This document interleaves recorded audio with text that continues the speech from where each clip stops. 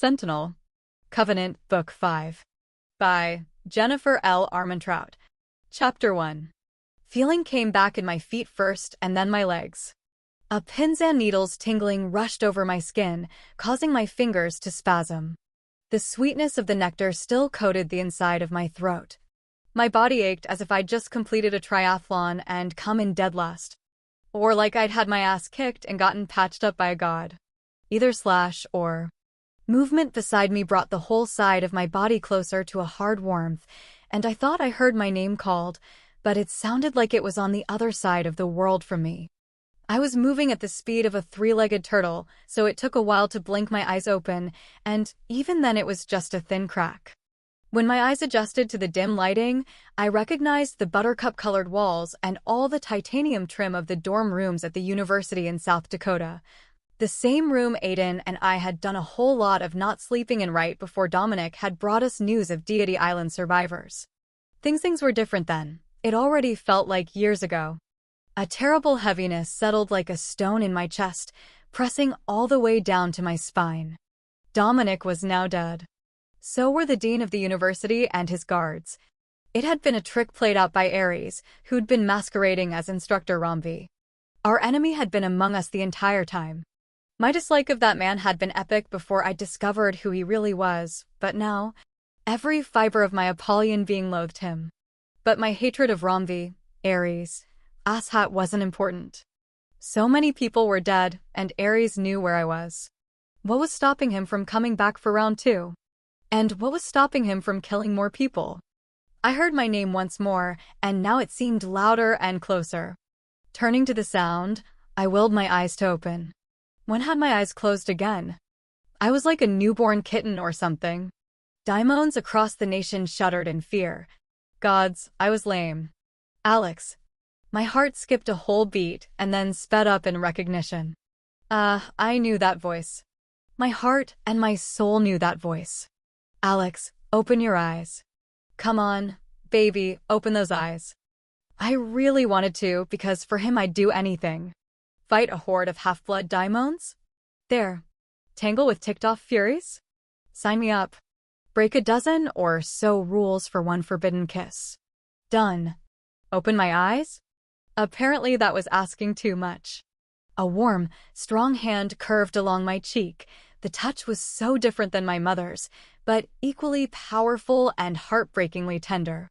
My breath caught in my throat. His thumb traced the curve of my jaw in such a lovingly familiar way that I wanted to weep. I should weep, actually, because I couldn't fathom what he'd gone through when Ares and I had been locked in that room. Come to think of it, I should have cried when I saw my mom. I'd felt the tears, but they hadn't fallen. It's okay, he said in a voice gruff with exhaustion and emotion. Apollo said it could take some time.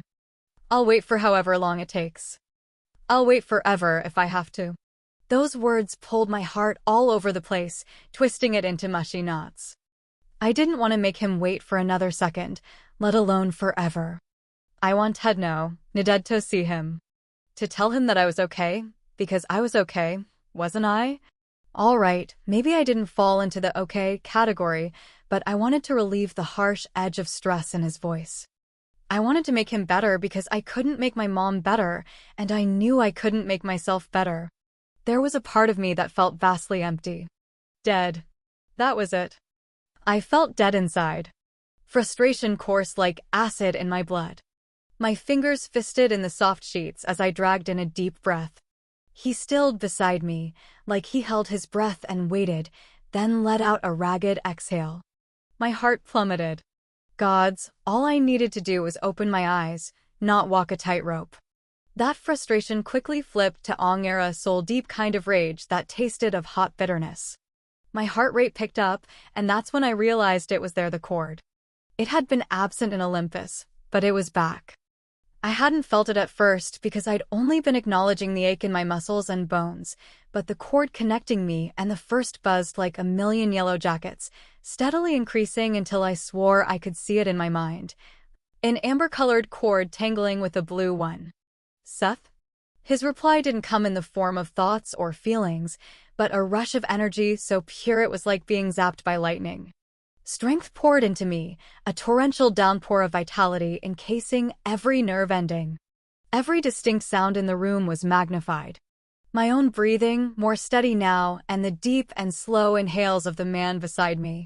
Doors opened and shut in the hallway outside the room, and there were voices, muted but distinct. My skin came alive. Glyphs bled through, swirling across my body in response. I didn't understand it, but I knew Seth was lending me his power, like he had in the Catskills when I'd fought the Furies for the first time. He'd claimed no knowledge of what had happened, chalking it up to adrenaline, but Seth Hadda had lied about a lot of things. But now he was helping me. It didn't make sense, since I was much easier to deal with in this state, but I wasn't going to look a gift horse too closely in the mouth right at the moment. My eyes flew open. And I saw him. Aiden was on his side, facing me. His hand still cupped my cheek, his thumb smoothing along my skin, and I could feel the marks of the Apollyon gliding toward his touch. His eyes were closed, but I knew he was awake. Thick, sooty ashes fanned the tips of his broad cheekbones. His dark brown hair was a mess. Waves tumbled over his forehead, brushing the graceful arches of his brows. An ugly, purplish bruise marred his left eye, and I wondered if he could even open it. There was another violet mark, an astonishing mixture of reds, shadowing the strong line of his jaw. His lips were parted, neck and shoulders tensed. Without warning, I was thrown back to the very first time I'd seen him. The Covenant in North Carolina no longer stood, but it felt like I was there again, standing in the training room used for novices. I'd been practicing with Cal and Caleb. I'd done something incredibly moronic, which was nothing new, and the three of us had been laughing. I'd turned and had seen Aiden by the doors. At that time, I didn't think he really saw us. He was a pureblood, and they didn't show any interest in halves, so I had assumed he was just dazing. Even then, I'd been captivated by him. To me, he'd honestly been the most alluring male. I'd even seen a face that could be both hard and beautiful. And those eyes, flashing between heather gray and quicksilver, had been permanently etched into my memories from that moment on. That curiosity had been inflamed when he'd shown up in Atlanta, saving me from some really annoying and talkative daimons 3 years later. Our love had never been easy. As a pureblood, he was untouchable to me even though I was the Apollyon, and even now he risked everything to be with me. He was my strength when I needed him to be, my friend when I needed someone to talk me down, my equal in a world where by law I would always be less than him, and honest to gods, he was the love of my life. And he would wait forever for me, just as I would wait forever and a day for him. Except forever will probably end up being fairly short, whispered an insidious voice, and it was right. Even if I managed to get past all the obstacles between me and Seth and transfer his power to me, there was no doubt in mind that, even as a god killer, I was going to have problems fighting Ares. And if, by some miracle, I survived that, there was a really good chance the other gods would kill me. So why even bother? Aiden and I could run away together, live as long as we could and be happy. He'd do it if I asked. I knew he would. We could hide until we couldn't hide anymore, but we'd be together, and we'd be alive. And for a little while, there'd be no more pain and no more death to deal with. A huge part of me, especially that dark, cold place that had been born when Ares held me down, agreed wholeheartedly with that plan. Run away. Nothing seemed smarter or simpler to do. But I couldn't, because there was too much that had to be done. People relied on me, and the world would descend into absolute chaos if Ares wasn't stopped. I held on to that needle-thin thread of duty with my life and spoke. Hey. His lashes fluttered open, revealing silvery eyes that never failed to make the muscles in my stomach tighten and my heart do a little pitter-patter. Our gazes met. Aiden jerked up, his face paling by several degrees, making the bruises along his jaw and left eye stand out in stark contrast.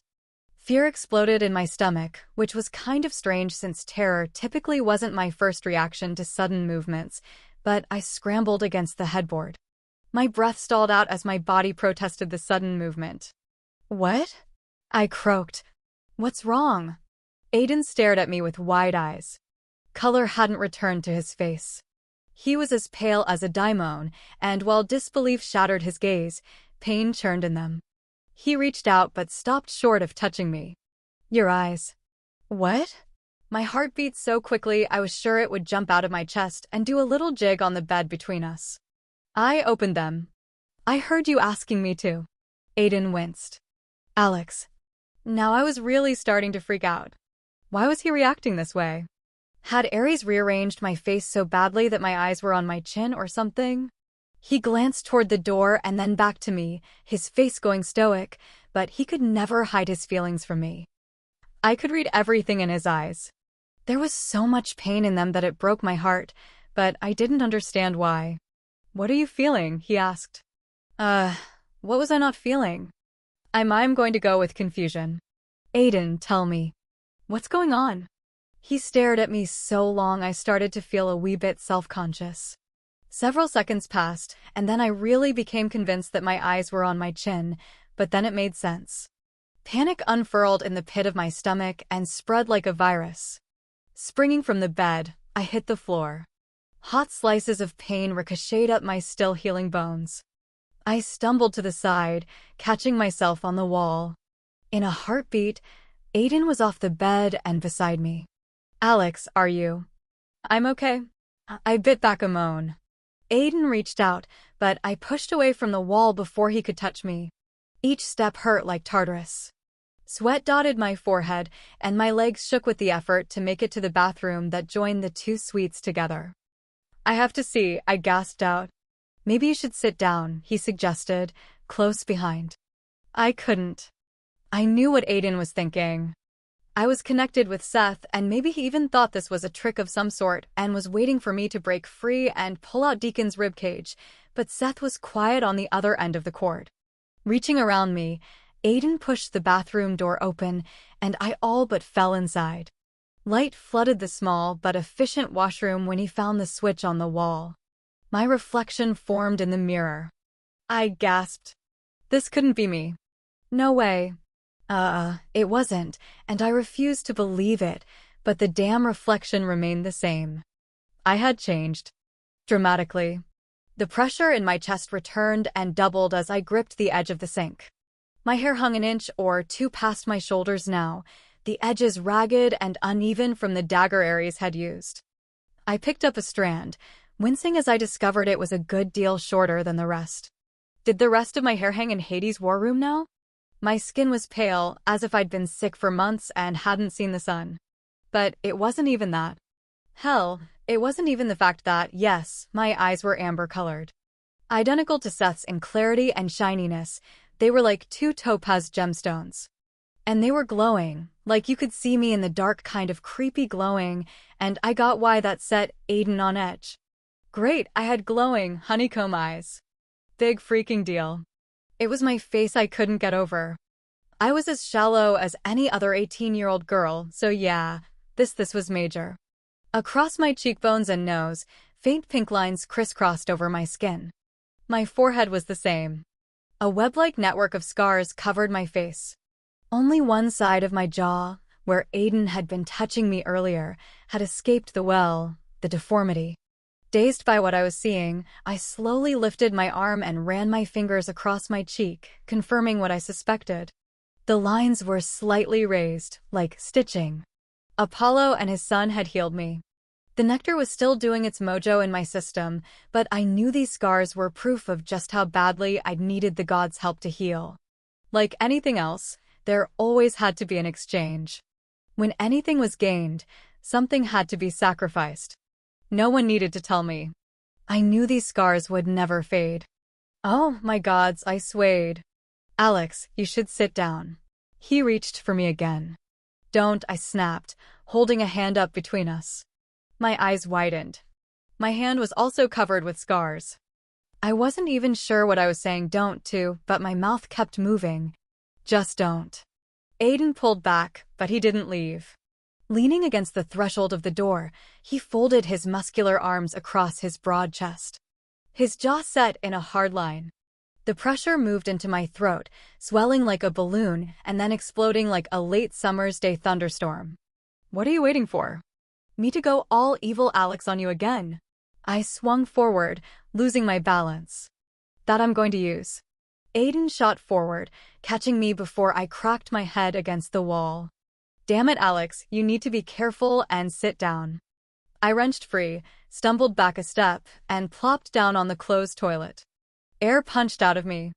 Dear gods, it felt like my tailbone had been cracked. I sat there on the toilet, my butt feeling like someone had literally kicked me in it. Aiden stared at me with warring levels of hope and distrust in the eyes I loved so much. I felt about 7 kinds of dejected. Aiden stepped forward, crouching down so that we were at the same eye level. You don't want to kill me? Most of the rage seeped out of me. Nothing like hearing the man I love ask a question like that to really take the wind out of my sails. No, I whispered. There was a sharp intake of breath. You don't want what he wants? No, my gaze dropped to where his hands rested between his knees. Good gods, the knuckles were bruised and the skin was torn open, as if he'd punched Athen. I got it. Aiden and Marcus had been banging on the titanium doors of the dean's office with their fists. My heart ached as I watched those battered hands open, close, and then open again. I don't even feel him. I mean, the cord's there, so I know he's somewhere, but I don't feel him. He's quiet. His hands unclenched, and even though I wasn't looking at him, I could tell that most of the tension had left him. He believed me for the most part, and I couldn't hold the residual suspicion against him. Gods, Alex, when I saw your eyes, they glowed like that when you escaped the basement and when I had almost killed him. If I lifted my lashes, we'd be face to face, but I couldn't bring myself to do it. He shifted closer. I'm sorry. I should. It's okay. I was so tired. Not the physical kind. Oddly enough, it was more of aspiratory sort. I understand. You had every reason to think that. I don't know why my eyes are glowing. Seth's there, but he's not trying to influence me. Yet hung unspoken between us. And he's not talking, I added, keeping the fact that Seth had lent me some of his own juice out of the conversation. I shifted my gaze back to my own hands and the scars that marred them. They hadn't been like that in Olympus, or at least I hadn't noticed. It doesn't matter, he said. It's you, and that's all that I care about, all that matters. I wanted to believe him. I really did, but the horror in his face when he'd seen my eyes haunted me. I knew Aiden had hated them from the moment they appeared after I'd awakened, and I couldn't blame him. These eyes would always remind him of Seth and everything I'd said and done back then, especially when they glowed like yellow light bulbs. Alex. His much larger hands covered mine. There was a long stretch of silence. How are you feeling? I shrugged a shoulder, then winced. Okay. His hands circled my wrists, and I suddenly was on the verge of tears, but didn't know why. All I wanted to do was curl up in a ball right there on the bathroom floor. I've never been more scared in my life than when you forced me and Marcus out of the room. Me too. I swallowed hard. I don't know what made me do it, but I pulled my hands free and slipped them between my knees. How is Marcus? He's hanging in there, but he's going to be relieved once he learns you're awake. Aiden leaned in, his breath warm against my cheek. Every instinct insisted that I lift my chin a fraction of an inch to meet his lips, but I couldn't move. There was another pause, and the words he spoke next were heavy. I know why you made sure Marcus and I were out of that room when Ares attacked. It was incredibly brave and so like you. My fingers dug into my stiff denim jeans. Gods, were they the ones I'd worn during the fight? Patches of dark dried blood covered the legs like paint. Squeezing my eyes shut, I was sickened to find that the images of what has caused the stains lingered. Aiden took a deep breath. But if you ever do anything like that again, I will strangle you. Lovingly, of course. I almost cracked a smile at the same thing I'd thought about him not too long ago, but the smile never made it to the surface. He wasn't done. We promised each other we'd face this stuff together. Ares would have killed you, I said, and it was the truth. Ares would have killed him and Marcus if they had stayed in that room, and he would have relished doing so. But I would have protected you, Aiden countered. I would have done every goddamn thing there was to save you from having to go through what you went through in there. When I came into the room and saw you, he broke off, cursing under his breath. You would have died trying to protect me. Don't you get that? I had to do it. I couldn't live with myself if you or Marcus died. And do you think either of us can live with ourselves knowing what that bastard did to you? Anger snapped through his voice. So did frustration. Look at me. At a loss of how else to explain the obvious to him, I shook my head. God's damn it, Alex, look at me. Startled, my head jerked up and my eyes met his. They were a furious shade of gunmetal gray, and they were so open. Raw pain flowed from them, and I wanted to look away from that, to take the coward's way out. My heart stopped when that damn door closed on me. I could hear you two fighting. I could hear him taunting you, and I could hear him breaking your bones. And there wasn't a damn thing I could do about it. He placed his hands on the sides of my legs. Tension rippled through the muscles in his arms. You never should have faced something like that alone. But you would have died. And because I love you, I am willing to die to save you from that. Don't you dare take that decision away from me again. My mouth opened, but there were no words. So much was going on inside my head and chest. What he said had split my heart wide open and then stitched the wound closed. But what would I have left if he'd died? I would have been beyond heartbroken, and I couldn't even bear to think about his death without hurting. If I had to do it over again, I would make the same decision because I loved him. So how dare he expect me to do anything less? I knew I needed to say those words to him, but they just couldn't get past the ball in my chest or pop the lid on the pressure inside me. I shivered, numb and chilled to the core. Aiden went to grasp my shoulders, but he stopped, his fingers curling around air. You have my heart, and you also have my strength. Make no mistake, I am willing to die for you, but you have to trust that I don't want to leave your side. Ares wouldn't have taken me out easily, because I would have fought to stay alive and be there for you. I heard him, and I felt what he said, but all I saw were the guards that Ares hadn't even touched. Dominic, whom he'd snapped in two with a twist of his hand. The dean he'd tossed out the window with a wave of his arm.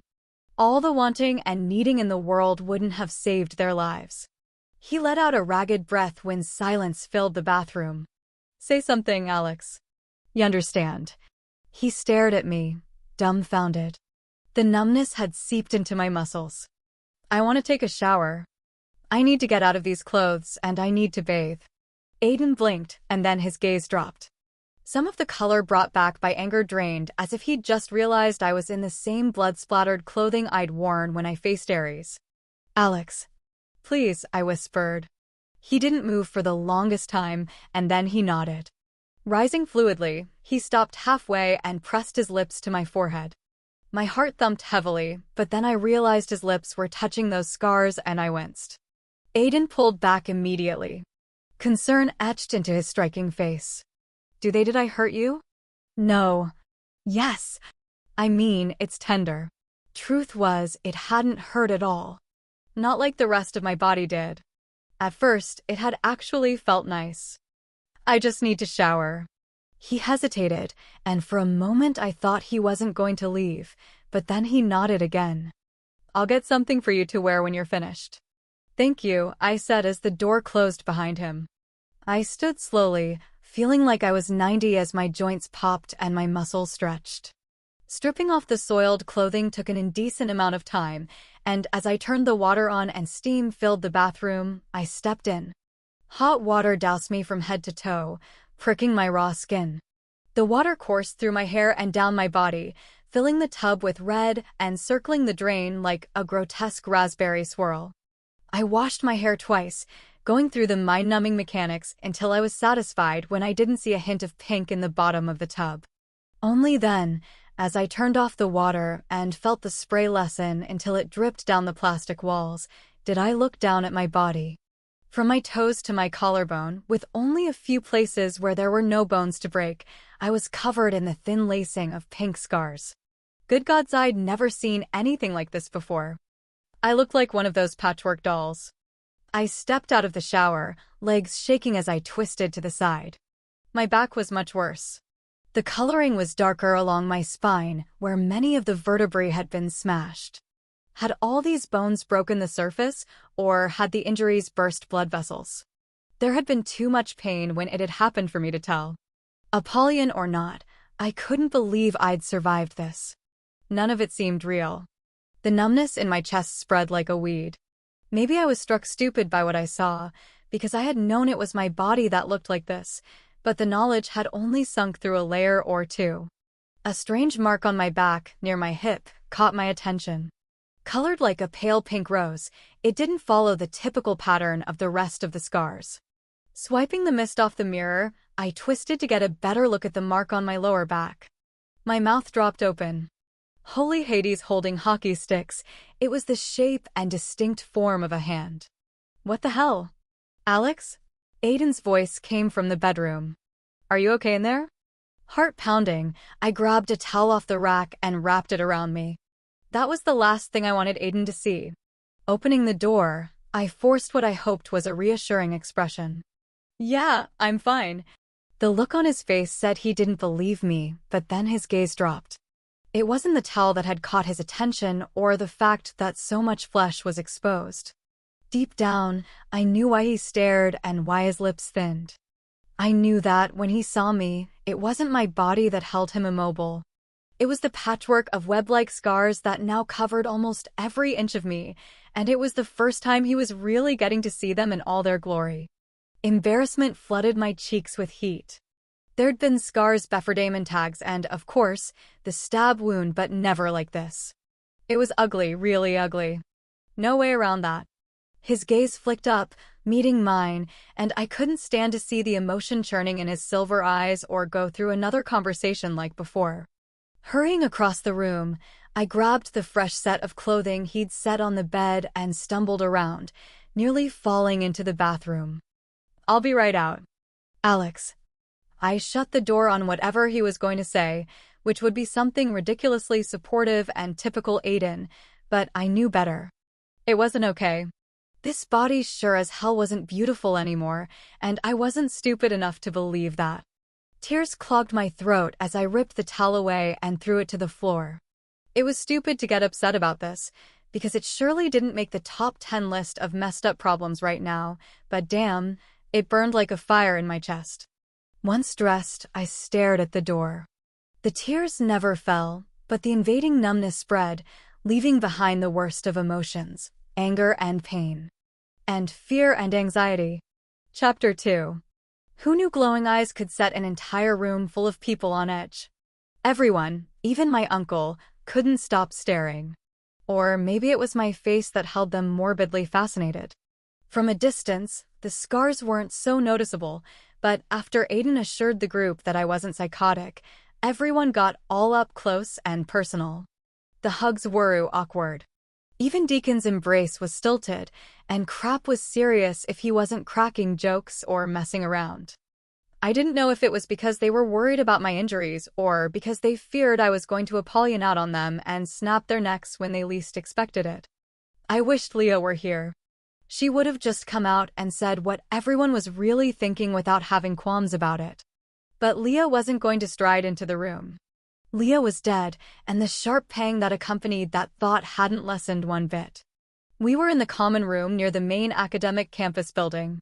It was almost identical to the one I'd found Caleb in the day I returned to Deity Island, except this one was outfitted with nicer furniture and a much bigger TV. Olivia's caramel-hued cheeks were a shade paler than normal as she stepped back from me, her curly hair pulled back in a tight ponytail on top of her head. "How are you feeling?" "I'm okay." It was my standard answer, changed out with "all right" and "fine." Her gaze met mine and quickly flitted away. "We've all been so worried." "I'm glad that you're okay." I didn't know what to say to that. LaDawn was a lot more tactful, but while she'd always remained a picture of cool collectiveness, the linen pants she wore looked like she'd slept in them and strands of raven-colored hair had escaped her twist. She met my stare and somehow managed to keep the sympathy in her expression to a minimum. Aiden stayed close to my side, either as my own personal bodyguard or just wisely within tackling distance. He was unusually quiet while everyone settled into chairs or took spots against the wall. Unable to stand still, and figuring I needed to work the ache out of my legs, I paced, and Aiden never strayed more than a step or two away from me. I asked the first question that popped into my head. How long has it been since Aries was here? Almost 3 days, answered Marcus, and he made talking look painful. Half his face was a swollen array of blues and purples. From the sofa, Diana, one of the head ministers from the Catskills and my uncle's potential kissy-kiss interest, followed my movements with wary eyes. Apollo removed you immediately afterward. You were gone for maybe an hour, and you've been asleep since then. I glanced at Aiden. My stay in Olympus had felt much longer than that, but time worked differently there, like in the underworld. Minutes here were hours, if not days, there. Has Ares returned? Aiden shook his head. No. Apollo threw up wards to keep him out. Why didn't he do that before? I asked. Apollo didn't know it was Ares until it was too late, Aiden answered patiently. And I believe he assumed the university was safe. Yeah, and we all know what assumptions do. I passed by the TV again, vaguely aware that it was on a news station. I thought the talisman was supposed to prevent the gods from discovering where. I reached for the necklace and found that it was gone. Ares must have taken it, Aiden said, a muscle spasming along his jaw. The only thing that we can come up with is that those guards and sentinels on the highway had made some sort of contact with Ares, Lucian, or Seth, and they put 2 and 2 together. Or someone is working with him. No one in the room looked like they wanted to believe it. Ares said he has many friends. Marcus's eyes followed me warily. That is something we've taken into consideration, but how would we know who it is? He said nothing, because what could he say? Anyone could be a traitor. But believe it or not, we had bigger problems at the moment. I took a deep breath and kept my eyes trained on the minuscule space between Deacon and Luke on the couch. There's a good chance Seth knows where I am. No one in the room made a sound. Not even the guys in the back of the common area. There were 20 or so guards and sentinels from the university. I recognized a few from the group that had been led by Dominic, the ones who had met us at the walls when we arrived here. I truly hoped there were more where they came from. Besides the fact that Ares had to have told Seth where I was, to let the shields drop when I was fighting Ares. Shameful heat flooded my cheeks as I now stared at a tiny tear in the rug. We figured Seth would be aware of your location by now, Marcus said quietly. I'm not an expert when it comes to the whole Apollyon connection, but Seth was able to feel what you were experiencing before you awakened. That's how we were able to find you in Gatlinburg when you knew. When I'd left to find my mom when she'd become a daimon. I could feel several eyes on me, especially a pair of silver ones. Yeah. Does that mean he felt exactly what you were feeling when you fought Ares? Aiden asked, and his voice was deceptively even. That was also known as the calm before the apocalyptic storm. Do you really want the answer to that? Yes. Glancing at him, I wished I hadn't. Aiden looked like he already knew the answer and was ready to murder someone, and that someone was Seth. I started pacing again. Yes, Aiden swore loudly. His brother jumped to his feet and went to his side, saying something too low and quick for me to make out. Aiden's hands clenched at his sides, drawing my attention to his busted knuckles. I wanted to go to him, but I felt rooted to the floor, near where Olivia sat on a black chaise lounge. I willed my legs to move toward him, but nothing happened. Frustration and uncertainty poured into me, overriding the numbness, and my anger skyrocketed. My gaze locked with Aiden's, and a god's-awful sensation lit up my chest. I yearned to run to him, but a cold primal fear and need to run away from him was equally powerful. Alex, Olivia whispered. I looked at her and saw her eyes widened with anxiety. Actually, everyone was staring at me with the same expression. What the? My gaze dropped. Omi's feet weren't on the floor. My heart tumbled over. Closing my eyes, I forced myself back down. Relief crashed into me when my sneakers hit the carpet. Sorry, I said, putting some distance between me and those in the room. I didn't mean to do that. I'm honestly not even sure how that happened. It's okay, LaDawn reassured with a small smile. With wide eyes, Deacon remained by Aiden's side. If your head starts spinning. Shut up, Deacon, Aiden growled. He made a face but remained quiet, and I really felt like a freak.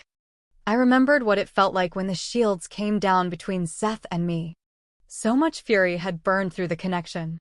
Seth had been epically pissed, but I wasn't sure if it was because of what Ares had been doing or if it was something more than that.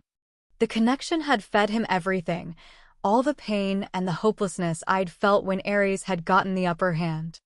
And when I'd wanted to die instead of facing another second of soul-shattering pain, Seth had gotten a taste of that bitter, rotten emotion. How could he have been okay with that? Did the means really justify the end for him? I'd experienced way too much at Ares' hands to hope that Seth had changed. It seemed more believable that his anger was associated with me not submitting to Ares more than anything else. Another random thought formed. The prophecy of Grandma Pippery, Oracle Extraordinaire, came back like a cold sore. You will kill the ones you love. Part of me did love Seth for jackass, of course. He was a part of me. We were een, and Seth had been there for me for a lot. I'd never forget that, but I was no longer so blinded by how he used to be that I couldn't see what needed to be done. If I couldn't get the power of the God Killer to transfer to me, I would kill him. Or go down trying. But that prophecy didn't mean just my loved ones would die by my hand. Kane, a half-blood guard who'd helped Aiden train me, had been turned by my mom in an attempt to reach me and died by Seth's hand. Caleb had been murdered by a daimon because I'd been so emo over Aiden and we'd snuck out to get food and drinks, even knowing that there could be daimons on campus. And my mom had been turned into a daemon her true death because of me. Then I had killed her. Even though I couldn't claim to love Leah, I'd respected her a great deal toward the end, and her death was also linked to me. And more people I loved would die. I crossed my arms, ignoring the way my bones cracked from the movement. The university isn't safe with me here. Aiden whirled toward me, his eyes narrowing into thin slits, but before he could speak, Marcus stepped in. There is no other place safer, Alexandria. At least here, we have Sentinels and guards are nothing if Ares finds a way in. And let's say he doesn't to still have Seth to worry about. We can't leave here. Luke leaned forward, dropping his arms onto his knees. Not until we've rallied the troops and you've fully recovered. I'm fine. My voice cracked on the last word, a humiliating lie detector. Luke raised a brow. Whatever, I said. I need to leave. You are not leaving. Everyone in the room turned to Aiden, including me. His words hung in the air, and challenge seeped out every pore. I have to, I said. No, stalking forward, his powerful muscles rippled under the black shirt he wore. The black shirt of a sentinel, and gods, he was a sentinel through and through at that moment. We already had this discussion. All of us know the risks, Alex. Challenge accepted.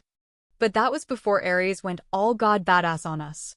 His eyes turned a furious shade of silver as he stared down at me. Nothing has changed. Everything has changed. The technicalities have, maybe, but nothing else. I stared at him, dumbfounded. It was one thing when we thought it was Hephaestus or Hermes, but it's Ares. In case you don't remember, he's the motherfu. I know who he is, Aiden gritted out. Children, Marcus admonished. We shot him mutual death glares. Marcus ignored it. Aiden is right, Alex. Of course, he took Aiden's side. We all know what we're getting into. He gestured at his battered face. Trust me, we all know, and like we said before, we are in this together. What about them? I totally remembered when everyone had stood up and announced that they had my back. And one of them was dead now. I gestured at the back of the room. What about every person at the university, the students, and all the people who came here for the safety it once offered? Are they willing to take that risk? A sentinel next to the young one who'd been with Dominic the day we'd arrived here stepped forward and said, If I may speak? Aiden sent him a look that a wiser person would have run from. Apparently this sentinel wasn't used to running. Then again, none of them were. What is your name? Diana asked. Valerian, he answered, and I pegged him to be in his late 20s. A half-blood, of course. Like the root? Deacon asked. Luke rolled his eyes. The man nodded. Most people call me Val. What do you have to say, Val? Diana spoke again. Everyone here has been affected by what is happening. I can't name one person who hasn't lost a friend or a loved one. Not to mention we lost our dean and our friends when Ares attacked.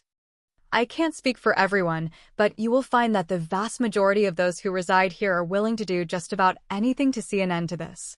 Then they all were idiots. I shook my head as I turned around. None of the sentinels or guards here could stand against Seth, let alone gods knew what else Ares could throw our way. Aiden caught hold of my arm in a firm but gentle grasp as if, even in his anger, he was aware that my body was still healing. Stop being so stubborn, Alex. You're the one who's being pig-headed, I shot back, and I tried to pull free, but Aiden held on, a warning flaring in his eyes. I'm trying to protect them. I know. His voice lost a fraction of its edge. And that's the only reason I'm not throwing you over my shoulder and locking you in a room somewhere. My eyes narrowed. I'd like to see you try. Is that a challenge? He asked. Someone in the back of the common area cleared his throat. So I'm assuming these two have some sort of past? Deacon choked on his laugh as he plopped down on the sofa. That would be an affirmative. Aiden's gaze slid to his brother, and he took a long, nice, deep breath. Wow! Deacon elbowed Luke. This would be awkward if it weren't so entertaining. It's like watching our parents. Shut up, Deacon, both Aiden and I snapped at the same time. See? Deacon grinned. They're like peas and carrots. Luke turned to him slowly. Did you just quote Forrest Gump? He shrugged. Maybe I did. And just like that, some of the tension seeped out of Aiden and me, too. He let go of my arm but was like Velcro on my hip. Sometimes I worry for you, Deacon, he said, his lips curving up on one side. I ain't who you should be worrying about. Deacon jerked his chin at me. Little miss, I gotta be a martyr. Over there's the one you should be concerned with. I made a face, but everyone in the room, even the bulk of sentinels in the back, stared back at me with determined expressions. There would be no convincing them otherwise. I knew I wouldn't be leaving here alone, and I really didn't want to. Honestly, the thought of facing Ares or even Seth alone scared the bejeebus out of me. And I would need an army, a really big one. Hopefully, the sentinel who'd spoken up was right that the vast majority of people here wanted to make a stand, because we were going to need them. Letting out a long breath, I looked up at Aiden. Okay. What? He prompted. He was so going to make me say it. I will stay here. And? Dear gods, and I accept everyone's help and whatever. Good. He bent down, swiftly kissing me on the cheek. You finally see the light. I flushed and then really turned beet red when half of the room, half-blood, so unaccustomed to seeing a pure and a half together, stared at us open-mouthed. Even though they'd suspected there was something between us, seeing the proof had to be shocking. In the lull of conversation, I caught a bit of what was on the news. A full-scale war had broken out in the Middle East. Entire towns had been leveled. One of the sides had access to nuclear weapons and was threatening to use them. The UN was calling for global intervention, and the US and UK were sending thousands of troops overseas. I had a real bad feeling about this. It's Ares, Solo said, speaking for the first time since this whole meeting of the minds began. I turned toward him and was reminded that my scars were nothing compared to the jagged mark covering his handsome face. Do we know for sure? Marcus nodded. His presence in the mortal realm causes discord, especially when he's not masking what he is. And we saw something very interesting on the telly yesterday, Deacon added. Yep, Luke chimed in. One of the commanders of the attacking army was sporting a very fashionable armband with a Greek shield on it. I have no idea what Ares hopes to gain by starting a war. It seemed obvious to me. He just loves war. He feeds on it like the gods used to feed on mortals' beliefs in them. And if there's a huge war that splits a bulk of the world, he can swoop in and subjugate mankind. Very true, Diana said softly. Ares' love for war and discord is well known. He grows stronger in times of great strife. That's exactly what we need. Aiden folded his arms. Ares growing stronger. Moving a few steps over, I leaned against an air hockey table. It was hard seeing one and not thinking of Caleb. Ares wants to rule. He thinks it's time for the gods to reclaim the mortal realm as their own, and I wouldn't be surprised if there are other gods supporting him. Namely Hermes, but other than Marcus and Aiden, they didn't know Hermes had helped Seth contact me. There was a round of artistic uses of four-letter words from those in the back, ones that would have brought a smile to my face at one point in the past. Well, at least we know what Ares wants. He's looking for a war, Aiden said, addressing the room like the leader he was and I so obviously hadn't quite learned to be. And we're going to give him one. Chapter 3. As a group, we decided we would hold a meeting the day after tomorrow for anyone on campus who wished to join what Deacon had named the Army of Awesomeness. Diana and Marcus, who apparently had jointly taken over the day-to-day operation of the campus after the dean's death, picked the council's Coliseum as the location of the meeting. All 12 of the university's council members, plus a handful from other locations, were on campus, and Diana swore they would have no problems with us making use of what was considered one of the most sacred buildings on campus. I had a hard time believing it. But the day before that wouldn't be about recruitment for the A. Or battle strategies. That day would be the day the dead were given their rightful burial. After the meeting had ended, I quickly skedaddled out of the common area and headed outside, needing the fresh air. The oxygen in my lungs felt stale, my brain full of holes. Once the anger had faded, all that was left were the dull ache of my healing body and the odd numbness in my core. Night had begun to fall, and although it was the middle of May, cool air brushed my cheeks and made me grateful for the long-sleeved shirt Aiden had dug up. I strode past the main building and looked up, sucking in a gulp of air when I got a good look at the top floor. The window facing the courtyard had been boarded up. My gaze fell to the marble pathway below. It was cracked. Shuddering, I hurried around the wrought iron face separating the courtyard from the walkways. Like the one that had been on Deity Island, flowers and trees from all around the globe blossomed here, despite the climate. The clean scent of roses and the sweeter scent of peonies mixed with the heavier scents of grapes and olive trees. Stopping near the entrance, I stared up at a marble replica of Zeus. With his curly hair and beard, he looked more like a mountain man than the all-powerful god he was. Couldn't he have stepped in at some point, put the smackdown on Ares, and ended all of this? Surely Zeus could find a way to get around Seth and take out Lucian. But even if Zeus did, that still left Seth for him to deal with and me. Further into the courtyard, a statue of Apollo glowed, lit by a small lamp at its base. His face was turned toward the sky. "Where are you?" I asked.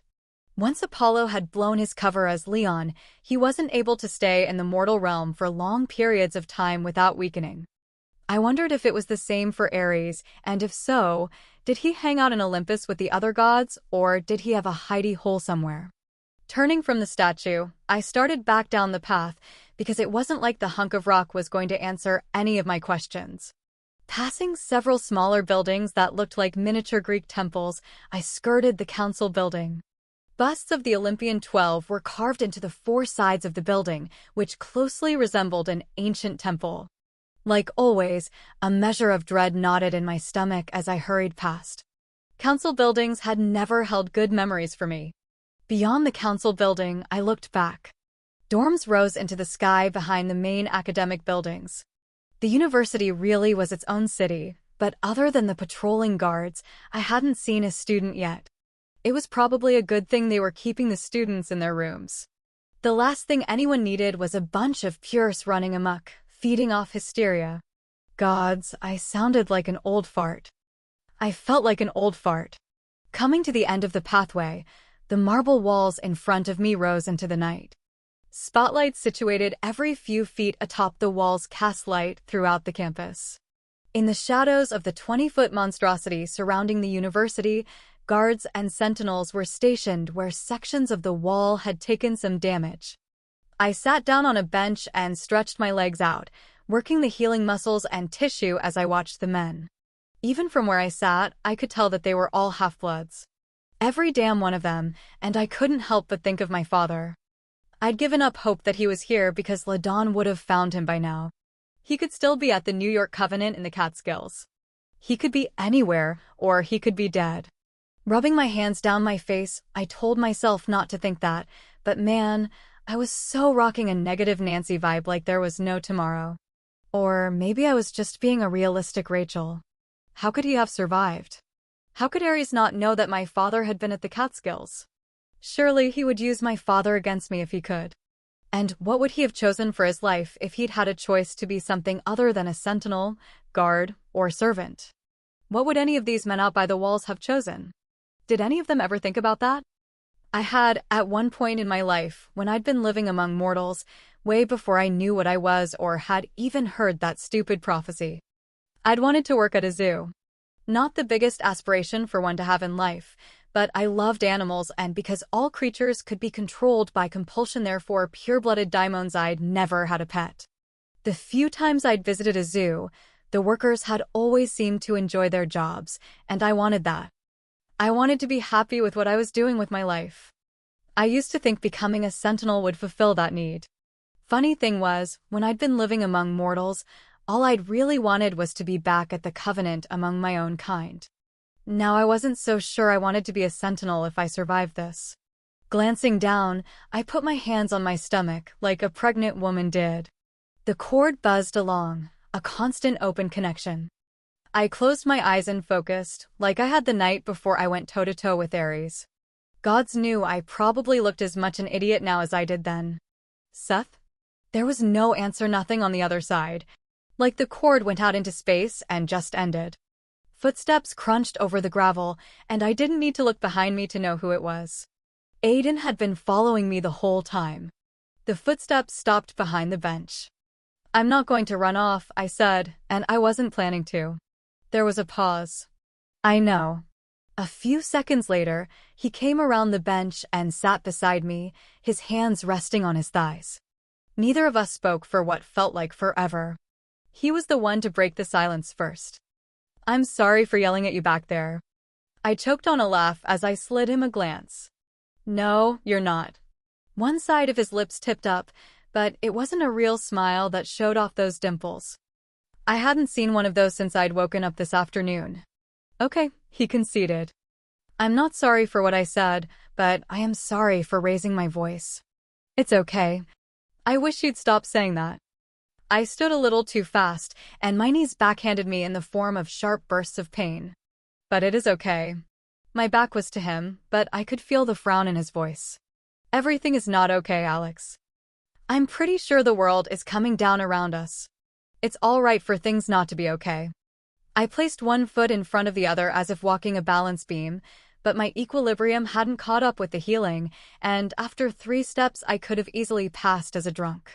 "It doesn't mean you're weak if you admit that things are pretty screwed up right now," he continued. I stood still. This isn't a very motivating speech. Aiden laughed dryly. "It's not meant to be.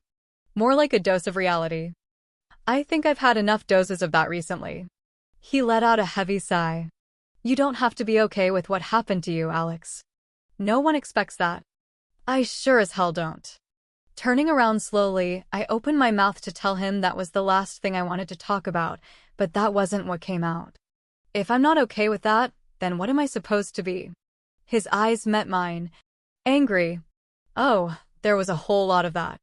You can be upset, scared, and you can rage that it wasn't fair, because it wasn't. A lot of this stuff hasn't been fair for you, but especially this. Nothing about it was right, and you've got to let yourself experience those emotions. I am. Kind of. Strange thing was that I felt all of those things, but it wasn't enough. Like a cap on a bottle unscrewed just enough to let a little bit of air in. A sad look crossed his face as he shook his head. "You're not. And you've got to let it out, Alex, or it will rot you from the inside." My chest rose sharply. I was already rotten on the inside. "I'm trying." "I know." Aiden leaned forward, his eyes never leaving mine. "I'm sorry I doubted you this morning." "Aiden." He raised a hand. "Hear me out, okay? The last thing you needed when you woke up after something like that was to have me react that way." I know that didn't help. It wasn't the choir singing, romantic reunion I imagined, but I also understood. My eyes. "That's not a good enough reason for how I acted. It's not that big of a deal, Aiden, but I forgive you." Aiden stared at me a moment longer and then sat back. His gaze drifted over my face and then to the sheared locks. I wanted to hide. "Come here," he said gently. The coldness seeped into my chest, and I stayed in place, but the words burst out of me as if my mouth had been hijacked by inner Alex. "I look like Frankenstein." "You're beautiful." "I look like Frankenstein with a beauty school dropout haircut." Our eyes locked again. "You've never been more beautiful to me than you are right now. You need your eyes checked." He smiled a little. "And you need your head examined." I bit down on my lip. "Come here," he said again, raising his hand. This time, I didn't think about the numbness and the coldness in my chest. I pushed past them and forced my legs forward. In 3 uneven steps, my fingers curled around his. Aiden tugged me into his lap, fitting me against his chest so I could hear his heart thunder in his chest. His arms swept around me, holding me in place. A breath shuddered through him, and gods, I loved it when he held me like this. His lips brushed my forehead. "Agapimau." I smiled against his chest, and in the dark, I could almost pretend that everything was normal. And in that moment, I needed that. I really did. Just as the sun began to crest the horizon, thousands of students, hundreds of staff members, and those who had sought refuge converged on the cemetery that rested beyond the dorms, nestled against the fortress-like wall surrounding the back of the Covenant. The cemetery was a lot like the one on Deity Island. Statues of the gods oversaw the massive mausoleums and graves, and hyacinths bloomed year-round. To me, those flowers had always served as a twisted reminder of what could happen if you were favored by a god.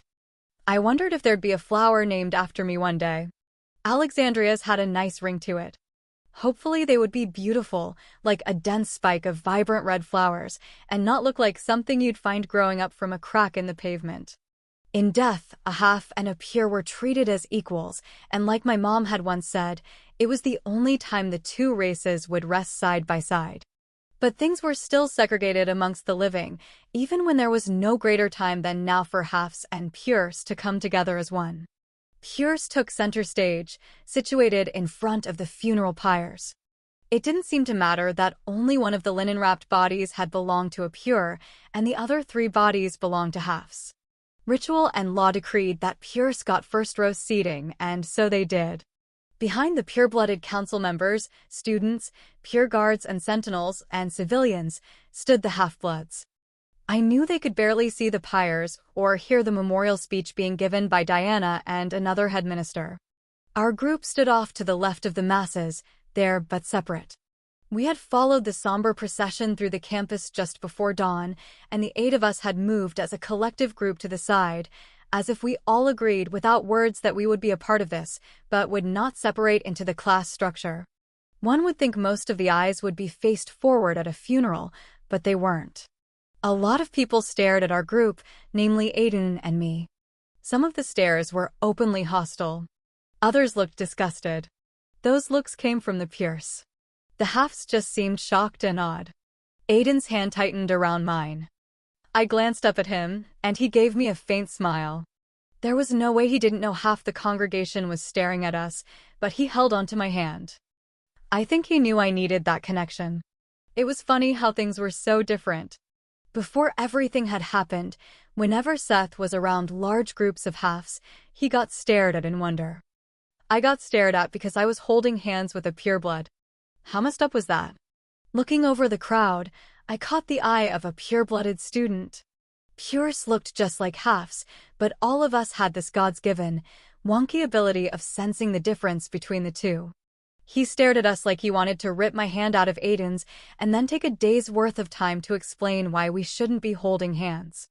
My eyes narrowed on him as I raised my free hand and scratched the bridge of my nose with my middle finger. The pure's head whipped forward. Back in the day, I probably would have been beaten for that, but I was the Apollyon, so I doubted he'd go tattle. And honestly, there were much bigger problems than a half and a pure being naughty. Tightening my grip on Aiden's hand, I forced my gaze to the pyres. The words spoken were in ancient Greek, and for one of the first times in my life, it didn't translate into Wawa. I understood the language, and the words were powerful and moving, prayers, and accolades truly fit for those who died by Ares' hand, but there was something missing. Not that Diana or the other minister was doing anything wrong. I didn't understand it at first, but then I got it. What was Missingit was inside me. The words spoken meant something, and I felt the somber pall hanging over the campus. As the torches were placed along the foot of the pyres, I even thought about Leah and how she deserved this kind of burial, not a hastily dug grave out in the middle of nowhere. My chest ached for her and all those who were being mourned. I mourned. But while I felt these things, I really didn't feel them. The sharp pang of grief, a feeling I'd become well familiar with over the past year, was numbed. When the orangey flames licked into the air and covered the bodies like blankets, I didn't turn away like I always did. The finality of it was muted. There was this ball of coldness deep in my chest, sharp shards of ice in my veins, and every so often fear, spiked like the flames. Fear and pain were things I did feel they were real and tangible enough that I could taste them.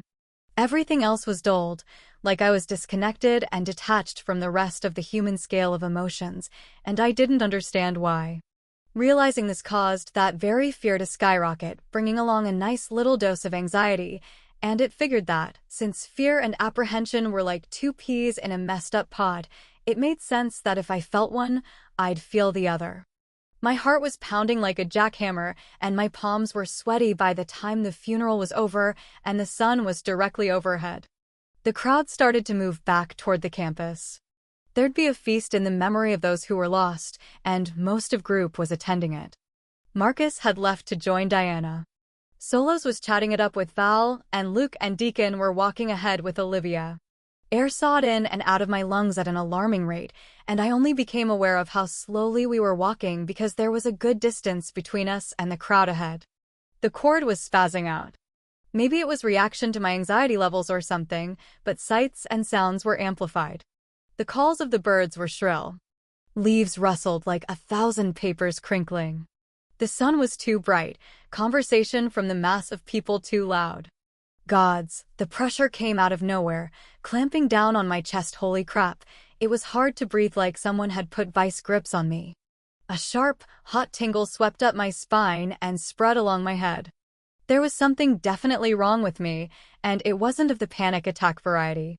Running through my head on repeat was one thought: why couldn't I really feel anything other than this? Where was the grief? Why did my chest feel empty and cold unless I was angry or scared? But last night, when I'd been in Aiden's arms, the numbness hadn't felt so bad, like the lid had been unscrewed just a bit more. And I was normally a pretty emotional person. In any given day, I experienced 100 different things, like I was trying ice cream flavors. This wasn't right or normal, and it terrified me. I stopped suddenly, and so did Aiden. Holding onto my hand, he looked over his shoulder at me. "Alex?" My chest hurt. "I can't feel anything." Facing me fully, he cocked his head to the side, brows lowered. "What do you mean?" I placed my free hand on my chest. "I can't feel anything in here." Aiden started to let go of my hand, but I held on for dear life. "What's happening?" "I don't know." I took a shallow breath. "I can't feel anything except fear and pain. Everything else feels muted. I can't cry. I didn't even cry when I saw my mom." Shock flickered across his striking face. "You saw your mom?" "See." Panic dug in with rotten claws. "I didn't even tell you about that, and I tell you everything." "I haven't even thought about it, not really." I'm like, meh. Everything is meh. Concern replaced the surprise as he shifted closer. "Do you think it's Seth?" I shook my head so fast the choppy hair smacked my cheeks. "He's not talking to me." "But that doesn't mean it's not him," he reasoned, and anger flashed among the concern. "It doesn't make sense. What does he have to gain from doing this? Then again, does it have to make sense?" I pulled free then, tugging the hair back from my face. What if I'm broken? What if this is how I'm always going to feel? What? Whoa. Slow down, Alex. Aiden cupped my cheeks. You're not broken. You're not going to always feel this way. You've been through some crazy stuff. It's going to take time for you to process everything. Take a deep breath. Come on, just a deep breath. Inhale, and let it out slowly. I gripped his wrists, barely able to get my fingers around them, and did what he said. Okay. I'm breathing. Good. The silver hue of his eyes was my entire world. Keep breathing with me. I kept breathing, but I also started moving. I don't know why I did what I did next. Maybe it was because if I didn't really feel this, I was screwed 6 ways from Sunday. Rising up on the tips of my toes, I kissed Aiden. Yeah, totally not appropriate after funeral behavior. But I kissed him. I needed to feel something other than numbness, pain, and anger, if only for a little bit. And when Aiden kissed me, I'd always felt so many emotions I was dizzy from them. Aiden lifted his head slightly. Did you feel that? Yes, I breathed, shivering as our lips brushed. His lips curved into a one-sided smile. I was kind of hoping you'd say you didn't so I'd have a really good excuse to kiss you again. My fingers dug into his arms. You don't need an excuse. And I didn't have to wait long. His lips were on mine again, an incredibly gentle sweep that sent another tremble through me. It was slow and soft, kicking my heart rate up. The tingling in the back of my neck resided and returned, spreading across my belly and lower, but it was a different sensation. I felt love in his arms, and I didn't want to lose that feeling. Desperate to keep the numbness and colder, darker feelings at bay, I pressed against him, practically stepping on his shoes. He was so much taller than me, but we made it work. Well, Aiden did. The arm around my waist tightened, and I was lifted onto the tips of my toes. He supported most of my weight as I reached a hand up, threading my fingers through the hair resting against the nape of his neck. Heat swept through my veins. It felt like it had when Seth lent me his energy. Like I was opening my eyes again and coming alive. Glyphs rushed to the surface and spread across my skin. So all I needed to do was kiss Aiden to feel something real and good? Sign me up for that. But in the back of my mind, I knew that wasn't normal or right or half a dozen other things. I ignored that annoying voice because, seriously, that voice wasn't helping right now. I deepened the kiss, parting his lips and sweeping my tongue inside his mouth.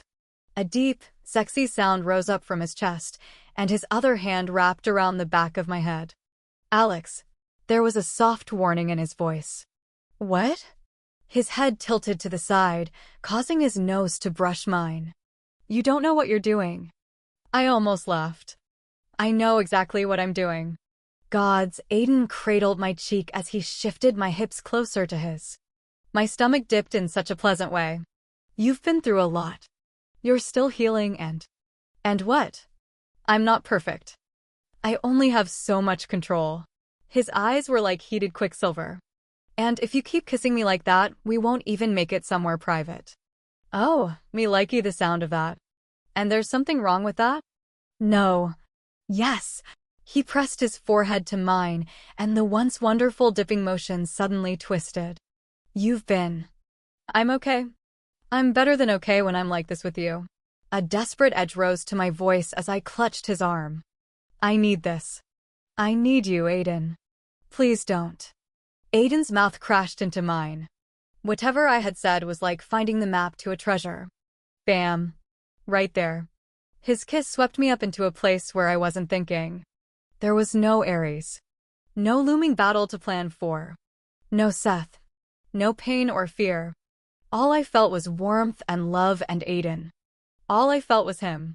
We made it into the closest building, the training center. Aiden opened the first door he found unlocked. A supply closet. It would work. Our gazes locked. His were like liquid pools of silver, and his chest rose sharply. We need to talk about what you told me, he said. I know. But not right now. A breath caught in my throat. In one powerful lunge, he was on me. Our mouths came together as he backed me up. My hip bumped into a cart. Folded white towels toppled to the floor. There was an ache in my bones, but a deeper one drove me to ignore the pain. When you were in that room, I thought, he kissed me again as his hands dropped to my hips. They trembled. I thought I'd never have this with you again. Gods, Alex, I brought out mouths together, silencing both our fears. Aiden's fingers were tight on my waist as he lifted me up, placing me on the now-cleared cart. My heart skipped a beat as his lips trailed across my forehead and my cheek. There was a lot we should be doing, but at the moment, nothing seemed more important than this. We kissed like it was the last time we'd have the luxury of drinking each other in. My breath caught again. Coldness seeped into me like a chilly, rainy day. My insides numbed. The moment that thought formed, I realized how true it was. There was no promise of tomorrow or the next hour. Aries could find a way in. Seth could show up. Aiden could. "Hey, where'd you go?" Aiden asked softly, holding my cheeks with the tips of his fingers. When I didn't answer, he brushed his lips over mine, coaxing them open with infinite patience. He pulled me back into the moment, away from the coldness building in my chest. He gently tilted my head back. "Stay with me." "Okay. Stay with me." I curled brittle-feeling fingers into the front of his shirt, grounding myself in the feel of him. His lips touched mine, pushing away the invading numbness. He tilted his head, deepening the kiss, and a shrill, eardrum-bursting alarm went off from somewhere within the campus, starting as a low hum that increased, causing Aiden and me to jerk apart. Sliding off the cart, I glanced up at the flashing red light above the doors. I recognized the sound, knew what it meant. My muscles tensed as my wide eyes met Aiden's. There was a security breach, and just like at the Covenant in the Catskills, I knew this wasn't a false alarm. We were under attack. Chapter 4. Aiden flipped from sex god to warrior god in about 2 seconds flat, while I just sort of stood there, rooted to the floor like one of the many statues outside. My lips still tingled in a pleasant sort of way, but the ball of ice was back in my chest, spreading like a winter storm. He spun toward me, dipping his head and kissing me quickly. "We'll have to pick this back up later."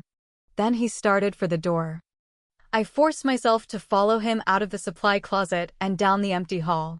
Sirens continued to scream, and the whole time all I could think was that Ares was back and trying to get past whatever wards Apollo had thrown down. It couldn't be Seth, because I didn't feel him. My steps were slow, but Aiden's were long, purposeful strides. He was ready to face whatever waited outside. I wasn't. In my chest, my heart was throwing itself against my ribs, and my palms were sweating again. The rush of nervous energy made me feel sick. An image of the shattered aquarium and the vibrant colored fish flopping on the floor filled my head, followed by the sound of Aries' cold, taunting laugh. "I can't do this again." Air punched from my lungs in an unsteady rush as Aiden pushed open the heavy double doors. I had to do this. Battle was what I'd prepared for, and as a Sentinel, we could be walking into a fight at any given moment. That was why 2 Covenant daggers were attached to Aiden's legs, hanging from his black tactical pants. The same were secured to my thighs, their weight so familiar that I'd forgotten them. A Sentinel never left home without them. Reaching down, I curved my fingers along their slender handles. This is what I'd trained for. Well, kind of. I'd trained to face daimons, not a cray-cray god of war. I have to do this. Outside, we headed toward the front of the campus. Several guards had taken up defensive stances outside the Colosseum-style building that held the common rooms and cafeterias. Most of the campus would be in there right now for the feast, but as we rounded the building, pure-blooded students were being ushered inside, their faces pale and fearful. I wondered if I had the same look on my face. If so, I bet that wasn't very reassuring to them. "What's going on?" Aiden asked one of the guards. The half-blood shook his head. "Something's going down at the wall. We've been ordered to get all the Pures into one safe area." "It can't be what they said," another guard said, eyes wide as he gripped the handle of his Glock, his attention being pulled toward a group of Pures who appeared from the side of the building. "Hey, you all need to get inside." "No." "What did they say?" I asked, happy to hear my voice didn't crack, but there was no answer.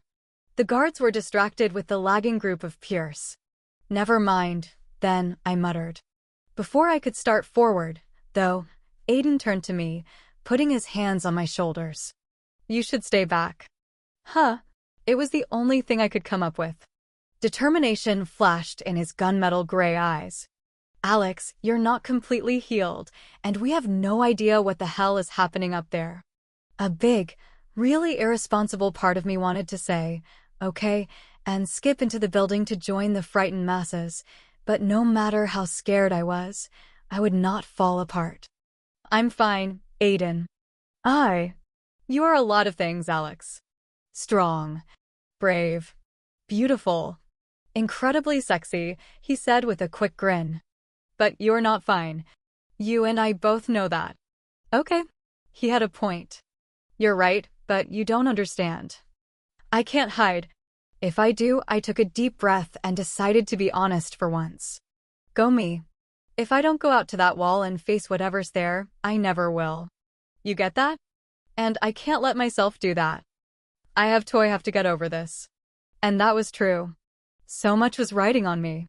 I needed to face Seth and transfer the power of the God Killer from him to me, and that was going to require a major throwdown between us. Then I'd have to face Ares. I couldn't wimp out because I got my ass handed to me. I needed to pick myself up and get going. I'd done it before. But this time is different, whispered that annoying voice that sounded so much like me. I ignored the voice. I have to do this or I would hide again.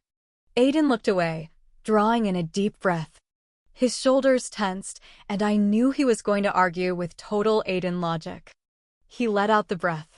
Okay, but stick close to me. If it gets out of hand, and if I think you can't handle it, I'm throwing you over my shoulder. Do you understand? Color me surprised and a little annoyed about the high-handed statement, but I got that it was coming from a good place, and the sirens weren't shutting up anytime soon. I nodded. Deal? I sighed. Deal. Then let's do this. Picking up my pace, I forced my tired muscles to work as we jogged down the pathway.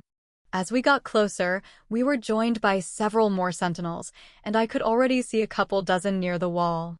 The sirens eased off, but the thick, unnatural tension hanging in the air like heavy clouds told me that whatever had happened hadn't ended. Scanning the grounds, I felt my stomach dip. To our left, a small group of guards and sentinels crouched, circling something. I recognized Luke, Olivia, and Solos, and I wasn't surprised to see them in the thick of things. They didn't hesitate. Even though Luke and Olivia hadn't technically graduated, they were sentinels. I, on the other hand, was a poser in black. Solos straightened, tucking back a strand of shoulder-length brown hair that had escaped his low ponytail. He turned at the sound of Aiden's voice, and the jagged scar stood out against his abnormally pale cheeks. I didn't hear what he was saying. My gaze was fixed on what the other sentinels were staring at. A body was on the ground, totally unrecognizable. Male? Female? No clue. It had been a sentinel, that much I could tell from the tattered remains of the black uniform. The skin and clothing looked like they had been pecked away until only thin slices of flesh and muscle remained. Even the eyelids and eyeballs were removed. My stomach turned. Good gods. Olivia rose, smoothing her hands along her thighs.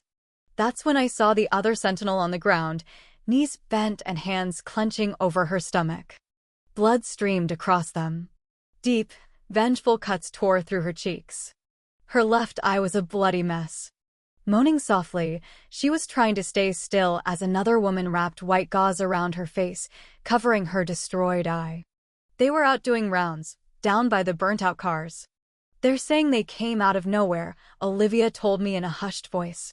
She almost got taken out by them pulling him back to the gate. I tore my gaze from the body. What came out of nowhere? Olivia opened her mouth, but the eeriest high-pitched squawk I'd ever heard cut her off. It was a constant crescendo of harsh screeching. Several shots boomed and my chin jerked up. Beyond the wall, a dark cloud zoomed across the horizon, heading straight for us. Except it wasn't a cloud. I took a step back, my hands going to the daggers. The cloud arced up and shattered into hundreds of mother-freaking crows. My jaw dropped open. Holy crows. There's a couple of eagles mixed in there, Luke commented. And a few hawks, Aiden added. I rolled my eyes. Okay. Holy birds of prey. Is that better? Much, Aiden murmured. The birds blanketed the sky, so thick they eclipsed the sun for a moment.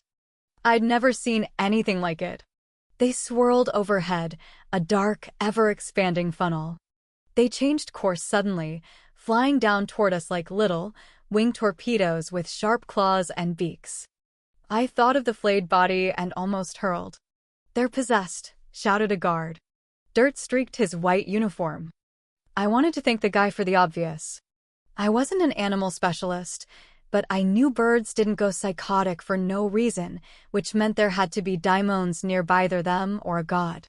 A god could influence our feathered friends. But my smartass response died on my tongue when the birds from hell swooped. They were on us in seconds. Dipping down, Olivia shrieked as she batted one away. Birds! Why did it have to be birds? I smacked one before it got its gross little claws in my already jacked up hair. How in the hell were we supposed to fight a swarm of birds? Talons grazed the back of my hands, and the pain was sharp and quick. Solo spun around, his arm arcing gracefully. A dagger flew across the space, tip over handle, and embedded deep into the back of an eagle that had attached to a guard's shoulder. Well, that was one way a little time-consuming, but effective. However, I had a better idea. Waving my arms like a deranged crossing guard, I darted toward Aiden. He'd grabbed a hawk off a fallen sentinel. Tiny red scratches bled on his cheeks. "Fire!" I yelled. "Light the sky up!" Luke was swinging at the sky with his blades like a cracked-out chef. "Olivia and I will cover you too." Sheathing the daggers, Aiden raised his hands, brows lowered in concentration, and the line of his jaw tightened. Sparks flew from his fingers, and a second later, his hands were on fire. I reached over, wrapping my hands around his wrist. I took a deep breath, ignoring the wings that came awfully close to my cheek and the willies the feeling gave me. Closing my eyes, I used the air element and pictured the flames moving up in a steady stream and then spreading like a ceiling of fire. Aiden could get the fire into the sky, but not as quickly and at the magnitude he could with my help. "That's it," Aiden said, his skin hot under my fingers. I opened my eyes. For a moment, I was awed. Using the elements was still new to me. Fire, a vibrant shade of blood red, pulsed over Aiden's hand and exploded outward in a massive ball. Wind blew my hair back from my face as the inferno licked into the air, rolling toward the wall and back to the campus, consuming the birds in its path. The blaze wasn't natural, but a product of the ether that Aiden carried inside him. It ate the crows up, leaving nothing but a fine sprinkling of dust behind. When most of the birds were destroyed and only a few were left to dive bomb us, Aiden closed his hands into fists, and I let go of his wrists. Only then did I see the faintly glowing glyphs on my hands. No one but Seth could see them, but they still made me feel a little weird when they came out to say hello. "That was so Resident Evil," said Luke, his eyes wide. "Awesome." I cracked a grin, a little breathless. "It was kind of Alice awesome, wasn't it?" Luke started to nod, but stilled when a guard flew past us, arms flailing as he tried to get one of the remaining birds off his back. He frowned. "I'll never look at a bird the same way again." Shooting him a look, Aiden stepped forward, snatching what I guessed was a hawk off the back of the yelping guard. The hawk twisted in his grasp, and I got a good look at its face. The thing's eyes were all black, no pupils or irises, just like a daimon's. I turned away from the sickening crack that followed. Once the animals were that far under the control of a daimon or god, there was just no undoing it. Several sentinels staggered to their feet, battered and cut, but no one had gotten it as bad as the two who'd been by the burnt-out cars on the access road and were most likely blindsided by the birds. A shiver snaked its way down my spine, and my hands automatically went to the daggers on my thighs. Tiny hairs rose on my body. All around me, Hafs and Pierce reacted to the peculiar tension seeping into our skin. My glyphs swirled, changing patterns and forming new ones. "They're coming," yelled a guard near the top of the wall. His white robes flapped like wings in the wind. I was kind of expecting a griffin to come out of nowhere, but that's not what slammed into the iron gate with enough force that it rattled the massive structure and split open the skin of the assailant. It was a daimon. Face as white as the guard's robes and veins as thick as black snakes, the daimon backed up and charged the gate again. Wiping blood off her hand, Olivia shook her head. What is it doing? Other than rearranging its face? I flinched as it slammed the gate once more. Maybe it's really hungry. Daimons were purebloods that had become addicted to the ether in the blood of Pierce, and only within the last year we'd learned they could also turn halves. They were what originated the whole vampire myth without the hotness. It started eons ago, something Dionysus had done, most likely when he'd been bored. Most of our problems stemmed from the gods' boredom. Another daimon joined in, then another and another. Each time they whacked into the gate, I flinched. Their exposed flesh was mangled and bloody. Solos was at the gate, able to pick off 2 of them by shoving daggers through the gaps. Daimons were highly allergic to titanium. It cut through their flesh as though it were water. They burst into shimmering blue clouds, one after another, but more joined in, bouncing off the gate. My gaze went to the sides. The hinges were weakening. I moved, seeing dozens and dozens of daimons behind the ones at the gate. Aiden summoned fire, catching several of them ablaze, but they kept coming at the gate until the fire consumed them. This was so not good. But a frightening realization occurred. When I'd been all Team Seth after I'd awakened, I'd learned he and Lucian were working with daimons, feeding the monsters Pierce who weren't siding with them. The daimons could be here because of Ares, or they could be here because Seth was coming. Either way, it was unlikely that this many would just show up in the middle of nowhere, like it had been during the council meeting in the Catskills. We have to do something. Luke unhooked his daggers, eyes narrowing as he turned to me. Can you do your Apollyon thing? Like you did with the automatons? Figuring I should do the same as Luke, I unsheathed my daggers. My hands shook, and I hoped no one noticed. I can't promise I won't take the gate out in the process. Maybe if I could get outside, slip up behind them. Not happening. Aiden stalked forward. They'd be on you in seconds. With all the ether in my veins, it would be like ringing the dinner bell, but if I did get out there, I could do something. I could end this before it got out of hand.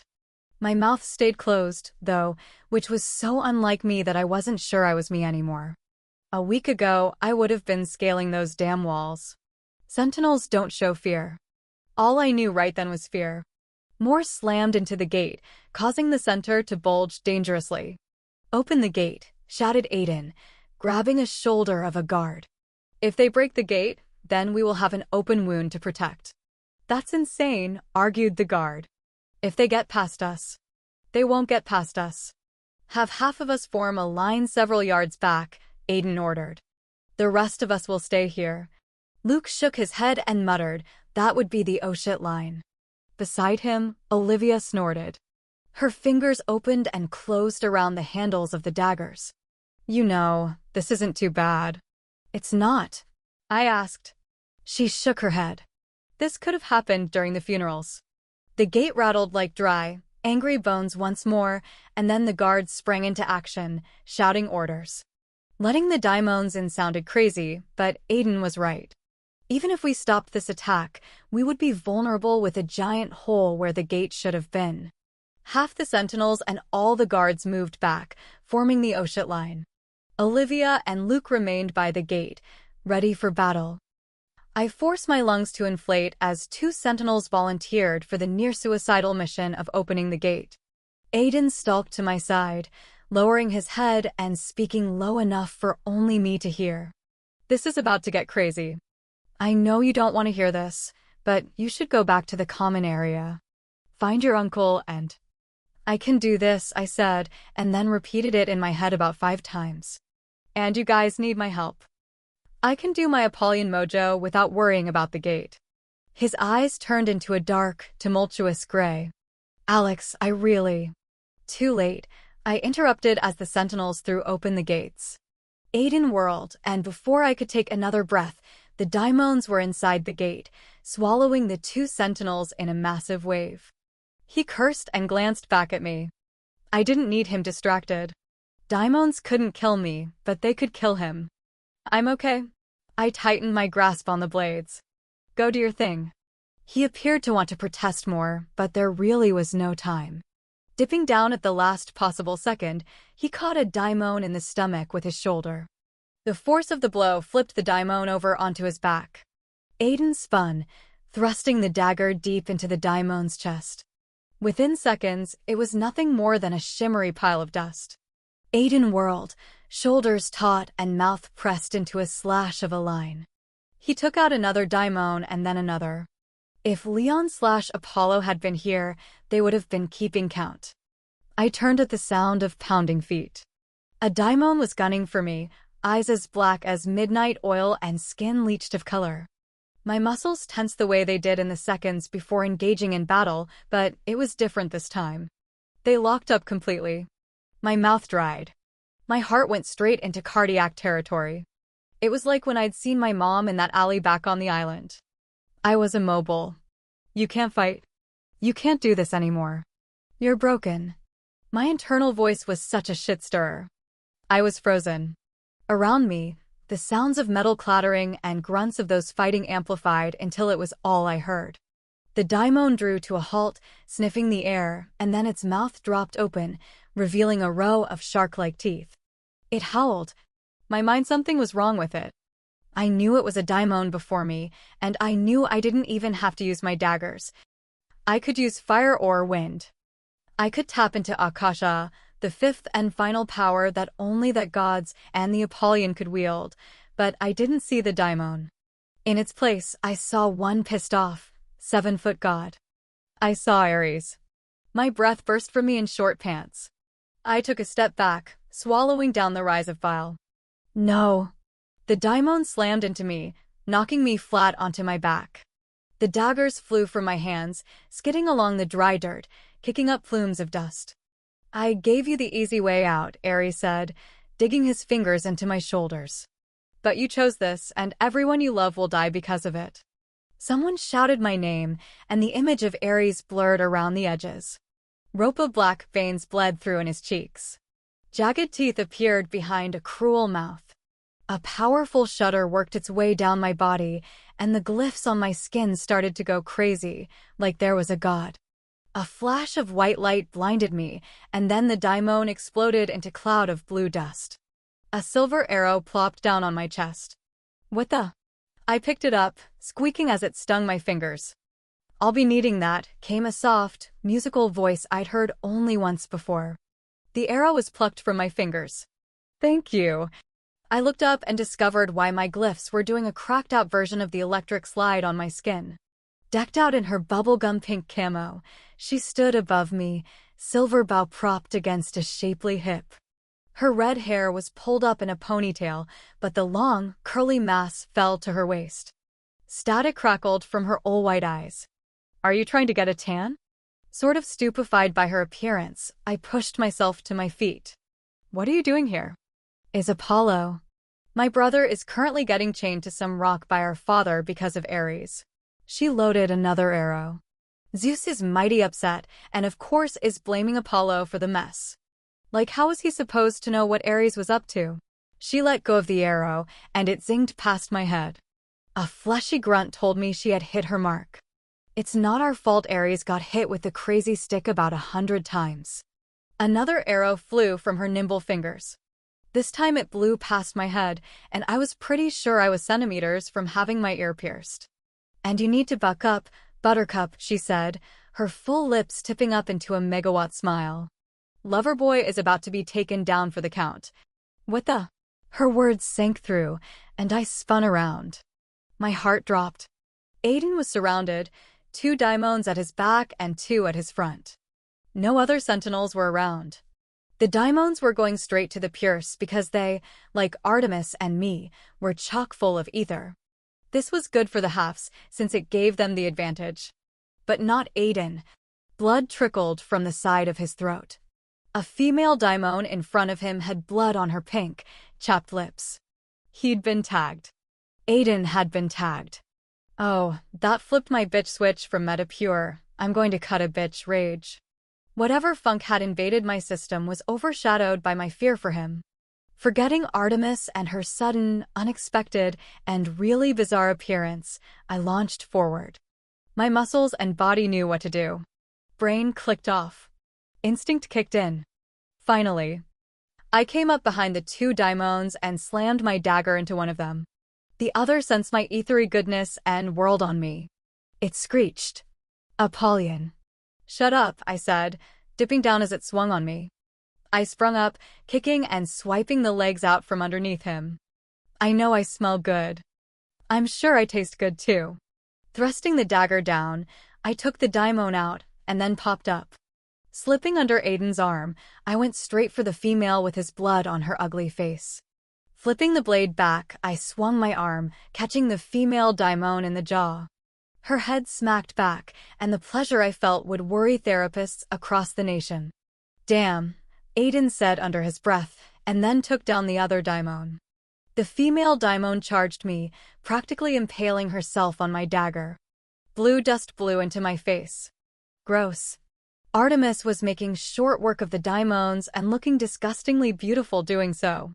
With her cheeks slightly flushed and her lower lip sucked between her teeth, she darted around, popping the daimons off one after another. And once the Sentinels began to realize that a god was in the mix, everyone pretty much stopped what they were doing. The legion of daimons wasn't going to kill us. Nope. Artemis was here. She sprang onto a tree trunk, spinning like a ballet dancer. Sun glinted off her silver bow. 3 arrows flew from her bow, zipping between sentinels and smacking into daimons. Holy Hades, but crack. I did not want to piss Artemis off. Within a minute, over a dozen daimons were nothing but shimmery blue piles of dust, and Artemis hadn't even broken a sweat. Not a strand of hair was out of place. Slipping the bow into the harness strapped across her back, she winked at Solos before blinking out and reappearing like right in my face. Good gods, I gasped, taking a step back. Was that necessary? She cocked her head to the side. Ares is playing dirty. These, she waved her around, are from him. He led them here and more will come. The first is on the move. Seth. Aiden swiped his hand over his neck. He's coming here? Artemis' creepy god eyes shot all kinds of static when she looked at him. A fine shimmer surrounded her, like she'd been dipped in glitter, and then the camo getup disappeared. My eyes widened. A true goddess stood before us, dressed in white, nearly transparent linen that hugged her curves and revealed more skin than a thong. A silver band covered her upper arm. A moon hung from it, shining as if it had been dipped in light. Her lips curled in a smooth, seductive smile. Hey there, how about you ditch the little Apollyon over there and get with? Hey. I folded my arms, trying to keep my own eyes on her face. Aren't you supposed to be a virgin goddess? A soft, tinkling laugh came from her. Honey, have you ever heard of kiss and don't tell? Have you ever heard of a bra? I demanded. Because I can see you know. Everything. Aiden cleared his throat as he averted his gaze, brows raised. Artemis laughed again as she turned her attention to me. I will aid you when I can, as will the others, until Apollo can return to your side. We cannot allow Ares to continue. You must transfer the power of the first to you. How she went from hitting on my boyfriend to all serious war death blah talk was beyond me. It's at the top of my to-do list, along with hey. I leaned back from her suddenly outstretched hand. Her fingers grazed my cheek. Stop it. I jumped back as she went to touch me again. Man, you gods are so weird. Artemis wrinkled her nose at me. There is something wrong with you. That didn't seem very polite. I glanced at Aiden. He was staring at Artemis, but not in the way every other guy except Luke was staring at her. Correction. Even Luke was checking her out. Care to explain? I asked. Her eyes narrowed, and then her hand snaked out again. I forced myself to stand still and let her feel me up, because, seriously, she didn't appear like she was going to stop until she did. She cupped my cheek and placed her other hand below my breasts, between my ribs.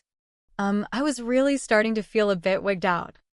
I really hope this has a point, because half the guys are staring at us like they're hoping we're going to make out. Aiden coughed. The goddess's lashes swept up. There's something inside you. Well, I do have organs, and I trailed off, remembering how Apollo's son had said the same thing. Concern swelled. Like something that doesn't belong there? I don't know. She removed her hands, thank the gods. You should do something with your hair. And then she blinked out of existence. Really gone this time, because the marks of the Apollyon calmed down. I reached up, self-consciously patting the jagged ends of my hair as I glanced at Aiden. He stared at me, looking like someone had punched him in the gonads.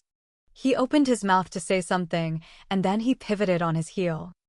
Having no idea what that was about, I took in the carnage of battle.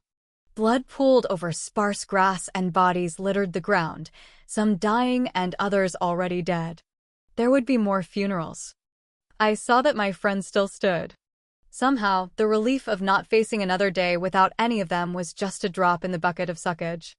Fighting was a desire and need that had been bred into me, as it was into all halves who didn't go into servitude. Except somewhere between when Poseidon destroyed the Covenant on Deity Island, and I woke up after Apollo returned me from Olympus, fighting had lost its appeal. An entire life of this? I thought about when I told Aiden I wasn't sure I wanted to do this anymore, but that was back before Ares. Everything was different now. My gaze found Aiden. He was kneeling beside a fallen Sentinel, one who couldn't be much older than me. The wind picked up strands of Aiden's hair, tossing them off his forehead. He looked up, his somber gaze meeting mine, and I thought I saw the same weariness in his stare. We both were so over this. Chapter 5. Long after the sun had set and the campus was calmed as much as it could be after a nearly disastrous attack, I fell into bed. Freshly showered, I'd stolen a pair of sweats and a t-shirt from Aiden. I was exhausted but antsy. I knew I should sleep because I would wake up to the big day to recruit for the AA, but I stared at the ceiling, wiggling my feet until Aiden slipped in, tugging a shirt over his head. My eyes dropped to those finely designed stomach muscles. Did it make me a bad person that, despite all the terrible stuff happening, I was staring at those indents on either side of his hips? Aiden let the shirt fall, covering up all that gloriousness as he came to the bed. He bent down, placing his hands beside my head. His lips pressed against mine, and warmth flooded me, like it had before the Hitchcock movie came to life. The way Aiden kissed me, well, it never ceased to affect me. Every time was like the first time. Butterflies buzzed in my belly the second our lips touched. My chest always fluttered, and I could never get used to the fact that he was kissing me.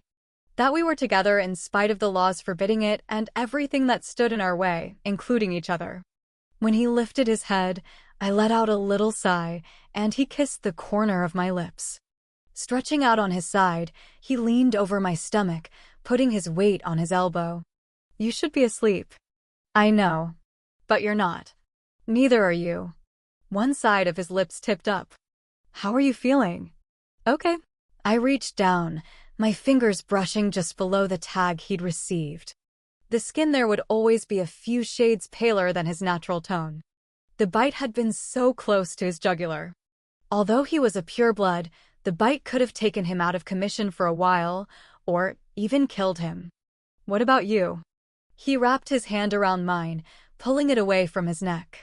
He pressed a kiss to my palm. I'm okay. I tried not to let it show, but fear spiked in me. You've never been tagged before. There's a first for everything. He lowered my hand, but kept holding it. It's really not that bad. I disagreed. I want to kill that daimon all over again. Aiden smiled then. A real one, showing off those deep dimples. It seemed like it had been so long since I'd seen him smile like that. It was kind of hot how you popped out of nowhere and owned her. I need a shirt that says I owned her. I can do that for you, but I like seeing you in my clothes. A flush crept across my cheeks. I probably should have asked. You never need to ask. He squeezed my hand gently. Are you hungry? I groaned. No. Gods, no. My stomach feels like it's going to burst from all you made me eat earlier. He didn't say anything to that and closed his eyes. Thick lashes fanned his cheekbones, and I got a little lost staring at him. A year ago, I never thought we'd be where we were now. A year ago, I never thought I would have frozen in the middle of a fight either. Aiden's eyes had opened, and he was staring back at me. What's going on inside your head? Sometimes his ability to read me was frightening. I hesitated out there. It happens, Agape Mal. The endearment almost broke me. Not to Sentinels, I whispered, staring over his shoulder. I completely froze, Aiden. I couldn't move. I didn't want. What? He prodded when I didn't continue. I wet my lips and said quietly, I didn't want to be out there. Who would? Pulling my hand free, I shifted my gaze to him. You don't understand. I didn't want to be there. I didn't want to fight. I wanted to be anywhere but where I was, and when I saw that daimon I cut myself off. I couldn't admit that I thought I saw Ares. He would think I was insane. I just locked up. What if I do that again and more people get hurt or killed? Alex, you're not responsible for those who died today. He shifted so that his face was right over mine. Don't put that kind of crap on yourself. It's not right. But it is right, whispered that voice. People expect me to fight and kick ass. You can't tell me the people out there didn't expect me to take out those daimons. And if Artemis hadn't shown, you would have snapped out of it. Just like you did, Aiden said, cupping my cheek and forcing my gaze to his. You're being too hard on yourself. What you've been through is going to affect you, and you're not giving yourself any time to deal with what just happened. You're not okay, Alex, but you're not broken and you're not damaged. My breath shuddered from me. Then what am I? You're someone who is incredibly strong and brave, and who has been through way too much. Too many people expect too much from you. And it's not because you're weak. You're 18, Alex. Even if you were 28, all this crap would be too much. His fingers trailed down my cheek, the path slightly uneven from the raised scars. You're the Apollyon, but you're only one person. And you're not alone. You have me. You have Luke, Olivia, and your uncle. You have Solos, and you have my brother, although he's a little crazy. A small, quick grin appeared on his lips. And tomorrow, you'll have a whole army. You're not alone in any of this. You'll never be alone. I blinked back, the wetness gathering in my eyes. I think you spend your spare time studying a book full of the right things to say. He chuckled softly, and then his lips brushed mine in a quick kiss. Nah. I just love you, Alex. Raising my hands, I placed them on his smooth cheeks. The tiny scratches from the birds had healed over already, leaving behind faint marks. I think I'd go crazy without you.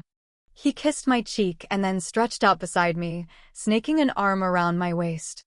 In the quiet moments that followed, I didn't feel numbness or fear. I was content, warm, and I felt a little like my old self. Tomorrow was going to be a big day, and who knew what was waiting for us beyond that? I didn't want to think about any of that. Not right now. I rolled onto my side and stretched up, bringing our lips together. The kisses started off slow, nothing like this morning when they'd almost had a fevered pitch to them, but then they deepened and my heart kicked up, thumping in my chest. His hand curled around my hip, tugging my body to his. Pressed together, a shiver danced down my back as his fingers slipped under my shirt, skimming the bare skin of my waist. My hand moved across his chest, and I wished I had some kind of Apollyon power that made clothing disappear. That would have been really handy right about now. He eased me onto my back and slid a leg between mine. His tongue swept in, scattering my thoughts and pulling me in. A delicious tension built in my lower stomach, and when his body shifted against mine, I gasped. My reaction was immediate, rocking against him. Aiden shuddered as he lifted his head. Those eyes were heated silver. We need to press pause for a second. I knew I couldn't have heard him correctly, because he moved his leg in a way that had me trembling, then kissed me again, nipping at my lower lip. Seriously, we need to talk for a second, he said, his voice thick. A small grin pulled at my lips. Then stop kissing me. That's an excellent idea. He pressed his lips to the sensitive spot under my ear. Yet so incredibly hard. But then he did sit up, cross-legged beside me. I want to talk to you about something. The way he said that made my stomach dip. And he was rocking the Aiden is being serious face. Okay. About what? About what Artemis said to you out there today. About my hair? He shot me a bland look. No. When she said there was something inside you. Oh! That? Weird, right? Apollo's sun hippo would ever say the same thing when I was in Olympus. I sighed, trying not to be too freaked out by it. I have no idea what they're talking about. You don't. Surprise flooded his voice. No, I frowned. Do you? Aiden opened his mouth and closed it. Several seconds passed, and then he thrust his hand through his hair, scratching his head. Think about it, Alex. Crossing my ankles, I gave a lopsided shrug. Enlighten me, wise one. You're really going to make me say it? He swore under his breath as his hand fell to his lap. Of course you are. Don't you think there could be a possibility that whatever Artemis felt, or saw, or whatever, means you were pregnant? I stared at him. What? His dark brows lowered. Pregnant. No, I coughed out a laugh and rolled my eyes. No way. Aiden looked at me like I was half stupid. What? I made a face. There's no way it could be that, because that just isn't possible. I would, know if that was it, and I would totally be wow. I sounded kind of stupid, because it really could be that. I'd had my shots, but I honestly couldn't really say when the last one was, and who knew if they were really 100% effective, or if they even worked on Apollonians, and when was my last period. And, oh my gods in Olympus.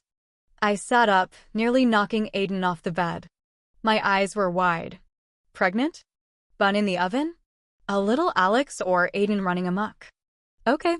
A little you would be so adorable, but preggers? Oh gods, have I told you how much I hate the word preggers? Is pregnant such a long word that you have to shorten it? I feel the same way about hubby. Seriously? Hubby and preggers are the stupidest. Alex, whoa. He chuckled. Slow down. Take a breath.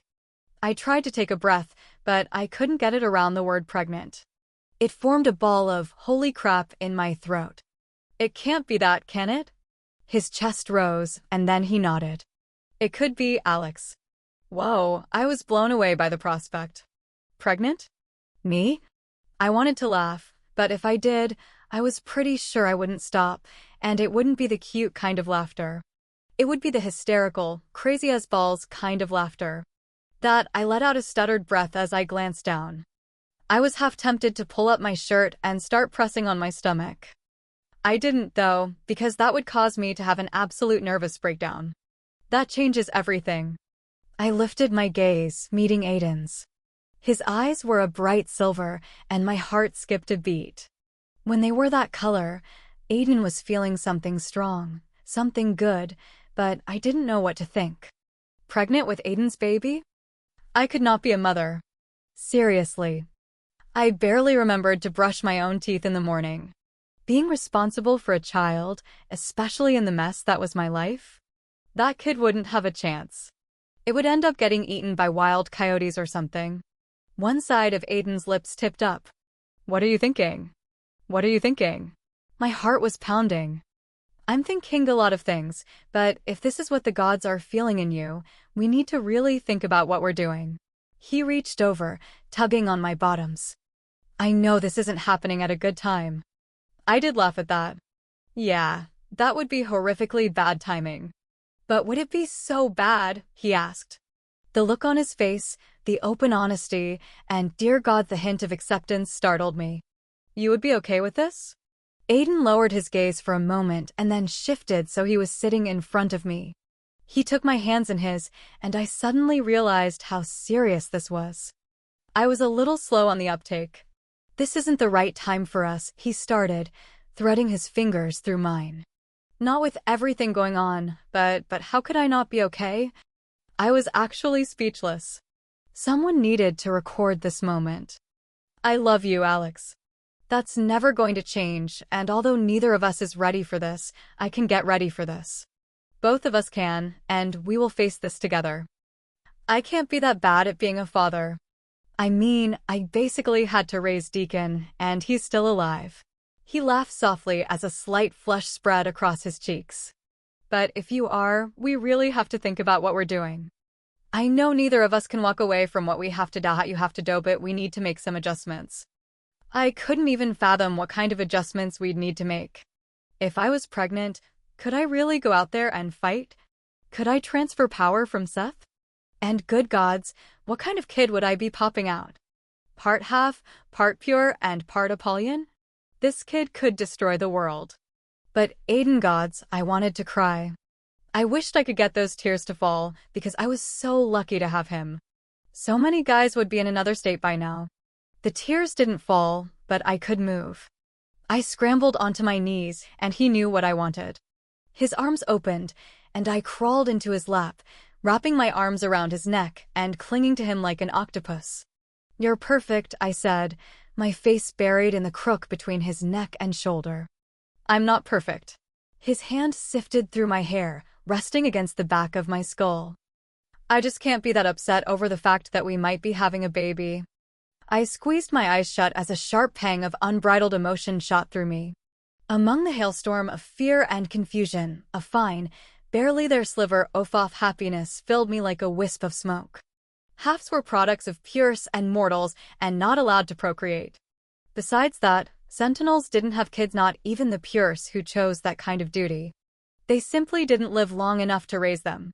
So I had never really even considered the idea of having a child, but if this was what this would be Aiden's child, and how could I not want that? Especially, even as unprepared both of us would be for something so major, Aiden would be right there with me. Not out of any sense of duty, but because he loved me and would love our child. And me? On every day that ended with AY, I'd probably be the most irresponsible parent known to exist, but I'd love it with every breath I took. My gods, my brain felt whacked, because I never thought the day would come that I would even think that. Aiden pressed a kiss against my temple. "We need to see one of the doctors here soon and find out so we're 100% sure either way, and then we'll handle this together." Oh, wow. Making a quick trip to the infirmary for a pregnancy test? That was going to be so awkward. A thought occurred. "Marcus is going to kill you." A deep, rich laugh rumbled up from his chest. "Good gods, you're right." I started to smile, but then reality smacked me upside the head, and that little wisp of happiness was extinguished. "I can't be pregnant, Aiden." "Alex, you don't understand." I pulled back and slid off his lap, scooting toward the head of the bed. I sighed as I tucked my knees close to my chest. "It's not like I'm denying the way that male and female bodies work, but we haven't done that since Ares came, and there's no way, if I was pregnant, a baby could have survived the fight." The silver flare dulled a little. "I hadn't even thought of that." "Oh gods," he said, rubbing his jaw. "How could I not have thought of that?" It would be, he shook his head, jaw locking down. I didn't know what to say to that, because the chance that I was pregnant would be so insanely slim. An ache pierced my chest. When his eyes dulled, so did the brimming excitement that had been in them. I hated to take that from him. Aiden moved so that he was stretched onto his side, then patted the spot beside him. Biting my lip, I wiggled down so I was lying beside him. Neither of us said anything, because I don't think either of us knew what to say.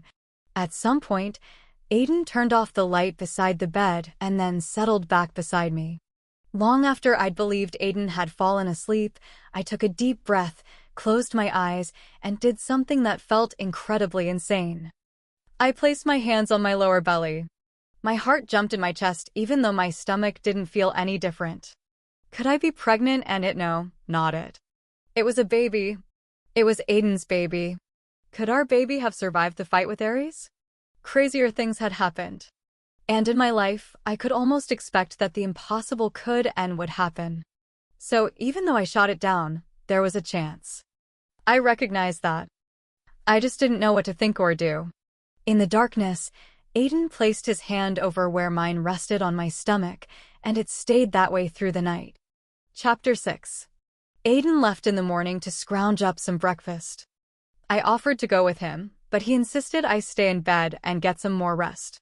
Nightmares had plagued me most of the night. Daimons breaking through the walls. Ares finding a way in past the wards. Loved ones dying all around me.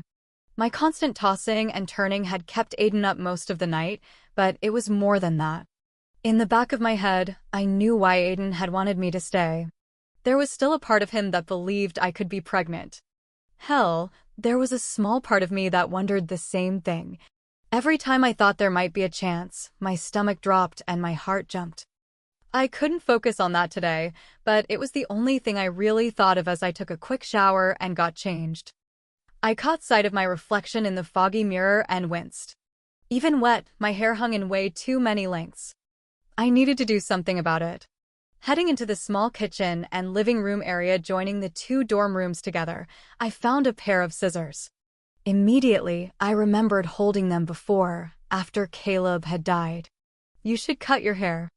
Romvi/Aries had said that to me, and in my despair over losing my best friend, I had tried to cut my hair. Weird reaction then, but now? I stared at the scissors, feeling a lump grow in my throat. Seth had stopped me. He'd been there for me the whole time after Caleb's death, and even when I'd taken all my hurt and anger out on him, he'd remained by my side. We'd been two sides of the same coin, and if it hadn't been for him, the depression and self-loathing would have dragged me down. What happened to you, Seth?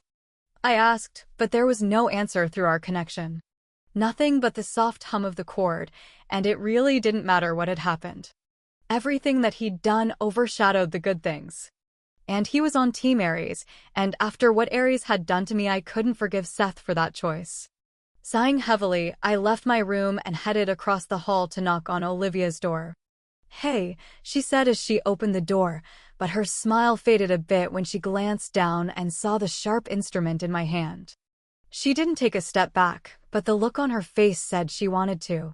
"What's up?" "I was hoping you could do something with my hair before the meeting today." I started to wave the scissors, but decided I'd look pretty psychotic doing so. I kind of don't want to look like a weed whacker got hold of my head before meeting a bunch of people. Her smile returned, lighting up her brown eyes. "Sure. I can do something." She took the scissors with deft fingers.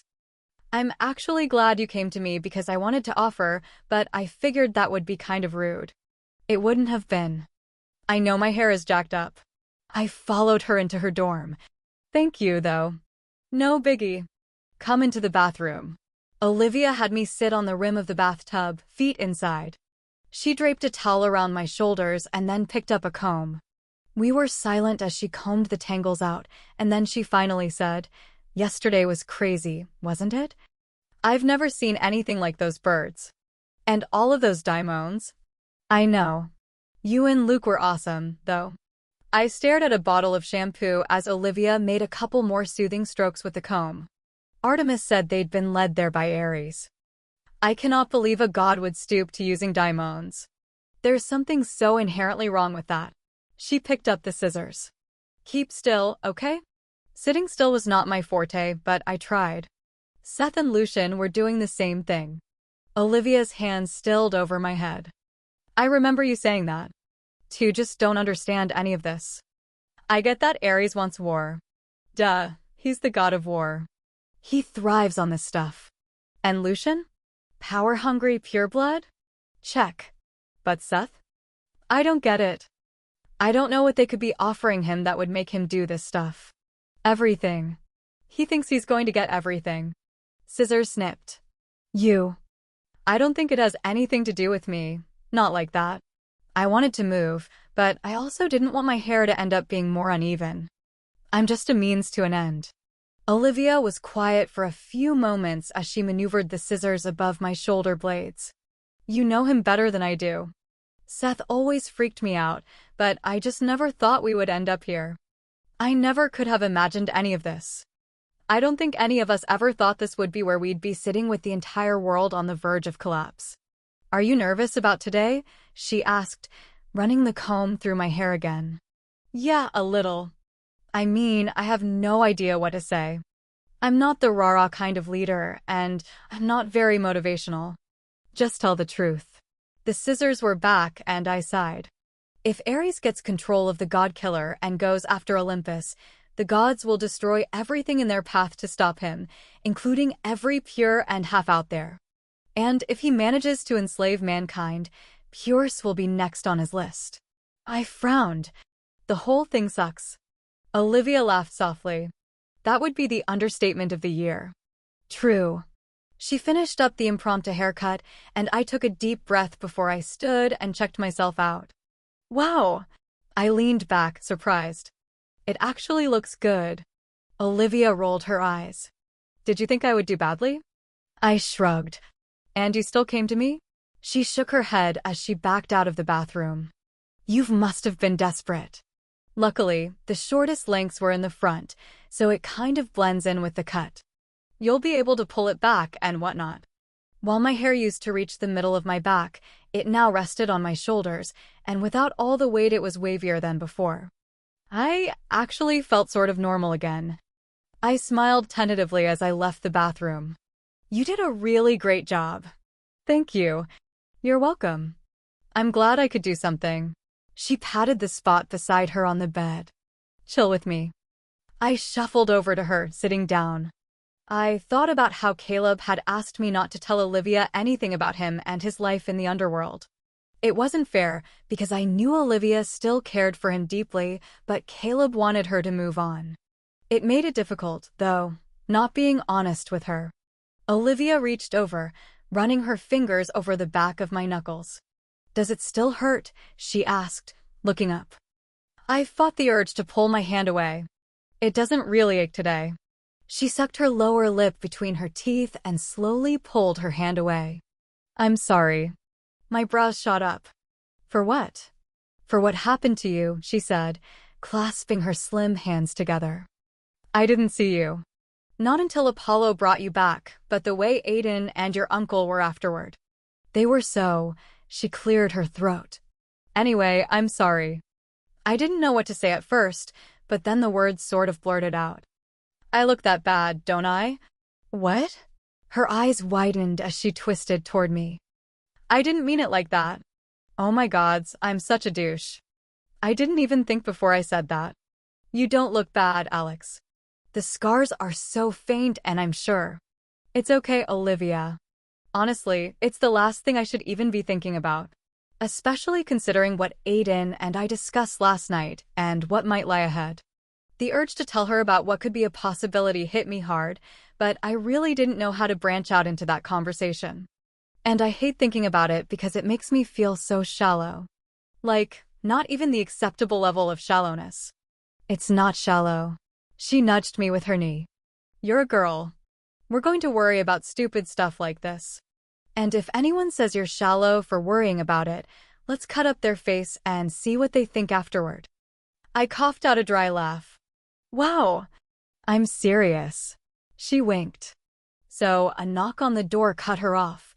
She jumped up. If it's Deacon, I'm going to body slam him. He woke me up in the middle of the night because he couldn't sleep and Luke was out on the wall. She stopped at the door, twisting to me. He made me put his hair into braids. And I mean those little tiny braids, and then he made me take them out. A laugh bubbled up my throat. Deacon is so bizarre. No joke. She reached for the door. I swear to the gods, I kudo. Not the annoying brother. I looked up, spying a confused-looking Aiden, and I grinned. I'm looking for Alex, he said, carrying a plastic bag. But I'm curious to know what my brother did now. You don't even want to know. Olivia stepped aside. She's here. I see. Aiden lingered at the door, a slight smile on his full lips. Like the hair. I picked up a few strands. Olivia did a kick-ass job. She did. He turned that half-smile on Olivia, and her cheeks deepened with color. I brought some breakfast. Hopping up from the bed, I headed toward the door. Food is calling. I stopped in front of Olivia. Thank you again. No problem. She sprang forward and hugged me. At first, I sort of froze.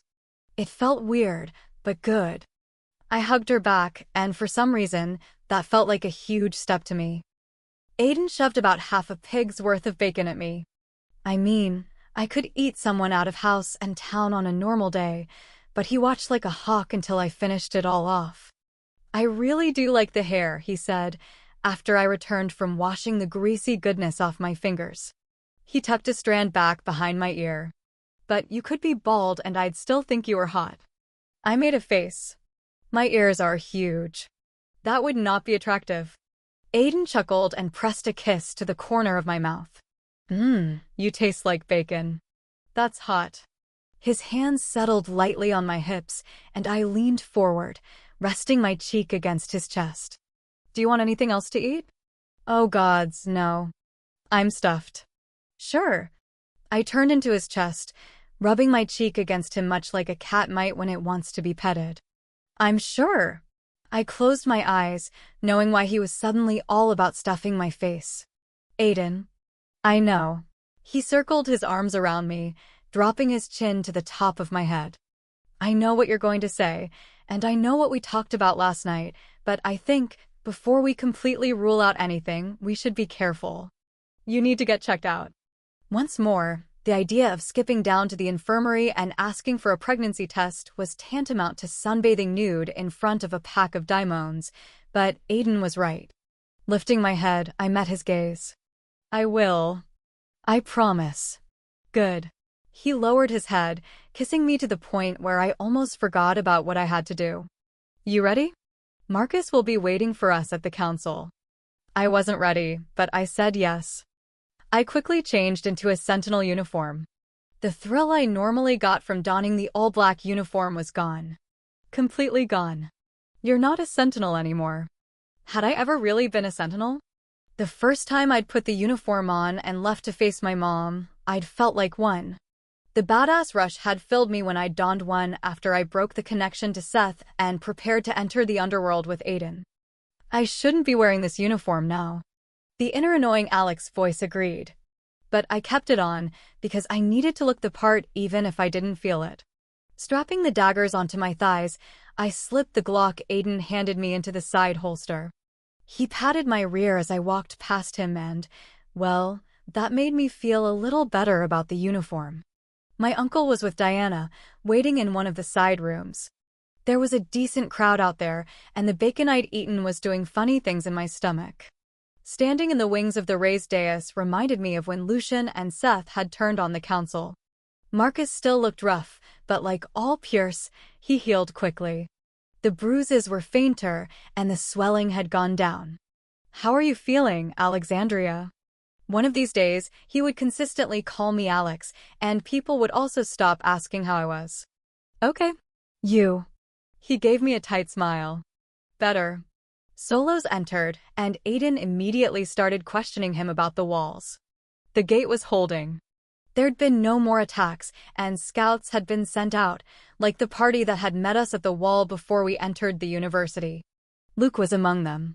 Deacon had been chatting with Olivia, but he'd quieted at that and sat up straight on the bench. His gaze shifted from his brother to Solos, and I was grateful Deacon hadn't seen the two Sentinels who'd been down by the burnout wreckage. His eyes, the only feature he shared with Aiden, were a bright silver. Worry etched into his features. I made my way over to him. Luke will be okay. He's an awesome Sentinel. His lips tipped up in an uneven smile. I know. It's just. No one, no matter how good they were, was truly safe, especially not a Sentinel. I wish there was something more I could say, but if Deacon and Luke were serious about each other, he was going to have to get used to the dangers Luke faced. It was a harsh reality. He'll be okay, I reassured him, and Deacon nodded, exhaling softly. Val entered from the main room, a hand on the hilt of his dagger. His blue eyes were extraordinarily bright against his swarthy complexion. Everyone's ready if you are. My uncle turned to me and nodded. Full of nervous energy, I stepped forward, relieved when he and Aiden followed. Walking onto the council dais was freaky. After all, Head Minister Tully, the leader of all the councils, had once tried to place me under the elixir and commit me to servitude during a council session. So, yeah, I wasn't a big fan of walking before the 12 thrones. All I could think as I stopped in the center, flanked by two purebloods, was that I wished I had prepared a speech or something. A lot of people were staring at Mule over 300, if I had to hazard a guess. In the back were all the guards and sentinels not on patrol, and the numbers were disheartening, maybe 100 to 150. And most of them had to be from the university, meaning most of the others didn't make it here, they had sided with the other side. So not good. Council members who resided at the university were easy to pick out. They were in their ceremonial robes. Red, blue, white and green, representing the different houses of power. Fire, water, air, earth. Council members who had taken refuge here weren't dressed in their finery, but the cool disdain of seeing a half-blood standing where they belonged was written all over their faces, as well as on the faces of many students and staff members. One would think in a time of war that prejudice wouldn't be strengthened, but it seemed to only fortify the age-old beliefs that halves were less than peers. A council member in the front curled her lips as she leaned over to another member, whispering what was probably a very flattering observation. And then, before I could even open my mouth and say a single, embarrassingly inept attempt of joining the masses, a council member in red robes stood and the real fun began. "She should not be standing before the thrones of ministers," he said, his hands forming fists against his robes. "This is not what the council chambers should be used for. And a traitorous pureblood stands there, too. One who used compulsion on his own kind. It's a disgrace." Aiden arched a brow, looking wholly unrepentant. I sighed and folded my arms. A low murmur started from the back of the room. A student shot to her feet. She was a pureblood, a beautiful redhead who reminded me of Dawn, Lee's sister. "People are dying outside these walls, mortals and pures and halves alike, and the first thing you have to comment on is the fact that there's a half-blood standing on the council stage." The council member whipped around. "As a pureblood, you should respect the laws of our society." "Laws of our society?" The girl's eyes widened as she laughed. "Are you insane? I heard that daimons almost broke through the walls yesterday, and that a god was controlling them. Who gives a shit about our laws right now?" I kind of really liked this girl. Marcus stepped forward, clearing his throat as he tipped his chin up. "You may not agree with the use of the council chambers, Minister Castillo, but that is not the point of this meeting." As the minister clearly stated why he felt this was the perfect moment to discuss his opinions, my gaze met Ladon's. I immediately thought of what she'd told me about my father while we were in Illinois. I'd hoped I'd find him here, but deep down, I knew he wouldn't be. He'd most likely stayed in the Catskills with the other half-servants, protecting and leading them. Head Minister Tully had enslaved him, placed him on the elixir, and even cut out his tongue, but my father was a leader. And I was his daughter. "This is stupid," I said, loud enough that it shut up the over-talkative council member. All eyes were on me. I took a step forward. "We're arguing over whether or not I belong on this stage, this stupid stage. That's all this is. And these thrones? They're just chairs. Who cares? They mean nothing to me or to the rest of the world. They only mean something to you because you made them so." The minister turned the color of his robes. "How dare you?" "Oh, I dare." Tapping into some of the anger that simmered in my stomach like a poison, I pulled it to the surface. "Yes, I am a half-blood. I am one of many trained to give their lives so you can sit in your precious chairs. So how about you show the halves a little bit of respect?" "Alexandria," Marcus said in a low voice, stepping up beside me. I was on a roll, and there was going to be no stopping me. But I am also the Apollyon. If I wanted to, I could blast your asses into next week, or use compulsion to gain everyone's agreement here, but I don't believe in forcing people to do things they don't want to. You could learn from that." Several heads turned to one another. Whispers grew. The minister tipped his chin up defiantly. "I see what you're getting at, but that does not change the blatant rape of our laws." "Rape of our laws?" "Whoa. That isn't insulting or anything." I shook my head at all of those nodding. "You people are insane. You don't get it. When Ares gets through the wards, which he will be sitting on one of your precious thrones. None of you will be. And he will do with you as he pleases." "He is a god," another minister argued, a woman in her late 40s. "We are their servants." "If he..." "Oh, yeah, you'll definitely be his slaves. Maybe we should stop right here and invite him in. Karma is a big fat." "Alex," Aiden said, shaking his head slightly. I rolled my eyes, but took a deep breath and forced my gaze away from the minister before I made him start squawking like a chicken. Honestly, that would make just as much sense as the words he was saying. I scanned the crowd. I watched Ares kill people without lifting a finger. I heard his plans. He doesn't care about any of you. He sees Pierce just as you see the Hefts. He will enslave you along with the mortals. He believes the gods should rule over the mortal realm once more, and that's a dangerous desire. He will make war on the mortals, on you, and any god who stands in his way. There will be no council to argue over. There will be new rules and new laws to follow, and all of us will still be on the same level. I can promise you that. And if he succeeds in turning the first into a god killer, then the other gods will rip this world apart to stop him. They've already begun. Some stared back in disbelief, others wore masks of fear. One of the sentinels in the back spoke up. Can we even stop Ares? No, whispered that voice. No one can stop Ares. Pressure clamped down on my chest. Swallowing hard, I struggled to ignore the now familiar anxiety rising within me. He defeated you. That's what I heard, said a student. And you're the Apollyon. If you can't defeat him, how can any of our sentinels or guards do anything? Maybe we can reach some sort of agreement with him, suggested an older peer. Fighting is not the only answer. One of the guards scoffed loudly. Ares is the god of war, not the god of treaties. He is the god of war, argued the peer. How can we defeat him? So we do nothing? Asked Val from the side of the dais. We let the fear of falling in battle lead us into surrendering? Is that how a sentinel or guard behaves? There were several shouts of disagreement, and all were from the sentinels and guard soldiers who would never leave their posts. I don't know, I said, and again, the mass quieted. I don't know if we can stop Ares. And you're right, he did kick my ass every which way from Sunday, but I know that no one is safe if he succeeds. I also know that we're not alone. We have Apollo and Artemis and other gods behind us, and we have. A strange feeling unfurled within me, sending a series of shivers like icy fingers all over my skin. I shook my head, causing a sharp pain to crack down my neck. I suddenly found it hard to breathe. It was like waking up unexpectedly and realizing I was already late for something. Alex? Aiden stepped up beside me, his brows knitting.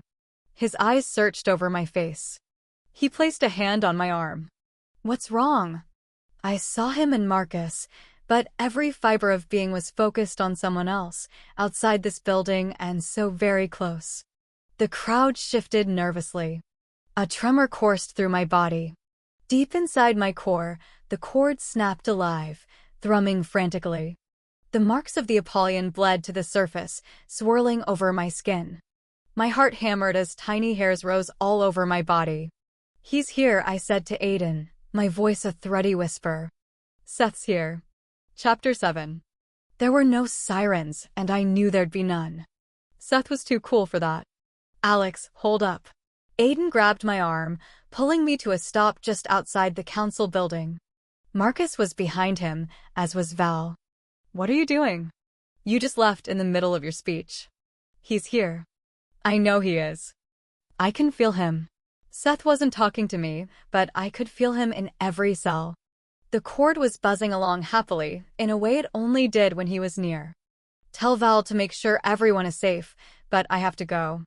Something is happening at the gate, Val said, placing his hand over an earpiece.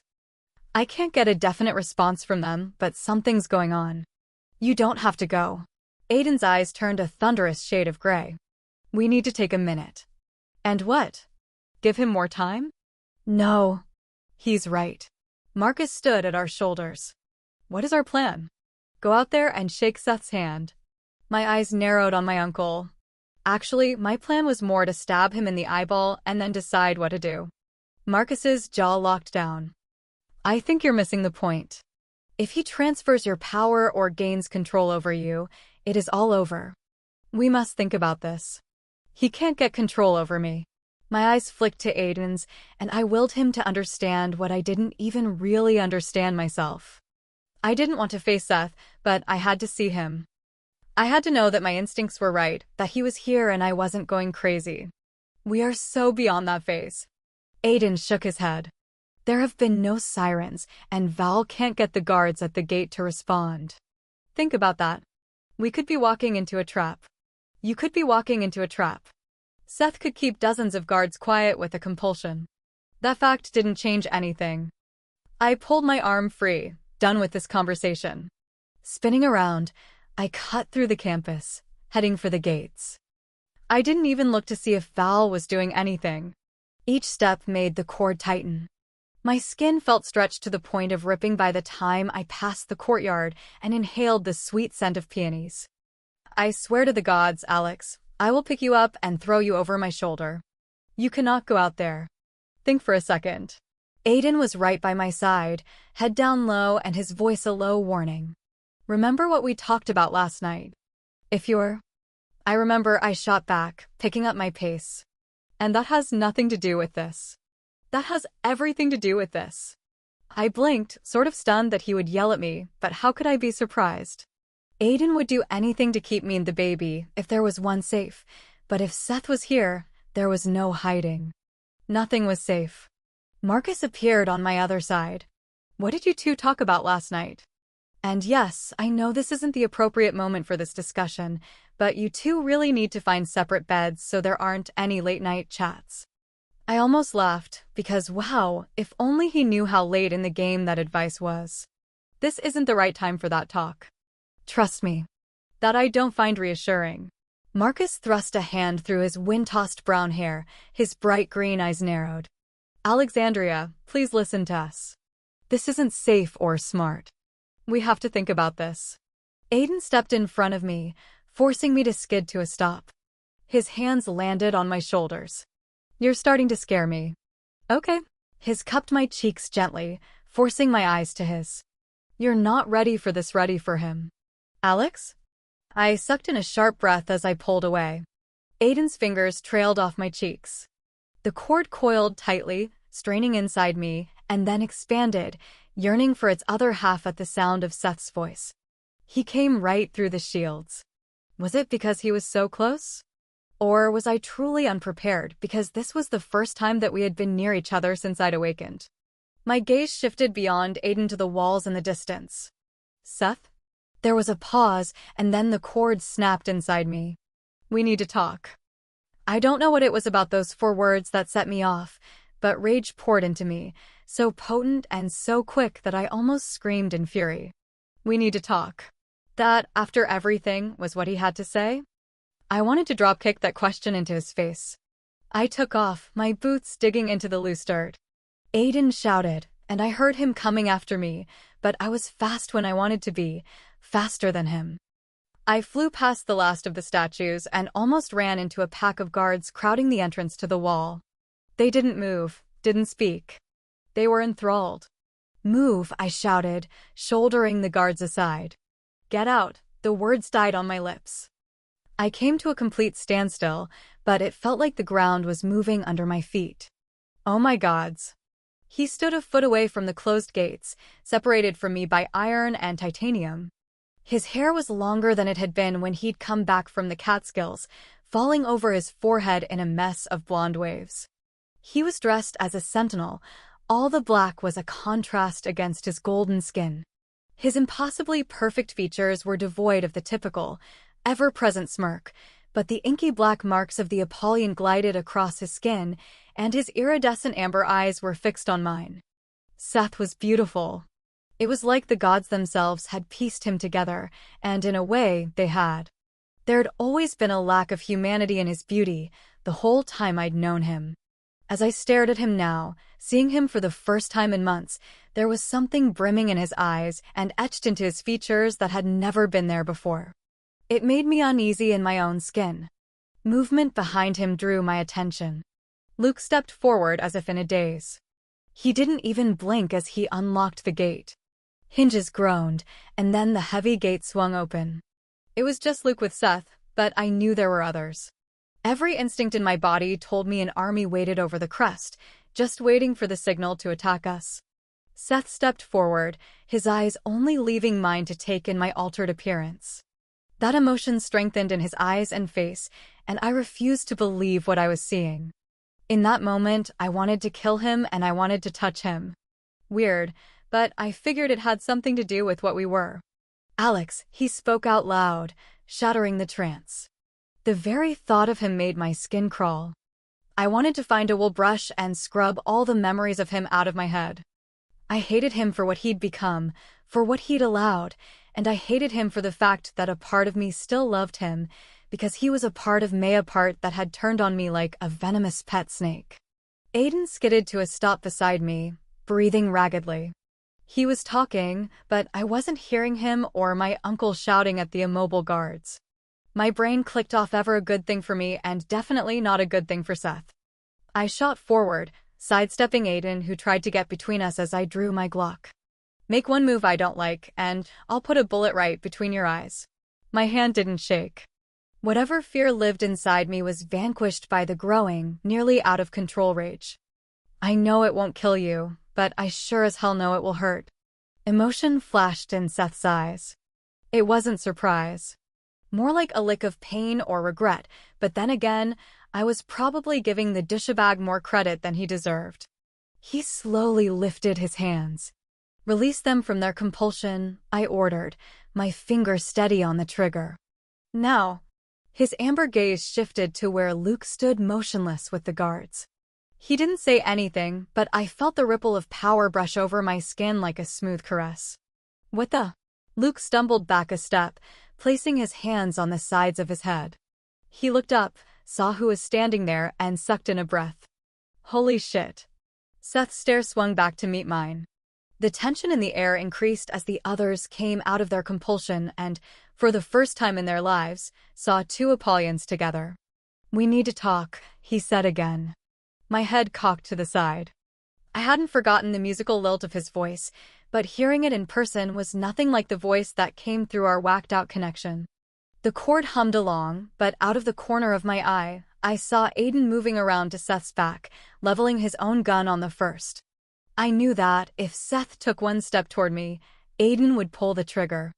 And I also knew Seth could disarm us both before either of us blinked.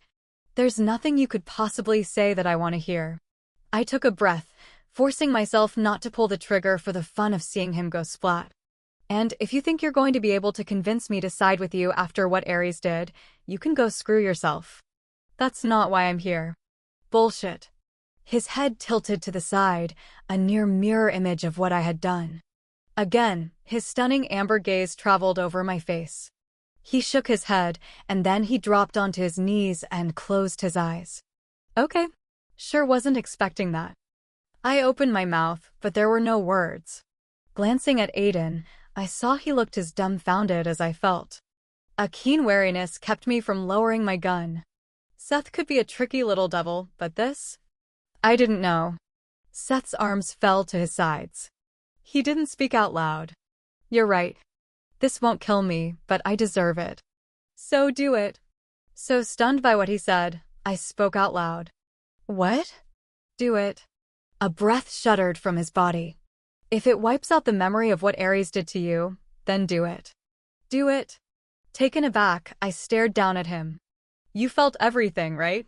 Everything that he did to me? Seth's eyes fluttered open, and I didn't want to believe what I saw in them. Regret was too late for both of us. Everything, he said out loud, voice hoarse. What's he talking about? Aiden demanded. I shook my head as my stomach plummeted. You know how I felt? What I wanted. He squeezed his eyes shut. Yes. And you want me to take those memories from you? You really think a bullet will do that? Fuck that. I lowered the gun, hand shaking. Violent anger rushed to the surface. I can't get rid of those memories, so neither can you. Fuck you. On guard, Aiden shifted behind Seth. Come on, Alex, talk to me. What's going on? I never meant for any of this to happen, Seth said before I could answer. His eyes were open again, and there was no denying the pain in them. And there were only two things that waited behind that kind of sharp-edged hurt, anger and the truth. I would never be okay with what happened. I didn't know he was going to do that to you. Is he talking about Ares? A misleading, deadly calmness entered Aiden's voice as he stepped forward, the muzzle of his gun coming awfully close to the back of Seth's head. That he didn't know what Ares was going to do? Seth turned his head to the side, looking over his shoulder. I know it doesn't change anything or make it right, but I didn't know, and I would never be okay with anyone hurting Alex. You hurt Alex, you son of a bitch. A dangerous glint filled his gray eyes. The first bit down on his lower lip as his lashes lowered. Well, you have a good point there, Saint Delphi, but I love her. Don't shoot him. I warned Aiden, catching how Aiden's fingers spasmed on the trigger. Whatever you do, don't shoot him. A muscle popped in Aiden's jaw. I can't make any promises. A weak, barely there smirk appeared on Seth's lips. Don't, I said, slipping my gun into its holster, unwilling to take my eyes off Seth. Shock rippled through me. Other than trying to piss you off, he's not trying to trick us. Aiden's eyes widened. How can you be so sure? How could I be? It was something I just knew. Seth wouldn't bow to anyone unless I couldn't even finish, because Seth turned back to me and our eyes met again. I'm so sorry, he said, and although it wasn't out loud, the apology rocked me to my core. Seth never apologized. That wasn't his thing. I'm so sorry.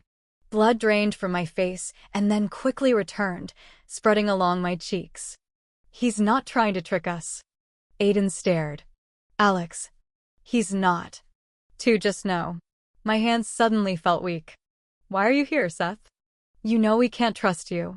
And you can't be near me. Even now, the cord stretched tight between us, drawing me to him like a moth to an Olympus-made bug zapper. Part of me yearned to get closer to him in spite of whatever common sense said, how I felt about him, and about a dozen other things. I know you won't take my word or hear me out. You don't have any reason to. That's why I brought you something. My stomach roiled, because the last time he brought me a gift, it had been an obliterated head minister telly. You brought me something? You bring me some batshit crazy stuff, Seth. You're going to love this. A little bit of his dark humor crept into his glowing eyes, but it quickly dulled. Can I stand since you're not going to shoot me? Like I said, I'm not making any promises, Aiden replied, his lips tipping up grimly. Seth's chest rose. I wasn't asking you. And I'm the one with a gun still pointed at the back of your head. Well, then, Seth murmured. I sighed. Even though I didn't believe Seth was trying to trick us, I didn't fully trust him. And when he said I would love something, I would rather spin kick myself in the face than see what he had up his sleeve. Stand very slowly. Seth rose to his feet fluidly, keeping his hands raised at his sides. Daggers and a Glock hung from his waist and thighs. I caught Mark's eye, and while I'd prefer someone else but him get closer to Seth, he nodded. He moved forward quickly, removing the visible weapons, and it was clear Seth allowed him to. We couldn't do anything about his deadliest weapons, the control of the elements and Akasha. What, Seth? I asked. He tilted his head back to the gate. Give them a second. There's movement outside the gate's sentinels. A guard gripped the handle of his gun. He took a step forward, held tilting to the side. There's a minister with them. What? My gaze darted back to Seth. Who is it, Seth? His gaze locked with mine. The one person you want to see dead more than me. I held his stare. Let them in, but be ready for a Trojan horse. Seth gave a little grin as he turned his gaze to the gate. Aiden kept his eyes trained on him, and I was sure if baby Apollo walked through that gate and shook his baby, but he wouldn't look.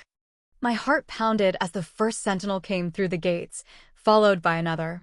They exchanged wary stares with the sentinels on our side as they stepped aside, revealing who stood between them. Holy crap on a cracker, I whispered. Between the two sentinels stood a completely out-of-it Lishonmi stepfather and the pureblood responsible for Seth turning on the council. I did hate that man more than I hated Seth. He'd used Seth's need for a family, for acceptance, against him, twisting it into some kind of sick familial bond. Lucian had never been a fan of mine, not since he'd married my mother, and one of the few reasons he'd paid any attention to me was because I was the second Apollyon. As long as he controlled Seth, I could give him what he wanted, absolute power. His long, dark hair looked oily and unkempt, and those obsidian-colored eyes were glazed. He was definitely under a compulsion, but that didn't explain why he was here. I took a step to the side, my fingers hovering over the handle on my gun. What is this? He knew, Seth said simply. My head jerked toward him. He knew, he repeated, taking our conversation private. We were at the Catskills, and I knew that Ares had left, but I didn't know that he'd gone for you. He didn't tell me that. He promised that you would never be hurt in any of this, and so did Lucian. I believed them. I completely believed them. I started to feel like I was going to hurl. I didn't want to hear any of this, but I had to. But then I connected to you, and I knew something was happening. You were in so much. Seth trailed off, his eyes drifting shut. His face tensed. I went to Lucian, and I told him what I'd felt on your end. I told him how bad it was and how I hadn't agreed to this and never would. That I couldn't be okay with what Ares had done, and Lucian, he knew. He knew why Ares had left. He knew what Ares would do if you didn't submit. My gaze shifted to my stepfather. He stared back at me blankly. I didn't know what to feel as Seth continued, or maybe I was feeling too much. This man maybe loathed the ground I walked on, as I was a constant reminder of my mother's only true love, but to know what Ares planned to do and be okay with it? Had he not felt even a sliver of compassion for me? Nothing? You need to be broken. Lucian had said that to me once before. Well, if he agreed with what Ares had done, he had succeeded. I had been broken. Lucian laughed. Seth's voice twisted up my insides. He laughed, and in that moment, I couldn't do this any longer. When Ares returned, I told him I was going to find you and transfer your power to me. That you'd be weak enough for it to work, and that I was bringing Lucian to talk to those who were here and sway them to our side. Ares believed me.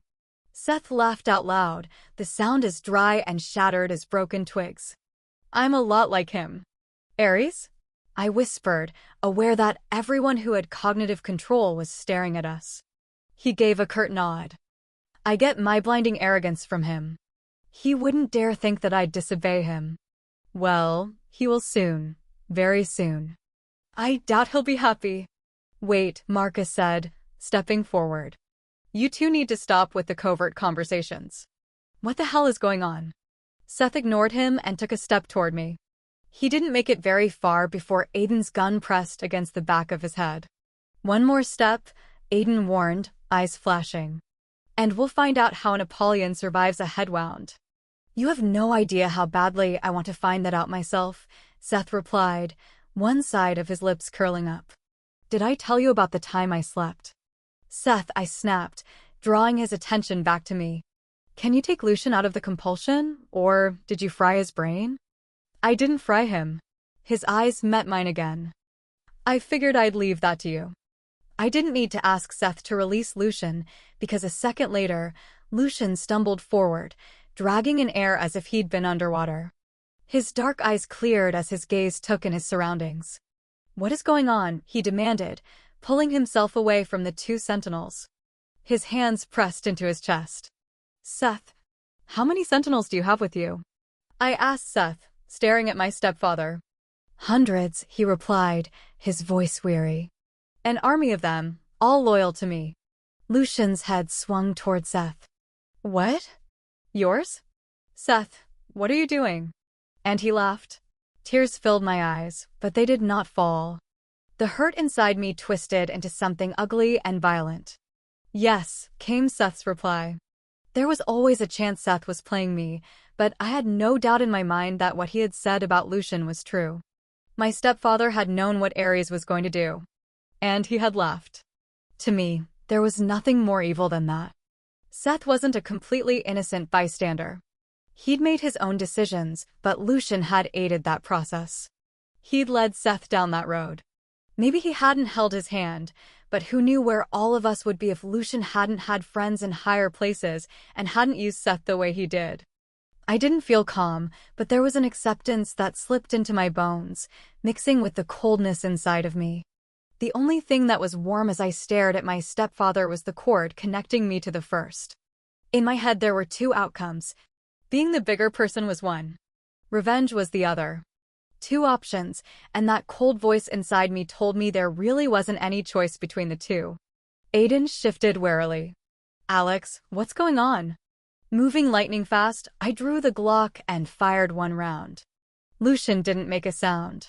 Falling over backward, he landed in a motionless heap, his black eyes fixed sightlessly on the cloudless sky and his dark hair spilling out around him like an inky puddle of blood with one small, titanium-laced bullet hole in his forehead.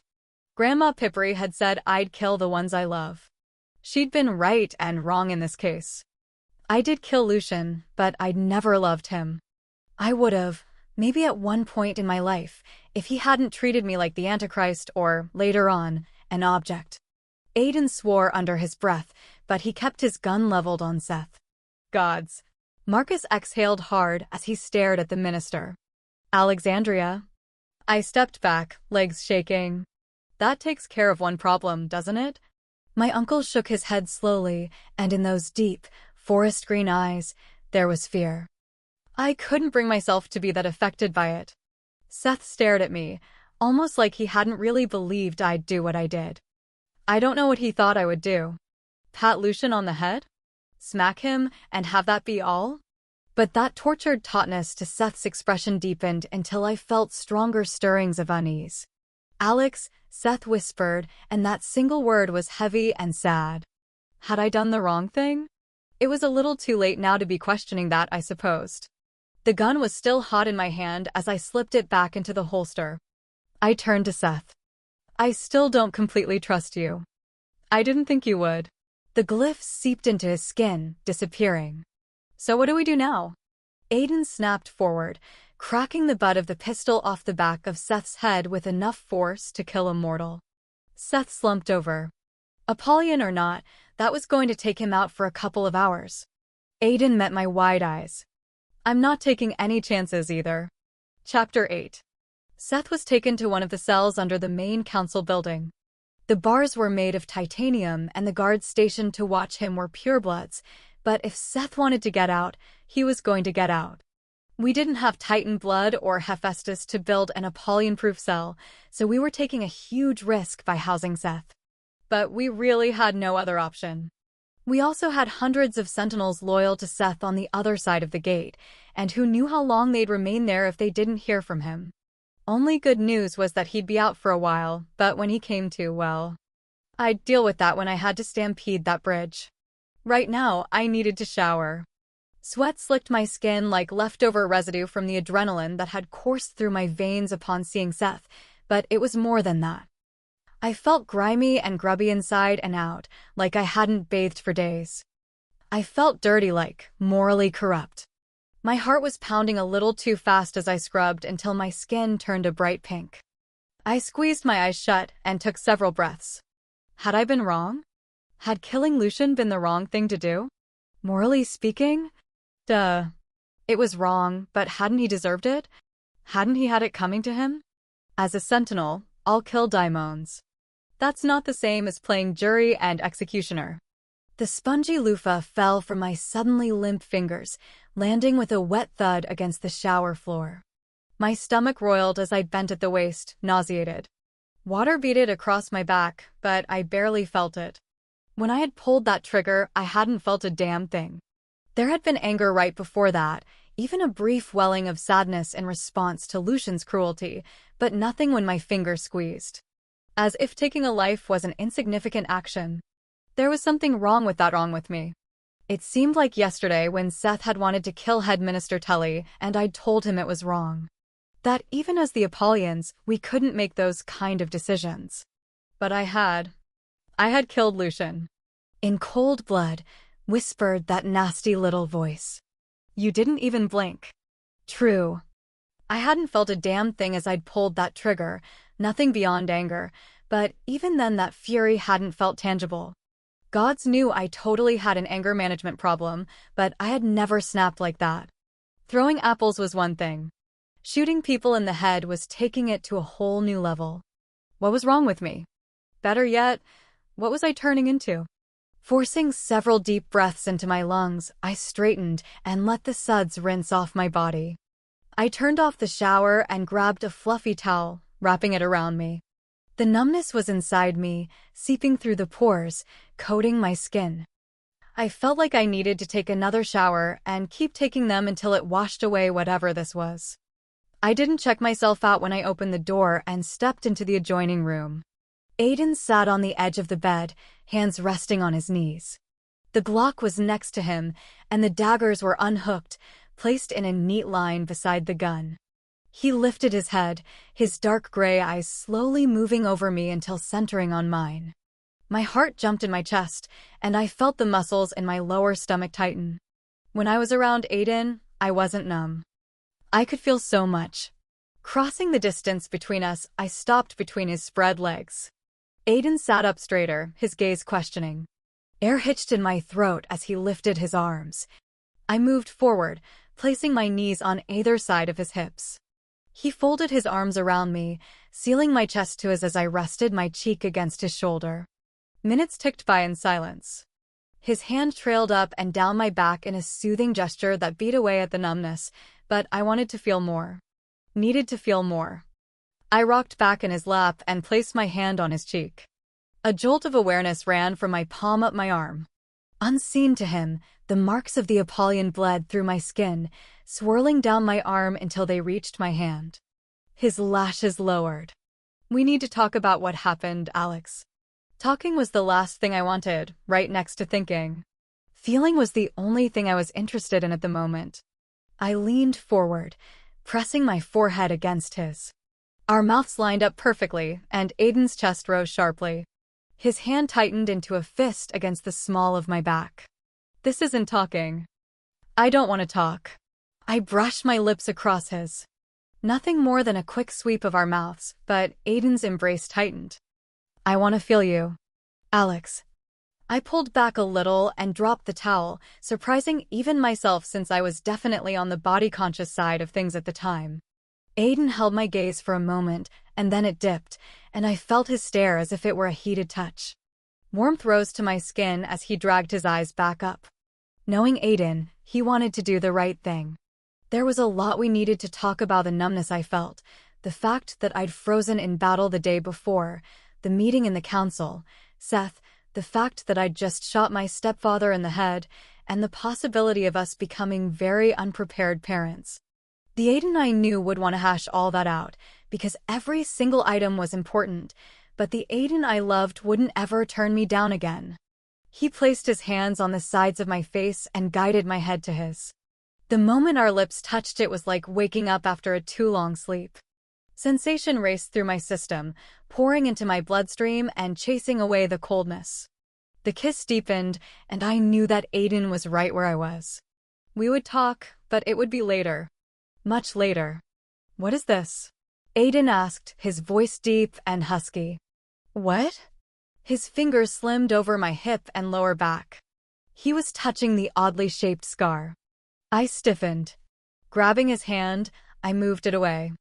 I kissed him deeper, harder, drawing his attention from it until I knew he wasn't thinking about it any longer. His hand slid across my shoulders and then down to my waist, leaving a shivery wake behind. He tugged me to his chest and, though he was still in his uniform, his skin seared mine. Kissing Aiden was like taking a deep breath of fresh air after not being able to breathe. His kisses chased away all the what-ifs and strange feelings that had twisted inside me. Aiden's lips blazed a path down my throat, and my head tipped back. He wrapped an arm around my waist as his other hand drifted up my stomach and then further up, eliciting a sharp gasp from me. A deep, nerve-frying sound came from within his chest, and every muscle under my hands nodded in response. His lips neared the sensitive spot, and his breath rasped in my ear. There was a painstaking moment when neither of us moved, and it was just our hearts pounding in our chests, thundering in our veins, and then in an instant, the exquisite feel of his lips against my pulse wasn't enough. I pulled back to get my hands on that annoying shirt of his and opened my eyes. All white eyes stared back into mine. Lips were twisted into a cruel smirk. The face was frightening, familiar, chillingly handsome, and devoid of compassion. You can never win. Icy terror froze the scream building in my chest as I jerked back, breaking the hold around my waist. I thumped onto the floor. Ignoring the burst of dull pain across my backside, I rocked to my feet and lurched to the side, grabbing Aiden's pistol. It was only as my fingers closed around the handle when I realized how fruitless shooting Ares would be. I swung the gun around anyway, because I figured it had to sting at least, but I froze because it wasn't Ares standing there. It was Aiden, his eyes wide and the color of the sky before a violent summer storm. His hands were at his sides, and his chest rose and fell sharply. Alex? What are you doing? I drew in a ragged breath, but it never reached my lungs. A boulder had landed on my chest, crushing me as I took a step back. I didn't understand what I was seeing. It had been Ars, it had been him. His face's voice. Agape Mao, talk to me. Tell me what is going on, he said, his voice hoarse, but his eyes still holding mine. What's happening? Aiden? I whispered, my hand shaking. He nodded slowly, and the one word he spoke was hoarse. Yes. The pressure turned into slicing fear and confusion as I stared at him. The logical part of me screamed that this was Aiden standing before me, that Ares couldn't get inside the university, but I couldn't let my guard down, because if it was him. It wasn't you, I whispered, my fingers spasming dangerously over the trigger. It wasn't you. Tension pulled at his lips. What do you mean? Because it's me. I'm here with you, Agape Mao. I'm right here. A tremor coursed down my arm as uncertainty spread into my chest like a gulp of too cold water. I knew I should probably lower the gun before I accidentally did shoot Aiden, because it had to be him standing before me, but I couldn't do it. Is it Seth? He asked, his fingers curling into his palms. Is he doing this? Seth. I blinked. No, it wasn't you. It was Ares. An immediate pain flickered across his face, spreading sorrow into his brilliant silver gaze, and I didn't like the look because it was such a deep hurt. I'm here with you. I've been here with you this whole time, Agape Mao. The next breath I took scalded my throat. I think I'm going crazy. Oh, Alex. Those two words broke my heart in a way nothing ever had before. The ache in them settled in my bones like lead. I shuddered. Look at me, he said in a low voice. You know it's me. Then Aiden stepped forward, and he was the bravest being in this world to do so with a gun pointed at his heart. Slowly, as if not to frighten me, he reached out and gently pried my fingers off the gun. My heart turned over heavily. Without taking his eyes off mine, he placed the gun back on the bed and picked up a quilt. He draped the soft material over my shoulders, pulling it closed in the front as he pressed a small, tender kiss against my forehead. That tiny show of affection broke me. I'm sorry, I said as my body shook. I'd almost shot Aiden. I could have seriously hurt him if not killed him. Oh my gods, I'm so sorry, Aiden. Shh, he murmured, wrapping his arms around me and gathering me close. He sat down on the bed, and I pressed my cheek to his chest above his thundering heart. I squeezed my eyes shut. It's going to be okay, Alex. Whatever is going on, we're in this together, remember? And it will be okay. I promise you. A new terror flooded my senses as Aiden held me, one hand curled around the nape of my neck and the other smoothing up and down my back. He rocked slowly, murmuring something that I really wasn't hearing because all I could focus on was one thing. It was quite possible that I'd taken a detour straight into Crazyville, which would explain a lot. Would anyone be surprised? People cracked under stress all the time, and half-bloods, even though we were trained to keep our heads together, weren't any different. But did it matter? Not really, because one thing was true. Aiden wasn't safe around me. Aiden and I didn't talk. I think he was worried about pushing things too far for the time being since I was obviously rocking a first-class ticket to certifiable insanity.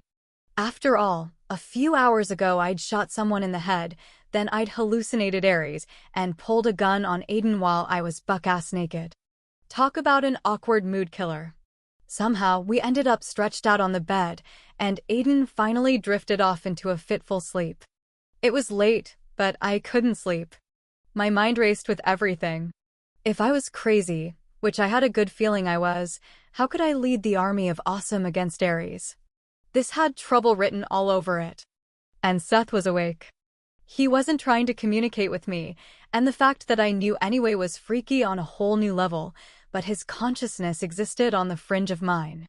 He was up, and he was antsy. And so was I. As quietly as possible, I pulled myself away from Aiden and dressed in the dark.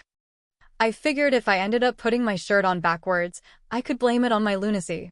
Going crazy had to have some benefits, right? Maybe I'd just go fully crazy. I crept from the room and closed the door behind me. I tried to tell myself I didn't know what I was doing, but I did. Every part of me knew where I was heading, especially the annoying cord inside me. It was buzzing around like an overeager puppy that needed to be smacked on the nose with a rolled-up newspaper. Actually, I needed to be smacked with one. Moving through the shadows, it took no time at all to make it to the council building. The entrance to the catacombs housing the cells was heavily guarded. None of the guards looked thrilled with the idea of stepping aside and allowing me access to the first. Not that I blamed them. Everyone knew what would happen if Seth transferred my power to him, but he was here, and that fact alone was risky. Solos moved up the narrow stairwell, his eyes narrowing as he spied me standing before the guards. "What's up, Alex?" "I need to talk to Seth." He positioned himself in front of me. "Do you think that's a good idea? Do you have any other suggestions other than knocking him out every couple of hours?" His lips quirked into a grin that lessened the severity of the jagged scar running from his right eye to his jaw. "I really don't see a problem with that." I laughed, but it felt and sounded forced. "Neither do I, but I need to talk to him to figure out what the hell he's really doing here and if the Sentinels on the other side of the gate are going to be a problem." "They're probably going to be a problem," Solos replied. He was a fountain of reassuring comments. I shifted my weight impatiently as I tucked the shorter strands of hair behind my ear.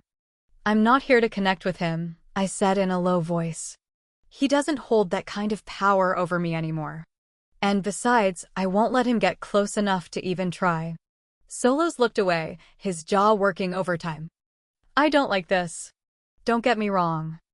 I don't think you're going to turn evil Alex on us, but it's the middle of the night and Aiden isn't with you." My brows rose. "And what does that have to do with the Apollyon locked in our cell?"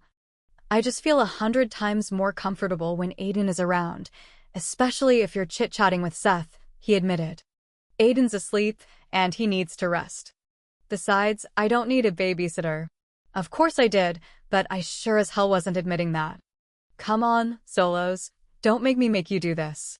He regarded me closely and then exhaled through his nose. "Don't make me regret this."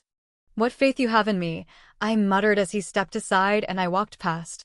"It has nothing to do with faith." Solos was right on my heels as I went down the steep stairway. A wave of cool air seeped through my jeans. Putting on the tactical pants of a Sentinel had felt wrong, all things considered. And no offense, I don't trust anyone. I learned the hard way many years ago, and I see the reminder of that every time I look in the mirror. I bent under the low archway and stepped into a wide chamber. Seth wasn't here. My gaze fell to the titanium door across from me, and then I glanced over my shoulder. "Your scar."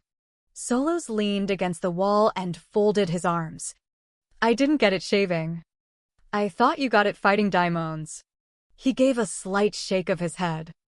"I got it when I was 19. As wrong as it might be, I was morbidly curious. How did it happen?" There wasn't an immediate response, and the cord inside me tightened with impatience. I was out one night patrolling, and toward the end of my shift, I met this woman. She was the most beautiful woman I'd ever seen. One thing led to another, and, well, I was a 19-year-old guy. It was a one-night stand, no commitment or exchange of names, and all that was her idea, not mine. "Sign me up for that." "Of course," I said, figuring out where their meet and greet had ended up, but not how a hookup had resulted in such a scar. But she wasn't an ordinary woman, Alex. She was a goddess. My mouth dropped open. "Aphrodite," he said, tipping his chin down. Apparently, she was bored and decided to pay a visit to the mortal realm. Wrong place, wrong time kind of thing. Or right place, depending on how you look at it, and who was I to turn that down? One side of his lips tipped up as I gaped at him. As you can imagine, good old Hephaestus wasn't too happy about that. "I would think not," I said slowly. He gave me this scar. He gestured at his right cheek. And he would have killed me if Aphrodite hadn't intervened. I pretty much had to make myself non-existent when Apollo brought him to build that cell for you, but I have to say a couple of hours with her was worth it. A surprised laugh burst from me, and Solo's uneven grin spread. But I learned to never really trust someone when they say things will be cool, you know? And I learned to never, ever trust a goat or anything they create. They're the snakes in the grass that you never see coming. Solos remained in the circular chamber, and as I walked down the narrow hall lit by torches on the walls, I couldn't help but feel like I was a snake in the grass. So was Seth. We both were dangerous beings created by the gods, and we could and had turned on everything and everyone around us at one point or another. Maybe our violent natures were the product of those who created us. No one else in this world was more off their rocker than an Olympian god. I tucked away Solo's story as I rounded a corner and saw the cell several feet in front of me. The light from the flames flickered across the titanium bars. A darker shadow was pressed against the bars, and it took me a second to realize it was Seth, his back to the hall. Stopping a few feet from where he sat, I ignored the near-intoxicating pull of the cord off our connection. "Are you coming to knock me out again?" he asked, his voice oddly absent of the lyrical lilt. I crossed the remaining distance, stopping just out of his reach. "I haven't quite decided yet. You can save yourself the effort. I'm not plotting a daring escape, and I don't have any plans to rain down chaos and destruction." "That's good to know." "Is it?" He turned his head, and his profile came into view. His eyes were closed, and the long lashes, darker than his blonde hair, rested against the tops of his cheekbones. "Does St. Delphi know you're down here, Alex?" My eyes narrowed. "I'm not talking about him." One side of his lips curled up in a quick grin and then vanished. "Good, because I really don't want to hear about how happily in love you two are. I'd rather you'd knock me out." Considering I'd just pulled a gun on Aiden, I wouldn't say there was a happily in that equation right now, but his comment took me aback. I inched to the side and knelt down out of his reach. "Let's be real with one another. You never loved me like that. You know that, right?" Seth didn't respond for a long moment, and then he tipped the side of head back against the bars and let out a weary sigh. "You're right, but I never had the chance." Again, I was knocked off guard by his candidness. Seth was like the king of vague and unhelpful responses, worse than a god most of the time. I stared at his profile for a long, tense minute. The words sort of just burst from my mouth like a dam breaking under pressure. "I loved you. It's not the same way I feel about Aiden, but I loved you, and you betrayed me. You sided with Lucian and practically held me hostage so that I would be forced to connect with you. And I still had hope for you. I still defended you. And then you turned me into evil Alex and started a war alongside Ares. People have died, Seth." My voice rose and cracked as my legs weakened. I sat down, my hands limp between my knees as I stared at him through the bars. "And not just recently. How far does all of this go back? To my mom? To the daimons that were at Deity Island and killed Caleb? To all of those who died at the Catskills? Were you and Lucian using daimons then? You were, weren't you?" There was another pause, and then his eyes opened. The bright amber glow startled me. "I'm sorry." My chest tightened with pressure. "People are dead. People I loved. People I've never met, and for what? If I could go back and change it all, I would." "I'd never take that post guarding Lucian," he said quietly. "I would have gone AWOL if I'd known this was how it was going to play out, Alex." My mouth opened as I shook my head. This Seth is regretful, apologetic creature was not the Seth I knew. "Your personality disorder is starting to show." His lips tipped up in a wry grin. "Look who's talking." "You have no idea," I muttered, and then louder, "Where did all of this go wrong, Seth?" "When I was born." My shoulders tensed. "That's not true, Seth." "Actually, it is. You were supposed to be the first, Alex. All the Apollonians came from Apollo. I was created for this for what Ares wanted. It was the same with Solaris and the first. So, yes, it's true. Everything went wrong at that moment." He laughed, but it was like all my laughs after Ares. There was no warmth behind it. Hell, Things went wrong hundreds of years ago when Ares decided he wanted to rule the world. No, I said, swallowing. You've always done what you wanted, Seth.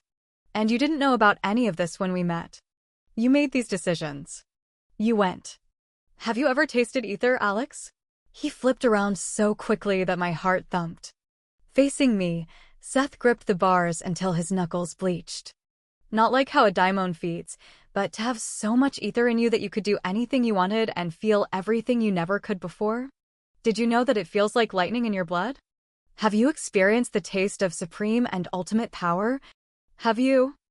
I shook my head slowly. Sure, Lucian promised me a lot of things, and so did Ares when I met him in the Catskills, but those promises were nothing in comparison to what it felt like once you had awakened. It was like tapping into pure power. A feverish glint brightened his eyes as they latched onto mine. After that, I didn't need their promises, because I knew I could get whatever I wanted. I had the power to do so. And that power, he let go of the bars and rocked back. There's nothing like it, Alex. I became addicted to it, and it blinded me to everything else. It was my weakness. It is my weakness. I didn't say anything to that, because a part of me had always known the power wasn't his strength. You have no idea how hard it is to even be near you right now. The connection calls to Mayor Ether, everything. He shot forward, wrapping his fingers around the bars once more. It's all I think about, and if I did manage to transfer your power to me, I don't think even Ares could control me. It would all be over. I lowered my gaze. You're better than that. I'm not, and you know that, so cut that shit out. He laughed that cold laugh again. But you are. I'm not better than you. You are, he insisted quietly. He shifted, and I looked up. His forehead was resting against the bars. A haunted look crept into his face. You are. The back of my eyes burned. In case you don't remember, I shot a man in the head earlier just because I wanted to. He deserved it. I flinched. I didn't feel a damn thing, Seth. Not an ounce of remorse or regret. Nothing. That's not right. He deserved it, Alex. You have no idea what he was doing, what he abused with his power. Our gazes locked, and he took a deep breath. But I never wanted to see you do something like that. Maybe I did before, but after what Ares did to you? After seeing what I've done to you? I don't want any of this. I want it to be over, and the only way we can finish this is if you take on the power of the first. You need to become the God Killer. I gaped at him. There was no way he knew our plans. It's the only way to stop Ares, Alex. His throat worked as he swallowed heavily. And I can't do it. If I take on that power, I can't promise what I do. It has to be you, and I know it can be done. You have to. I know, I cut him off as I scooted forward.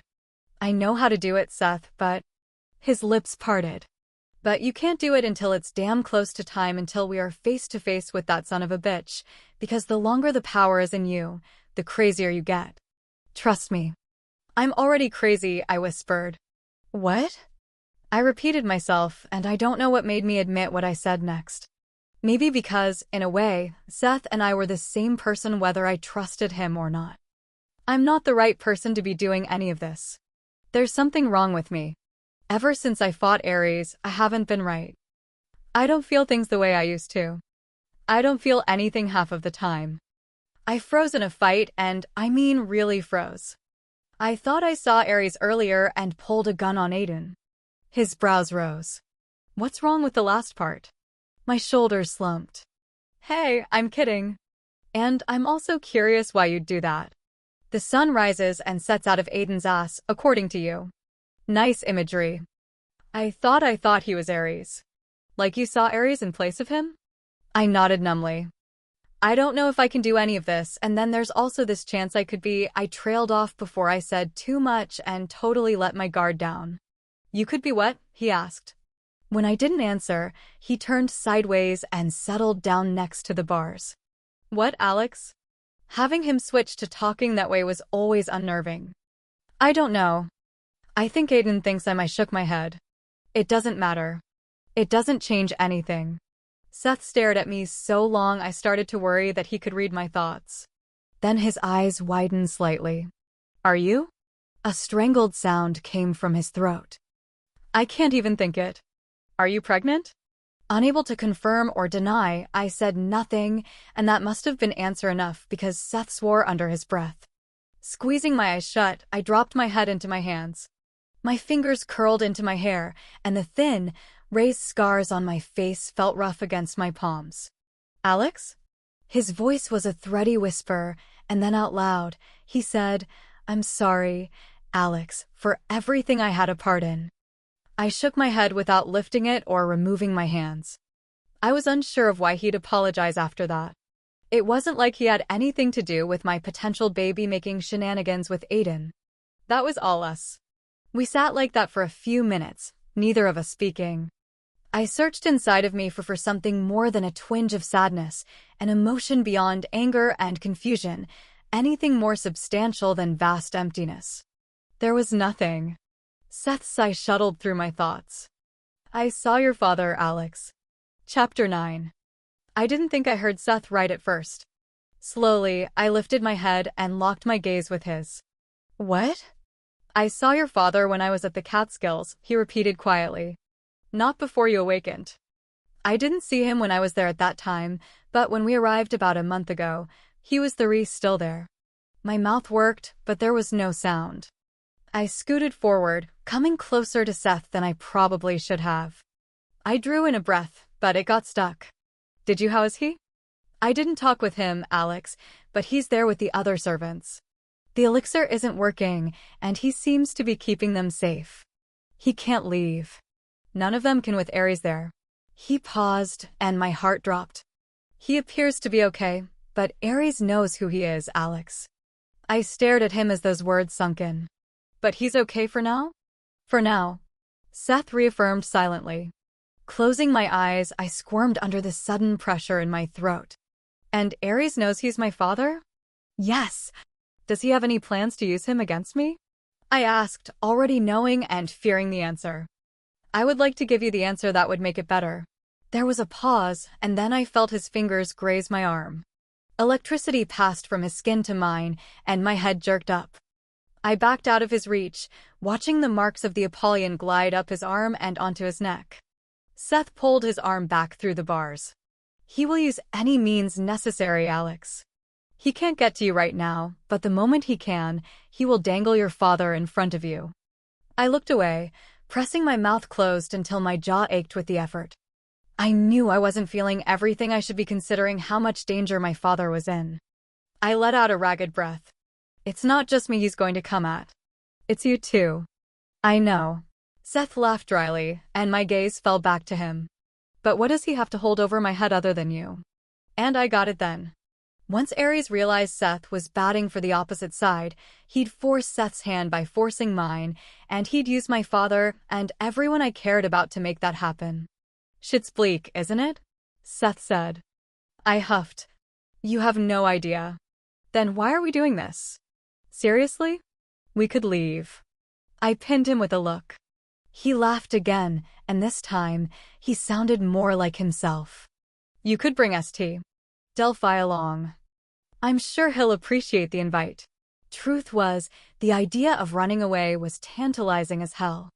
It wasn't like I hadn't considered it before, and we could hide for as long as we could, but it wasn't right. There's enough of me left inside that knows I can't do that. Seth cocked his head against the bars but said nothing. I especially can't after what Ares did, but it's more than that. There are so many innocent people who will end up enslaved by him or dead. I couldn't live with myself. I could. One side of my lips tipped up. Of course. There was a stretch of silence, and then he said, You're so different. I didn't know what to say. It's not because you're crazy, but I know what you went through. The muscles along my back tensed. I wanted to die. There. I said it out loud, and it sounded just as horrible as when I thought it. Seth lowered his gaze. I know. Part of me wishes. Don't say it. Seth stood quickly and backed away from the bars. A niggle of shame rose like a weed, and he looked away. I know you're not going to let me out. It's probably better if you don't until we have a plan that we can act on immediately. It will make everyone else feel better. Would it make you feel better? I pushed to my feet. Seth backed farther into the shadows of his cell. It should make you feel better. I was pretty sure I belonged in a cell, too, like the one Seth was in. You don't, Seth said. I must have thought that at him. You're not crazy, Angel. Don't call me that. Seth didn't respond. The conversation was obviously over. I lingered for another moment, unsure if there was anything else to say at this point. I ended up not saying anything as I turned around and headed toward the titanium door I'd left cracked open. One thing I knew for certain, Seth wasn't going to trick us. And if he came after me, it would be like a daimon going for ether and for no other reason.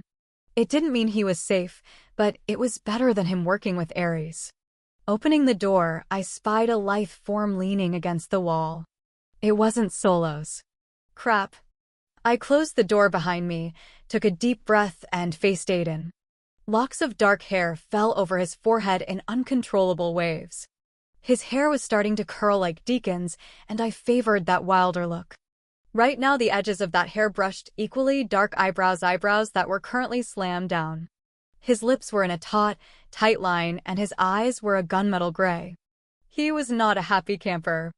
"Hi," I said lamely. The muscles in his folded arms rippled under the black shirt he wore. He was so still he was almost a part of the wall. "You left in the middle of the night."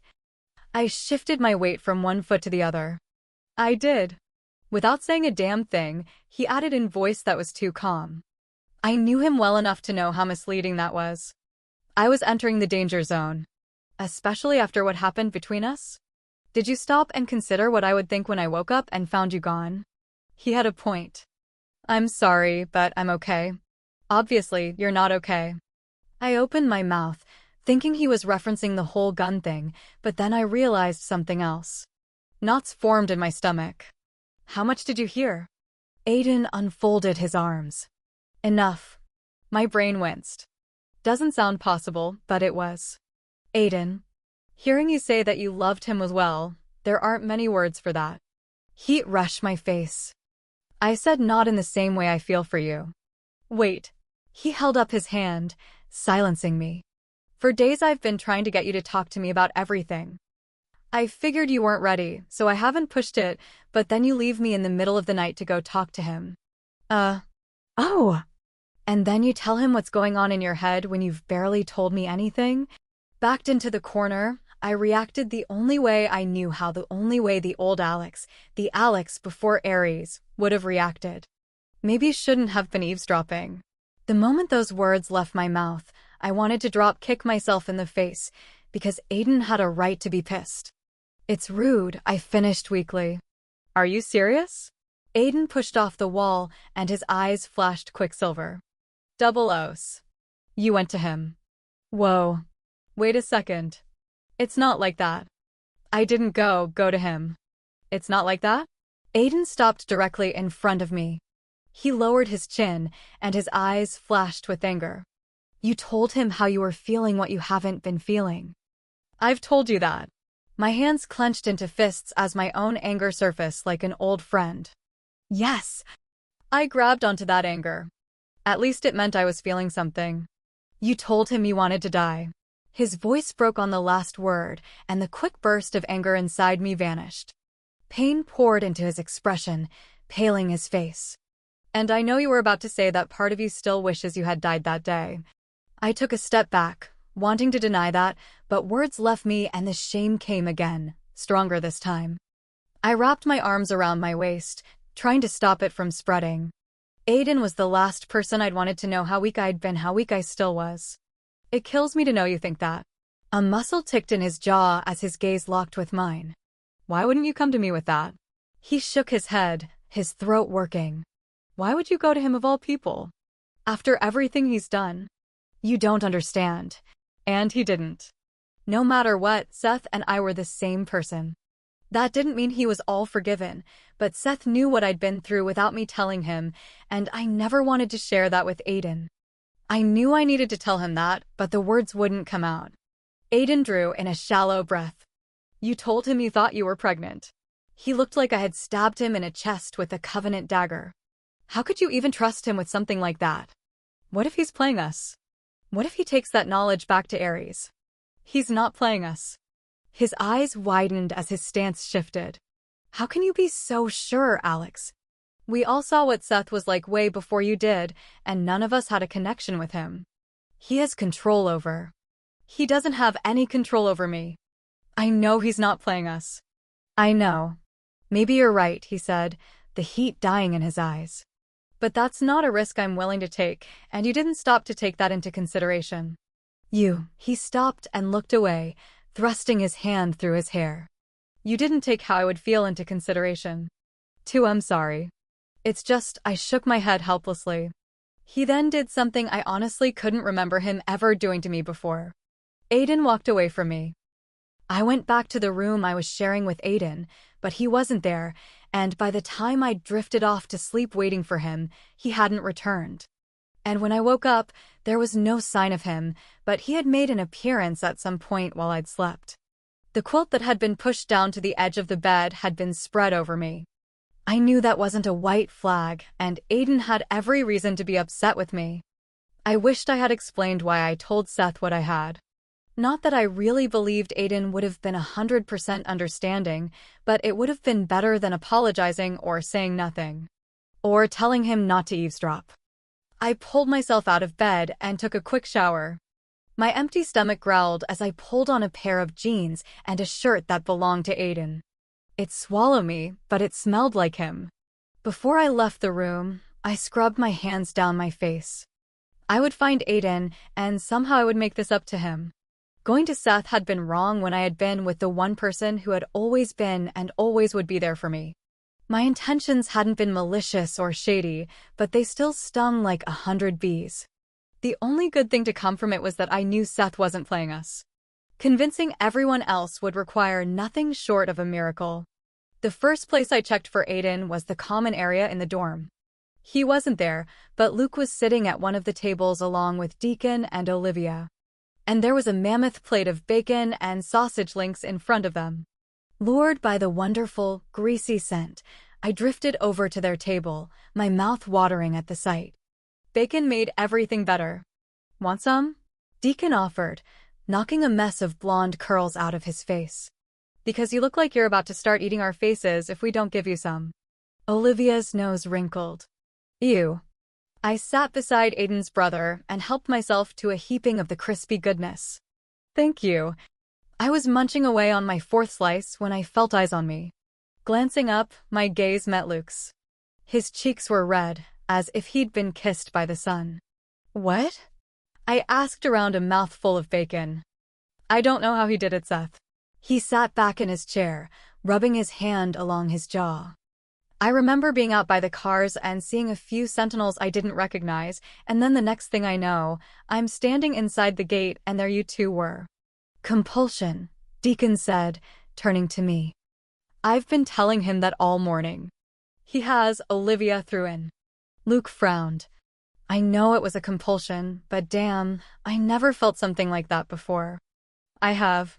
Olivia looked at me pointedly, and my appetite vanished at the reminder. You weren't responsible, Luke. She speared a link with her fork. And now we have another crazed Apolloniano offense, Alex locked in a cell. None taken, I muttered, and then sighed. It really isn't your fault, Luke. Deacon could do a compulsion, but one from an Apollyon packs a punch. Luke didn't look relieved by that, but he grabbed a handful of bacon, so I figured if he was eating like that, he wasn't too traumatized. So what are we doing with Seth? Deacon asked after a few moments. A shudder coursed through Olivia. The girl had never been a fan of Seth, and I remembered what Aiden had said last night. Everyone had seen what Seth was really like, but not me. Well, and not Caleb, because Caleb had been a major fanboy when it came to Seth. Oddly, there was no slicing pain when I thought about Caleb. We aren't going to do anything right now, I said finally. Everyone at the table stared at me. My gaze lowered to the half-eaten plate of bacon. Seth isn't working with Ares anymore. I'm not saying we should welcome him with open arms or invite him in for breakfast, but he's not our big enemy right now. What? Olivia's voice was an octave higher. How can anyone be sure of that? That's a good question. Deacon slid me his unopened bottle of OJ. Thirsty. I murmured my thanks again and took a drink. Well, for starters, that cell is only holding him because he's not trying to escape. If he wants out, he'll get out faster than any of us could, including me. Secondly, he doesn't want to become the god killer anymore. Luke rocked back on his chair, eyes widening. Come again? Olivia stopped with another sausage link halfway to her mouth and gaped at me. Shifting in my seat, I felt heat spread across my cheeks, but I wasn't sure why. He doesn't want to be the god killer. He wants me to transfer the power from him. How did he find out that was our plan? Deacon asked. He was suddenly serious, which was a rarity for him. He didn't. He suggested it without me saying anything. Seth's got well. Like I said, he no longer wants anything to do with Ares and Lucian. My brows pinched. Lucian is no longer an issue. I'd say, Luke said under his breath and then louder, not to beat the dead and buried horse, but how can anyone, including you, trust anything that Seth says? I mean, if he changes his mind. We were all screwed. I got that, but I couldn't really vocalize why I trusted Seth. His issues with his twisted addiction were his own business. No longer hungry or in the mood to convince them when I had Aiden and a whole slew of other people to talk to, I pushed up from the table. I'll see you guys later. I made it to the door before I realized Deacon was following me. He fell in step beside me as we walked out of the dorm. You know they were just vocalizing their concerns, right? He said, shoving his hands into his jeans. They didn't mean to upset you. I know. I squinted against the bright glare of the sun. And they didn't upset me. You sure about that? I was. Like always, I really wasn't feeling much of anything. We continued down the pathway in silence, passing a few pureblood students. They stared. Aiden is in a mood. Like, if you breathe in my direction, I will nunchuck you into next week mood, Deacon announced as we passed one of the training centers. My stomach sank a little. Nunchuck? I don't think he knows how to use them. My brother knows how to use every weapon known to man.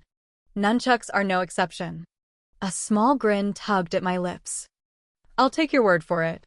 So, are you gonna tell me what crawled up his ass, besides the fact a fleet of potentially crazy sentinels is poised outside our gates, and his arch-nemesis is chilling in a cell right under his nose?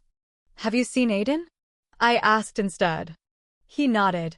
He's in the dean's office with Marcus. Veering toward the main Covenant building, I didn't look forward to going to the room where I'd last seen Ares. So, you're not going to talk to me about Aiden? Are you going to follow me all the way to the dean's office? Yep. Deacon shot me a quick grin. There's a lot of steps. I need my exercise. I sighed. Aiden's mad at me. I doubt that. Oh no, he's definitely mad at me. I tucked my hair back behind my ear and glanced at Deacon. He elbowed me gently in the arm, and the corner of my lips pulled up a little, but it quickly slipped away. He's mad because I went to see Seth. Deacon raised a brow. He's mad over that? Well, I left in the middle of the night, didn't tell him what I was doing, and there's other stuff, but I shook my head, not wanting to really get into it. So he's a little perturbed at the moment. He didn't respond as we stepped into the main building and past the guards, waiting until we reached the stairwell. The court inside of me strained since we were near Seth. Well, considering all the crap with Seth, I can get why Aiden isn't happy. I know. I rounded the second floor. I'm not mad at him. He has every right to be upset. Deacon hopped up the stairs, chock full of energy. I hated him. He'll get over it. My bro loves you, like really loves you. Like, he's in love with you, Alex. I cast him a smile. I know. I just hate that he's mad. He looked at me, his eyes a brilliant silver. I think that's the first time I've seen you really smile in a while. He spun around, opening the door to the top floor. You doing okay? No, I stepped through the doorway. But I will be. Deacon dropped his arm over my shoulder as we headed down the long hall. There were no guards at the dean's door, because there was no dean to protect, not really. We'll be okay, he said, squeezing me. I'm all into positive thinking these days. The door to the dean's office was cracked open, and without a second of hesitation, Deacon slid around me and opened the door, pulling me in behind him. Hello. Marcus looked up from the desk, brows raised. Over his shoulder, Aiden straightened. His gaze went from me to Deacon, and then back to me. There was nothing to be gained from his expression, but the tips of my ears burned. What's going on? Marcus asked. Deacon dropped my arm and plopped into one of the leather chairs. I have no idea. I just have nothing better to do. Aiden folded his arms as he pinned his brother with a look. Well aware that we probably weren't welcome at this moment for a multitude of reasons, I inched my way over to the other seat and sat. Taking a quick inventory of the room, I was happy to see that, with the exception of the boarded-up window, everything had been repaired. The aquarium was gone and the desk had been replaced, as had the carpet. But I knew, if I pulled up the carpet, there'd be blood stains underneath. Some of them would be mine.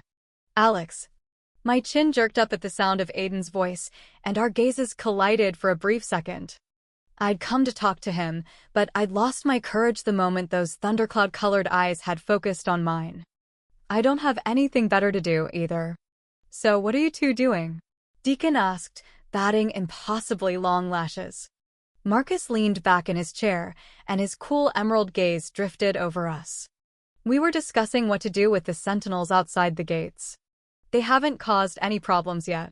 In fact, it appears they are now guarding the gates from outside. My gaze flicked over to Aiden. He was staring at me in that intense, consuming way only he could pull off. It was the same way he used to watch me while I was in grappling class. I shifted in my chair. Well, that's good news, right? We hope. Marcus scratched his chin. Aiden was telling me you talked to Seth last night? Oh crap. I squirmed some more. Yeah, I did. And you believe him? He asked. He's turned over a new leaf?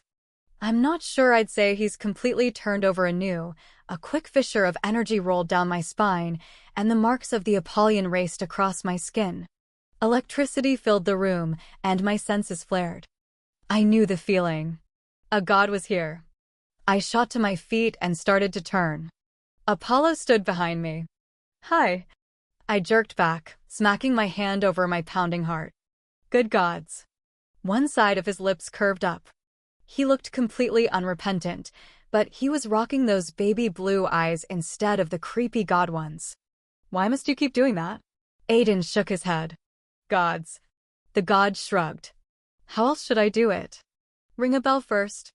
That's actually a great idea, Aiden replied dryly. Deacon was on his feet, eyes wide, and he immediately started to backpedal out of the room. I think I need to, go find something else to do. Yeah. Momentarily distracted from Apollo's sudden appearance, I narrowed my eyes at Aiden's brother. What is it between you two? Deacon froze near the door. The lopsided smile on Apollo's face spread. Well, I would never kiss and tell. My mouth dropped open as Deacon's face turned blood red. Oh, geez. Suspicions confirmed. Wow. What the hell? Aiden stepped around the desk, glaring at Apollo. Have you? Wait. Apollo held up a hand, his voice brokering no argument. He stared at me for a second. Come here, Alex. I didn't move, and I sure as hell didn't want to get between Aiden and Apollo. No thank you. Find another diversion tactic. Apollo's head moved to the side. Alex. I sensed Seth the second before I heard a shot outside, and then he barreled through the door, skidding to a halt a few feet behind Apollo. There were daggers in his hands. Amber eyes dilated. Seth took a deep breath and let it out slowly as his gaze landed on Apollo. Oh, it's you. Well, now we knew Seth most definitely could get out of that cell when he wanted to. Out of the corner of my eye, I saw Aiden draw his gun. Deacon crept back to our side. Yeah, it's me. Apollo seemed to grow in height, which was a bit frightening considering he was already Godzilla-sized. A handful of guards appeared behind Seth, all of them out of breath and a bit banged up. Seth shrugged and turned, handing the pair of daggers back to an empty-handed guard. Several of them began talking at once. He just got out. No warning, one guard said. We tried to stop him. Sorry, Seth said. I thought it was another god, one more annoying than this one. My eyes widened. Apollo smiled tightly. Oh, you're so cute. Seth smirked. I am fabulously sexy, the last time I checked, but I'll go back to my cell now. Breakfast would be nice, by the way. I'm starving. This isn't a hotel, Aiden said, his gun leveled on Seth. The Apollyon eyed the gun in Aiden's hand and then arched a brow. You really like pointing that thing at me. You have no idea how much joy it gives me. Seth got that look on his face, the one that said he was tossing out bait and knew Aiden was about to bite. Don't let me forget.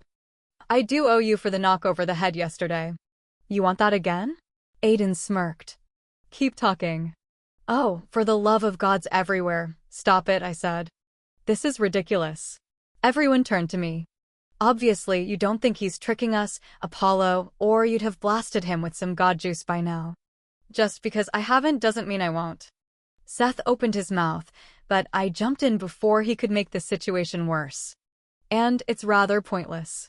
He can get out if he wants to. So what's the point of making him go back into the cell? I can knock him out again, Aiden suggested calmly. He'll stay put for a while after that. You're really starting to annoy me. Seth turned to Aiden, his eyes glowing faintly. You know what your problem is? I rolled my eyes. Do tell. A muscle spasmed in Aiden's jaw. One word. Seth took a small step forward, a grin playing across his lips. Jealousy. I threw my hands up. I give up.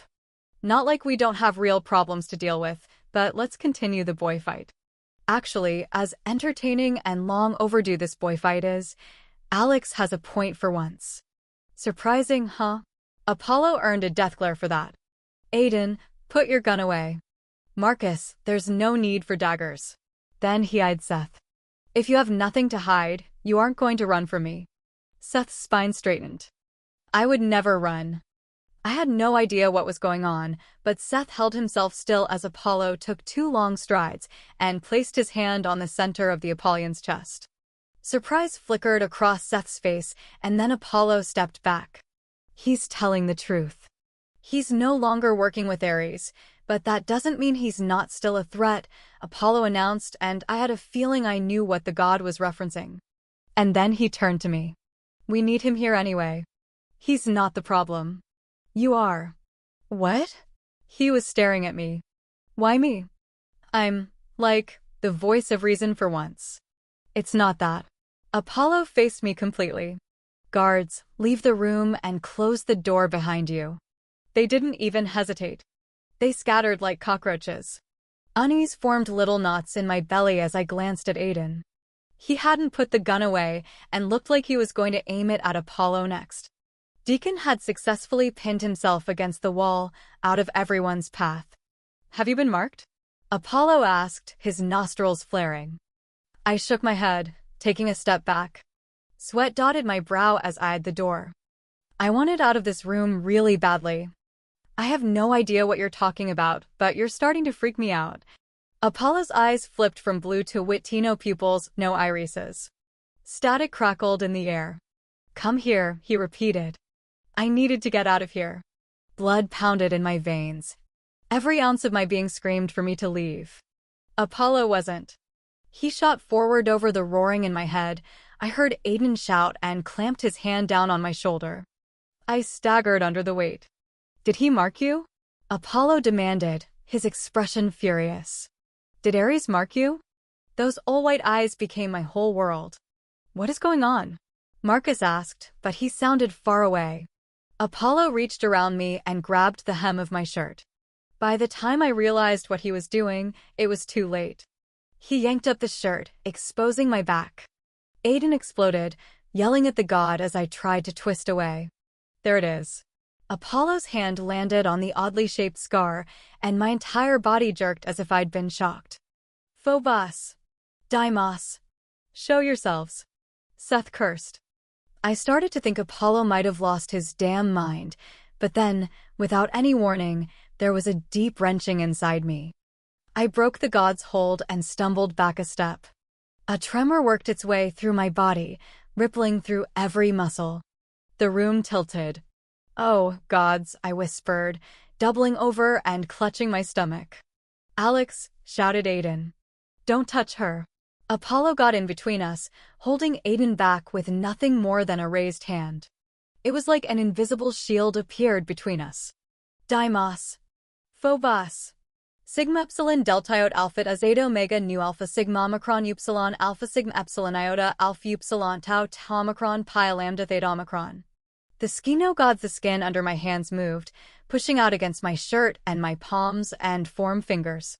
Pressure expanded my stomach, and I dropped to my knees. Something slithered through my chest, into my throat. I couldn't breathe. Aiden's voice sounded further and further away as a sensation like icy, sticky fingers crawled under my scalp. It slipped down to the base of my skull, joining the mass in my throat. Tears streamed from the corners of my eyes as I threw my head back. I opened my mouth to scream, but thick, white smoke poured out of me, steaming to the ceiling. Through the haze of tears, I saw the smoke spread and then drop into two separate pillars. There was a final tugging motion deep in my chest, as if something was digging in and not wanting to let go, and then it broke. The last of the smoke slipped out of me. I fell forward, catching myself with my hands. Breathing raggedly and with trembling arms, I lifted my head. Holy crap, someone whispered. The pillars of white smoke spun like mini tornadoes, taking shape with each dizzying pass. 2 sets of legs. 2 sets of arms. An ear-piercing cry reverberated through the room. A burst of wind rattled the chairs and the desk, and then there was nothing. Silence. 2 gods stood in the room, their forms translucent, but there was enough mass to them to make out their identical features. They weren't as tall as Apollo, but I had a feeling they weren't fully formed. One of them drifted toward me, too quick for me to react. Through his eerily handsome face, I could see Seth's legs coming forward. You're prettier on the inside, the god said, his voice slick like a snake. Then you are on the outside, the other said. The first one gave a mocking smile. Then again, you're not. All there, are you? It's nothing but rot, the twin finished, chuckling. It sounded like ice falling. What a shame, the first spoke again. The second floated closer, his wispy lower body dissipating. And who's really to blame? In the end, when there's nothing left to defend? I shrank back, horrified. They were like the twisted Oompa Loompa of the Olympian world. More and more, their forms faded out, but their words were clear. You're all destined to die. Taste the fear. Strong arms encircled me from behind, pulling me back from the gods and against a hard chest.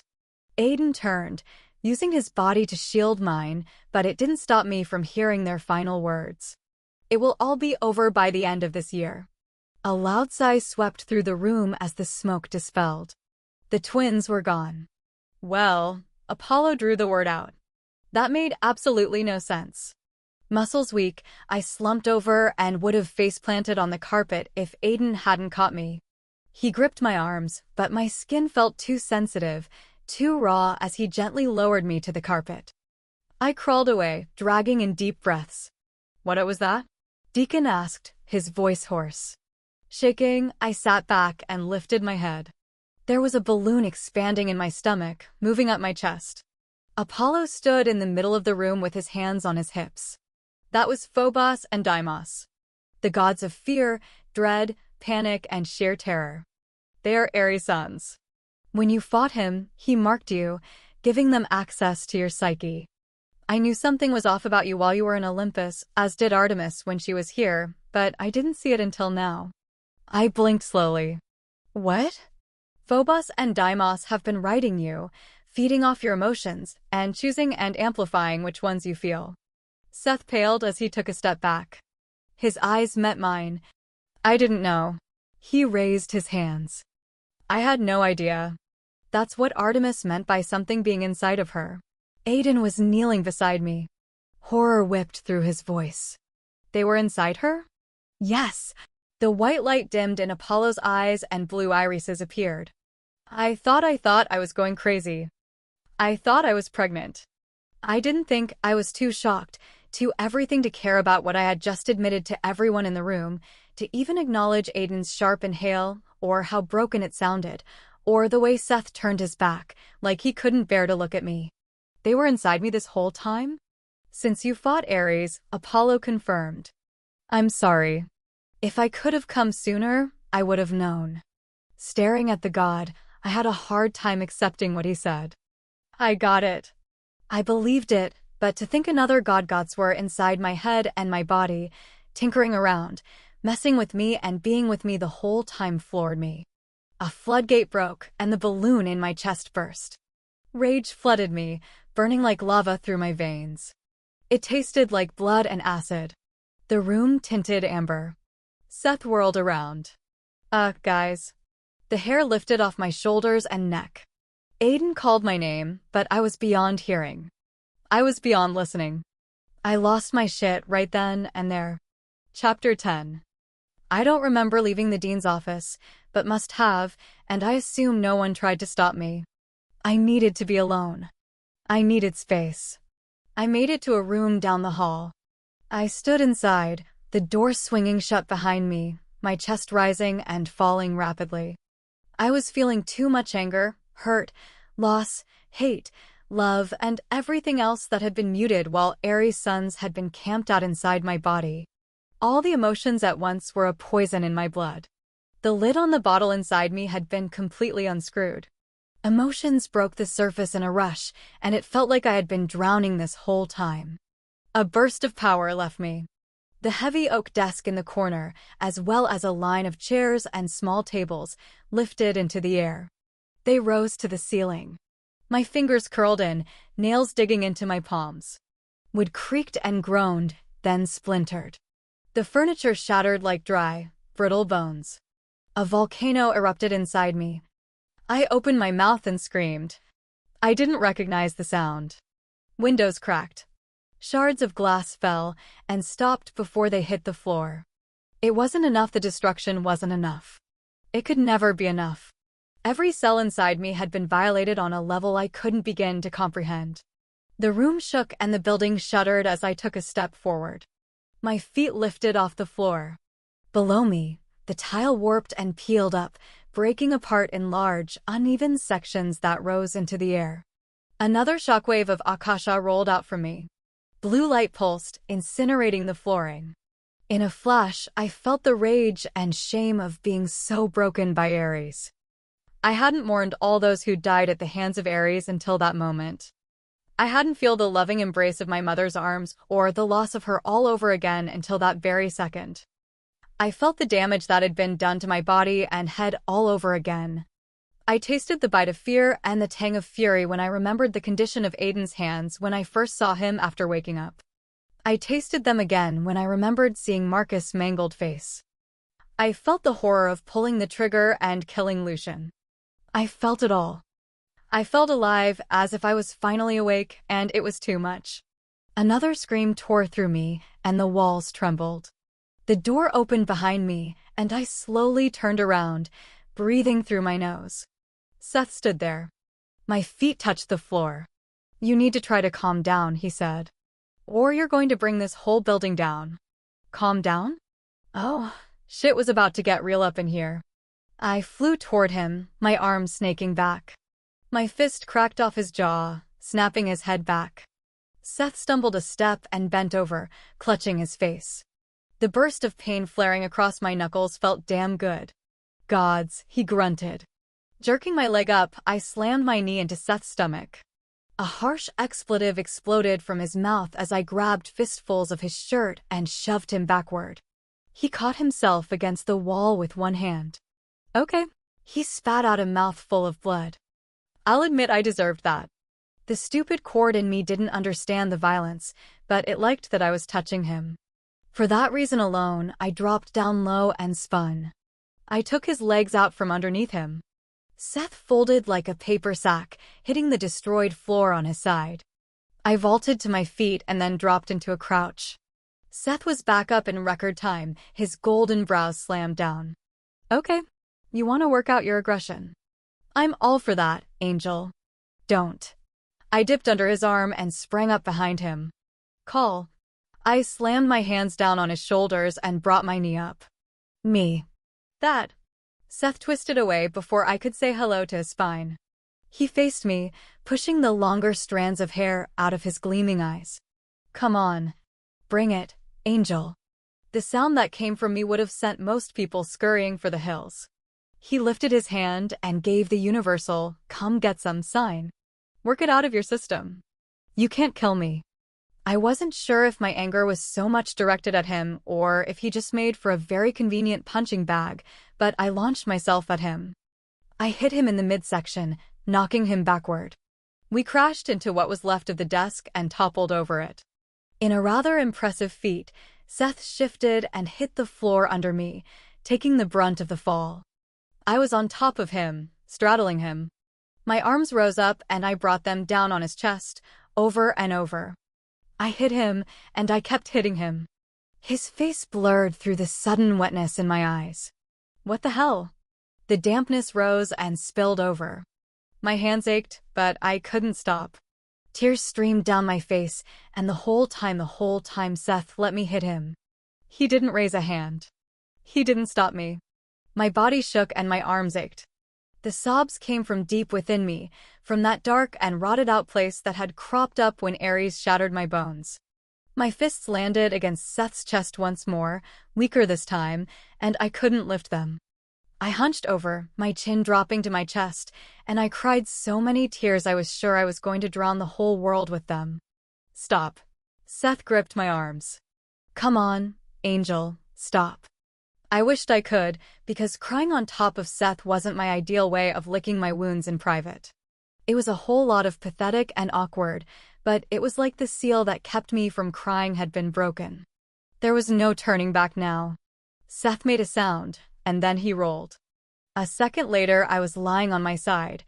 For several long minutes, we were stretched out the floor like two idiots, his arms like a vice, restraining me from doing any more damage to him or the poor, unsuspecting room. It took more time than usual for the tears to finally ease off, and for me to calm down enough to speak. Why you? I asked, my voice thick and gross-sounding. Seth sat up slowly, pulling me into his lap, my back against his front. And why not Aiden? I didn't answer because it was obvious. You would have killed anyone else who came in this room. My head hung limply. That wouldn't have stopped him. I had to tie him up and stash him in a closet. When I stiffened, he tightened his arms and laughed. I'm just kidding. I didn't do anything other than use my deadliest weapon logic. Apollo Mavie had to restrain him a bit, but he's right outside this room waiting. Logic? I laughed, and although the sound and feel of it didn't hurt, it sounded strange to me. You never used that before. I know. He was quiet for a long moment. But I'm very familiar with this kind of rage, Alex, and I know what you felt. And you haven't really dealt with everything until now. Aiden thinks he knows how you feel, and maybe he has an idea, but I know what you felt and I know what you went through. I was still ashamed that anyone had been privy to those horrible, wretched moments when I'd prayed for death and wanted it more than I'd ever wanted anything. It was so weak, and I had been so broken, flayed open to the core. Seth rested his head on mine and sighed. I wasn't lying. I never wanted something like that to happen. Out of everything I have done and caused to happen, it's the one thing I can never ask forgiveness for. And I wasn't sure I could ever truly forgive him. I knew he hadn't done this to me, but he'd played a significant part in all of it. But I was too tired and just too done with everything to hold on to the anger anymore, because it was doing what Ares and his sons wanted. It was chipping away at me, killing me. I relaxed and closed my eyes, concentrating on the steady rise and fall of Seth's chest. A little part of me still felt lost, and I wasn't sure when I'd feel whole again or if I really ever would, but I knew what was happening right now. It was that connection between us and the calming effect it had. Seth had done this before. He'd used it to calm me down when I'd had nightmares, and he'd used it to connect and control me, but now, when I was at my most vulnerable, he didn't twist the connection back on me. He used it to help me. Some time passed before I was in any condition to stand and face things. My legs and arms felt strangely weak. I glanced over my shoulder at Seth and cringed. A deep crimson stain was already spreading across his jaw. Sorry about your face. Our eyes met, and an uneven grin appeared on his face. No, you're not. You're right. Seth stepped forward, and I eyed him wryly. You know you can take a time out, right?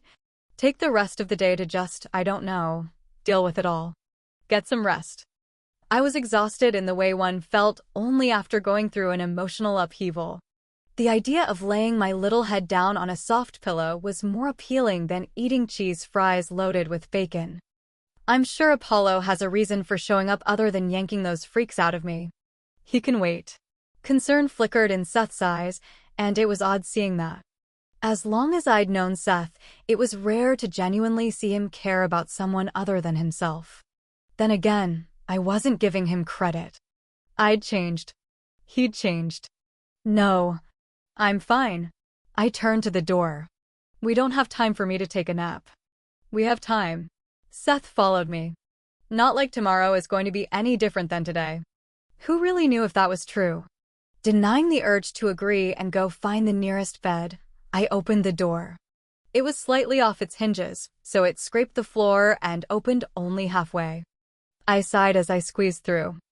I wasn't surprised when I saw Aiden and Marcus leaning against the opposite wall.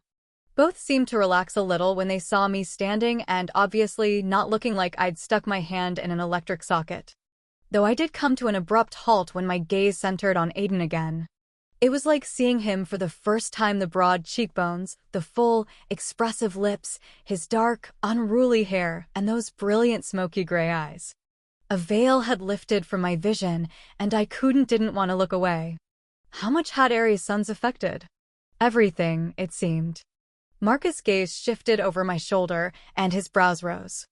A small grin tipped up the corner of Aiden's lips. No doubt he was happy to see that I was unscathed while, on the other hand, Seth looked like he'd run into a wall. My uncle recovered first, stepping forward.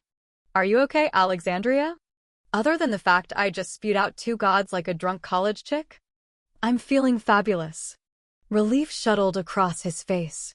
He clapped a hand on my shoulder. There's my niece. I cracked a grin at that while I kept an eye on the two guys. Aiden and Seth were eyeballing one another like they were about to start boy fight round 2. Marcus squeezed my shoulder and then dropped his hand. For him, that was a whole exercise in bonding, and I was okay with that. I turned, catching Seth's attention. My eyes narrowed and his rolled. Raising his hands in surrender, he pivoted around and headed into the dean's office. Marcus was right behind him. Before I entered the room, Aiden caught my arm and stopped me. We were alone in the hall. Alex, he said, his voice low and rough. Turning to him, I looked up and met his gaze. My mouth opened, but a sudden knot clogged my throat. I threw myself forward, pressing my forehead against his chest and breathing him in. He shuddered, and then he wrapped his strong arms around me. He dropped his head, pressing his cheek to the top of my head as he held me in a tight, heart-melting embrace. I clung to him like a deranged baby monkey, soaking in his warmth and the absolute feel of him. There was a lot we needed to talk about, but this hug? Gods, I needed this hug. I needed this hug from Aiden. Shit, Alex. Squeezing my eyes shut, I let out a choked laugh. It's funny when you cuss. Only you would laugh at something like that, he said, and I heard the relieved amusement in his voice. Fingertips appeared under my chin, and Aiden lifted my gaze to his moonlight-colored one. You're with me now? I blinked back tears. Yes. Yes, I am. Good. His thumb smoothed over my jaw as his intense gaze searched my face. I'm happy to have you back. Turning my cheek into his palm, I swallowed hard. I'm sorry. I'm the one who should be apologizing, especially for last night. I was jealous, and that was stupid, I know, but No, I shook my head slightly. No, you were right to be upset, but that's not what I'm talking about. That's not what I'm apologizing for. His brows rose. My chest ached.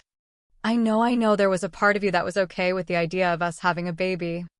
I know there was a part of you that was excited in spite of everything else, and I'm sorry that's not what was going on. I'm sorry that it was this and not. Stop. Aiden dropped his forehead to mine and slid his strong hands up to cup my cheeks. You do not need to apologize. Ever. Do you understand me? None of this is your fault. And you haven't done anything wrong. What we thought. It doesn't matter. You have to be disappointed, I whispered, curling my fingers around his wrists. Never, he swore. If anything, I'm upset this happened to you. I'm freaking pissed that it did, but Alex, we have a lifetime ahead of us to have that conversation and feel that way again. My breath caught. You're perfect. And you know that's not true. It is. A throat cleared behind us and then Apollo said, seriously, you too? It's not like you're keeping a god waiting or anything. Aiden drew back with a soft groan. Sometimes I hate him. My lips curved up. Sometimes. I heard that, Apollo said. And I'm pretty sure there's someone else you hate more than me. I'll give you 2 clues. Starts with an S and ends with an H. There was an audible huff from inside the office. I started to grin. Well, you got that right. Aiden's eyes were fixed on me. You want to do this right now? I nodded, and then Aiden lowered his head once more, kissing me in a way that truly felt like the very first time. When he lifted his head, his eyes shone with everything he was feeling in that moment. I knew what he'd said moments before was the truth. He believed we had a lifetime to feel that odd little burgeoning of hope again, and I latched onto that. Together, we turned and headed past Apollo. He followed us in and took up stance in the middle of the room. Well, the gang's all here. Almost. We are missing a few, but this will do.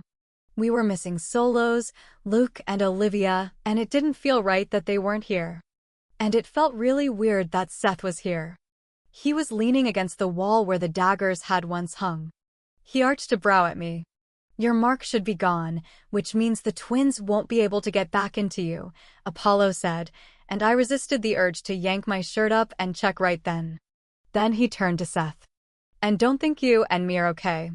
It's great you're no longer Aries' little bitch boy, but you're still a punk ass. Aiden snickered. And I hope your jaw really hurts, Apollo added. Seth smirked. Hey, if you want to go a few rounds again, golden boy, we can do it. This is an awesome start to our army of awesome meeting number 2, Deacon murmured. The air around Apollo crackled, and I let out a loud sigh and propped myself against a chair. So, I'm assuming you had a reason for coming here besides helping me and arguing with Seth. That's right. I waited, and when Apollo said nothing, I crossed my arms. And that would be? We need a plan, he replied. Wow! Seth folded his arms. That's a unique concept. Seth, I hissed, shooting him a look. That's okay, Apollo replied, smiling at Seth in a wholly creepy, hide your kids kind of way. When you least expect it, I'm going to turn you into a pink flower that smells like cat pee. I choked on my laugh. Oh my gods. Seth's eyes narrowed into thin, amber slits, but before he could volley back, a whole different conversation sprouted out of the depths of my very own personal hell. I'm sorry. Marcus was leaning against the desk, looking a bit green. Am I the only one stuck on the fact that these two thought they might have been that you could have been that there might have been? That we could have made you a great uncle, I supplied since he'd obviously run out of words. His eyes narrowed, and heat spread across my cheeks. Can we not talk about that right now? I second that, Aiden muttered, shifting awkwardly. I disagree. Apollo's hide your kids smile was now spreading across his face. This conversation is going to be epically entertaining. For you. Aiden cut him a dark look. Exactly, the god replied. Marcus ignored that. I don't know how many times I've told you two that you shouldn't be sharing a room. He turned to me. I don't care how old you are, or that you're an Apollyon, Alexandria. You're my niece, therefore I am responsible for you. And you. He spun on Aiden, whose eyes widened. You know better. Oh my gods, I moaned. I'd rather have run naked through the quad than had this conversation both with my uncle and with an audience. Especially with this audience. Don't, oh my gods me. The color had returned to Marcus' face. It was red. Do I really need to have a conversation with you about responsible sexual activity? Seth looked like he wanted to shove a dagger in his eye. I think you do, Apollo suggested. Oh! You're one to talk. I whirled on Apollo. Seriously? If I was to Google irresponsible sexual activity, it would be your pictures staring back at me. Apollo made a face at me, actually made a face at me like he was 10 years old or something. Marcus was now staring at Aiden like he wanted to take his dagger and use it on Aiden in an area much lower than the eyeballs. Okay, can we move on to the important stuff? I demanded, losing my patience. If not, then this is wasting my time, and I'm going to bed. That just might include irresponsible sex, because I've had a really crappy day. 5 sets of eyes settled on me. One set was particularly interested in what I had just said. What? I rolled my eyes, scowling. Get on with it. Apollo sent Seth one more scathing look, which I was sure wouldn't be the last one directed at the first. As I said, we need a plan, and although I have many talents, for some reason, I couldn't help but look at Deacon. He flushed. I am not a strategist, not like Ares. The look on Seth's face said he was wondering why Apollo was here then, but before he could vocalize that opinion, another fissure of energy whipped through the air. The ether in my veins hummed, and the marks raced to the surface. Seth and I stiffened in anticipation. A shimmery blue form appeared and then solidified beside Apollo. A second before, there had been nothing but a glittery waterfall, and now there was a tall brunette woman dressed in a tailored business suit. Her hair was pulled up in a tight bun, which did nothing to lessen the ethereal beauty of her face. In her slim, almost delicate-looking hands, she held a rolled parchment. Gods were like possums. You could go your whole life without seeing one, but once you found one of them, you found the whole freaky family. Every peer in the room bowed, leaving Seth and me standing straight like two douches. We apparently were a little slow on the show of respect. The goddess didn't seem to notice or care. Athena, please meet the army of awesome. Apollo arched a brow, or whatever they are calling themselves. The goddess of wisdom, strategy, and a whole slew of other things inclined her head. Nice title. Nice suit, I said, my gaze dipping to her pointy heels. Her all-white eyes centered on me, and one side of her lips tipped up. I picked it up at Saks along with this amazing leather satchel and these to-die-for shoes. Oh! I slid Aiden a glance. He studiously ignored me. They're very nice, too. She strode forward, placing the parchment on the desk. Marcus swallowed and stepped to the side, giving the goddess a wide berth. It was a map. A really crudely drawn map of trees, mountains that looked like upside-down verses, and stick people. Apparently, drawing was not one of Athena's skills. The plan, and I assume that has not changed, she paused, passing an arched look between Seth and me, will require the god killer to get close to Ares. Currently, he's camped out. In the Catskills, Seth interrupted, and I thought of my father. He was there. Seth came forward, eyeing the map. He's got around the same number of sentinels that I have here with me, plus mortals. All of them are under compulsion. Ares compulsion? Marcus asked, and when Seth nodded, my uncle sighed. There's no way to break a compulsion from a god, is there? Not unless you take out the god, or so we assume, Apollo said. Dionysus has confirmed that the mortal encampment is several miles out from the Catskills. We would have to get past them, and then get through the walls of the New York Covenant, which are guarded by sentinels. Seth tapped his finger along what appeared to be an uneven brick wall, squinting. But that's not all. Ares is heavily guarded. Guarded by what? I asked. Daimons, Seth said, looking away. And you know how he's controlling them. My stomach roiled. I did. He was feeding them Pierce and probably Halfstinner in exchange for loyalty. I remembered the days when the council didn't believe daimons could reason. Now the daimons had most likely drained those council members dry. And the automatons. Athena glanced at Apollo. Hephaestus has completely lost control of them. The god sighed. Don't start. Her eyes narrowed. I warned all of you that using them was a bad idea. We had no idea what god was responsible for this, and using a creature designed for war without such knowledge was a poor plan. It was. The half-machine, half-bull fire-breathing creatures had turned on us and were now under Ares' control. So not only will her nose wrinkled, your army of awesome have to get past the mortals, they will have to face sentinels, daimons, and automatons before even reaching Ares. Aiden folded his arms. That is, if he doesn't come after us the moment we set foot out of the university. He won't. Athena tapped her finger down on a square, which I assumed was the Covenant building. He knows how heavily entrenched he is, and moving an army would make him vulnerable to attack. Before the first left him, he would have risked it. But not now that he knows the God Killer is coming for him. He will remain where he is and wait for you to come to him. He knows you will suffer losses in the process. The truth weighed heavily. We would suffer losses. Getting past the mortals will not be hard, she continued. The loss of their lives will be unfortunate, but we have to sacrifice the few to save the many. Then there are the sentinels, daimons, and automatons, but it is fighting Ares that will take everything. We can't just zap him with a God Killer bolt and call it a day? I asked. Athena arched a brow. It's not like he's going to stand still and allow you to do that, and we know what happened last time you faced off with him. Thanks for the reminder, I muttered. It is only to serve a much-needed point. None of you are trained to battle a god, let alone Ares. Even I couldn't prepare you, not effectively. He can and will outmaneuver and outplan you, and he knows that.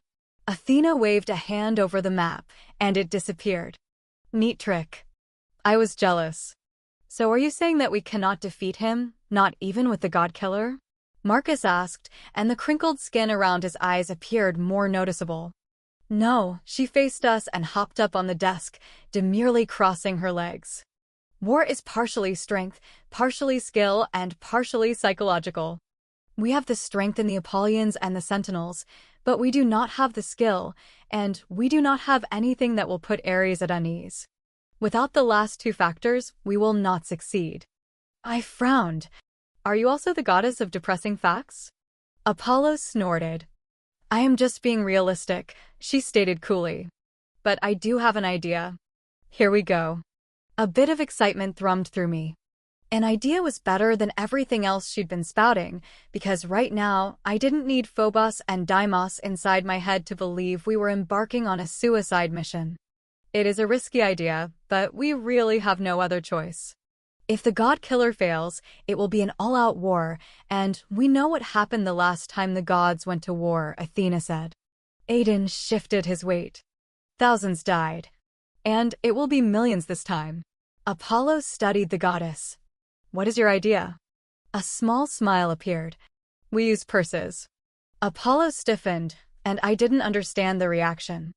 The demigod? Are we going to go slay Medusa or something? No, not Perseus. Purses. I stared at her. Okay. I'll admit, I slept or doodled through most of my classes. I have no idea who you're talking about.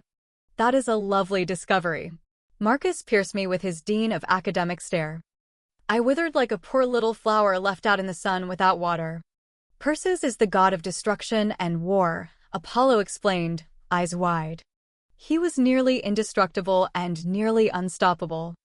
I shook my head as I glanced at Aiden, relieved to see he looked just as clueless as me. Okay. Is there another god of war that I'm unaware of? You guys populate like rabbits, Seth added, grinning slightly. It could be possible we haven't heard of him. Deacon's lips twitched, but Athena's next words knocked the smile off his face and silenced the entire room. No, she said. Perseus is not an Olympian. He is the Titan god of destruction. Chapter 11. I gaped at the goddess in what must have been the most unattractive manner known to man. A Titan? I squeaked out. A mother-freaking Titan? Athena nodded. A Titan. Whoa. Aiden ran his hand through his hair before clasping the back of his neck.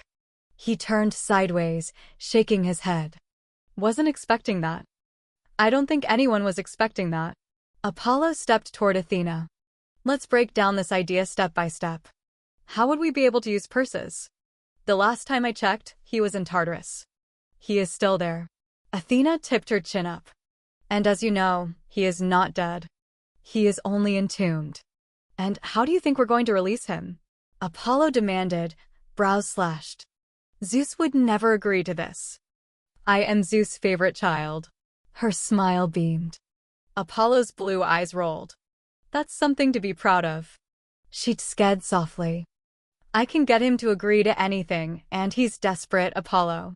You know that's true. The last thing he wants is a full-out war. The last thing he wants is to do anything. That lazy son of... True. Athena raised her hands. But I will get his backing. Okay. So if you get his backing, what about Hades? He will never agree to releasing Perseus, Apollo argued. He will if Zeus demands it. Apollo laughed deeply, and the sound shook the chairs. Hades controls the underworld. He will deny it just because Father demands it. I'm sure you can get Hades to understand and agree.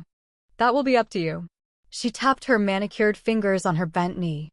And you know how Hades likes to make a deal. Last time I'd seen Hades, he'd wanted to kill me. This idea was going downhill fast. All right, let's say we get Hades to agree to release Perseus. How in the world would we be able to control him? Apollo asked. Perseus is just one titan. He is powerful and a bit crazy, but Ares nearly died by his hands during the war, if you remember correctly. Perseus can train the god killer. He could train hundreds of our people to fight.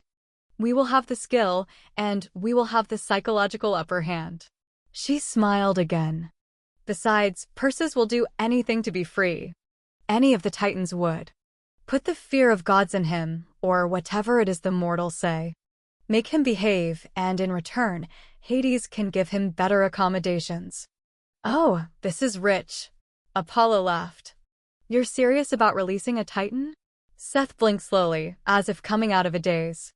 When Athena simply nodded, he turned to me. Ares would never expect it. There were honestly no words. From what I remembered about the Titans, those who stood against Zeus had been imprisoned since they could not truly be killed. Titans were badass, like, they put the bad in badass kind of badass. The last time they were topside, it had been a bloodbath. No one, not even the Olympians, messed with the Titans. And now we were talking about unchaining one and working with it? And hoping for the best? Oh, this had apocalypse written all over it. And people thought I made bad decisions? But Seth was right, and so was Athena. Ares would never expect something as crazy as this. Perseus was the Titan god of war and destruction. If anyone could prepare us for coming face to face with Ares again, it would be him and no one else. Okay, I said, letting out a deep breath. Let's unleash a Titan on the unsuspecting world. The others agreed, and plans were made to meet with Hades. The atmosphere was much better, and that probably had to do with the absence of Phobos and Deimos, and the fact that we had something, no matter how crazy, to work with. Still, I couldn't help but think we might be making the whole situation worse. I knew Seth wasn't being housed in the cell anymore, but I also knew he wasn't in this dorm. There were others, and he'd wisely chosen one that didn't house a decent number of people who wanted to commit an act of homicide when they were around him. And it had put some much-needed distance between us. The stupid cord in me wasn't happy about the separation, but it had ceased its incessant buzzing and humming. I like to think that I was gaining some control over the obsessive need to be near Seth, and if both of us survived this, it was something we both needed to work on. We would survive this. I couldn't allow myself to think anything else. When Deimos and Phobos had been inside me, it was all I could think about. We would fail.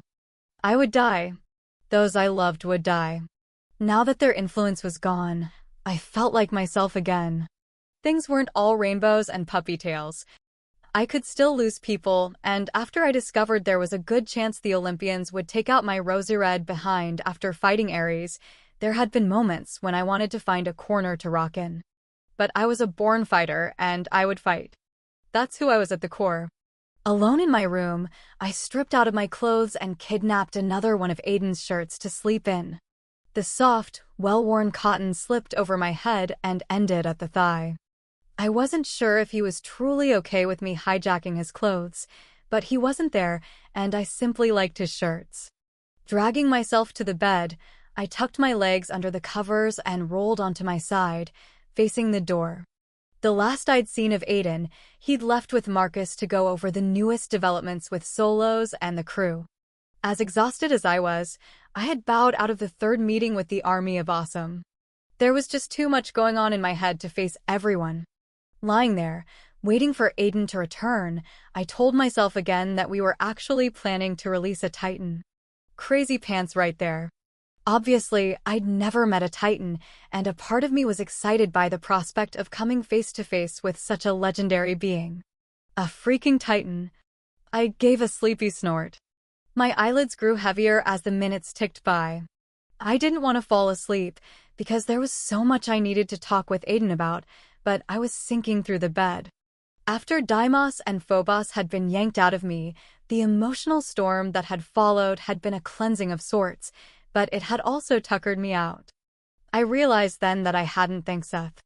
That was the last thing I remembered thinking before I felt something warm and slightly rough graze my cheek. Stirring restlessly, I forced my eyes open. "Aiden," I whispered. A slight smile appeared on his full lips. His hand stilled on my cheek. "I didn't mean to wake you up. It's okay. I didn't mean to fall asleep. I was waiting for you. You need to sleep," but his thumb smoothed on my cheek again. "I couldn't stop myself from touching you."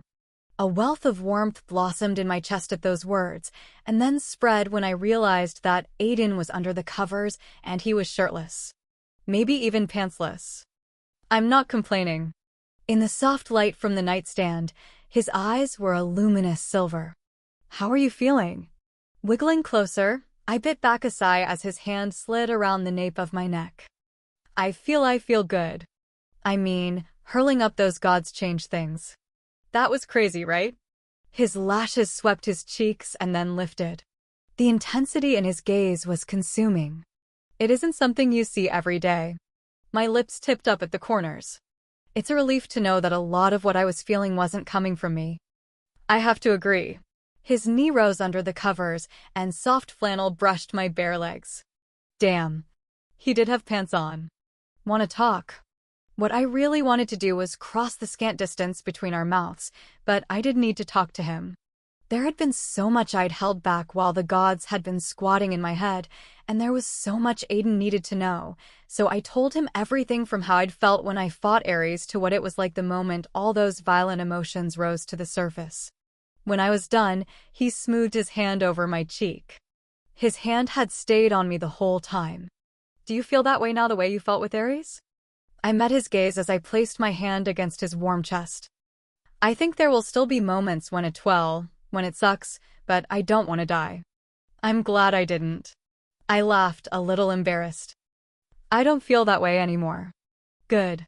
Aiden inched his head over and kissed me so softly, like he was being cautious, and then pulled back. He slipped his hand off my cheek, placing it over where mine rested against his chest. "It killed me, Alex, when I heard you admit that to Seth. All I wanted to do was go in there and hold you, figure out some way to make it better. I'm okay now." I turned my hand over and threaded my fingers through his. "But I'm still scared." "That's normal." "I know. And I know it's okay to be scared." He squeezed my hand. Damn. I should record that statement. I laughed, and it was a real sound. It was good. I never thank Seth, and I need to, Aiden. He helped me calm down. He didn't try to manipulate me. If it hadn't been for him, I would have brought that building down. His eyes latched onto mine. About Seth. Swallowing heavily, I prepared myself. I can't blame the gods for that. I knew what I was doing when I went to see Seth. I should have woken you and told you where I was going. That was my fault. He was right, he said, as if he hadn't heard me. I blinked. What? The little bastard was right. He let out a heavy sigh. I was jealous when I found you with him.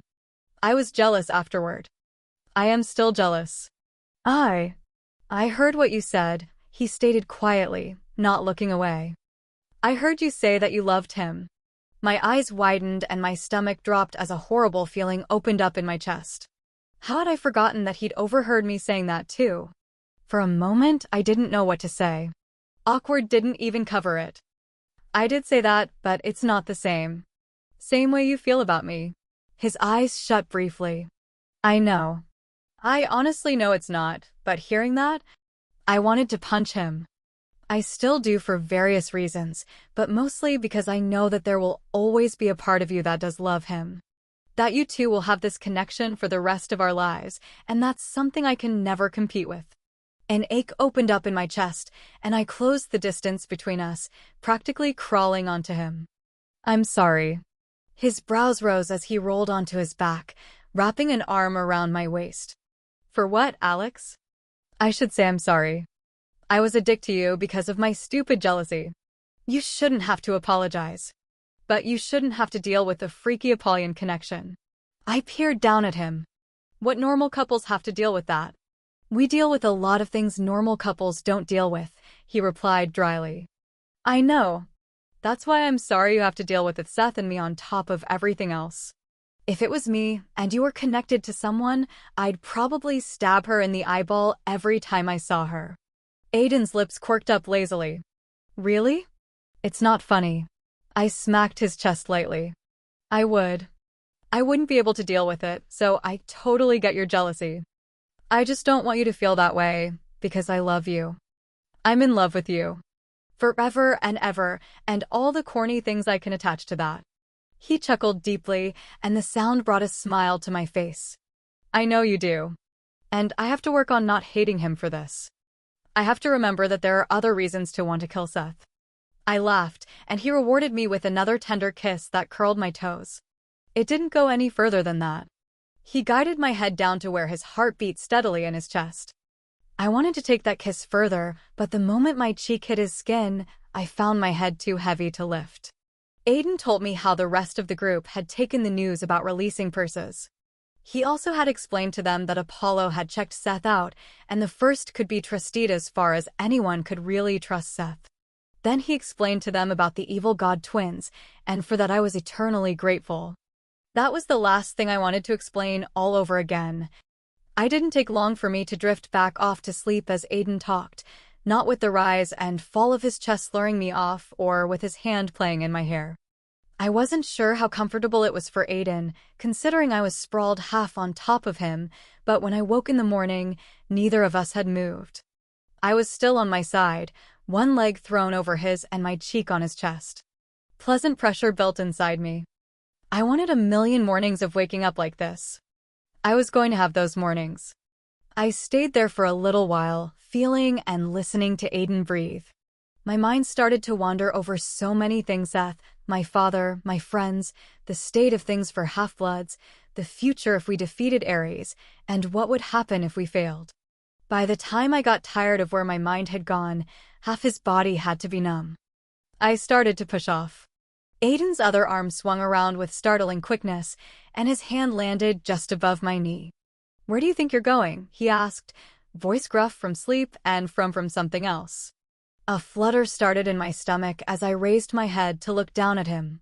His dark waves were going in every direction. His eyes were heavy-hooded, and his lashes were thick. The slight stubble on his jaw pushed over the edge into dangerous territory. Only Aiden could look so sexily sleep-ruffled. "Nowhere." Sounds about right. One hand curled around the edges of my hair while the other crept up my thigh, causing me to shiver. "How long have you been awake?" "Not long." My gaze dropped to his mouth. Those lips were perfect. He made a deep sound in his chest, and that flutter picked up in my stomach. "What time is it?" No clue. I couldn't tear my gaze away from his lips. "But I think we might have slept in." "Maybe." The hand slipped up to my neck, and he guided my mouth to his. There was a quick flash of concern over brushing my teeth and kicking morning breath, but that worry went out the window the moment our lips touched. The kiss was slow, lazy, and never-ending. It felt like forever since he'd kissed me like that when, in reality, it had really only been a handful of hours, but I lost myself in that kiss in Aiden. And kissing him now was nothing like it had been those hours before. I felt the pressure, the intense sweetness, and the love behind every stroke of his tongue and sweep of his lips to my very soul. The hand in my hair tightened while the other traveled north, up my thigh, and then over the curve of my hip. Aiden's hand stilled and then swept back down, causing me to suck in a sharp breath. He pulled his mouth away from mine and opened his eyes. They were a pure, heated silver. You're not wearing anything under the shirt, are you? Like, at all? I giggled. I think you know the answer to that. He had to, especially considering where his hand drifted to in that moment. I wasn't giggling anymore. I was barely breathing. He made that sound again, that absolutely sexy male sound that rumbled through him and then me. You're killing me, Agape Mao. I'm sure that's not what I'm doing to you. Aiden moved lightning fast. He rolled me onto my back and was above me, on me, pressing his leg between mine. His lips found mine like they'd been born to do so. This kiss was different. Hungry. Starving. My hands slid up the hard sides of his stomach and then onto his back. Those sculptured muscles flexed under my hands as the kiss deepened until my senses were spinning.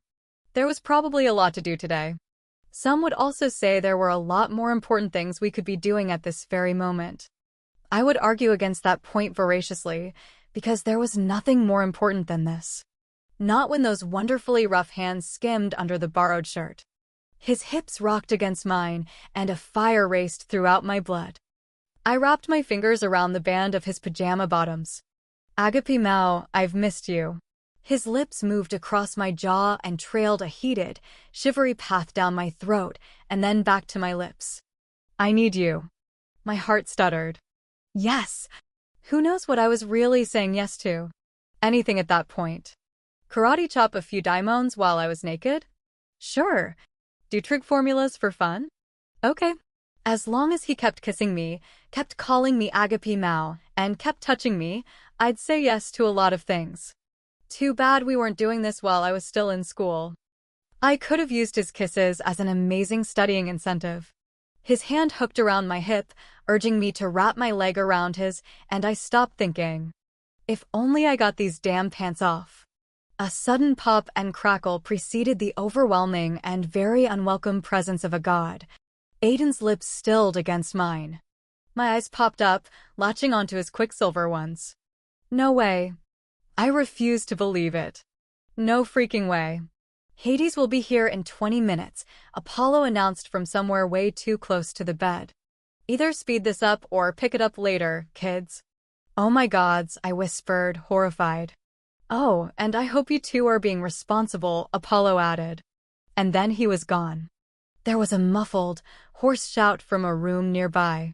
Damn him, Aiden muttered, dropping his head onto my shoulder. He shuddered. Damn him to the underworld and back again. My cheeks burned. A bell the first chance we get, we are buying him a bell. Chapter 12. A god popping in and out of your bedroom was, unsurprisingly, a major mood killer.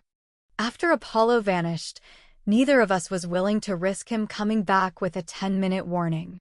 Aiden had offered to speed up the get-ready-together process by sharing a shower.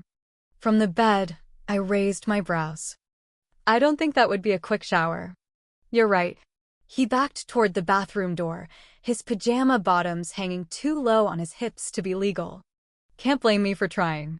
He disappeared, and I flopped onto my back, groaning. I was going to ninja kick Apollo in the face when I saw him. Today, I didn't put jeans on. I wore my Sentinel uniform. My hair was still damp when we headed to the dean's office. I don't know why we had to keep meeting in there. It wasn't so much because of what Ares had done in that room, but because there were a lot of stairs to climb. A lot. The whole crew waited inside the office, and I knew Apollo was in there with Hades. I ran my hand over my arm, watching the marks glide seamlessly across my skin. Itchy? Aiden asked. I shrugged a shoulder. The marks always go crazy when there are gods nearby. As we walked toward the dean's office, he reached over, trailing his fingers along my arms. Do they still react when I touch you? Heat crawled through my veins, and I nodded. The marks had followed the path of his touch. Yeah, they still like you.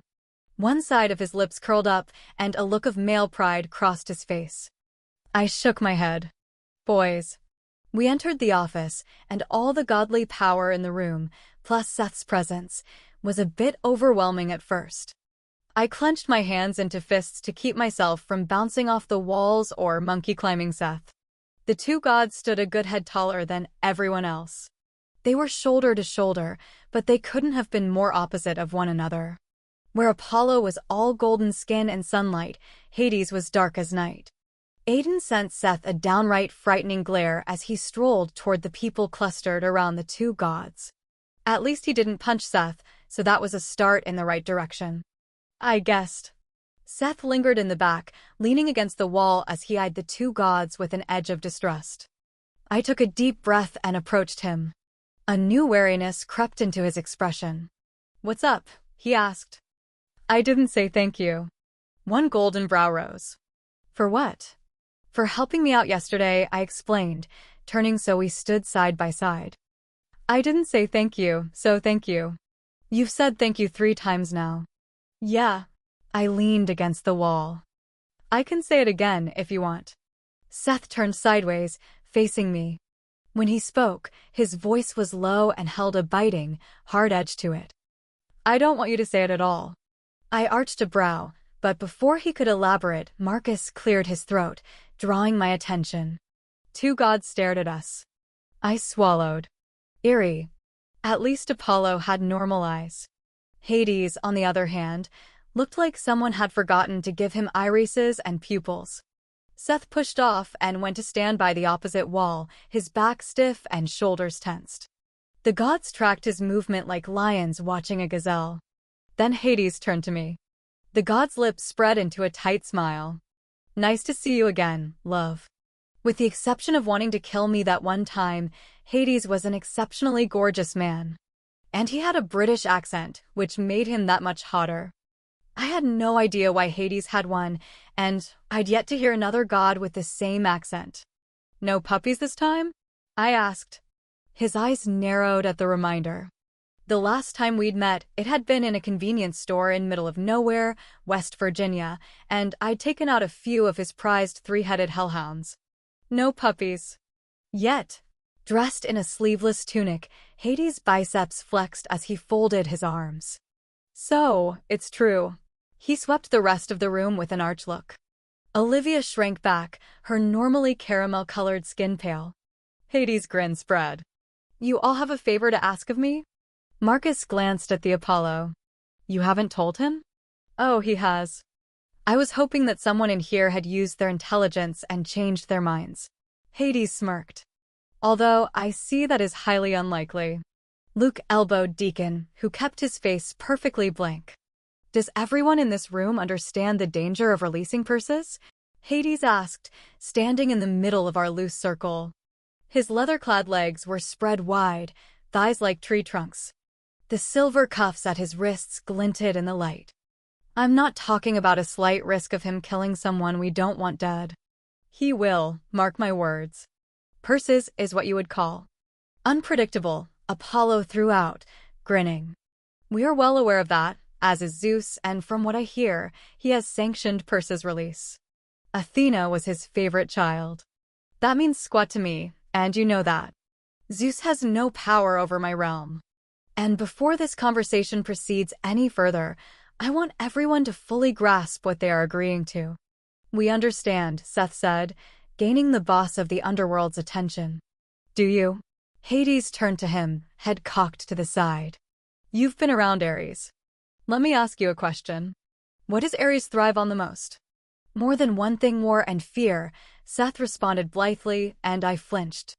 But most of all, he loves winning. Correct, but Persis thrived on the bloodshed of battle. He used to bathe in the entrails of those he'd defeated. Olivia turned green. Not only that, Persis fought to destroy, not to win. There's a big difference there. Hades paused, and it felt like cold wind had circled its way down my spine. And what has happened since Ares decided to play in the mortal realm? Aiden shifted his weight, his jaw set in a tight, grim line. There's been conflict countries everywhere on the verge of war. His presence affects mortals. We know. And what do you think will happen if you add Persis to the mix? Hades asked. His influence is stronger than Ares. Those countries on the verge may make war just because we've released him. Is that another risk you're willing to take? No one answered, because seriously, we could be exchanging one apocalyptic situation for another. We have to take that risk, I said finally, meeting the all-white eyes of Hades. And we'll make sure he behaves. Hopefully. You think he'll behave because I'll release him into Elysian fields afterward? Do you have any idea what crimes Perseus was responsible for? I could only imagine. Apparently Hades didn't want me to use my imagination. He created the term rape and pillage. He wiped out entire generations and civilizations for the fun of it. He killed our brethren just to hear them scream and plead for their lives. He took our children and ripped them apart because he could. That is what you are releasing into the mortal realm. That is what you're asking me to give paradise to. My heart rate kicked up. I got what Hades was saying. It was like allowing Hitler into heaven or something, but I wondered if Hades had ever heard of the whole throwing stones and glass houses thing. And how is that any different than what you guys have been responsible for throughout history? Hades took a step toward me, and over his shoulder I saw Aiden and Seth stiffen, but I didn't need them. I held my ground and lifted my chin. The god stopped a few feet in front of me. Akasha, the fifth and final element, simmered in the pit of my stomach. The marks on my skin tingled in warning, but I refused to look away from his unflinching stare. What? It's the truth. How is a Titan truly any worse than an Olympian running amok? Any worse than what Ares is already doing? A slow, almost reluctant smile graced Hades' lips. You want to know the difference? Yes. Did he know how creepy his eyes were? Probably. Hades leaned down, coming so close that we shared the same breathing space. A god killer can kill an Olympian, not a Titan. And a Titan can kill an Apollyon. My brows shot up. Oh! Well, then. Yeah, oh. Hades wheeled around, eyeing Aiden, who had made it halfway across the room before Apollo had intercepted and blocked him. So does everyone still want to hold a welcoming party for a bloodthirsty Titan that no one can kill if he decides to not play along? Unrest filled the room. Luke and Solos shifted their gazes, no doubt having second thoughts. Deacon looked like he had no idea how he'd ended up in this room, and Olivia was slowly shaking her head. Only Aiden, Marcus, and Seth looked resolute. You've stopped the Titans before, Aiden said, voice level and calm despite the rising tension. And there were many more than one at that time. It took all of us to stop the Titans, one at a time. And if we manage to stop Ares, we will be down one, Hades responded. So it wouldn't be easy. Apollo squared his shoulders. You offer him paradise. He will behave. You think. Hades folded his arms again. And I thought you weren't really down with this plan?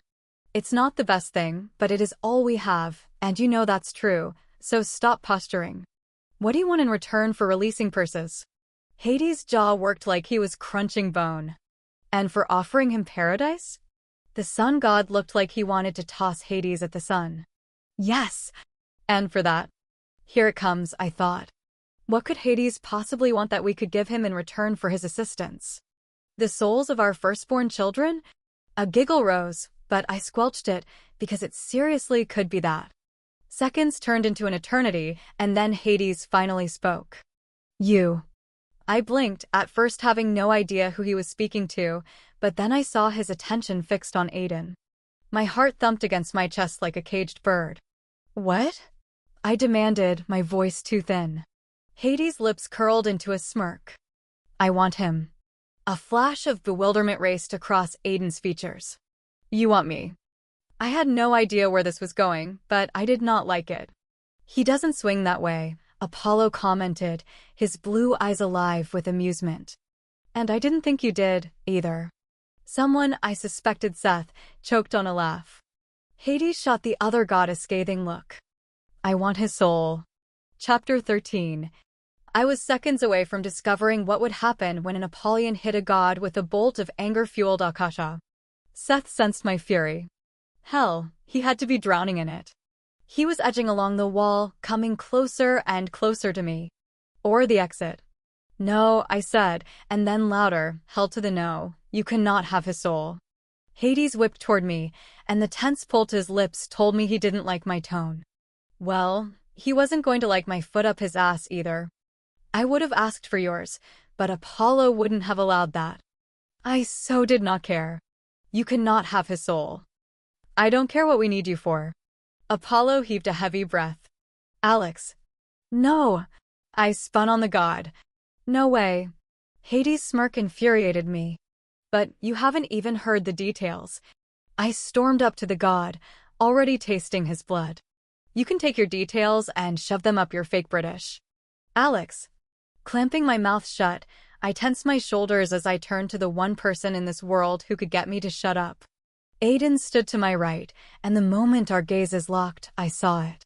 He wanted to hear Hades out. Not spiraled tightly in my stomach. No, I said again, my voice a pitiful whisper. I don't want to even hear it.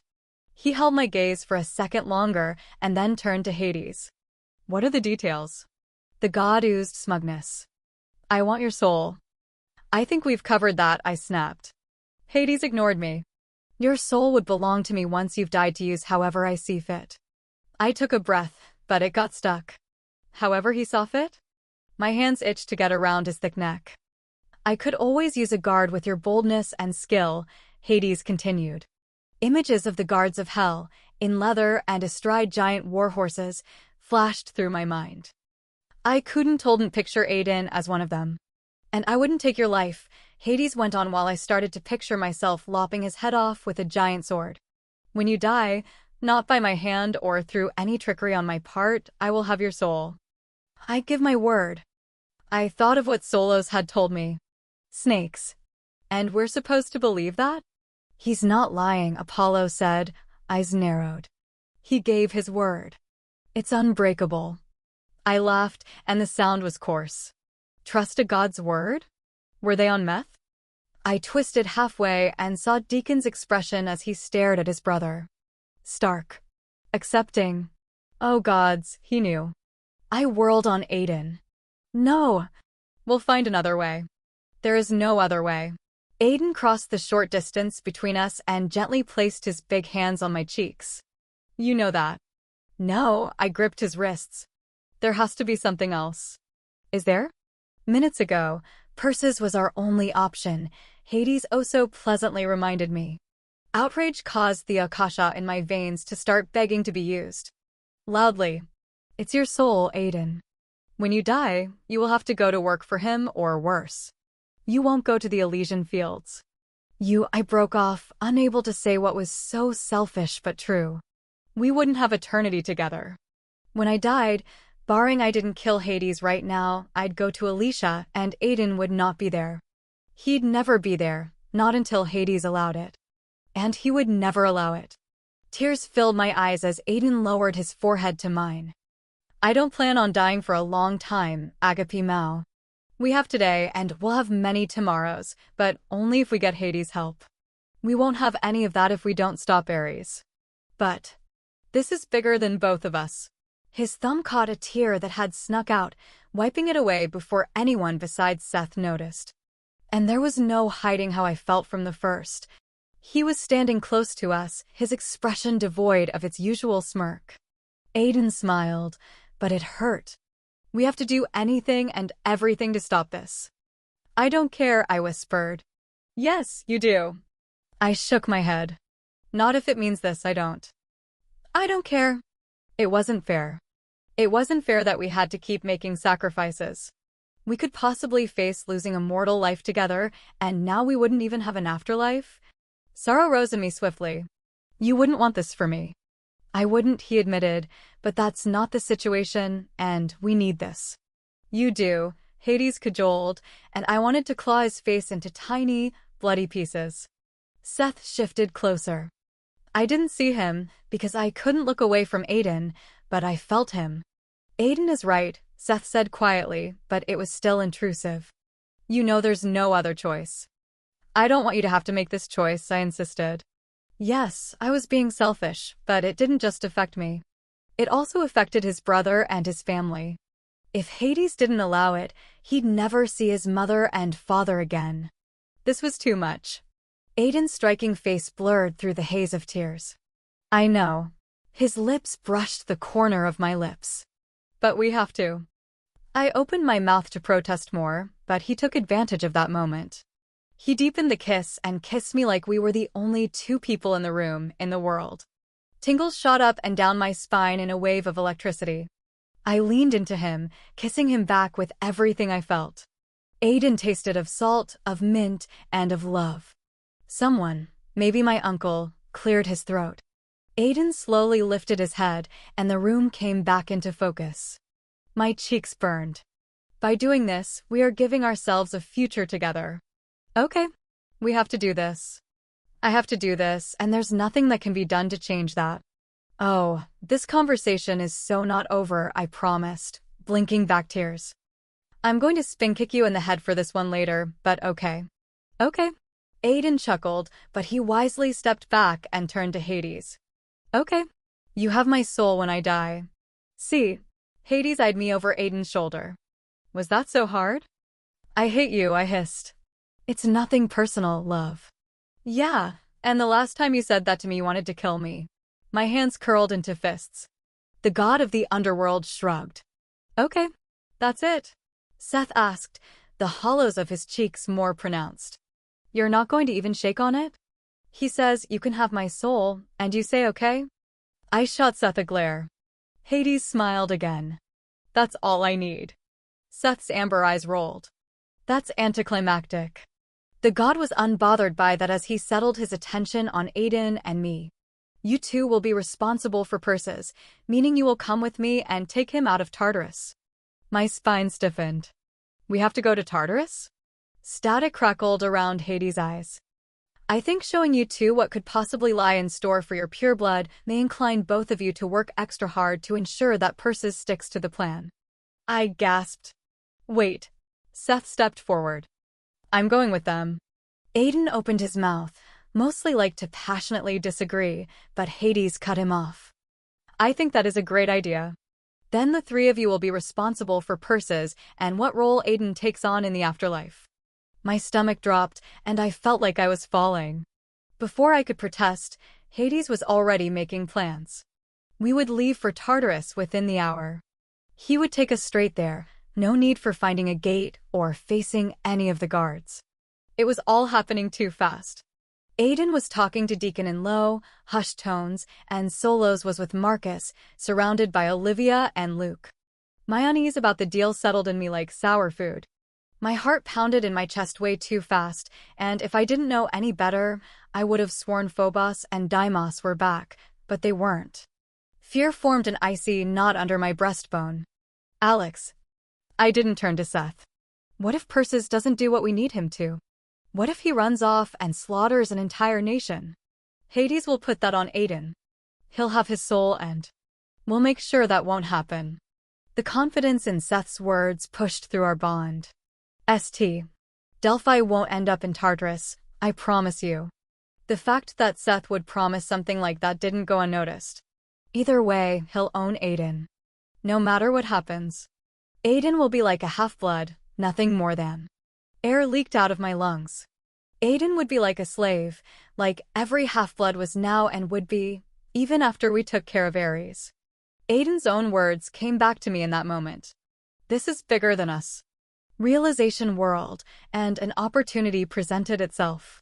Hell, the opportunity had always been there, but I'd been too self-absorbed to realize it, too caught up in my own problems to use the power I held in my hands to change things.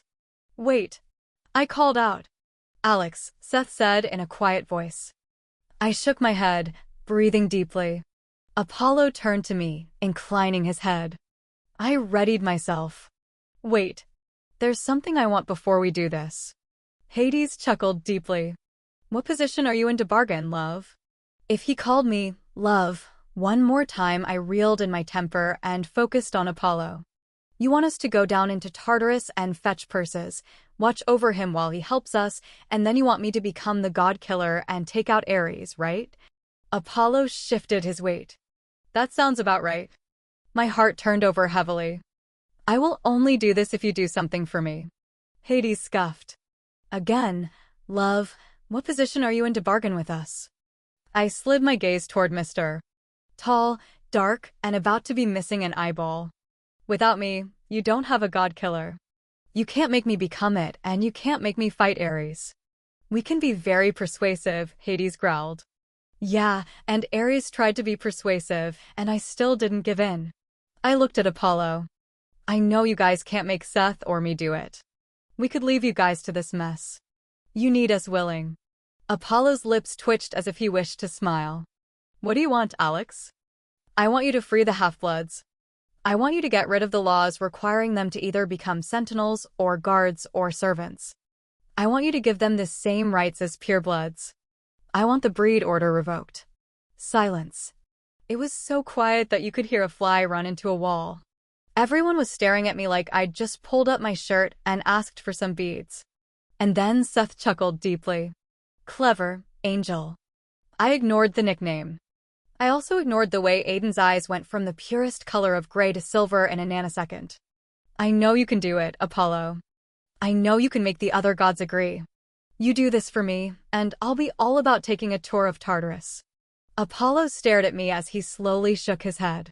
There was so much more you could have asked for, Alex. My brows knitted. Like what? What could be more important than that? His gaze held mine, and suddenly I knew what he meant. I could have asked for his protection, because once I took care of Ares, it would be open season on my arse. I knew Apollo would already do what he could to ensure that I walked away, but it seemed useless to waste this opportunity on something that Apollo might not be able to stop. The god nodded curtly. Okay. Once everything is settled, we will change the laws and the elixir will be no more.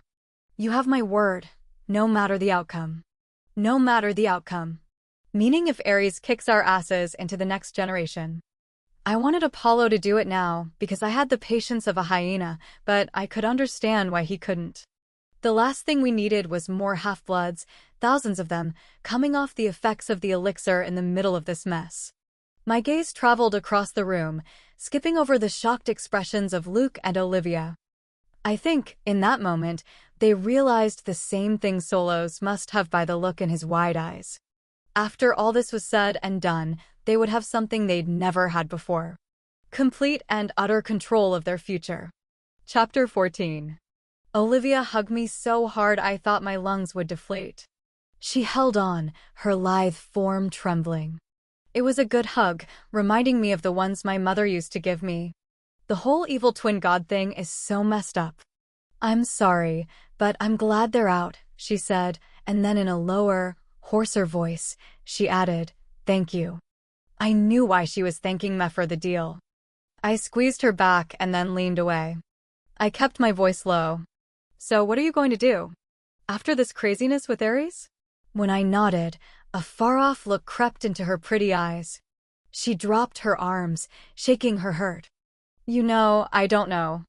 I never thought about it, but now I do have something to think about, and it's amazing, Luke said, dropping a quick kiss on my cheek. I think I'm going to enroll in college. Both Olivia and I stared at him. What? A flush spread across his cheeks. I actually like school. Freak, I muttered. Hades was growing impatient. Surly bastard. I said goodbye, giving my uncle a stiff and somewhat awkward hug. Tension and elation warred in the room. The agreement made with Apollo, who was actually going to remain here instead of popping back to Olympus, was obviously a big deal, but what the three of us were about to embark on could quickly become dangerous.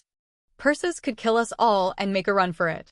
Continuing that line of thought wasn't what I wanted to be focused on as I made my way over to where Hades stood between Aiden and Seth. My eyes bounced between the two guys. Then again, I wasn't so sure that Perseus was going to be the problem. Aiden and Seth were sizing each other up like they were ready for a caged death match. Sidling up to Aiden, I elbowed him in the side. He glanced down at me, eyes the color of the ocean during a storm. I'm proud of you. Oh, the swelling in my chest could have lifted me right up to the ceiling. I smiled up at him, smiled so widely my cheeks ached. I would have used that favor more intelligently, love. Hades smirked. There was so much you could have asked for. And Hades burst my bubble with a quickness I should have expected. Thanks for your input, I muttered. You're welcome, he replied. Is everyone ready for our little field trip? With Apollo's seal of approval, Seth was given his toys back, so all of us, even Seth, were decked out in our covenant daggers and glocks. Our eyes locked for a moment. There was something in his amber gaze that unsettled me. Aiden reached down, threading his fingers through mine. We're ready. Without any warning, the floor dropped out from under us. Holy Daimon babies! I gasped, stumbling back as the world righted itself once more. Good gods! Aiden patted his hands over his chest as if checking to make sure he was all there. Seth looked a little out of it. None of us had been prepared for that method of traveling. The god of the underworld watched us. Amusement bled into the air around him. It's easier that way, don't you think? I smoothed my hand over my hair, relieved to find it still attached to my head. When the floor had moved under us, it had felt like we'd fallen 1,000,000 feet. Did you just teleport us? Something like that. Hades turned, putting his hands on his hips. Tipping his head back, he let out a loud, ear-piercing whistle, causing me to jump. So this is the underworld? Seth turned, taking in his surroundings. Forcing myself to get over the fact that I wasn't exactly sure how Hades had managed to teleport us, and the whole science behind that concept, I looked around. I recognized where we were. Thank the gods it's not the Veil of Mourning, huh? Aiden said. I nodded. That vast, depressing stretch of the underworld was not a place I wanted to visit again. We were just outside the Veil, several feet from the congested road that led to the Plane of Judgment. Seth watched the recently departed making slow progress with a troubled look. A lot of the deceased were Sentinels, their black uniforms in various stages of distress. Seeing the well, I had to think it was a painful reminder of what he'd been a part of. The sound of pounding hooves drew my attention from the first, and I turned. Holy gods! I jerked back, bouncing off of Aiden's chest. An arm circled my waist, steadying me. Good gods in Olympia. The horses were the size of elephants. 4 of them. Their coats were as dark and shiny as midnight oil, their manes glossy and groomed. They looked like extremely large horses with the exception of the all-white pupils behind their black leather eye shields. I don't remember them being this big. Me neither. Seth neared one, head cocked to the side. The horse whinnied. They're like the Hummer of the horse world. I almost laughed, but then I noticed the saddles on each of them. I glanced at Hades as he ran a large hand down one of the horse's manes. These are bigger than what you saw last time. They are from my personal stable. He grabbed the saddle and swung himself up with astonishing ease. It is not a quick journey to Tartarus. We will ride them there. Glancing at one of the horses near me, I hesitated. Why didn't you just pop us into Tartarus? Tartarus is an ever-changing landscape, adapting to its newest arrivals. He shrugged. I would hate to pop my newest acquisition into a lake of fire. My eyes narrowed. Hades smirked at me as he wrapped a meaty hand around the reins. We don't have all day. There's a mean game of Mario Kart waiting for me when I get back. Resisting the urge to run up to Hades and knock him out of the saddle, I wheeled around. Seth had already found his horse and was in the saddle, looking very proud of himself. Then Aiden was on his, swinging a leg over the horse, which left me staring at the last one, the one that reminded me of a T-Rex. It sniffed at me. You might want to get used to these magnificent creatures. Hades' smile was cold and pleased as he looked at Aiden. An ache hit me in my chest at the reminder of Aiden's deal. I turned, ready to lay into him for agreeing, but drew up short. I was face to face with a massive horse head. Walking up, I awkwardly patted its nose. Nice horsey. Its lip curled up, revealing oddly sharp teeth. Did horses have sharp teeth? Or just underworld horses? My gaze traveled over the massive chest and leather saddle. How in the hell was I supposed to get on this thing? The stirrup was so far off the ground I was going to need a stepladder to access it. You put your foot in the stirrup, Seth said, tipping his chin down. I know, I snapped. But I didn't move any closer. The horse turned its elegant head back away from me and snorted. I've never ridden a horse before. Hades sighed. Heat crept into my cheeks. Honestly, I was sort of afraid of horses. Normal ones could break your bones. These could eat you. Aiden guided his horse toward where I stood, smiling slightly as he looked down. Come on. I stared at him. The slight smile spread, revealing a dimple in his right cheek. There's room for both of us up here. Ride with me. Okay. I was scared of horses, and that made me a wuss, but I thought about all those romance novels my mom used to read with the hero astride a horse, and then there was Aiden, larger than life astride a horse, and that was, well, that was hot. I really don't care if you ride alone or with Loverboy here, but can we move this along? Hades tightened his hand on the reins, turning the horses. I am not known for my patience. I shot him a scathing look, which was ignored. Crossing the distance between Aiden and me, I reached up, putting my hand in his. With astonishing ease, he hauled me up into the saddle in front of him. After a few seconds of awkward fumbling, I was seated on the horse, clenching the edge of the saddle. Well aware that both Hades and Seth were staring at us, I remained stiff as Aiden snaked an arm around my waist and tugged me back between his thighs. His heat immediately seeped into my tense muscles. How cute, Seth drawled. Shut up, Aiden said, and then much lower, directly in my ear, this is the greatest idea I've ever had. I shivered. We started off then, galloping along the crowded road. It took a little while to get used to the jarring motion of the horse, and even longer to get familiar with the stagnant, sweet-scented air blowing in my face. About a half an hour in, 4 guards suddenly flanked us, their faces pale and somber. I tried desperately not to picture Aiden becoming one of Hades' henchmen, but I couldn't help but wonder why Hades had even asked for Aiden.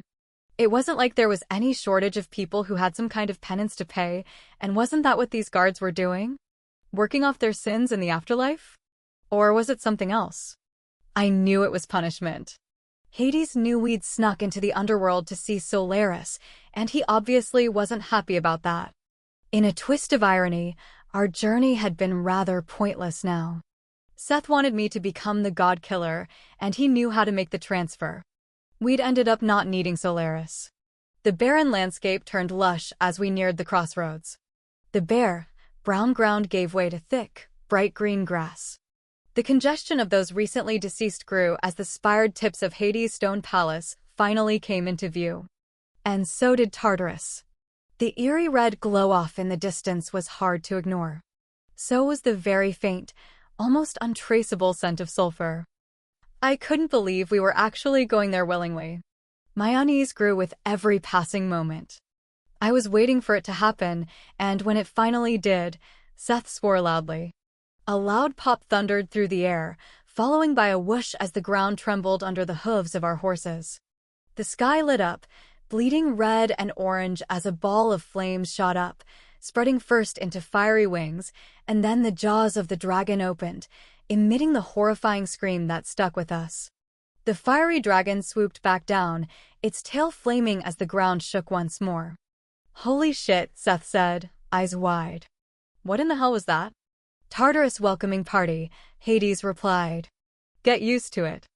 I have a feeling you'll see it up close and personal more than once. Seth snorted, as if the very real possibility of him ending up in Tartarus wasn't a big deal, but my stomach roiled at the thought. I looked at him as we rode on, remembering quite clearly where the Solaris First was currently located. Did Seth deserve eternal damnation for his actions? He glanced over at me, his expression unreadable. Our gazes locked. His perfectly pieced face was emotionless, but something churned in his eyes. Seth? There was no answer. Instead, those amber eyes, so much like my own, flicked back to Aiden. Hey, Saint Delphi. Oh, Lord. Aiden stiffened behind me. Yes. Seth guided his horse beside us, and I wondered where both of them had mastered horseback riding.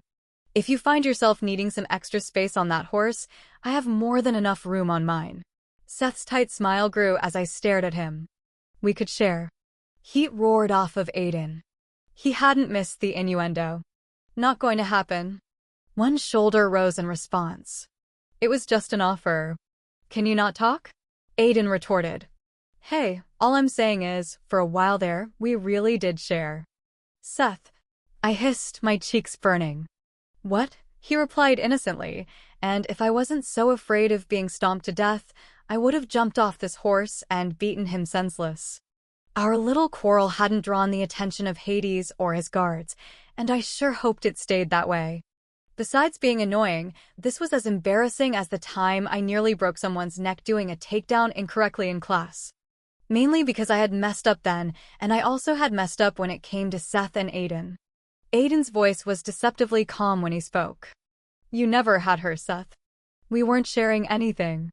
That's not how it seemed to me. You know, there's a reason why I call her Angel. Oh, for the love of the gods, I muttered, glaring at Seth. I was damn sure he'd been calling me that long before any parts of our bodies had touched. Knock it off.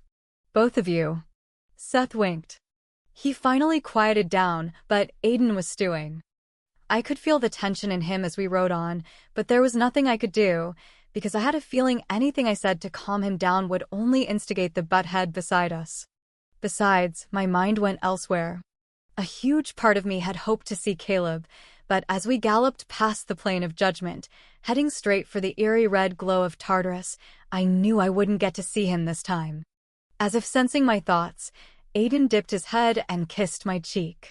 Squeezing my eyes shut, I allowed myself to fully relax into him since it didn't appear like the mammoth beast underneath us was about to eat us. Tracking time in the underworld was difficult. What felt like an hour here could be only a half second above ground, and it seemed like we'd been on the damn horses for longer than an hour. But the scent of sulfur grew, and the sky darkened into an ominous mixture of orange and deep blue, like the sky before a violent storm at dusk. As we traveled on, the grass was replaced by a fine trail of fire that smoldered along the ground, following the road to Tartarus. The group of people traveling along the road was heavily guarded, and I wondered if that was why Hades' guards had appeared. Those on this road wore ragged, torn clothing. Their chins were tipped down, and their progress was slow as they shuffled along, chained at the ankles and wrists. The dragon made another appearance, and this time I could feel the heat of the morphing fire. A heaviness permeated the air as we passed under a crudely built stone archway, and I shuddered.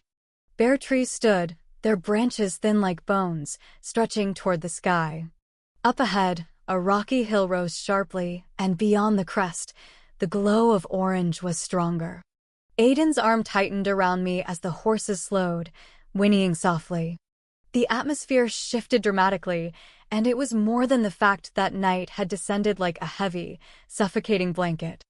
The only light was from the thin rows of fire and the glowing torches posted every so many feet. A sour tang of bitterness coated the inside of my mouth, and a fierce bite of hatred choked my heart. Seth was staring at something to our left, and my gaze followed his. The river Styx had reappeared, its murky waters flowing swiftly, but it wasn't the river he was staring at. Dozens of women in bloodied white gowns were near the bank of the river. Some were bending, reaching into the dark waters. Others carried jars away. The jars were leaking. By the time they were a few feet from the road, the jars were empty. The women silently turned back to the river. "Who are they?" I whispered. "They are the daughters of Danaus," Aiden said. His hand rested over my stomach, and his thumb moved in absent, smoothing circles. They murdered their husbands on their wedding nights, at their father's request. This is their punishment. I wanted to look away from them, because I couldn't comprehend an eternity of fruitless labor, but I couldn't tear my gaze away as our horse rode on. I craned my neck, watching the women turn back to the Styx, slowly, sadly, their jars empty. Their appearance was significant. We had entered Tartarus. Chapter 15. Tartarus wasn't very scenic. Imagine the worst section of any town, and then imagine that neighborhood on fire and throw in some random torture scenes between the rundown shacks. That was Tartarus. Fire was everywhere. Bushes on fire. Trees burning. The Styx at some point had turned into a river of flames as it slithered between stone buildings. Some were standing and, of course, on fire. Others were halfway destroyed, large sections crumbling to the ground. It was like the apocalypse happened and then stayed around. The stench of sulfur and blood was almost unbearable, but the heat, dear gods, I was seconds away from pulling my shirt off. Sweat beaded on me, rolling between my breasts. "This would make a lovely vacation spot," Seth muttered.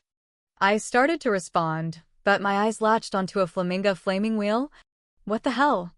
Hades glanced over his shoulder at me, those freaky eyes doing the static thing. That's Ixion.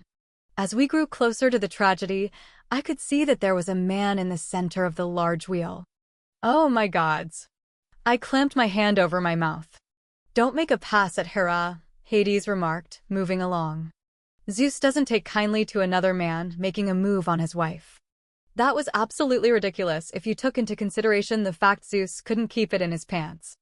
Stop staring, Aiden murmured in my ear, and when I still didn't look away, he reached around and turned my cheek. I thought Ixion was located in the lowest part of Tartarus. I made a face. Only he would know who Ixion was. Aiden had to have been such a goody two-shoes in school, the kind of kid who'd raised his hand with the answer to every question. Dork. I loved him. We took a shortcut, so we're several levels down. Hades stopped his horse and swung down.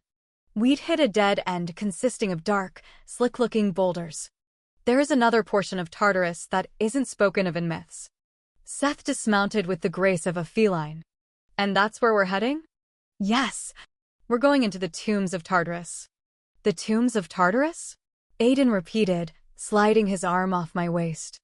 Huh. Something he didn't know. I cast him a look over my shoulder and then slid off the horse. I stumbled a step when my feet landed.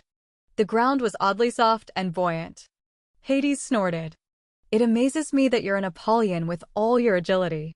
My mouth opened to fire back, but I squinted. Something was up with the ground. I took a step and my feet sank about an inch in. Aware that Aiden had landed behind me, I bent down and ran my hand over the pale pink ground. It felt like. I jerked my hand back and looked up, horrified. The ground feels like skin. A slow smile crept onto Hades' face. Zeus got bored with the whole rock and eagle bit. Rock and eagle bit? Then it hit me. Prometheus? You're standing on him, Hades remarked. My stomach turned. Oh gods, I think I'm going to vomit. Perfect, the god said. Seth's brows rose, but he remained quiet. I forced myself to walk forward, desperately ignoring my gag reflex with each cushiony step. Behind us, several guards dismounted as Hades strolled toward his right. He stopped in front of a smooth section of the rock and placed his palm to it. Beside me, Aiden cocked his head to the side. His dark hair was damp and curled around the temples. The wall before us trembled quietly, and then the slab of stone glided open, beckoning us into the darkness. One of the guards stepped forward, a torch in hand. He handed it to the god and then moved back, hands on his daggers, big, wicked-looking daggers. We keep the titans in the tombs, Hades explained as he stepped forward. They're separated from the rest and have to be handled delicately. Their damnation comes in the form of eternal sleep. Cool air washed over my sticky skin as I followed Seth and Hades, and even though it was freaky to be walking into tombs, I welcomed the colder temps. My eyes adjusted quickly. The stone walls were covered in glyphs, much like the ones that appeared on Seth's and my skin. Sleep doesn't sound like damnation, I said. We couldn't handle them if they all were awake. Hades continued down the narrow hall. Their powers are weakened in the underworld, but if all of them were up and moving about, it would be a problem. So it works the same way as it does for the Olympians? Aiden asked, staying close behind me. They feed off each other's power. Yes. Hades came to a split in the hall and hung a left. The temp dropped another couple of degrees as we headed down roughly carved steps. Once Perseus gets topside, he's going to get some of his power back. He won't be at a full charge, but he'll be as powerful as any lesser god. Any lesser god meant Perseus was going to be powerful. Maybe not at the same level as Hades or Ares, but he wasn't going to be any weakling. The next hall was wider, opening up into a circular chamber. In the center was a small pool that smelled faintly of jasmine, which made me think of the pool Aiden and I had gone swimming in the last time we were in the underworld. I caught Aiden's stare and knew he was thinking the same thing I was. The corner of his lips tipped up and I flushed. Seriously? Could you guys go longer than 5 minutes without making googly faces at one another? Seth walked between us, scowling. It's distracting. Aiden smirked and then opened his mouth. I cut him off before we got into another battle of wits that ended with me wanting to crawl under Prometheus' skin. How many of the Titans do you have down here? All of the ones who want to cause problems. Hades disappeared into another corridor, and I sighed, hurrying to catch up to him. Very few are in Elysian fields. Cronus and his cronies are all here. Cronus was the father of Zeus, Hades, and who knew how many other gods. A shudder snaked down my spine. Hades kept his own father imprisoned in a hell tomb. The hallway was a tight fit. Luckily, we weren't in it for very long. We entered another chamber, but this one was different. We were in the tombs. 12 tombs, to be exact. I thought it was odd the number. 12 Olympians. 12 entombed titans. They were in some kind of capsule-like containers, embedded deep into the stone wall. A thick layer of reddish ice covered them, revealing only a humanoid shape beyond the barrier. But from the looks of it, titans were tall. Like gargantuan size. Do you know that I'm actually older than Zeus? Hades asked as he placed the torch into a sconce in the wall. As are Poseidon, Demeter, Hera, and so on? But because Cronus was a dick and he was a huge dick and our mama only saved Zeus, the world thinks baby brother was the first to be born. Didn't Cronus eat you guys? Seth asked. I made a face. Hades laughed. The whole swallowing us crap was symbolic for hiding us. He held us in captivity until our baby brother set us free. He walked along the iced-over tombs, and his eyes narrowed as he stopped in front of the tomb in the center. Screw you, Dad. I passed a look at Aiden, who slowly shook his head, but then Hades stepped to the left and let out a heavy sigh. There was a time when Perseus wasn't so bad, and maybe the years have changed him, but I'm not holding my breath. He turned to me. Are you sure you want to do this, love? My gaze crawled to the tomb in front of him, and my pulse picked up. Like I've said, we really don't have any other choices. Hades stared at me for a long moment and then turned back to the tomb. You don't. He placed his hand on the center of the tomb. I wanted to step back, but I forced myself to stand where I was. I was pretty sure running through the tombs would only end up with me being lost, and then Seth would make fun of me for the rest of my life. The ice shuddered, and a spiderweb of cracks formed underneath Hades' palm, rapidly spreading across the front of the tomb. Seth and Aiden flanked me, and for once, both boys were quiet and not picking at each other. I slipped away, shedding from the tomb, and hit the floor, making tiny sounds like a distant wind chime. Within seconds, the Titan was revealed. Perseus was tall almost 7.5 feet, maybe more. And he was unnaturally still inside his tomb. Thick lashes fanned cheeks the color of supple brown leather. His skull was smooth, free of hair, and his features were angular and exotic: full lips, sharp cheekbones, and a well-defined brow. He was beautiful in the way all the godly creatures were, inhumanly perfect. As still as the Titan was, he looked dead. Not even his chest moved, but an air of danger surrounded him nonetheless. I couldn't imagine what it would be like once he was released. Leather pants and a tunic stretched over broad, thick muscles. There were cuffs on his wrists, adorned with odd symbols I didn't recognize. What is it with gods and leather? I muttered. Hades slid me a long look. We make it look good. They did. Couldn't argue that, but the gods' hotness didn't compensate for their overall creepiness and deranged thought processes. Last chance, Hades said, looking over his shoulder at us. There was a pause, and then Aiden said, "Do it." With a slight shake of his head, Hades turned back to the Titan and placed his hand on the center of its chest. A red glow radiated from the god's palm and then washed over Perseus. No words were spoken or rituals completed. It appeared that Hades alone had the special touch. Hades stepped back and folded his arms. We didn't have to wait long. The Titan shuddered once and then opened his eyes. I tried to squelch the gasp but couldn't. Unlike the Olympians, his eyes were pitch black. The whole eye the exact opposite of the Olympians. And if I'd thought the god's eyes were messed up, it was nothing compared to the Titan's. Perseus' gaze landed on Hades and his lip curled up. You've got to be kidding me. My brows shot up at the sound of the deep voice. So wasn't expecting that to be the first thing for the Titan to say when he came out of the deep freeze. Hades tilted his head to the side as a slow, lazy smile spread across his lips. Hello, Persis. How was your nap? It was great, asshole. Oh, dear. The spine of the god stiffened. I can see your attitude is the same as it was when we chained you into this tomb. Barely chained me, he sneered. The Titan raked our little group with a passing look and then swung his head back toward us. The violent curl of his lips slipped away as his eyes narrowed. I'm awakened to find an asshole, a child of a demigod, and 2 Apollyons before me. I must admit, I am curious. I was surprised by how well Hades was handling the insults being flung his way. We need your help, I forced myself to say. That's why you've been awakened. One dark eyebrow rose into a perfect arch. You need my help? The Titan tipped his head back and laughed so deeply I thought I felt the ground under my feet tremble. Laughing was good, though. At least he wasn't trying to kill us. My help? I cannot imagine what ludicrous situation you've all have gotten yourself in if the Olympians are coming to a Titan for help.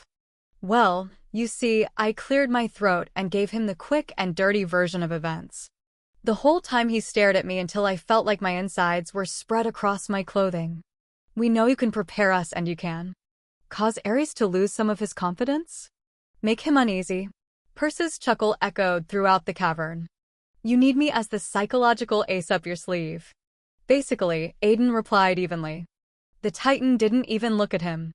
Ares must really be making a mess of things if Zeus has given permission to release me. It is bad. He has the mortals on the brink of an all-out war. The gods have practically torn the world apart. Innocent people are dying. I trailed off as a look of boredom crept into his expression. You don't care about any of that. Okay, that's cool. We don't need you to care. That's a good thing, child, because I don't care. I took a deep breath. What if Persis refused? Would he really willingly go back to being an oddly colored ice cube? We need you to help us defeat Ares. You know, the god of war. Persis huffed. He is not the true god of war. I am. That's not what he's saying, Seth added, picking up where I was heading with this. He says no one, past or present, can defeat him, Aiden threw in. Maybe that's the truth. I forced a casual shrug. If you don't want to fight him or... If you say I'm afraid, you obviously do not value your life, Apollyon. Persis took a step forward, and I slipped down my spine. It has nothing to do with fear.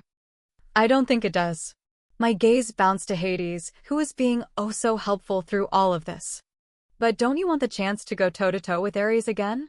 A muscle popped in his jaw. The only reason any of us were enslaved was because I was tricked. He growled low in his throat as he spared a brief glance at the quiet god.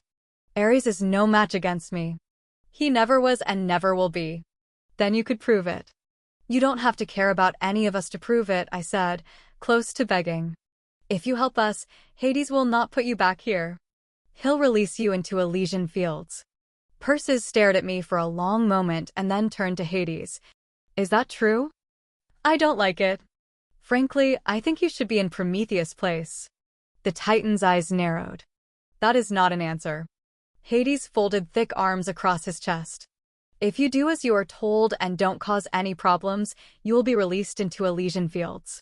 If not, we will chain your ass to a rock and strip your skin from your body, one tiny section at a time. Is that so? He raised a brow. Seems like to me you'll have your hands full with Ares and won't have time to spend an eternity torturing me. Hades stepped up, unfolding his arms. You forget Ares has no power in my realm unless I grant it, and he cannot enter without my permission. Ares can rip the mortal world apart, but if you betray us, we will take the time to track you down, and I will spend eternity getting my jollies off on your suffering. Poor Persephone. Persis stared down his nose at the god. It must be hard on her if that's what gets you off. I wrinkled my nose. If her name drips from your forked tongue one more time, I will rip it out, Hades promised, his voice deadly low. Was his tongue really forked? Persis' lips curled up on one side. What? You don't like me talking about your wife. He looked over at us. Is abduction as a means of marriage still all the rage these days? No, I said, shaking my head. It's really frowned upon. Hades' cheeks deepened in color. You're really pushing me. I haven't even begun to push. Aiden sighed and said under his breath, well, this conversation has really digressed. Yeah, I muttered, crossing my arms as I watched the two try to outsnark each other. This is going smoothly. Seth's voice filtered through my thoughts. I kept my eyes on the Titan. He's not that bad. I mean, all things considered, right? His answering chuckle tugged at my lips. I sort of like him. Of course. So, let me make sure I understand this clearly. Persis was apparently done antagonizing Hades. I help you prepare for war and lead the charge against Ares, and I will be returned to Elysian Fields in one piece? I must clarify that. You Olympians can be oh so tricky. Yes, I said, shifting my weight when his heavy gaze landed on me. In one piece, happy and whole. I frowned. He didn't look like the happy type. Or in whatever mood you prefer. Persis moved forward so fast I hadn't even seen him move. 1 second he was in front of Hades, and the next he was towering over me. Neither Aiden or Seth had a chance to react. Swear it, the Titan said. And you will have my word. We promise. The words tasted like ash on my tongue. We swear it. I agree. Hope swelled in my chest. Well, this wasn't too hard. Persis smiled. On one condition. Oh! I tried not to show my distrust. What is your condition? His smile returned, and it was hungry. I wished he'd take a step back. I need something strong to drink, and I need a woman. Maybe two. Chapter 16. Vegas. I was in Vegas with a Titan who needed to get drunk and get laid. What in the holy Hades? Like, at what point in my pretty short time on Earth had my life veered off so that I would end up here? If someone said this was going to happen a few hours ago, I would have told them to get off the drugs, but Hades had poofed us just outside the Palms Place, a colossal shimmery hotel near a million glittery casinos. It felt like my stomach was still in the underworld as I gazed at the sky tube connecting the Palms to a casino. I'd never been to Vegas. I remembered not too long ago, before I'd awakened and the world went to hell, Aiden and I had made plans to get assigned to a place like Vegas. There was a used to be huge community of Pierce out here, and that meant there'd be daimons to stab and all that jazz. But I wasn't sure if the community still existed here or if they'd fled to one of the covenants. Vegas, Persis' deep voice rumbled. It's like an Olympian playground? A wry grin pulled at Aiden's lips as he twisted toward us and ran a hand through his hair. Vegas is basically a playground for adults. The Titan smiled. Then it is my kind of place. We need to get a place for the night. Seth looked up at the lighted hotel. This should work.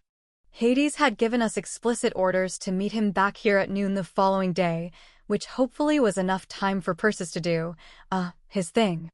As the four of us headed toward the front entrance of the Palms, we passed several mortal tourists.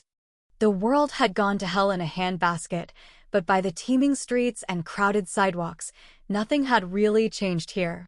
Mortals had a wonderful ability of sticking their heads in the sand, even as the entire world came down on top of them. I envied that. Persis strode past two laughing college guys. They immediately quieted when they spied the near 8-foot-tall man in leather. Although I'm sure there were stranger things to see in Vegas, he was sure going to draw a lot of attention. We'd made it about a foot when a string of curses exploded behind us. I whipped around, as did Aiden.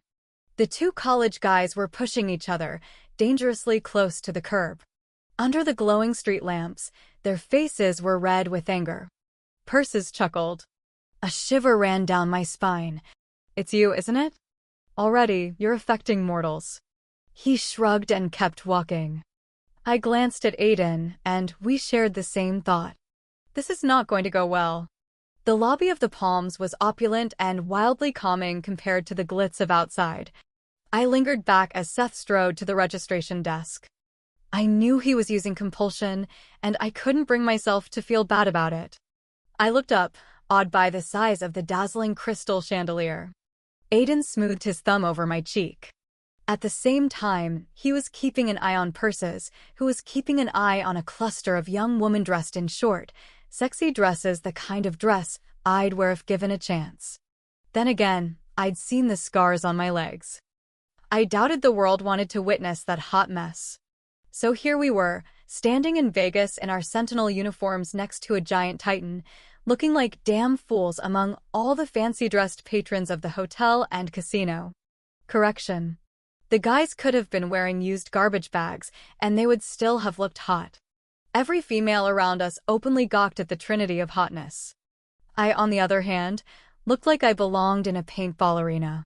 Aiden's hand slipped to my shoulder as Seth returned, several key cards in his hand. He grinned. I got his penthouse A. Penthouse A? I took the card, curious. We left the lobby and headed for the elevator just as I thought I heard a fleshy smack, like one of the women had just slapped another across the face. We were on the top floor, almost half of the top floor. Penthouse A had 3 bedrooms and a game room. The place was completely decked out. It was the kind of room that catered to the filthy rich lush furniture, stocked bar and fridge, jacuzzi tub, TVs in the bathroom mirrors, and a breathtaking view of Vegas from the all-glass wall. Persis and Seth each picked out rooms, and the Titan immediately disappeared into one of the bathrooms. I couldn't imagine what he thought of modern technology, but he seemed to figure it out, because as I neared the open door, I heard the shower running. Glancing over my shoulder, I saw Aiden disappear into the last bedroom. I tucked my hair back and walked forward, hesitating just inside the door. Seth was sprawled across on one of the plush white couches, glass in hand. Man, he'd found the liquor quick enough. He arched a brow when he spotted me, and the cord tightened within me. Want a drink? He offered. It's scotch. Found it in the bar. Getting liquored up was probably the only way I was going to make it through this night, but I shook my head. What are we going to do with him? I nodded back toward the hall that led to the bathroom. Let him get what he needs for the night. Seth laughed to himself as he swished the golden liquid around in his glass. Ladies and liquor, the fundamental L's of life. We can't just let him roam Vegas by himself. He walked past 2 guys and they nearly had a wrestling match. I wasn't suggesting that. Seth finished off his drink and stood. I'll watch him. Yeah, I wasn't so keen on that. Do you think that's a good idea? Better than staying here with you two. He strolled up to me. There's only a thin wall separating our rooms. I think I'd rather spend my night frolicking in high-priced strip clubs. I rolled my eyes. Nice. Just being honest. You don't have any money, I felt the need to point out. He chuckled. Do you really think I'll need money? If any guy could get attention in a strip club without money, it would be Seth, but that was beside the point. Aiden could go with him, I argued. Seth cocked his head to the side. Angel, are you trying to spend time with me? Hearing the shower turn off, I winced. I so did not want to be in here if Persis decided to walk out with no clothes on. I doubted he cared about privacy. Look, I'm just making. You don't trust me. Seth leaned against the wall in front of me. Close. Very close. I wouldn't if I were you. I frowned. Well, that's a reassuring statement, Seth. He shrugged one shoulder as he stared down at me. Growing frustrated, I looked behind me when I heard a door close somewhere in the suite. You know he's right inside your room, waiting. And he's probably doing push-ups or something to keep him from coming in here and stopping me. He bent his head, so that his mouth was inches from mine. From getting this close. I sucked in a breath as the cord in my belly jumped. His lips formed a half-smile. So, why don't you help out the saint and go back to him before we make another scene? Taking a step back, I met his gaze. Don't be a douche. Don't be a pain in my ass. He reclaimed the distance, crowding me, and for a second, unease gave way to a spark of fear. It's better if I go out with Persis. I didn't understand the sudden shift in mood with him. While he'd been in the cell, and after the evil god twins had been yanked out of me, Seth had been understanding and repentant. Now he was back to the Seth I wanted to shank with a rusty spork. What's up with you? I tried the whole mental path thing, hoping it would help. The last thing anyone needed was the two of us going at each other's throats. His eyes flared. Nothing is up. Bull. You're incredibly moody. Incredibly moody? Seth tipped his head back and laughed. You have no idea. Then tell me. Seth blinked and then he leaned in again, speaking loud enough for everyone and their mother to hear. I'm really not interested in talking with you. Other things? Maybe? You know, for old time's sake. You were wrong, Aiden announced from behind me, appearing in the doorway like a damn ghost. I wasn't doing push-ups to stop myself. I was just visually entertaining myself with all the different ways I could break your jaw. So back the hell off. Seth snickered as he pushed off the wall, raising his hands. Look, all I was doing was telling her I would pull babysitting duties. She wanted me to stay and you to go. Don't hate on me. My nails dug into my palms. I'm onto you, jerkface. You're trying to piss me off on purpose. Seth winked, but then the door behind him swung open and Persis swaggered out, dressed in a white suit. Momentarily distracted, I moved so I could see around Seth. Where did you get the suit? Wait. I don't even want to know. Persis laughed as he checked himself out in a gilded mirror. He wasn't wearing a shirt under his jacket, and when he turned, the cut of his broad chest really drew the eyes. Speaking of eyes, they looked mortal now. So the male Apollyon is babysitting me. He walked up, clapping a large hand on Seth's shoulder. That will work. Remarkably, Seth had no reaction to the Titan getting all hands on. We'll have fun. There was something in Seth's voice that said he wouldn't be having that much fun. I folded my arms, feeling like a mother who knew her child was about to go out and raise all kinds of holy hell but couldn't prove it. It wasn't that I thought Seth was going to try to take out Persis and run back to Ares. I believed with every cell in my body that he hated Ares as much as I did, but there was something going on. What happened to your face? Persis asked, startling me as he twisted back to the mirror and straightened his jacket.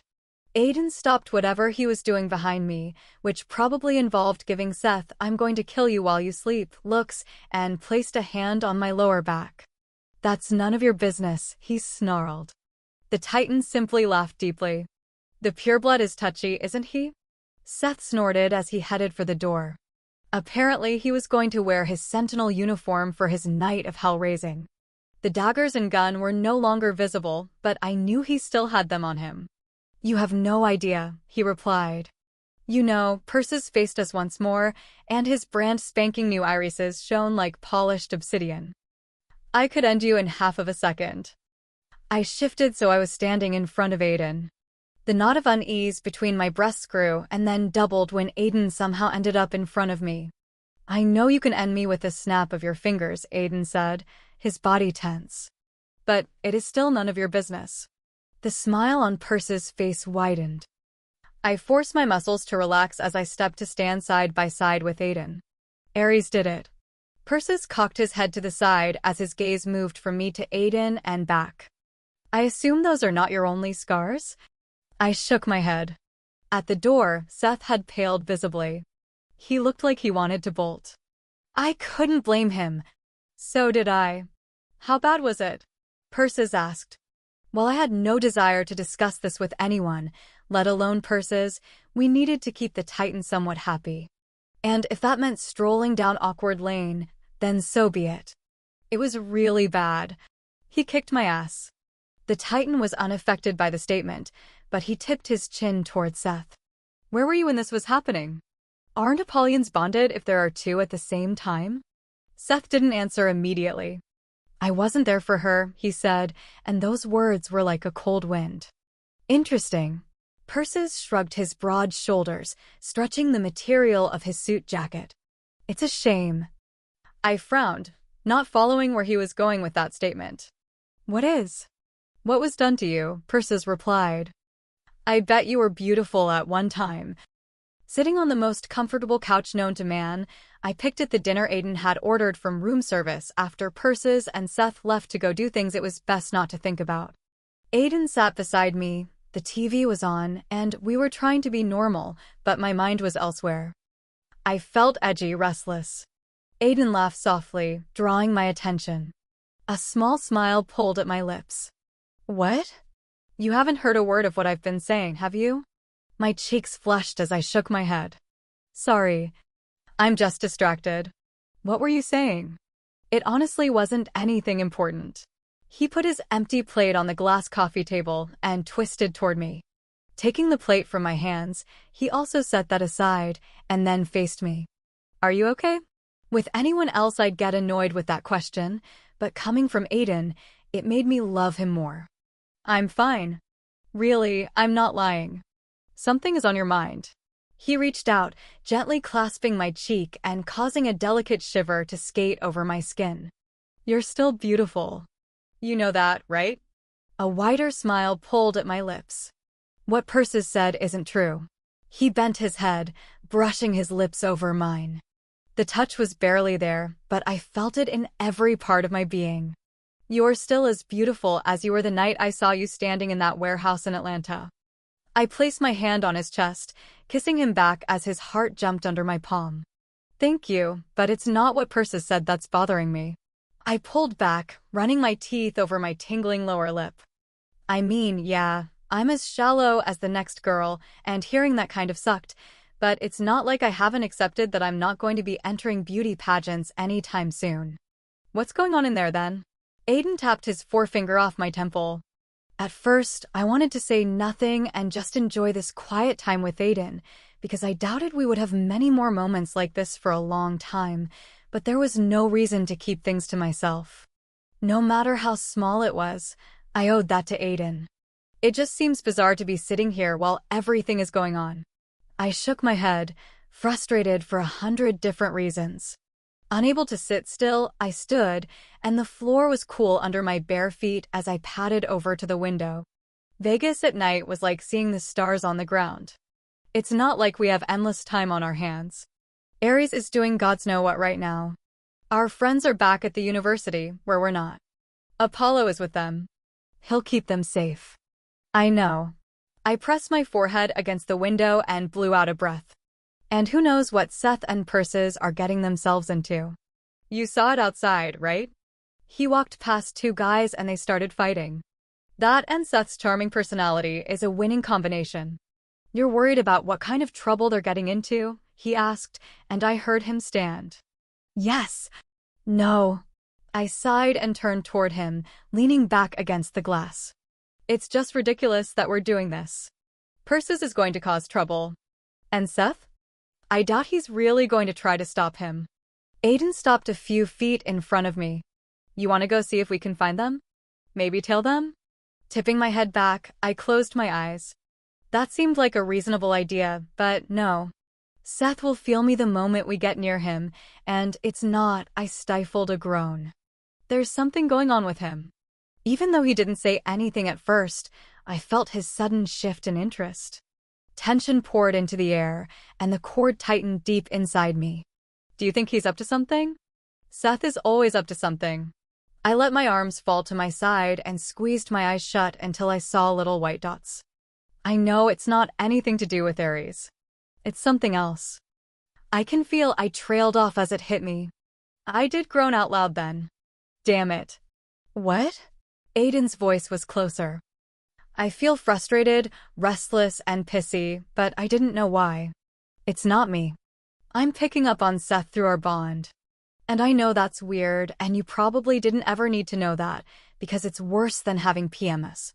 Without warning, I felt Aiden's lips touch the center of my throat, and I gasped. Opening my eyes, my gaze locked with his. Gods, you're as quiet as a ninja. One side of his lips tipped up, and his hands settled on my hips. So, you're telling me that Seth's not in a good mood, therefore you're feeling the effects of it? Yeah. My mouth was suddenly dry. Trapped between his body and the glass window, I felt my pulse kick up. It's been a while since we've been around each other. I forgot that it does that. Truth was, I knew that was part of the reason why I was feeling antsy, but I also knew there was something else going on with Seth. I couldn't put my finger on it, though, and I didn't want Aiden to worry needlessly. His hand slid up my hips and settled on my waist. So how do we fix this? Fix it. Aiden dropped his forehead to mine. Seth can be in whatever mood he wants to be in, but there's no reason for you to have to feel it if there's something we could do. I was about to tell him that it really wasn't that big of a deal, but then he tugged me forward, watching me as he did so, and I didn't say a word. Maybe you need a distraction, he murmured, lashes dipping but not quick enough to shield eyes that were now heated silver. What I needed to do was to stop whining and enjoy the downtime. Maybe we could go out and sightsee. I almost laughed, because seriously, that would be so inappropriate given everything, but I honestly didn't want to be anywhere that required me to share Aiden's attention. Because the kind of attention Aiden was giving me right now was the stuff dreams were built of. Forcing myself to let out a long breath, I shook it all off Seth, Persis, and Ares. I pushed away the fact that Aiden would be employed in the afterlife, and thoughts of the battles that lay ahead, and the uncertainty of our futures no matter what happened. I wanted to be here with Aiden, because he was here with me. I focused on those pink, bedazzled walls in my head, hopefully cutting off Seth's access to what I was feeling. So didn't need a peeping Seth for this. A distraction would be nice, I agreed in what I hoped was a serious voice. His fingers curled around my side, tightening. He pulled me into the warmth of his body, and I tipped my head back. Any ideas? My mind produced some really naughty ideas like rapid fire. So many, so quick, I was actually worried for myself. Maybe you could kiss me? That seems to always distract me. I could do that. He lowered his lips to mine, and electricity zinged through my veins. It was that the spark I only had with Aiden. When he lifted his mouth from mine, I almost whimpered. The kiss wasn't nearly long enough. I'm not sure that worked at distracting you. I shook my head, my heart racing. I placed my hands on his chest, fisting his black shirt. Try again. I can do that.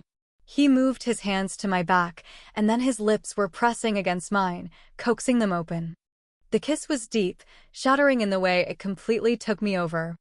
I clung to him as one hand flattened against the small of my back and the other caught the ends of my hair.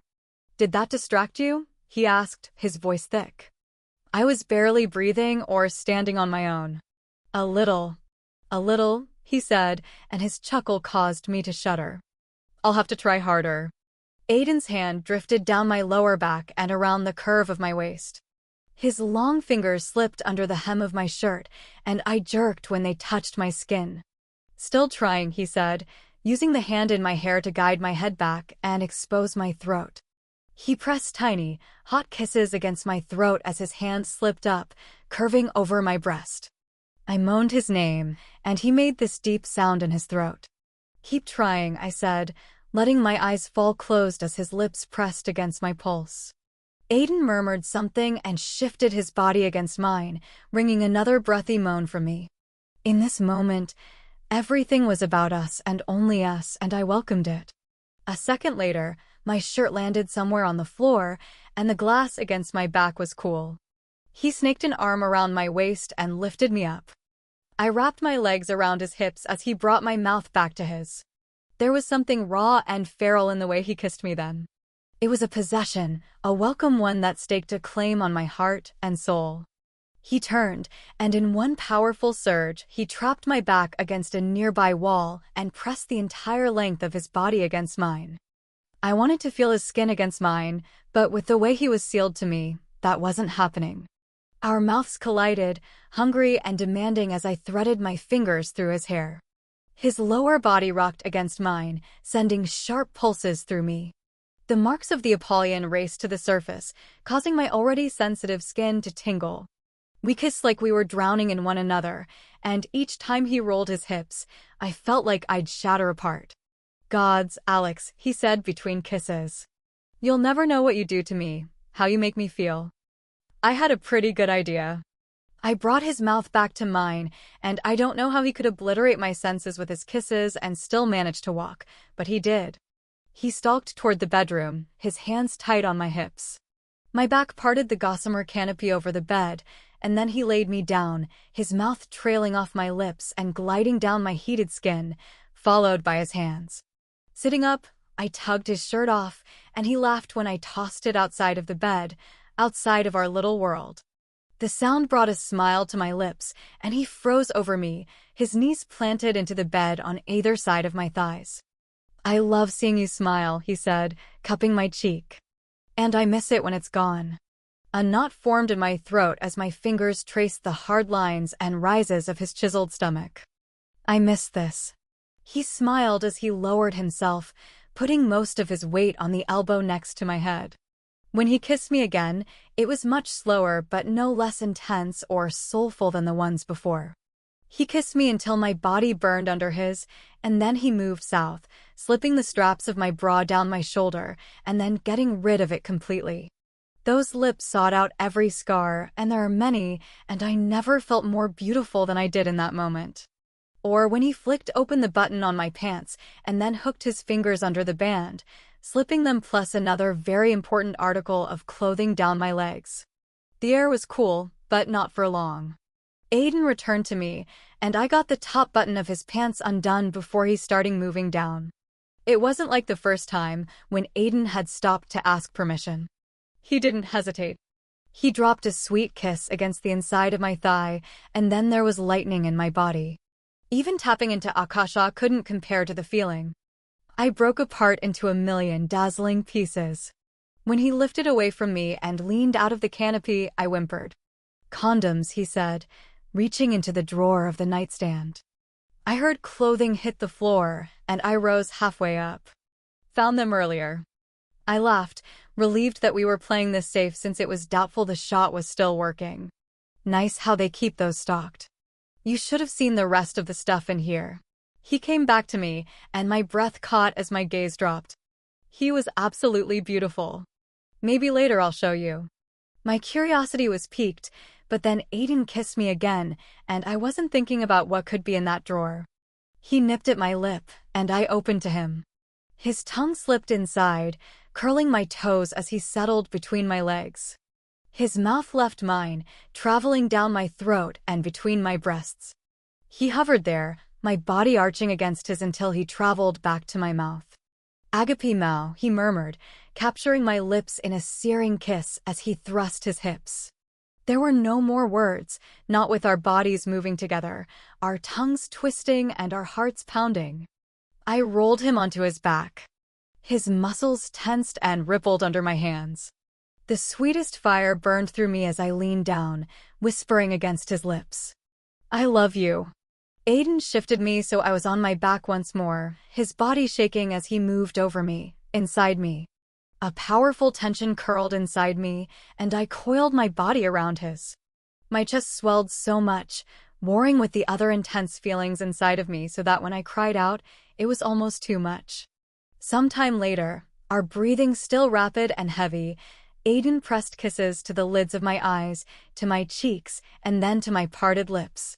He threaded his fingers through mine, holding them down beside my head, kissing me softly. "I love you." And then he started all over again. Chapter 17. Something crashing to the floor jarred me awake. I shot up in bed, clutching for the sheet as my eyes adapted to the darkness. The canopy was still, but my heart was racing and I felt ridiculously happy. Like everything in the world was right. What Aiden and I had done into the late hours of the night had been earth-shattering, but this was different. Aiden stirred, rising halfway up on his elbows. "What is it?" Before I could utter a word, what sounded like a heavy body hitting the floor broke the silence. "What the hell?" Aiden swung his legs off the bed. I stood, finding his shirt in the darkness. It fell to my knees when I slipped it on. I grabbed the dagger off the nightstand, and by the time I made it to the bedroom door, Aiden already had his pants on and gun in hand. But the pants were unbuttoned and hung low, and well, with his sleep-tousled hair and his cut abs all on display, I got a teeny tiny bit distracted for a second. Aiden caught my stare and his lips tipped up. I forced my gaze away before I said screw it and jumped him. Outside the bedroom, we headed for the door to the living room. He unlocked it and entered first, which was stupid considering I was the Apollyon, but he was a guy. Flipping on the light, he drew to an abrupt halt and laughed deeply and loudly. Tension eased out of my muscles. Whatever was going on couldn't be bad if he was laughing. I peeked around him and my mouth dropped open. Persis was sprawled on the floor, missing his jacket. There were red marks on his white slacks, some a dark crimson. Others were a deep red and more like smudges along the zipper. A basket of meatballs was on his chest, half were in the carton, and half had rolled down his 20-pack abs. The Titan reached down, picked up a meatball from somewhere near his belly button, and popped it into his mouth. These things are so damn good. There were no words. Seth leaned against the couch. No shoes. No shirt. His amber eyes were glassy and unfocused. Now the half-stupid happiness I felt upon waking made sense. You two are completely trashed, I said, eyes wide. Seth raised a hand, busted knuckles bruised and raw. We are not drunk. Really? Aiden drew out the word. Fighting the smile on my face, I loosened my grip on the blade. What happened to your hands? Nothing, Seth replied, chuckling. Persis chewed loudly on another meatball. I glanced at Aiden. Is that blood on your pants, Persis? Among other bloodily fluids, he replied, and then he snorted. Gross. Aiden shoved the gun in the back of his pants and folded his arms. I'm assuming it's not your blood? The Titan laughed. Okay. I was starting to get a little worried. It's not a mortal's blood, is it? Seth pushed to his feet and swayed to the side. He satyr fell back onto the couch. No. We ran into some daimons. I stared at him. And you decided to get into a hand-to-hand bitch fight with them? You could have just used one of the elements or Akasha.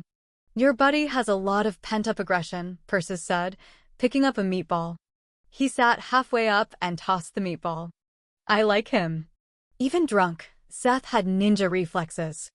He caught the meatball with a laugh. I had no idea what to say. All right, as entertaining as this is, make sure you two are sober enough by noon. Aiden turned, catching my free hand. Have fun. At the door to our room, I glanced over my shoulder. Seth was leaning way to the side, eyes drifting shut, expression slack. It was then when I noticed that, like Aiden, his pants were unbuttoned. Between him and Persis, I wondered how they'd even made it back to the hotel room. Back inside the bedroom with the door locked, Aiden pulled the gun out and placed it on the nightstand. Wow, I said, grinning. He laughed. Wasn't expecting that. Me neither. After relieving me of the dagger, he stepped back and eyed me. Even in the darkness, I could feel his intense stare. I know I've said this before, but I like seeing you in my clothes. Warmth spread over my cheeks, and heat flooded my veins. Good. I like wearing them. But you know what I like better? I didn't get a chance to say anything before he hooked his fingers under the hem of the borrowed shirt and tugged it over my head. The material fluttered to the floor as he clasped my hips, lifting me up. Aiden's lips brushed mine as he spoke, eliciting a series of shivers. I like taking them off. Hades appeared exactly at noon, not a second early or late, and didn't ask any questions. He popped us back to the middle of the university, and while I was a little woozy on my feet from the method of travel, Seth looked like he was going to hurl up everything he'd drunk the night before. That explained the way my stomach was churning. Bastard. Which was confirmed a second later when Seth said, I think I'm going to vomit. Aiden cast him an amused look. Lightweight. Shut up, Seth moaned, clutching his stomach. The air in front of us shimmered, and then Apollo appeared in front of us, startling me enough that I took a step back. My eyes narrowed on him. Couldn't any of the gods just walk somewhere? Okay. If I could pop in and out and avoid stares, I'd do it, too. And I'd probably get the same amount of sick pleasure Apollo got out of doing it. Hades stepped forward, eyeing Persis before he turned to Apollo. I hope you're right and this idea works. He tossed a sneer at the Titan, who scoffed loudly. The son of a bitch doesn't deserve a chance, and you know it. The sun seemed to soak through Apollo's skin as he leveled a stare on the other god. As I recall, you had no other suggestions. Hades smirked. I did. Shut down the underworld and let you guys battle it out. He shrugged. You didn't like that idea. With that, the god disappeared. I have never been a fan of Hades. Overpompous asshole, Apollo muttered. I arched a brow. That was something coming from him. The Titan's lips curled up. You're still a glowing bundle of fun, Apollo. Apollo narrowed a gaze on Persis. Do not start with me. You know what has to be done. And I promise you, if you cause us any problems, you'll end up on Prometheus Rock, except it won't be an eagle pecking away at you. What would it be then? Curiosity marked Seth's tone. Apollo's smile was chilling. I'll do it. Personally. Strip by strip with a dull blade dipped in cobra venom. And then, when I'm done at the end of the day, I will sew you back together to just start all over the following day. Wow, I murmured. Inventive. Persis didn't look impressed. I've heard worse threats. My eyes widened. Beside me, Aiden hid his smile while scrubbing at his chin with his palm. Seth had a far-off look on his face, as if picturing what Apollo had said. Didn't think it was possible, but he turned even more pasty. Are you okay? I asked. Seth waved one hand. Yeah, perfect. So where's the army I'm to train? Impatience filled Persis' tone. All I see are buildings and a few children of demigods peeking around corners. I hope they aren't your warriors. I snorted. No, they're not. They're students. Our army is trained. They're trained as guards and hunters, right? Persis chuckled mockingly, and I sort of wanted to see Apollo break out the dull blade. They may be skilled when it comes to hunting daimons, but are they skilled enough to fight? They won't be fighting Ares, Aiden explained, earning an interested look from the Titan. Ares is heavily guarded by mortal soldiers, daimons, and automatons. Persis' brows knitted. Your army should be able to defend themselves against two of them. The automatons would be a problem, but they'll just have to be quicker. I do not see what you need me for. As Sentinel and guards, we've never tried to work together in groups larger than 3 or 4. We were never trained on war tactics. And I need you, I said, hating myself for having to say that. I need you to prepare me for facing Ares. You have already seen how that went the first time. Seth's eyes tightened. You also have to prepare me to fight Ares. The likelihood of me letting Seth near Ares was right up there with me actually cooking myself a dinner that was edible. I opened my mouth, but Aiden jumped in. And I need to be trained on how to fight him as well. Guys, the last time I checked, I was becoming the god killer, which would make me pretty badass as it is. And with Persis training, I'm going to also be kick-ass. That doesn't mean you don't need backup, Seth retorted. I wished he'd just go puke somewhere. I swallowed hard against the sick feeling leaking through the bond. And you're not facing Ares alone, Aiden added. And I wished Aiden would go hold his hair for him. Apollo rolled his eyes. Children, really, Alexandria is a big girl and doesn't need 2 boys rushing to defend her. I smiled broadly. Exactly. Neither Aiden or Seth looked like they agreed, and the look Aiden sent me promised that we'd talk about this later. Oh, we would. He wouldn't like the outcome. There was no way in holy Hades Aiden was getting within a city block of Ares. Persis exhaled roughly. I can spend the mornings training your army and the afternoons working with 1 or 3 of you. I really don't care how many, but I can tell you this. Ares would have sensed my presence the moment I stepped into the mortal realm. He knows I'm here. He will be unnerved by it, but the longer we take, the more time he will have to rebuild his confidence or bring in more reinforcements. We attack immediately, within the week, or we lose our advantage. Because if you have spies, so does he. I glanced at Apollo. Persis had a point. We couldn't string this out. We would need to move fast, but would we be ready? Would I be ready? Apollo's jaw tensed, and then he nodded curtly. A week from now, on Monday, we move on the Catskills. We take on Ares. Training with Persis was like running into a brick wall, getting back up and face-planting into it again just for the fun of it. We'd started immediately with our training. Of course, Aiden and Seth took part. It was a waste of breath to try to convince them otherwise. Just like when Seth and I used to train, we drew an audience of sentinels, students, and staff. Word got out quickly that there was a Titan on campus, something that most people never thought they'd see. I couldn't blame them for gawking. Among those crowded around the largest training room in the athletics building were my friends, which was great because there was nothing like having friends and strangers around to watch you get your ass kicked. And we were getting our asses kicked. I'd hit the padded floor more times than I could count, taking turns with Seth and Aiden, who were doing no better than me. It was Seth's turn, and I eased myself down, biting my lip when my tailbone hit the mat. I think I broke my butt, I moaned. Sitting beside me, Aiden reached over, rubbing his hand along my lower back. The touch ached at first, but the steady burn started to ease my muscles. Yeah, that was a pretty nasty landing you took. It had started out so perfect. I'd gotten behind Persis, who, by the way, was weaponless and had sprung up and spun out, about to land a beauteous spin kick when he whipped around and caught my leg, throwing me down like a rag doll. My butt had broken my fall. Seth was currently backed into a corner by Persis, dodging the Titan's vicious strikes. In theory, we had a week to train before leaving for the Catskills. It was a 23-hour drive, and Marcus was currently rounding up 1 billion vehicles for the trip. The army mostly needed standard tactical training, but us? We had to actually knock Persis down and gain the upper hand before our training would be complete. Sounded easy until I realized that Persis was like Ares on steroids. Either way, by Monday morning, we were leaving, prepared or not. I glanced over toward the door. Deacon spotted my gaze and winked. I grinned at him, and my gaze moved on. Several Pures were staring at Aiden and me. Apparently, a pureblood touching my back was more shocking than a Titan kicking an Apollyon's ass.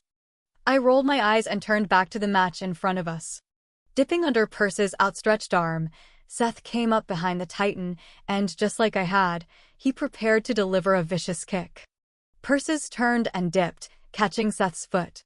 Unable to keep his balance, Seth hit the mat on his side. Persis tipped his head back and left. Next. When one of us went down, it was the next one's turn. Aiden dropped his hand and pushed himself up. Passing Seth on the mats, the two idiots exchanged smirks. Seth dropped down beside me. I glanced at him. I don't know why you two are giving each other that I'm superior look. Both of you are getting your asses kicked. He shrugged one shoulder. Doesn't mean we have to hug it out. Turning my attention back to Aiden, I watched him beautifully execute an uppercut that did absolutely nothing to deter Persis' brutal punch to the stomach.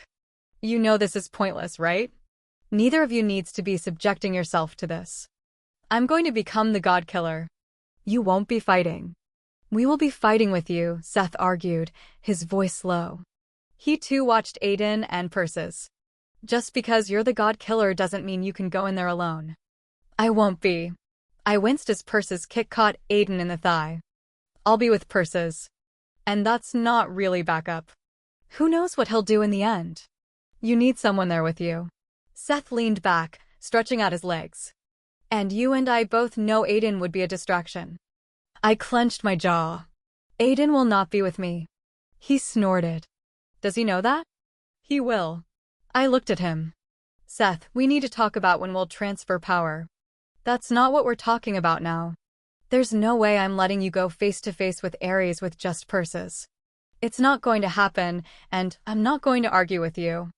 You'll need me there to run interference, if anything, he said, returning my stare. Besides, we shouldn't make the transfer until we're in the Catskills. I opened my mouth, but Aiden hit the floor on his back and Persis yelled out, "Girl, your turn." Sending Seth a quick glance, I pushed to my feet. We'll talk about this later. He arched a brow. While passing Aiden on the mats, he reached over, tugged on the hem of my shirt, and then kept going. I stopped in front of the Titan, muscles locking up. Over at the door, Deacon whistled and shouted, "Show him what a girl is capable of." I took my eyes off Persis for a second to smile at Deacon, and that was all it took. Out of the corner of my eye, I saw Persis' hand zooming for my face. At the last moment, I dropped down. The speed in which Persis' fist shot past my head, stirring wisps of my hair gods. If that had connected with my head, he would have probably knocked me out cold. "Never take your eyes off the opponent," Persis said, chuckling. How many times had Ares had said that when we knew him as Instructor Romby? Nothing flipped my kill and maim switch like hearing those words. I rolled forward and popped to my feet behind Persis. Spinning around, I dodged his second punch and dipped under his arm. I knew I was faster than Aiden, who was like a freaking ninja, and faster than all other half-bloods. But Persis was like Ares. Fighting was bred into their blood. There was no one in this realm better than them. I could only hope to be their equal. But I wasn't Persis' equal at the moment. The second I shot up in front of him, he anticipated the move and kicked out, his booted foot connecting with my midsection. Pain exploded along my stomach and I doubled over. His hand slammed into my shoulder and I lost my balance. Toppling backward, I hit the mats on my back hard. Persis was suddenly in my face, looming over me. A smirk graced his lips. God killer or not, girl, he will own you if you fight like this. And as you know, he can't kill you, but he can make you beg for death. Is that something you want to experience again? Anger burned through my veins like poison. My name is not girl, and no, that's not something I want to experience again. The smirk slipped off his face. Then get back up, girl. Meeting his stare, I rolled into a sitting position. Ignoring the slice of pain, I got back up. Chapter 18. By Wednesday, I was sure my entire back was an array of violets and blues. I was, literally, one giant walking and talking bruise. Aiden and Seth hadn't fared any better. Last night, when Aiden and I had gone to bed, we'd been too sore and too tired to take off our pants. Needless to say, Marcus had given up on the separate bedroom thing. Not that there was any point now. Neither of us could do anything even if our body parts touched. The Army of Awesome was faring a lot better than us.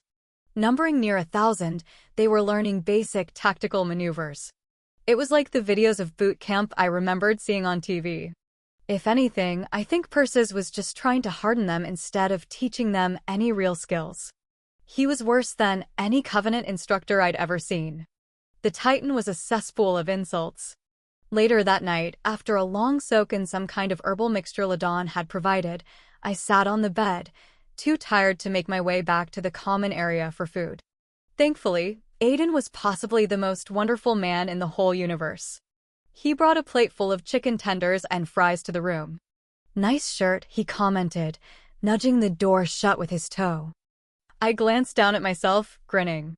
Sorry. He laughed as he eased down beside me, placing the tray between us. As I've said 100 times before, I like seeing you in my clothes. A flush covered my cheeks. I was too tired to put pants on. Peering up through his lashes, he grinned.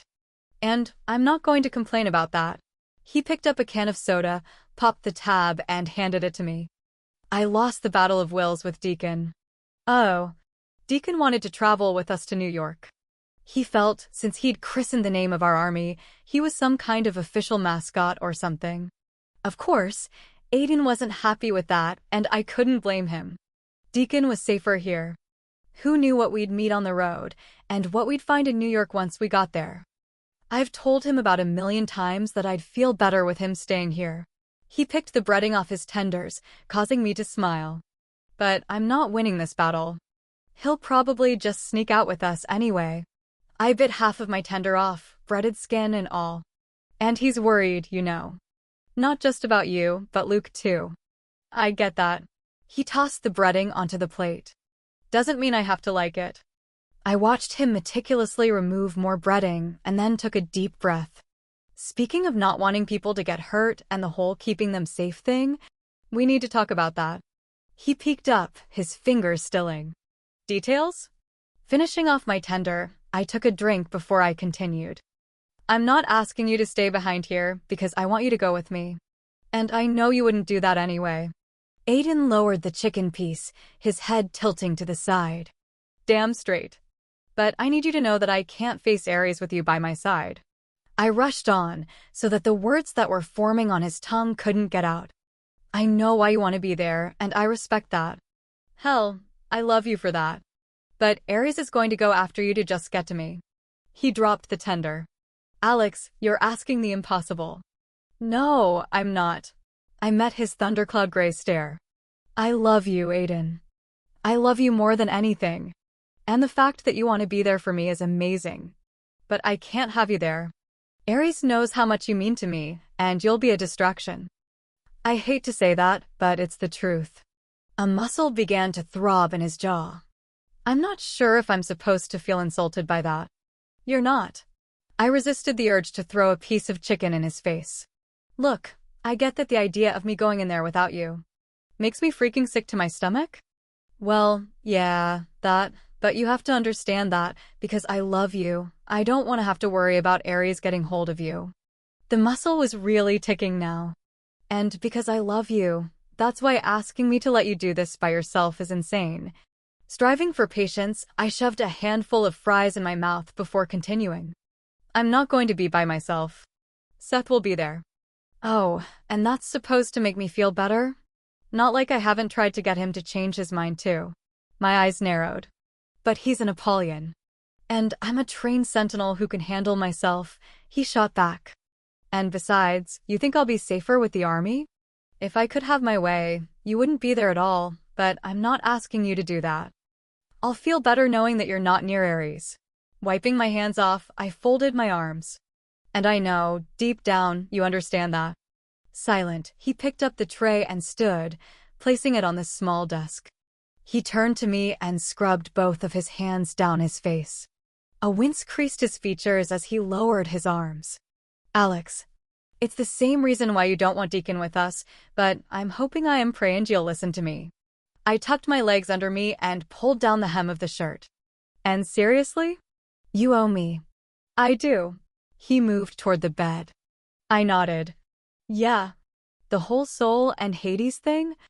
I don't need you possibly dying next week and ending up as Hades' henchman for eternity. I'm not going to die, but you do realize being with the army isn't exactly safe. Hope sparked in my chest. But I know you will get through that. I know you will. I couldn't believe anything else. Truth was, being a part of that army was dangerous, but being there against Ares was suicidal. Aiden eased down on the bed beside me. I don't like this. You don't have to like it. Just like I didn't like the idea of you giving up your soul to Hades. All you have to do is understand it. The moment those words left my mouth, I internally patted myself on the shoulder. There were moments when my maturity surprised me. He shifted onto his back, resting his hands on his flat stomach. His eyes were closed, and thick lashes brushed the tops of his cheeks. The muscle in his jaw thrummed along like a hummingbird, but as I watched him, it slowed down. Aiden took a deep breath, the ticking stopped, and he finally opened his eyes. They were the softest shade of gray as they locked with mine. I don't agree with this. I hate it, Alex, but I get it. If it were the other way around, I wouldn't want you near him. Hell, I don't want you near him, but you have to. So, yeah, I'll stay with the army. Relief eased the tense muscles in my shoulders and neck. I leaned over him, kissing his cheek. Thank you. I know it wasn't easy for you, so thank you. He rolled into his side, resting his head on his curved elbow. Reaching over, he skimmed his hand up my leg, swerving to miss a nasty bruise. When are you and Seth going to do the whole transfer of power thing? Good question. Now that I'd worked this one thing out, it was time to figure out the next problem. He wants to wait until we're in the Catskills. His dark brows knitted. Why? I shrugged a shoulder. I really don't know. He said something earlier about the power being hard to handle, so maybe he thinks I'll crack and, I don't know, start zapping everyone in sight. Aiden laughed. That's ridiculous. Yeah, I don't know though. My only other option is to hold him down and do it, and I don't see that going well. He arched a brow. I have no problem with that idea. I'll gladly hold him down. A grin pulled at my lips. You're terrible. Just being helpful. I kissed his cheek again and then sat back. I'm going to try to talk to him again. I think we need to do it soon, before we leave for New York. I agree. His fingers toyed with the hem of the borrowed shirt. In the quiet moments that followed, I leaned over again and kissed him for a third time. For good luck, I whispered. We're going to war. His lashes fluttered closed. We are. Did you ever think you'd be in this position? I placed my hand on his smooth cheek, and he pressed into it. I never did. Not in a million years, I admitted. Me neither. He pressed his hand over mine, holding it there. I don't think any of us would have predicted this. I bit down on my lip. In that flash of a second, I felt incredibly young. I wanted Aiden's reassurance. And you think it will get better afterward? Go back to normal. I do. He kissed my palm again. Let's talk about less depressing things. Do you still think there's something up with Seth? I laughed. Is that really a better conversation for you? Maybe. He grinned a little, and my heart toppled in my chest. So, I started to respond, but there was a knock on the door. By the time I tugged the quilt over my legs, the door swung open and Deacon popped in, not even waiting for an invite. The mop of blonde curls bounced as he jumped to the foot of the bed. Hi, guys. Aiden sat up slowly. Hi, Deacon. Are you aware that it's customary to wait until someone answers the door or says, come in? Not like I was interrupting anything. Both of you still have your clothes on. I laughed. He has a point. Aiden shot me a "you're not being helpful" look. So, what's up, Deacon? Marcus is looking for you. He's in the common room, so I figured it would be better if I was the one who checked in on you too, just in case you were naked. He winked, and I smothered another giggle. You're welcome. Groaning, Aiden sat up. Okay, you do have a point. Thought so. As his brother stood, Deacon dive-bombed the bed, causing me to bounce. He flicked my hand lightly. Marcus wants to talk about the council or some boring shit like that. His ladylove wants to talk plans about rebuilding. Then again, I sort of zoned out for half of the conversation. My brows rose. There was an open seat on the council that had belonged to Aiden's father. Since Aiden had never taken the seat, it was left open, something that had ticked away at Aiden. He knew that his father would have wanted him to follow in his footsteps rather than become a Sentinel. Aiden ran a hand through his hair. All right. Well, this should be interesting. His brother snorted. I'll stay here and keep Alex company. You do that. Aiden moved around the edge of the bed, swooped down, and kissed my cheek. I'll be back in a few. I waved him goodbye and watched him leave. Then I glanced at Deacon. My brows rose as his fingers flew over his cell phone. What you doing? I asked. Just wait. No more than a few seconds later, the door opened again and Luke and Olivia poked their hands in. Deacon tipped his head back, grinning up at me. Slumber party? I laughed as I waved them in. Sounds like a great idea. Olivia scooted in next to me, while Luke stretched out across the head of the bed. She reached over, grabbing the remote control. We may be leaving for a few days to fight in a war, but that doesn't mean we're too old for a slumber party. So very true. I took the pillow Luke handed me and snuggled down. The four of us watched a bad movie well into the night. It was one of the most relaxing moments I'd had in a long time. When they got up to leave, I sat up, holding the pillow to my chest. Let's make a promise, I said. 3 sets of eyes settled on me. What? Olivia asked. I felt kind of corny about what I was about to say, but oh, what the hell. After all of this is done and over with, let's promise to do this at least once a week. No matter what we're doing or where we are. A wide smile spread across Olivia's face. That's a promise I'll love to make. Same here, agreed Luke, dropping his arm over Deacon's shoulders. Feeling good about making plans to do something normal, I dozed off and didn't wake up until I felt Aiden sliding into bed behind me. I tipped my head back toward him as he slipped an arm around my waist. How was everything with Marcus? Okay. He kissed my cheek and tugged me back against him. He wants me to take my council seat once everything is settled. I'd figured as much. What do you think? Aiden was silent for a long time. There are things that I could do on the council, things that I could help make right, especially when the elixir stops working for the rest of the half-bloods. It's just. He didn't finish. The council seat was a lot of things to Aiden more than just responsibility. I turned so I was facing him and cuddled up close, wiggling so that my head was under his. You don't have to make a decision now. You have time. You're right. His hand slid up my spine and settled there. We have time. After another grueling training session on Friday, I found myself limping into the dean's office. Our AOA was leaving in the late morning on the following day. There was a lot to be discussed, and I had scored an invite. So did Seth. The only other times we'd been called to the dean's office in the past was because I'd done something I was about to get in trouble for, and those meetings usually ended in insults being slung back and forth. Like when I'd threatened to cut Seth with one of Marcus' daggers. I had to smile at that memory. Easing down into an empty chair, I glanced around the room. Marcus was behind the desk, because where else would he be with Diana alongside him? Aiden and Solos hovered by the desk like two hawks, both wearing intense expressions that told me this was going to be a serious conversation. Even Apollo was there. He'd been hanging around a lot, watching over the training. Right now, he was holding a Newton's cradle like he'd never seen one before, his hand hovering over one of the small, silver balls. I looked around again, frowning. Looking for Persis? Seth glanced at me from where he was leaning against the wall. Last I saw him, he was heading into an empty room with two pure girls. What? I screeched out loud before I could stop myself. Several sets of eyes landed on me, and Seth smirked.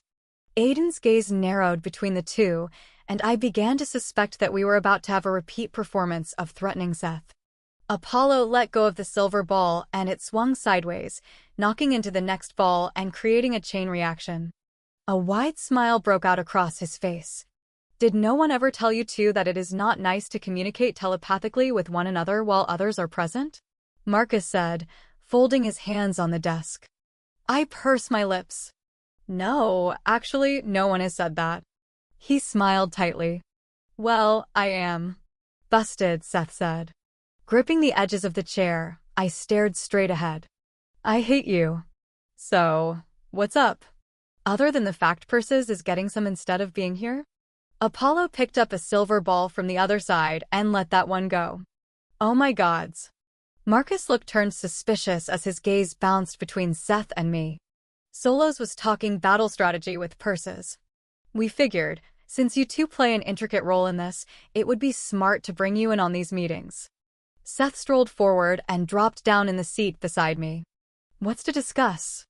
From what I understand, it's fairly simple. The army will attack the front gate while Alex and I sneak in with Persis. Persis had discussed his plan with us the previous day between rounds of kicking our butts. Aiden was still taking part in the additional trainings, even though he'd agreed to remain with the larger group once we launched our attack against Ares. Propping his hip against the desk, Solos pointed down at a map of the New York Covenant, a much better map than the one Athena had created. It's really not that simple. We have to find a way to sneak you in. I'm sure you remember how well guarded the Catskills is. Getting past the preliminary fences will be no problem. The wall is another story. An insolent smile twisted Seth's lips. There was a breach in the east wall. I've already told Persis. It's not a huge hole, but it is large enough for a person to slip through. Unless Ares is interested in masonry work, I doubt it has been repaired. It's unlikely that Ares would leave the breach unguarded, Aiden said, his eyes a steely gray. You won't just walk in there. That smirk on Seth's face grew. I wasn't planning to just walk in there. Okay, I sighed, interrupting before a battle of wills erupted. So we will have to scout the wall first. We can, Apollo. The god looked up. In his hands, the Newton balls knocked off of each other once more. What? He asked. What? I shot him an annoyed look. Seriously. Have you never seen a Newton's cradle before? Every time you move the first ball, it's going to move the rest of the balls. No, his gaze dipped to the cradle. Gravity is cool. Oh my gods, I moaned, slumping in my seat. My brain hurts. Apollo let go of the silver ball once more and then placed the cradle on the edge of Marcus' desk. I imagine you're leaving with the army on Saturday, he said to Solos. When the half-blood nodded, he glanced at Aiden. And you will travel with Alex? Do you need to even ask that question? Aiden replied, placing his hands on the desk and leaning in. Apollo shrugged. I will leave with the army as well, Marcus announced, sitting back in the chair. Diana cleared her throat delicately. If I may make a suggestion? My uncle nodded, and she smiled. I think you are needed here more, Marcus. His eyes immediately sharpened into green crystals. I'm needed in the Catskills. I know you feel that way, she started again, patiently and understandingly. You are a sentinel at heart, Marcus, but there is so much we have to do. More than just fighting. She's correct, Apollo said, apparently ready to contribute to the conversation. Rebuilding is just as important as war, and that process starts long before the war is over. Marcus' jaw tightened. You are here, Diana, plus other surviving members of the council. The council is in ruins, Marcus. We need you here, and we need you alive to help rebuild after all this is said and done, Diana argued, and I couldn't but wonder if something deeper drove her conviction. If so, I didn't blame her. I would cut off my left arm to convince Aiden to remain behind. We need you here. Several agreed, and Marcus stiffened in his chair. I'm a trained Sentinel. I have assets that will be of. We know that. It was Aiden who spoke. But I have to agree with Diana. We have this covered. We do, Solos confirmed. Defeating Ares means nothing if we can't deal with the chaos afterward. And there will be chaos. We have covenants that are destroyed or heavily damaged, and entire councils have been wiped out. And we will have half-bloods coming off the elixir and out of servitude. We will need leadership, strong leadership. A proud grin crossed my lips. Marcus would make a great leader. He already was. And I could easily see him taking the role of head minister. Marcus might act like he had a stick shoved in a very unmentionable place half the time, but he'd be righteous and fair. Strict, but he would always do the right thing by Pierce and halves. Our eyes met, and I don't know what he saw in my expression, or if my smile had anything to do with what he did next, but I like to think it did. Marcus rubbed a hand across his brow, sighing heavily. I want to be there, beauty-ary right. I need to stay here. Well, now that's settled, I think I'm going to find something soft to lie on. Seth popped up from his chair, his movements not nearly as fluid as normal. He glanced at me, and a mischievous glint filled his amber eyes. Want to join me? I rolled my eyes. Annoyance flashed into Aiden's eyes, turning their hue into a stormy gray as he pushed off the desk and straightened. Very amusing. Seth winked as he backed away. Hey, just being gentlemanly. Go somewhere else, then, Aiden replied. Chuckling, Seth dipped out the door as I shook my head. While Seth and I had been more than friends at one point and our feelings for one another did run deep, I was 100% certain that Seth was just trying to cause Aiden to stroke out. Once Seth exited, the conversation moved back to the council, and my interest also exited. Pushing up for the chair, I limped out of the office after telling them I was heading back to my room. I foresaw another herbal bath in my future. I had 2 more training sessions with Persis, and while each of us was getting better, none of us had taken him down. Yet, one of us had to take him down before we left for the Catskills. I'd made it halfway down the stairs before Apollo poofed in front of me, startling me. I jerked to the side and lost my balance. Teetering on the edge of the step, visions of bones crunching rang in my head. He caught my arm, stopping my fall. Gods, I gasped, grasping the handrail with my free hand. Is it necessary to do that? You're okay? He dropped my arm. We need to talk. I leaned against the railing, eyeing him wryly. What? You got bored with the Newton's cradle. His lips tipped up at the corners. Why haven't you transferred the power from Seth yet? He wants to wait until we get to the Catskills. I paused as his eyes narrowed.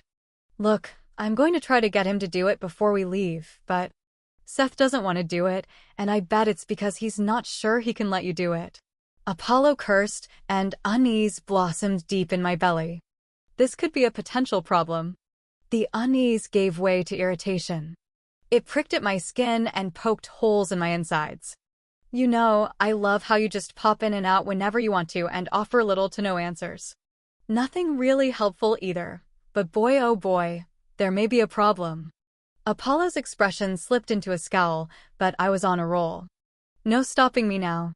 You know, all of this is bullshit. I said it before, and I'll say it again, Ares is your problem. He's the god's problem. His mouth opened, but I kept on going. And don't you dare say it's Seth's problem. Ares created this mess ages ago when he started this crap with Solaris and the First. But you guys didn't really do anything then, did you? You sent the order in to kill them instead of getting to the bottom of what was happening. Alex. And now it's happening again. We are going to war for you for the gods. People will die. My friends and the people I love could die. I could die. My voice cracked and I took a step down. My throat felt like it was on fire. I haven't forgotten that, Apollo. I know I could die in the end. He clapped a heavy hand on my shoulder and squeezed. I promise you, Alex, that no matter what happens, I'll take care of you. I told you that, and I always keep my promises. A knot in my throat made it difficult to speak. The probability of my inevitable death at the hands of those who needed my help wasn't something I'd forgotten about. In reality, it was just something I couldn't fixate on. Since the Hellboy twins had been exorcised from me, I had refused to dwell on it, and the reason why descended in startling clarity in that moment. In the end, no matter what Apollo wanted, he would not disobey the other Olympians. Doing so would further split them, and it could become disastrous. Blinking back tears, I looked away, working my throat until I was sure that, when I opened my mouth, it wasn't a sob. I don't want to die. I know, Apollo said, and his voice was surprisingly gentle. I will do everything in my power to make sure that doesn't happen. I haven't let you down yet, have I? My gaze crawled over the gray cement walls, finally settling on his. Had he? He'd skirted the truth and divulged information only when he felt like it, but had he let me down? I didn't answer the question. The gods should be fighting.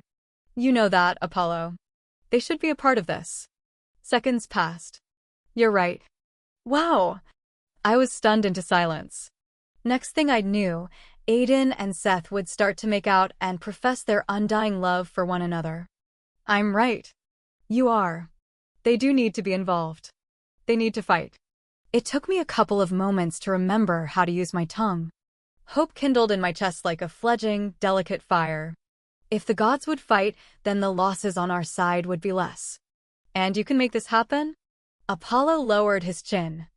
I will do everything I can to get them involved. You should. This is their fight. This is everyone's fight, he corrected. Because it's everyone's future. Chapter 19. Saturday had been a day full of pain. While we were getting better at fighting Persis, we still were getting our butts handed to us. Seth had come close to taking Persis down with a kick. The Titan had stumbled, but he hadn't fallen. He'd come back at Seth, and within seconds the first was on his back. But Sunday got worse. Mats are for the weak, Persis announced as I bounced across the blue butt saver, and that comment took the happy right out of my step.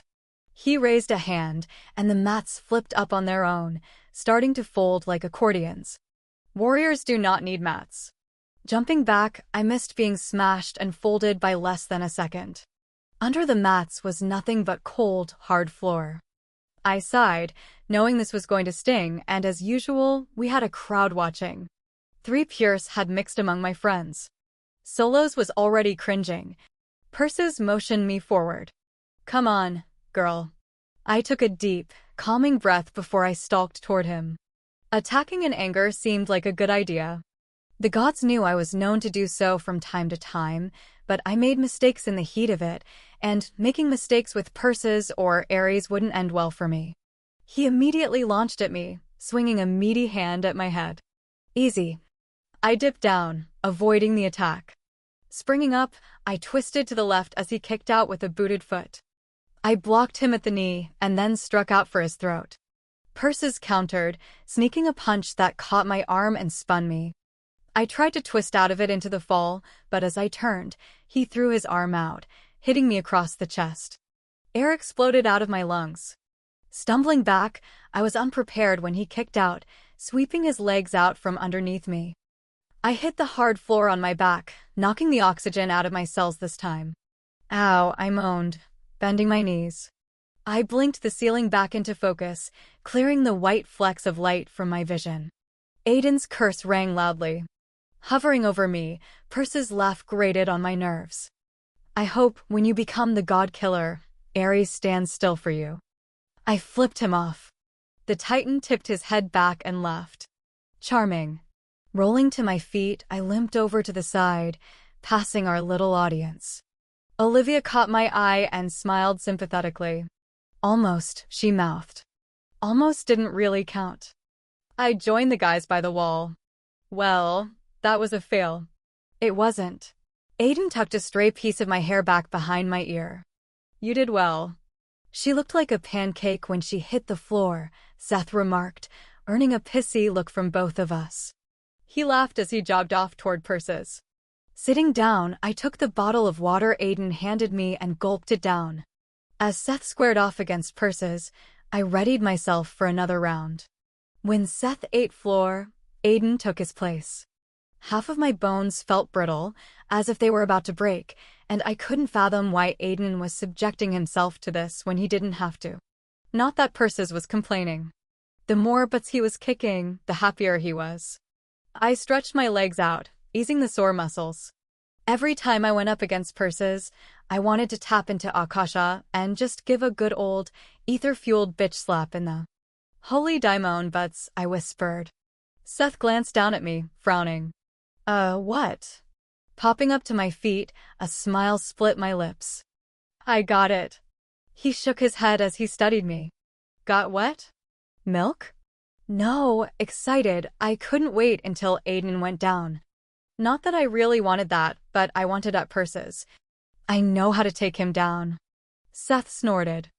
I ignored his lack of faith in my ability. Never once during our training had Persis told Seth and me that we couldn't use our Apollyon abilities. We'd just assumed that we couldn't. After all, we were treating these training sessions like we were back in class, fighting instructors. But we weren't. We also weren't normal students. Aiden caught a kick in the middle of the back, taking him to his knees. We're so stupid, I said to Seth, grinning. His brows rose. Speak for yourself, Angel. As Aiden started back toward us, I passed him halfway, brushing my fingers down his arm. I got this, I told him. He smiled down at me, and as I continued forward, I saw the Purse gathered at the doors exchange looks of disgust and disbelief. I flipped them off. Persis yawned. Back so soon, girl? I can't wait to see your face when you hit the floor. I shook my arms out, letting the rush of power in my veins make it to my skin. His gaze flickered over me, and I knew that he, like the gods, could see the marks of the Apollyon. A smooth brow rose. Well, let's do this. Backing off, we circled one another, eyeing each other for that fine, slim moment of weakness. Springing forward, he twisted in midair, kicking out, but I spun to the side. He landed in a crouch, shooting up. Summoning Akasha, I welcomed the rush of power as I threw my hand out. Shock flickered across his face. A pulse of light arced across the short distance between us, smacking into his chest. It wouldn't kill him, but it definitely did the trick. Persis stumbled back, his body bending at the waist. There were only a few seconds to complete this. Spinning around, I aimed my knee for his stomach. He tried to avoid the kick, but he wasn't fast enough. I caught him in the midsection. He went down on one knee as I straightened. Bringing my arm down, I slammed my elbow into his back, between his shoulder blades. He planted his hands on the floor to catch himself. Moving lightning quick and putting every muscle into the motion, I brought my leg up. The toe of my sneaker connected with his solar plexus. Persis flipped. He hit the floor on his back, his eyes wide. Silence. It was like the sound had been sucked out of the room. And then I heard Aiden yell, and then Luke, and then Olivia. I'd done it. I'd taken down a mother-freaking titan. Ares could suck it. Standing over Persis, a ridiculously large smile crossed my face. I don't think you'll be calling me girl anymore. He grunted. What the hell? Seth stalked up to us. You used an element Akasha. How was that fair? Rocking back on my heels, I resisted the urge to start jumping around and clapping. He never said we couldn't use our abilities. We just assumed we couldn't. Seth stared at me. Persis shifted to his feet. She's right. It's only taken a week for you idiots to figure that out. Even that one, he said, gesturing to where Aiden waited. He could have used fire, but he never did. To defeat Ares or any god, you will have to use every weapon you have. That was the lesson. I almost giggled with actual glee. Seth's mouth dropped open. If that's the case, I couldn't taken you down the first day. But you didn't. Persis smiled as he tapped a long finger against his head. You need to start using this as well as your muscles. Okay. I felt like clapping. Seth rolled his eyes, but he turned to me. Nice work, Angel. My smile spread, and I let my pride consume me for a moment. Purses ended the session shortly after that, and Seth disappeared out the door, parting the crowd like he was our version of Moses. I watched him go, knowing I needed to track him down. We had to do the transfer tonight. Aiden hugged me when I joined him, resting his chin atop my head. Brilliant. I laughed as I squeezed him. Not really. Think about how long it took me to figure out that we should have been using our abilities the whole time. Seth and I didn't figure it out at all, so you're one step ahead of us. He stepped back, sliding his hands off me. A shiver coursed through me, something that didn't go unnoticed. His eyes switched from gray to sliver. What are you doing now? A flutter started in my stomach. I'd love to do what you're thinking. But I need to talk with Seth. Stretching up, I kissed his cheek. Part of me might have done it because the gaping Pierce were still at the door, even though our friends had disappeared. The other part did it because I liked kissing Aiden. See you in a bit? Aiden nodded, but the tense line of his jaw said he wasn't happy. You want me to go with you? I laughed under my breath. No, that's not going to help. He grumbled something and then said louder, You did well today. You know that? A wide smile crossed my face. Yes, I do. Aiden chuckled. Modesty? Bah. I started to turn, but stopped. Hey, can we, chill tonight? Watch a movie with Olivia and the guys? Deacon and Luke? He nodded. If that's what you want. It was what I wanted. Tomorrow, when we left for New York, things would get, well, they would get real. And I wanted the night before to not be stressful.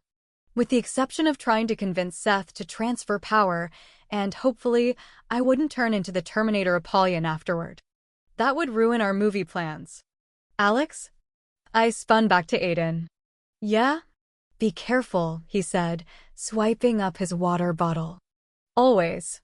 He smiled, but it didn't reach his eyes. I knew he was worried about what I was about to do, and I knew he wanted to be with me, but having Aiden and Seth in the same room wasn't going to help. Walking toward the door, I raised an eyebrow at the remaining Pierce. They shifted to the sides, allowing me to pass. I stopped in the hallway, facing them. Hi. The three Pierce exchanged surprised glances, but none of them spoke.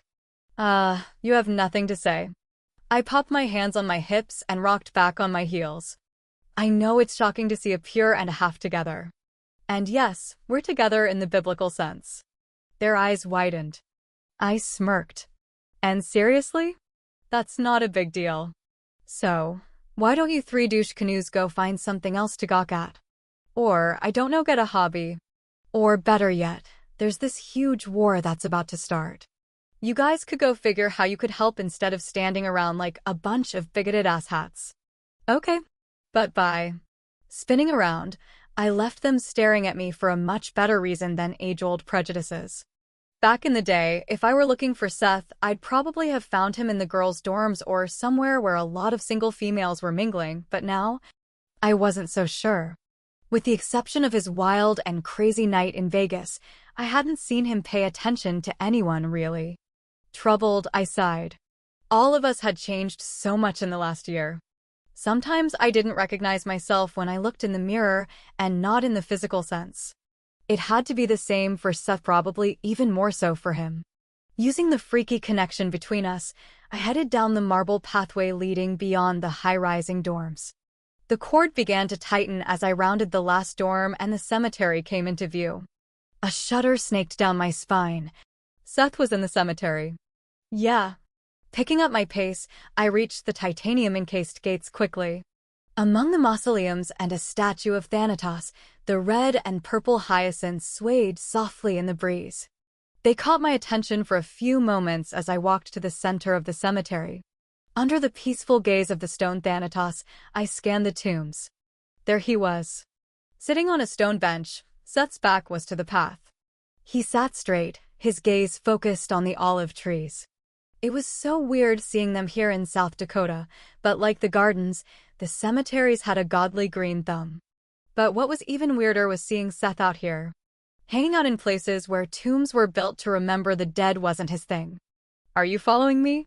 His voice carried on the wind. I made my way over to him and sat beside him. "Maybe." One side of his lips tipped up. "Did you come to gloat about taking out purses?" "No," a tiny grin fought to make a way onto my lips. "I lost. Maybe a little." He chuckled. "Figured. I did damn good." Casting me a sidelong glance, he arched a brow. "You did." I almost had him. So did Aiden, I reminded him. Almost being the key word. Whatever. He turned back to staring at the trees. I wondered what was so interesting about the clusters of leaves. "What are you doing out here?" "It's weird, right? To be hanging out here?" He bent forward, resting his arms on his thighs. "I don't know. It's quiet. I like to come out here and think." It was quiet, too quiet. Granted, we were sitting in the middle of cemetery. Not a very happening place. "What are you thinking about?" He chuckled again, but the sound was weak and strangely hollow. "Like you really care." I blinked and opened my mouth. His tone was light, but there was a coating of frost to his words. If I didn't care, I wouldn't ask. You of all people know that. Moments passed, and then a breath shuddered from him. "Do you know what I think about when it's quiet, Alex?" "I think about all the bad things I've done." My breath caught in my chest like someone had punched me. I didn't know what to say at first. What I had seen Seth do and what I knew he'd been a part of was enough to earn him a trip to Tartarus. Then there were the things I didn't know about and really didn't want to find out. Shifting on the bench, I rubbed my hands over my sweats as a chill danced along my skin. It was cooler in this part of the campus, unnaturally so for the time of year. It seemed like forever passed before I spoke. "We've all done bad things." He said, scrubbing his hands down his face. A smile peeked through every few seconds, but when he finally dropped his hands, it was gone. "Have you ever killed an innocent person?" Dropping my gaze, I shook my head. "No." "That's the level of bad things I've done." "Maybe you've kissed a boy you shouldn't have. Maybe you acted out when you should have thought more clearly about something," he replied. "Maybe you hurt someone's feelings or did the wrong thing, but nothing you've done will ever touch what I'm responsible for." "I don't know what to say," I admitted quietly. "I can't tell you that any of that is okay. You'd know I was lying." "But Seth? You weren't completely responsible for everything. When an addict kills someone to get money for drugs, are they not responsible? Or is it the drug dealer's fault?" When I didn't answer, he laughed dryly. "Anyway, obviously I'm not thinking about those things right this second. You're here. And I know there's a reason for you being here other than stalking me." Now I felt kind of bad for why I had come looking for him. In spite of everything that Seth had done to others and to me, a part of me still cared for him and considered him a friend and something more that could never quite be labeled. He needed someone to talk to. He needed someone to help him make things better. He needed someone who cared for him more than I did. Swallowing, I turned my gaze to the trees. I felt like an uber bitch for my next words. "I want to do the transfer of power now. That's why I came here." He was silent, but I could feel his eyes drilling holes through the side of my head. "I don't want to wait until we get to the Catskills. We should do it now. Get it over with so we—" No, steel poured into that one word. "We wait until we're about to face Ares. Not a moment sooner." I turned my head toward his. "Why not? And don't you say, because I said so." His lips twisted wryly. Damn, there goes my only explanation. My eyes narrowed. "We wait," he said, his eyes narrowing too. "It's not up for discussion." "How can you say it's not up for discussion? You're not the only person who has a say in this." "I'm the only person whose say matters," he replied. Pushing off the bench, I stood in front of him. "Oh, now you're just pissing me off." Seth smiled. "So, this isn't funny, Seth. Why in the hell are you so adamant on waiting?" "I'm ready. You should be ready too. This isn't just about you, buddy." The infuriating smile remained fixed. "Like I said before, you have no idea what it's like to be the first, how hard it is. So you can't even imagine what it will be like when you become the God Killer." Anger flooded my system. Oh, come off it, Seth. All you do is whine about how terrible the need is and… In a nanosecond, Seth was in my face. He moved that fast, causing my heart to jump. I jerked back. Apollyon or not, he was the first, and when he moved like that, it didn't create a happy feeling. All I do is whine? Anger flushed his cheeks, and his amber eyes glowed. You have no idea, Alex. You're just the Apollyon. That's all you have to deal with. I stepped back, trying to rein in my own anger. I have to deal with our connection and the stupid cord inside me spazzing out all the time. Oh, you poor little thing. He took a step forward, and the mark seeped into his skin. He was not happy. Perhaps I didn't know when to keep my mouth shut. You have a cord to deal with while I have to deal with the fact that, every time I'm around you, all I can even think about is transferring the power. The anger coursing through my veins immediately switched to the acidic burn of unease. I sidestepped him and the bench, thinking space might be good about right now. Seth advanced, following me back up the path. Every fucking time, Alex. I'm the first. It's what I'm supposed to do. It's what I was built to do. So resisting that is bad enough, but after having had a taste of that power… Oh, you have no idea. My eyes widened. When Seth had pulled on my power to take out the Council and kill the Fury, he tapped into just the tiniest bit of power that existed in the God Killer, and that tiny taste had been enough. I swallowed hard as I stopped under the wing of a marble Thanatos. Seth? Don't, he spat, drawing in a deep breath. I fight the need every single second of the day. I'm trying here, so I'm sorry that it comes across as whining. Widening my stance, I prepared myself just in case Seth went completely crazy. I'm sorry. I didn't mean it that way. It's just that. It doesn't matter. His eyes flashed an intense shade of amber a second before sparks erupted from his bare arms. A bolt of intense lightikasha flew out from him, smacking into the center of the statue. Marble cracked like a whip of thunder. Stones splintered as I turned, sending chunks into the air. Throwing my arms up, I shielded my face as shards blasted through the air and dust thickened around me. Tiny chunks pelted my back and arms. When it settled, I slowly lowered my arms. My heart pounded insanely fast as my gaze locked with his. Shit, Seth muttered, his chest rising and falling rapidly. Just stay away from me. I didn't have a chance to respond. He spun on his heel, leaving me standing there among the remains of the ruined statue. There was no way we could stay away from each other. Right now, we needed each other, especially to transfer the power, but it was more than that. But I didn't chase after him. I let him go. He won. We would wait, but we couldn't wait forever. Chapter 20. The skies were gray and overcast. Clouds were thick. A fine drizzle coated the ground and our vehicles. The slight chill in the air warned that autumn was well on its way.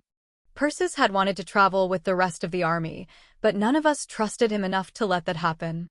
Gods only knew what he'd get himself into between here and the Catskills. Luke and Olivia also were traveling with us, mainly because Deacon and I demanded that they did. Do you think Deacon will talk the entire trip? Olivia asked, hoisting a small bag of weapons and tucking several small coins into a pocket on her leg. It was a depressing necessity after what had happened to Leah, and we all carried them now. Just in case. I'm betting at least $50 that he does until he passes out. I laughed. I'm not betting against that. On the way here, I thought Marcus was going to strangle him. I would have if he hadn't fallen asleep, Marcus said, coming out from behind us. Or at the very least, I would have knocked him out. Olivia giggled. Want me to get that? She gestured at my own bag of things made to stab and dismember. Nah, I said. I got it. Smiling at Marcus, she headed toward where Luke and Deacon stood behind a black expedition.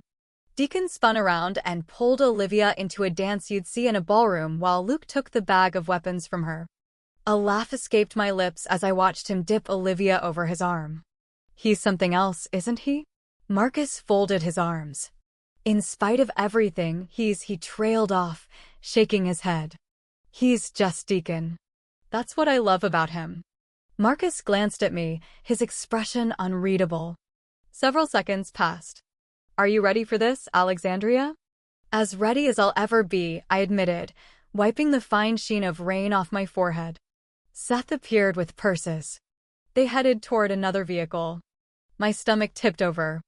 I hadn't seen Seth since he'd left me in the cemetery last night. Seth glanced over to where Marcus and I stood. Our eyes met for a second, and then he looked away, saying something to Persis. "You haven't transferred the power yet," Marcus said. My lips pursed. "No. We're going to do it when we get to New York." I hope, but I didn't add that last part. Taking a deep breath, I forced my gaze away from Seth and turned to my uncle. The lines around his eyes appeared deeper than they had been yesterday. Gray hairs liberally sprinkled his chestnut-colored hair. I hadn't noticed them before, but they had to have been there. His eyes were sharp with keen intelligence and clear with foresight as usual. In a second, I saw him as he'd been the first day I'd returned to the Covenant. He'd sat behind that shiny desk of his, full of stiff, unyielding authority, and his displeased stare had made me dislike him immediately. A lot had changed since the day he'd almost kicked me out of the Covenant. He'd changed. So had I. Somewhere in the last year, he'd gone from being the dean to becoming my uncle. And I never would have believed that last year. I honestly hadn't believed that he cared one bit about me, but I knew now he always had. He maybe had a hard time showing it, and I just made it even harder for him to do so. I'd been such a brat. His lips tipped up at the corners. When he spoke, it was as if he knew what I was thinking. "I'm not sure I've ever told you this, Alexandria, but I am proud of you." My eyes misted over, but I blamed the rain. "You never thought you'd say that, huh?" "No, I always knew that one day I would say that," he replied, his slight smile softening his features. "I just hoped it would have been when you graduated from the Covenant." "Same here," I sighed. "You make sure you come back here." His voice thickened. "After all, you haven't technically graduated yet, and there are a few courses you need to finish up before you can." I laughed, but the sound caught in my throat. "Okay. Deal." Marcus nodded and unfolded his arms. He started to turn, but he stopped. An emotion I couldn't quite pick out flickered across his face, and a second later he hugged me. My uncle gave the most awkward hugs in history. But in a way, they were the best. Closing my eyes, I inhaled the faint scent of his cologne and hugged him back. "I know you will look for your father when you get there," he said, his voice low. "I know how much finding him means to you, but you need to be careful. There will be time afterward to find him." "Okay," I said, even though I wasn't sure I meant it. As much as I wanted to believe that Apollo would hold to his promise, I couldn't be 100% sure that there would be an afterward for me. Marcus pulled back, and I swore his eyes were shiny. He muttered something about helping Luke and stalked off. After saying my goodbyes to LaDawn and Diana, I waited off to the side while Aiden spoke to my uncle. No doubt he was getting some overprotective warning, because when Aiden joined me, he was a shade or two paler. My brows rose. "You okay?" His gray eyes shifted to mine. Marcus can be really scary when he wants to be. I grinned. "Yeah, he can." He took my bag from me, placing it in the back as Deacon shimmied across the seat and situated himself between Luke and Olivia. "You haven't seen Apollo, have you?" I asked, chewing on my lower lip. Shutting the door, Aiden shook his head. I'd told him about Apollo's promise to bring in the rest of the gods, and I'd also told him that, obviously, I hadn't transferred the power from Seth, but I'd left out the blowing up the statue part. "I wouldn't hold my breath, Alex. While I think Apollo wants to help and get involved, I don't think the others will." "That's such crap." Familiar anger simmered in my stomach. It's taking the absentee landlord theory to a whole new level. I know. He dug the keys out of his tactical pants. But throughout history, they've all really only gotten involved once before, and that was with the Titans. Any other time, most of them don't get involved. "This is different," I grumbled, beating the horse dead and then bringing it back to life to beat again. "This is one of their problem. Maybe Apollo will surprise us." He bent down, brushing his lips over my forehead. "Either way, we have this." Car keys dangling from his fingertips, Seth passed by us. If you two can stop making doe eyes at each for a few minutes, we're all ready to go. Behind him, Persis inspected the vehicle with a distrustful scowl. One of the other SUVs in our little section of the convoy revved an engine, and the Titan transferred his scowl to the other vehicle. Aiden straightened, his gaze narrowing on Seth's back. Jealous is an ugly thing. So is blind ignorance, Seth shot back, rounding the front of a Hummer. Tension rolled off Aiden as he turned to me. I really do dislike him most of the time. Yeah, well, what could I say? The two of them would never be friends. Ready? We are. Deacon shouted from inside the expedition. I've already got the first road game picked out, so freaking hurry. Shaking his head, Aiden smiled. This is going to be the longest 26 hours of our lives. Turned out, the next 23 hours of our lives weren't the longest, even when they turned into closer to 26 hours after our caravan hit a traffic snarl outside of Chicago. I switched places with Aiden and then Luke, giving all of us time to rest up. As expected, while awake, Deacon kept us somewhere between entertained and 5 seconds away from pulling the SUV over and duct-taping his mouth shut. When we entered New York, we followed Seth's vehicle, keeping to the back of the massive group of Sentinels and guards. Solos checked in periodically with Aiden from where he rode in one of the lead vehicles. They hadn't run into any problems, but there was no way Ares didn't know we were coming. Any number of people we passed on the way here could have been spies, mortal or not, even though we were traveling in small clusters of SUVs and cars so as not to stand out. Not to mention that Ares was a god, so it wouldn't be hard for him to figure out what we were up to. But the fact that we reached the Catskills without incident had me squirming in my seat, restless and unnerved. When we'd traveled to South Dakota in the first place, we'd been intercepted by Ares Sentinels, and that had basically been out in the middle of nowhere. How could it be this easy? Upon entering the mountainous back roads, my unease tripled to paranoid levels when the vehicle in front of us rolled to a stop. I exchanged a nervous look with Aiden. Ahead, Persis' arm appeared out the window, waving us forward. Why don't they use a cell? Luke asked, peering over my seat. Does Persis even know to use a cell phone? Olivia asked. I snorted while the knot of anxiety worked at giving me an ulcer in record time. He seems like a quick learner. Aiden slipped the expedition into park and glanced back at his brother. Stay in the car. Deacon rolled his eyes. Yes, Dad, because I couldn't possibly be of any help. That statement was ignored as Aiden and I stepped out of the SUV and made our way over to Persis' side. 3 Sentinels from the other vehicles joined us. I recognized them as half-sides seen in South Dakota, but I didn't know any of their names. What's going on? Aiden asked. Persis stepped out of the vehicle, his all-black eyes fixed on the thick tree line ahead. Something's not right. Other than the fact we're stopped? I asked, folding my arms. The air was chilly in the mountains, especially where the sun didn't break through the trees, and my black shirt didn't offer a lot of warmth. His lips curled up at the corner in a sardonic twist. I sensed something abnormal among us. I peered in through the car at Seth. He just shrugged. Details? There's violence in the air, the smell of battle that has yet to begin, Persis said, stretching his arms above his head. Bones cracked. The twist of his lips spread into a real smile. Bloodshed is pending. My brows rose as I glanced at Aiden. Well, that's not freaky or anything.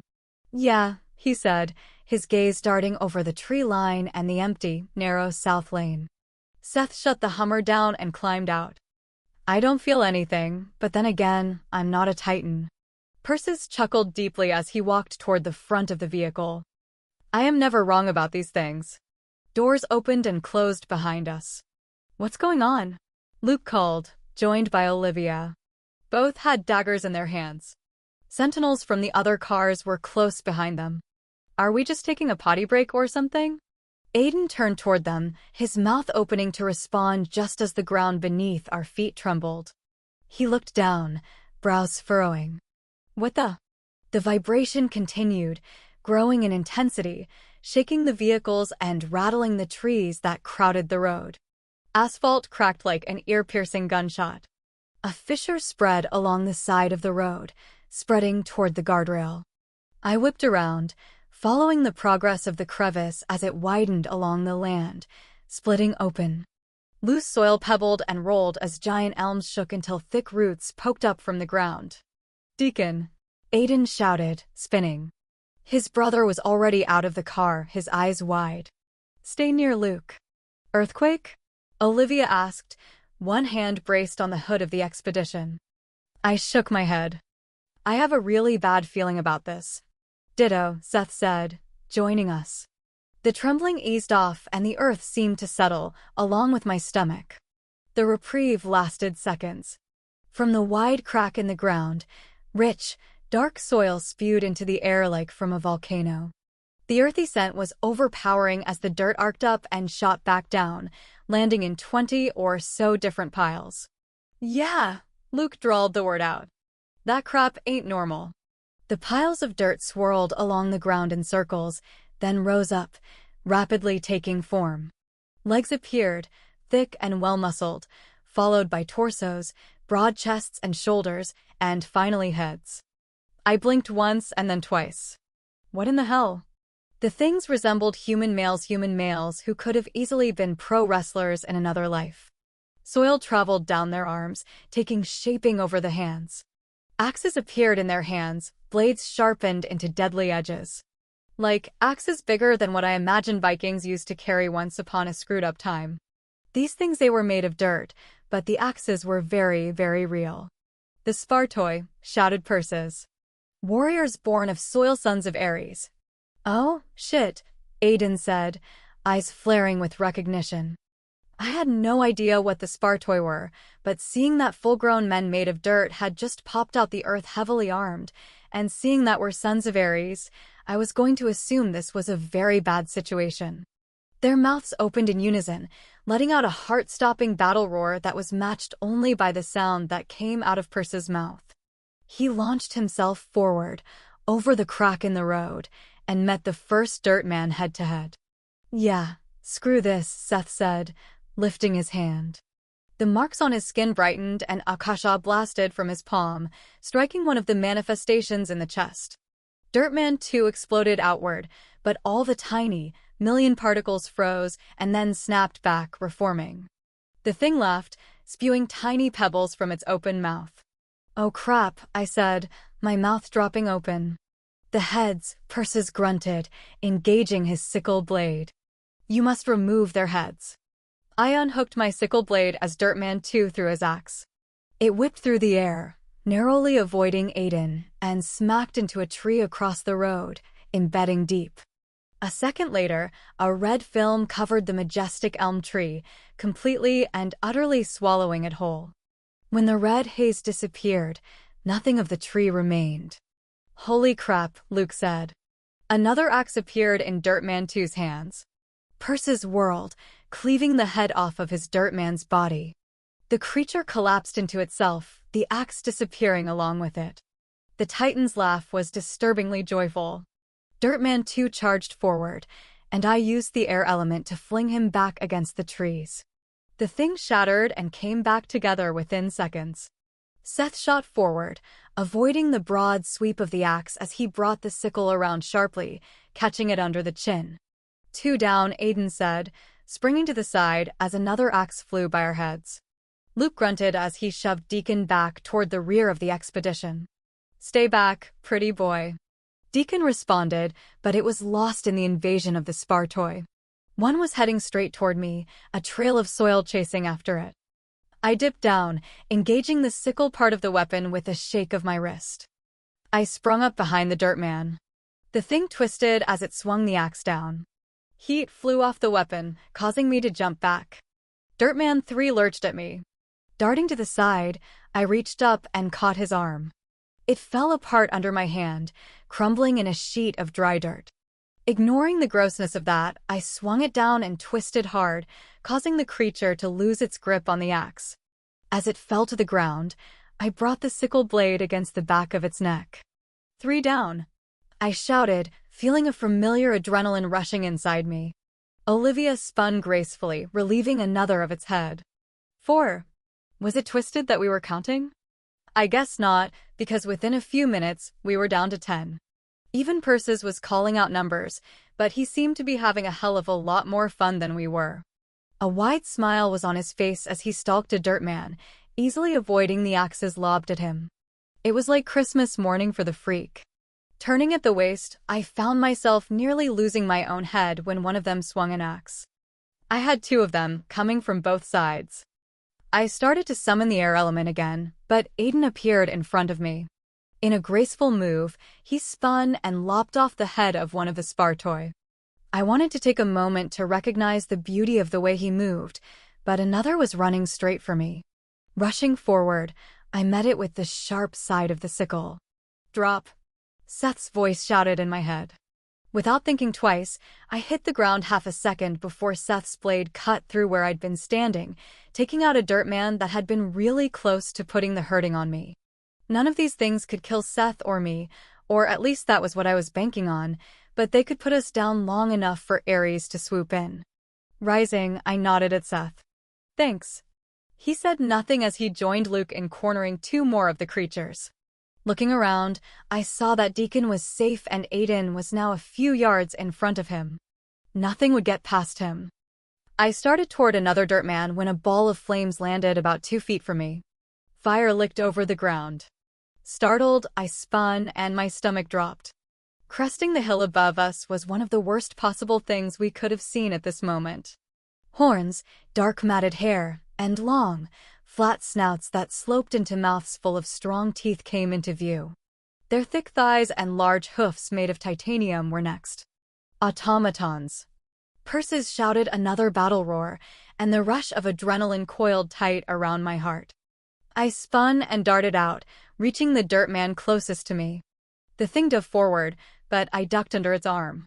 Swinging around, I swung the blade down, dispatching another one of the freaky creations.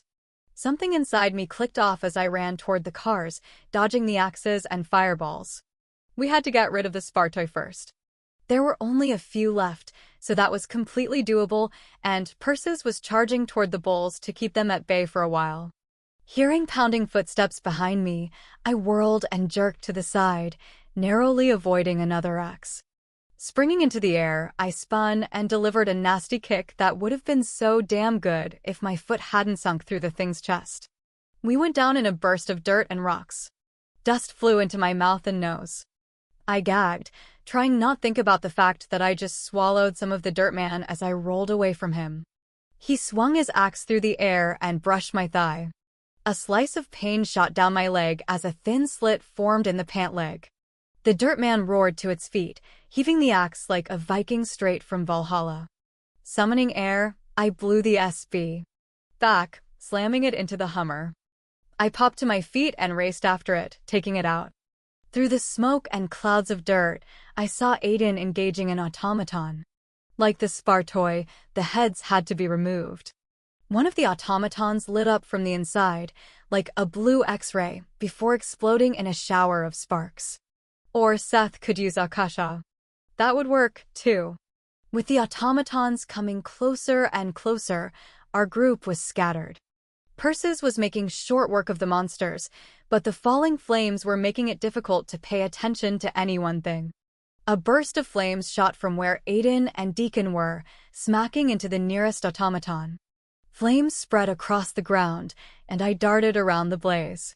Springing up, I caught a dirt man before it launched its axe at Luke. Persis slammed the pointed end of the weapon into the chin of an automaton. Silvery blood sprayed the Titan in the face and chest.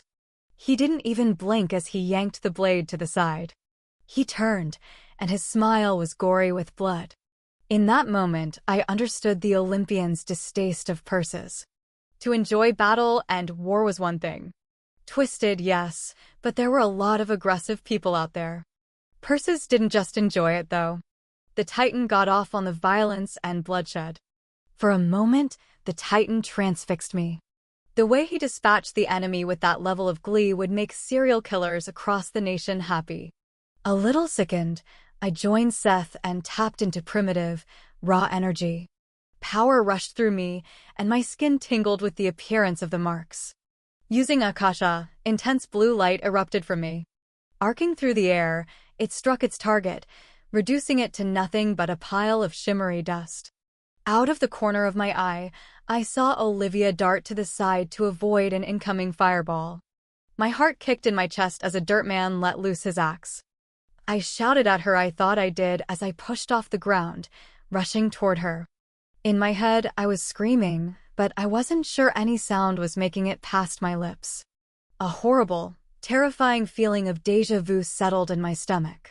In a split second, I saw Leah in my head, but this wasn't Leah. No. This couldn't be happening again. A flicker of recognition shot across Olivia's face a second before the dirtman's axe struck her in the chest. She hadn't even tried to move. I think, in that tiny second, she knew it was already too late. No! I screamed, and then I screamed again. Olivia stumbled back a step. The red film spread out from her chest, quickly slipping over her. In a heartbeat, she was gone. Another hoarse scream tore through me, scratching my throat and darkening a part of my soul. Olivia was gone. She was gone. Just like that. Nothing in this world left of her. Luke shouted as he spun on his dirt man, dispatching it, and then whirled back to where Olivia had been. He kept saying this same word over and over again, the same word that was repeating itself in my head. No. Deacon rushed forward, but Aiden caught him around the waist. Tears streamed down the younger St. Delphi's face as he struggled against Aiden's hold. He was saying her name, screaming it, really.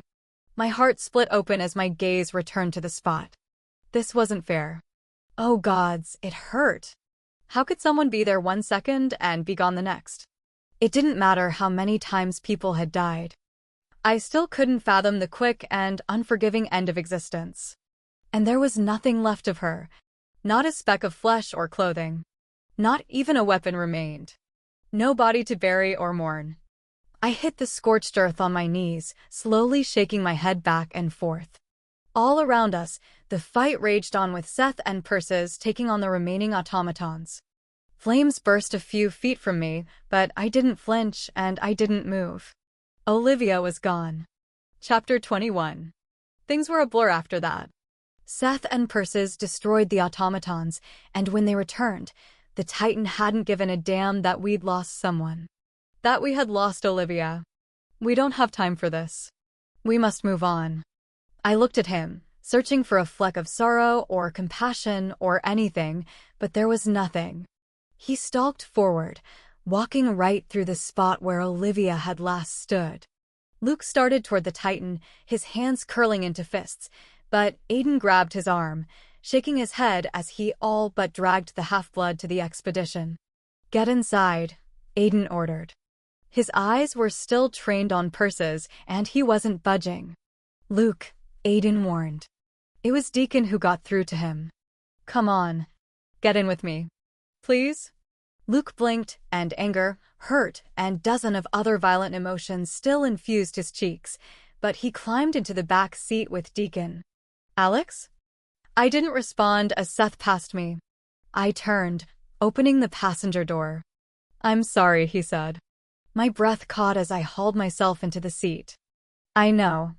No one spoke as the vehicles ground into gear, easing around the fissure in the road, with the exception of Aiden checking in with Solos. He shared what had happened in a low voice. I sat unnaturally still, with my cheek pressed against the window, watching the trees as we continued up the mountain. My heart was heavy and my eyes burned. Pain lanced my jaw from how tight I was clenching my teeth. I was barely holding it together, but I knew we had to forge on. We had to, but it didn't seem right. I wanted to yell, stop, and I wanted to make everyone, included the Titan, acknowledge that we had lost someone important to us, someone who was too young to die. A tear streaked down my cheek, and I squeezed my eyes shut as I pressed my hand against the pocket that held several small coins, the ones I'd brought in case we had to bury someone. We couldn't even bury Olivia, but she had the coins with her. She'd have them in the underworld. Olivia would get to be with Caleb now. He would find her, and she would be okay. Olivia was with Caleb now. I kept repeating that because it helped to know that they would be reunited. They would be back together for eternity, and that was something to be happy about, because Olivia had never truly gotten over Caleb's death. Knowing that still didn't make this any easier to accept. At some point, Aiden reached over and found my hand. He squeezed. I squeezed back. We reached the heavily forested outskirts of the Catskills just before dusk. We parked the dusty Hummer in front of a sprawling house at the base of the mountains. Solos had directed us to the address, so we assumed it was full of allies. I stretched my tight muscles, then opened the door. Behind us, Seth and Persis had already sprung free from their vehicle and were rounding ours. Up ahead, I could see a mass of sentinels in front of the house, and there were several lights on inside. It seemed like more than what we'd left with, and sweet relief coursed through me. They had somehow made it around the automatons. Maybe they'd just been waiting for the Apollyon Titan carpool. Ares has to know about this, I said, hopping down and walking toward the stone fence separating the gravel road from the yard. Seth fell in step beside me, folding his arms. I'm sure he does, but this kind of warfare reminds him of his glory days. He's right. Aiden hefted the bag of weapons onto his shoulder. There's no way two enemies would be stationed this close together in modern warfare, but he waved his arm in the direction of the waiting sentinels and guards. This is like trench warfare. In high school, before I'd returned to the Deity Island Covenant, I had read All Quiet on the Western Front. That was about all I knew about trench warfare, and that was enough for me to want to sneak into the Covenant and act like a nuclear missile. I couldn't bear to lose anyone else. Persis strode ahead of us, tall and silent, and I watched him for a moment. He'd relished the skirmish that had cost Olivia her life. The Titan thrived on the bloodshed and death. I didn't want to hate him, because it was what he was, but there was still no trace of remorse or sorrow for the lives lost. Deacon stumbled past us, rubbing his red-rimmed eyes wearily. I don't want to see the inside of a car again for as long as I live. I'll remind you of that the next time you have to walk any real distance and start whining, Luke replied, the words light but the look on his face grave. He had been so close to Olivia, closer than me. An ache pierced my chest as I stepped through the narrow opening in the stone wall. The only thing I could console myself with was that I knew she was with Caleb. She was with the boy she had loved so fiercely, had never stopped loving. I was still holding on to that thought like it was a life jacket. Solos jogged across the clearing, slowing down as he passed Persis. He cast the Titan a look before continuing toward us. He stopped in front of Luke, placing his hand on the half-blood's shoulder. I'm sorry, he said, and those two words carried so much weight.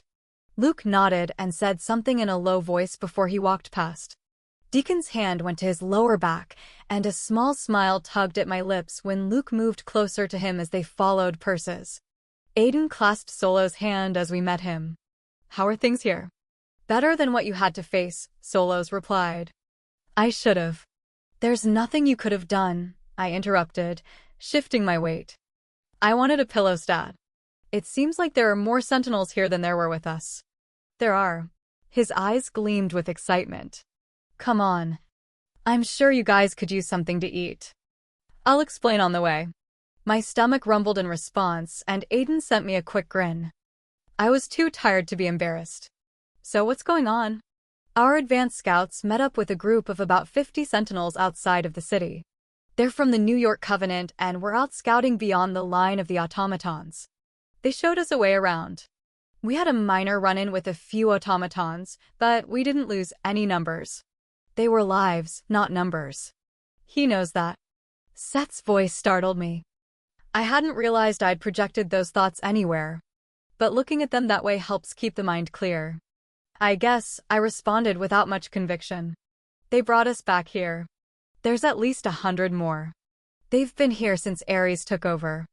They made it out after he did. Purpose filled his voice. They know the setup inside, where Ares has been holing up, how many he is beyond the walls, and so on. All of that was valuable knowledge, necessary knowledge, and that was what Aiden was telling Solos, and then they were talking about more important stuff. But all I could think was that, if there were sentinels here that had gotten out after Ares took over, was my father among them? Solos wouldn't know if he was, but Seth and Ladon had said that my father had stayed behind with the servants. Are there servants here? I asked, interrupting them. Solos glanced back at me.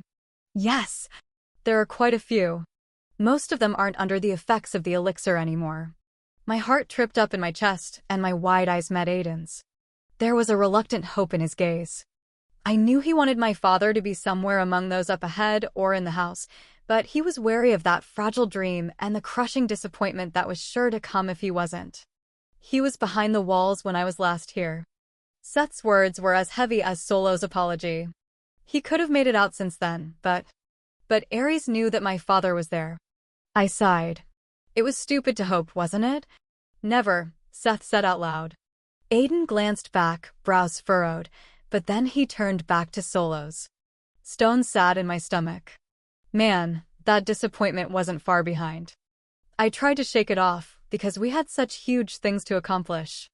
We would have to move on Ares quickly, probably by the following nightfall, but I wanted to see my dad. I needed him to know that I knew who he was. If things went south fast, I wanted to see him before I didn't allow myself to finish that thought. I had to trust that Apollo would find a way to stop the Olympians from snuffing me out once I became the god killer. He'd said he would take care of me. He'd sworn, and supposedly gods kept their promises. Except in Solo's case and just about every other story I could think of. Sigh. As we crossed the lawn, the sentinels that had been gawking at purses did the same as Seth and I neared.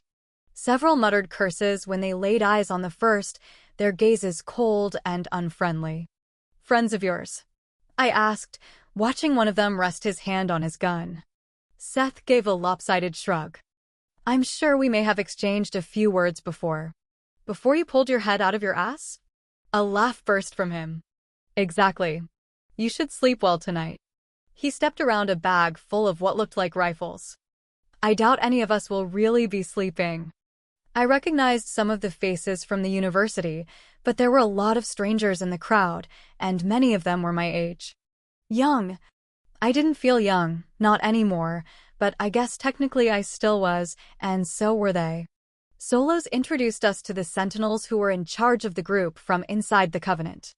They looked battered but hopeful as they saw with their own eyes what Solos must have been telling them.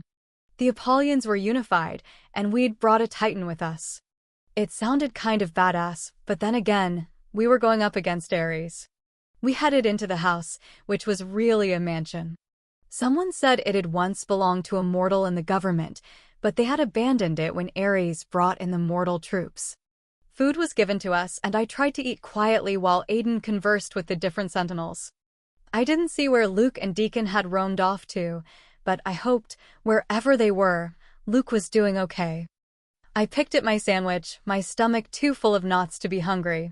Part of me worried that I was throwing way too many vibes at Seth, but I suspected he was blocking me. After all, he was a hell of a lot better at it than me.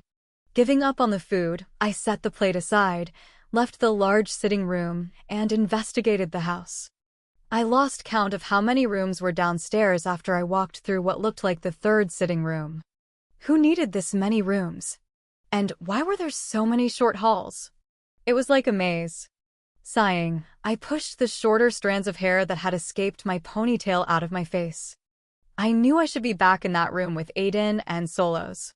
They had been talking about plans for tomorrow. I should have been leading those conversations or at least paying attention. Or pretending to listen by being in the same room as them. You shouldn't feel guilty. I jumped at the sound of Seth's voice, surprised that he was able to sneak up on me. Turning toward him, I found him under the archway. Well, there went the idea that he was blocking my feelings. Are you following me? I asked instead of acknowledging his statement. Yes. Shouldn't you be following Persis? Why? He tipped his head down, and a lock of blonde hair fell across his forehead. He's behaving. Right now, he's outside with the sentinels, getting them all wound up. I sat on the edge of an antique couch that had the hardest, most uncomfortable cushions ever. Do you think that's a good idea? I think so. He'll get them ready to battle. We're going to need everything we have to get past the army Ares has and inside those walls. I nodded slowly. You think we can do it? Most definitely. One side of his lips quirked up. And you think we can take out Ares? I do. Seth strode over the couch and sat beside me.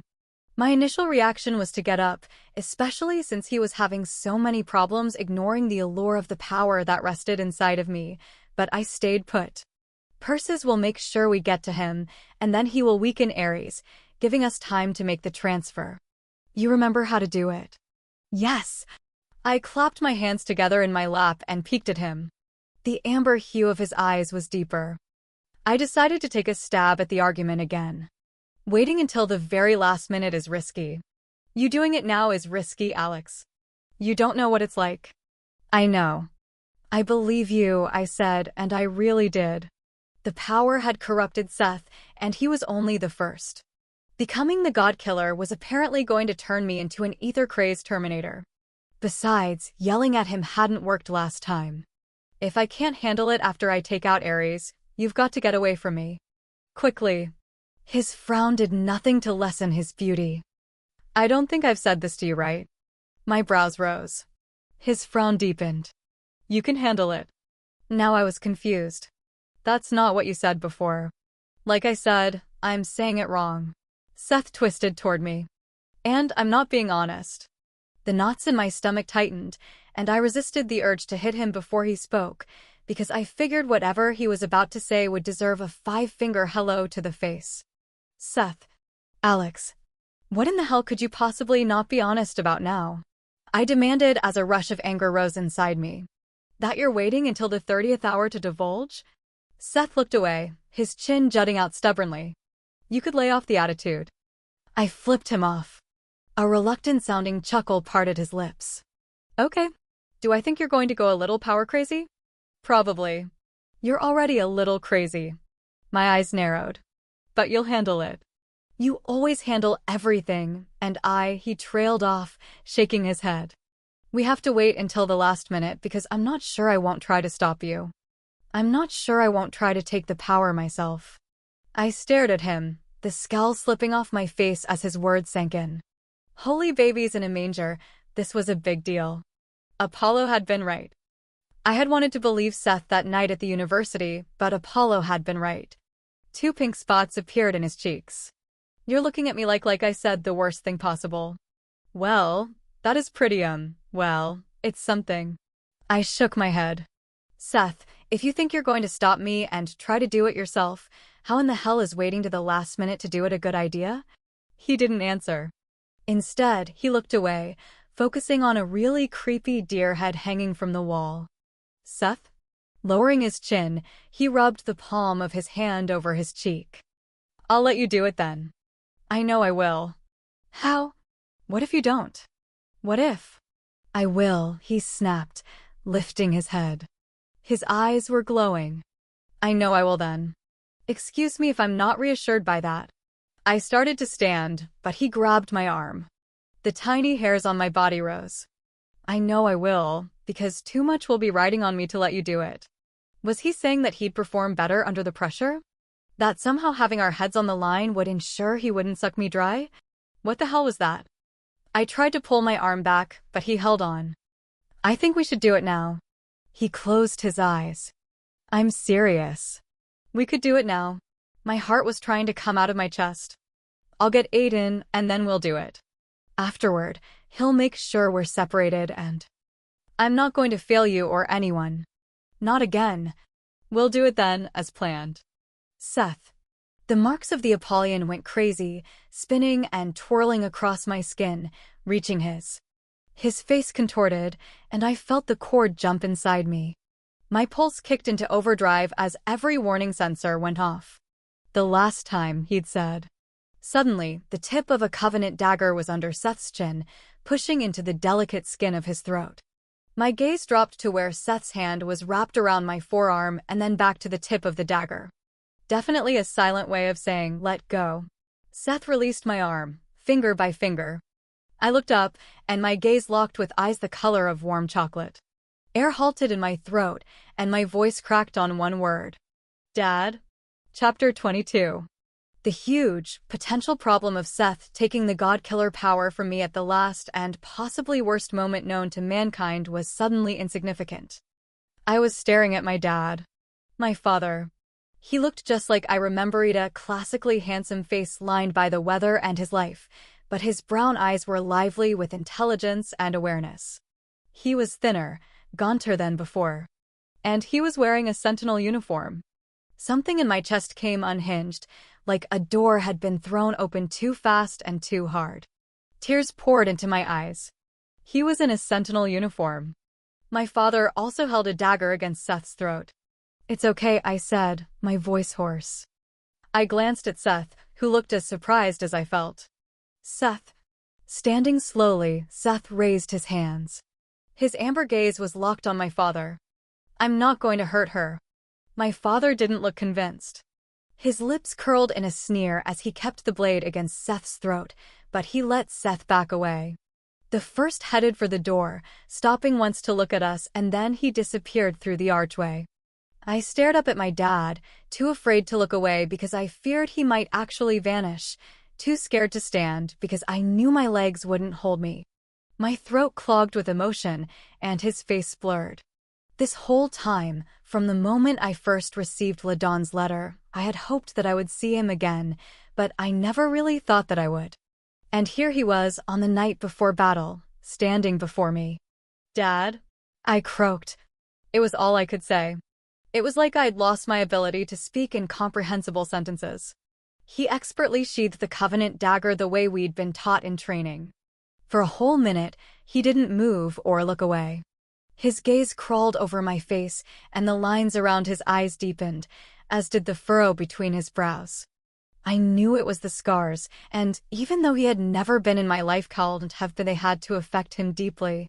Letting out a breath that he seemed to have been holding for years, he sat beside me on the couch. I didn't know what to say. There was so much pressure in my chest and my throat. He reached out with one hand and cupped my cheek. His hand was cool, but I didn't care. I squeezed my eyes shut to stop the tears. The pressure increased, pushing at the seams. My dad didn't say anything because he couldn't, but his touch, it was better than any words that could be spoken. I struggled to pull myself together, waiting until I was more sure I wouldn't start sobbing all over him before I spoke. And of course, I said the stupidest thing possible. "It's really you?" He nodded, a slight smile appearing. Taking in a shuddering breath, I blinked a few times. Did you get my letter?" Another nod. Okay. I took another breath. "How long have you been here?" He held up a finger and then leaned back. Reaching into the side pocket of his tactical pants, he pulled out a small notebook and pen. He wrote something quickly and handed it to me. His handwriting was neat and small, so unlike mine. 2 days? I read out loud and then waited while he scribbled something. "You heard that a group of Sentinels had arrived." My heart tripped up as I glanced at him. "You left the Covenant to see if I was among them?" He nodded. "How?" My dad wrote. "I knocked out the guard he had watching over me. He thinks I don't know that he knows who I am." I laughed, and his lips twitched into another small smile. "Gods," I said, smoothing my hands over my thighs. I wanted to hug him, but I wasn't sure what he'd do. When I was at the Covenant before, I didn't know it was you. If I had, I would have done something. I swear I would have. His pen flew across his little notepad. 2 sentences. "I know. Not your problem. But you're my dad." "It is my problem." He shook his head no, and then wrote quickly. "You look so much like your mother." I smiled widely, blinking back another rush of tears. "Thank you." There was a pause as he stared at me, and then he started scribbling away, faster than before. "Your mother and I wouldn't have wanted this kind of life for you." He held up a finger and finished his note. "Ladon kept me updated on you, telling me what she could. I would have wanted anything but this for you, but I am so very proud of you." I sucked in a sharp breath as the tears welled up again. He was proud of me. How many times had I wondered if he was?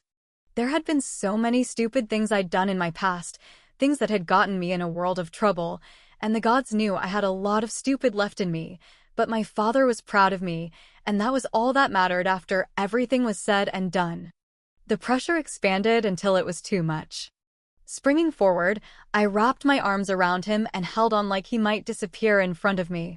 He dropped the pen and notepad, enfolding me in a powerful hug.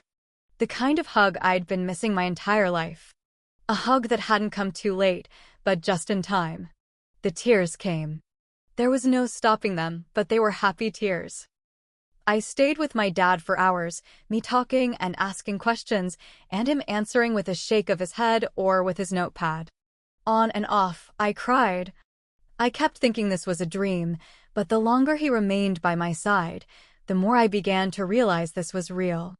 Maybe an hour into our reunion, something else amazing happened. Something that I had never thought would. Dad met the other most important man in my life. He met Aiden, who'd come looking for me, and then I got to see what it was truly like to have a father in my life. He regarded Aiden coolly. He looked like he was thinking about using the dagger the same way he had with Seth. Aiden was polite as ever, and he started to make a quick escape to give us privacy, but I captured his hand. Our eyes met, and he nodded. I wanted him there, to share this with me, because none of us knew how much time we really had left, and there was no point to missing an opportunity like this. Aiden sat on the floor by my feet, his hand and thumb smoothing over the back of my calf. I would have loved to have met my dad under better circumstances. Maybe where the three of us could go out to dinner like normal people, but this was perfect in its own way. Honored that he would leave those who were still behind the walls to see if I was among the Sentinels that had arrived, I fought the pain and the panic when he showed me the message I'd been dreading. I have to go back to them. They have no one else. My heart turned over heavily. But Ares knows you're my father. I won't be strolling in the front door, he wrote. I know my way around in there, and I stay out of Ares' way. If Ares was going to use me, he would have done so by now. How can you be so sure? Aiden continued the soothing gesture. He may be right. Maybe Ares has some sort of code he operates by. I doubted that. My chest seized at the thought of him falling into Ares' hands. My father tipped his chin down as he scribbled on the pad. I don't want you doing what you're planning. I opened my mouth, but he wrote on. But I know you have to. Like I have to. He was right. Damn my father for actually being the logical parent. My wildness came from my mom, but apparently I got my stubbornness from my dad. When the morning was only a few hours away, my father hugged me goodbye, and I knew he was heading back to the Covenant. I didn't want to let go of him, and I didn't for several minutes. I held on to him, squeezing him as tightly as I could, and when we broke apart, there was a stinging pain deep in my chest. Seeing him go was one of the most painful things I'd ever experienced. In a small room with a pile of blankets as a bed, I stared out the window over the camp. You should get some rest. We'll have to start out in the afternoon. My head wasn't on the battle ahead. What if I never see him again? Aiden came up behind me, slipping his arms around my waist and tugging me into the warmth of his body. You will see him again. Clinging to that, I tipped my head back against his chest and closed my eyes. When this is all over, I want the three of us to go out to dinner. He kissed my forehead. Pick a place. Anywhere normal. Somewhere like Applebee's. Aiden chuckled. I think we can make that work. Turning in his embrace, I rested my cheek against his chest. He held me as I rambled on about my dad, and then we moved on to less happy subjects. While I didn't want to tell him about Seth, I needed to. I don't like the sound of this, he said, resting his hands on either side of my head. If he doesn't allow you to transfer the power or pulls any crap like he has before, you'll be a sitting duck for Ares. The upcoming face-off with Ares was a constant, low-level hum of adrenaline that was like a pebble in my shoe. Annoying but tolerable. But adding in the possibility of Seth going rogue at the last minute turned that pebble into a shark's tooth. I'm going to try again, but I don't think it's going to work. Once Seth has his mind set on something, there's no changing it. But that's not acceptable. Aiden dropped his hands and turned, stalking toward the blanket. It's too risky. We don't have any other choice. I followed him. And I think he needs to do it that way, when the risk is the highest. Like how an addict stops doing drugs because they're sitting in jail? I wrinkled my nose. Sure. Inmates can still get drugs, he grumbled, reaching down and tugging his shirt off his head. Thick bands of muscle stretched and pulled taut. I'm not following this conversation. For several reasons, but I kept that last part to myself. Aiden faced me. I know the plan is for you and Seth to go with Persis to find Ares, but we're not changing the plan, no matter how cray-cray Seth is. My heart acted like a spaz at the thought of Aiden being with us. You cannot be there when we face off with Ares. He'll use you. He can only use me if I'm incapable of defending myself, Alex. His brows lowered as his eyes flashed silver. Oh, I'm not your weakness. You're not. You're the opposite of that, Aiden, but I know Ares will go straight for you. He knows I'll be distracted because you're there. And it's what I'd do if I were him. Aiden looked away as he shoved a hand through his hair. Several seconds stretched out, and then he released a ragged breath. I know you have to do this, Alex, but it goes against everything in me not to be with you. Biting my lip, I nodded. I knew it was going to take a near act of the gods to get Aiden to not follow us tomorrow. If it were you asking me to not be with you, I wouldn't want to listen to you. He let out a dry laugh. You wouldn't listen to me, Alex. You'd go against me, and you'd find a way to be there with me. I would. I cracked a grin. I would do it even knowing that you'd be distracted by me, because I'm selfish like that. You're not. I can be incredibly selfish. His gaze settled on me once more, and he placed the tips of his fingers on either side of my cheeks. I've been nothing but selfish with you. Confused, I frowned. How? I was selfish in wanting you, knowing what it could mean for you.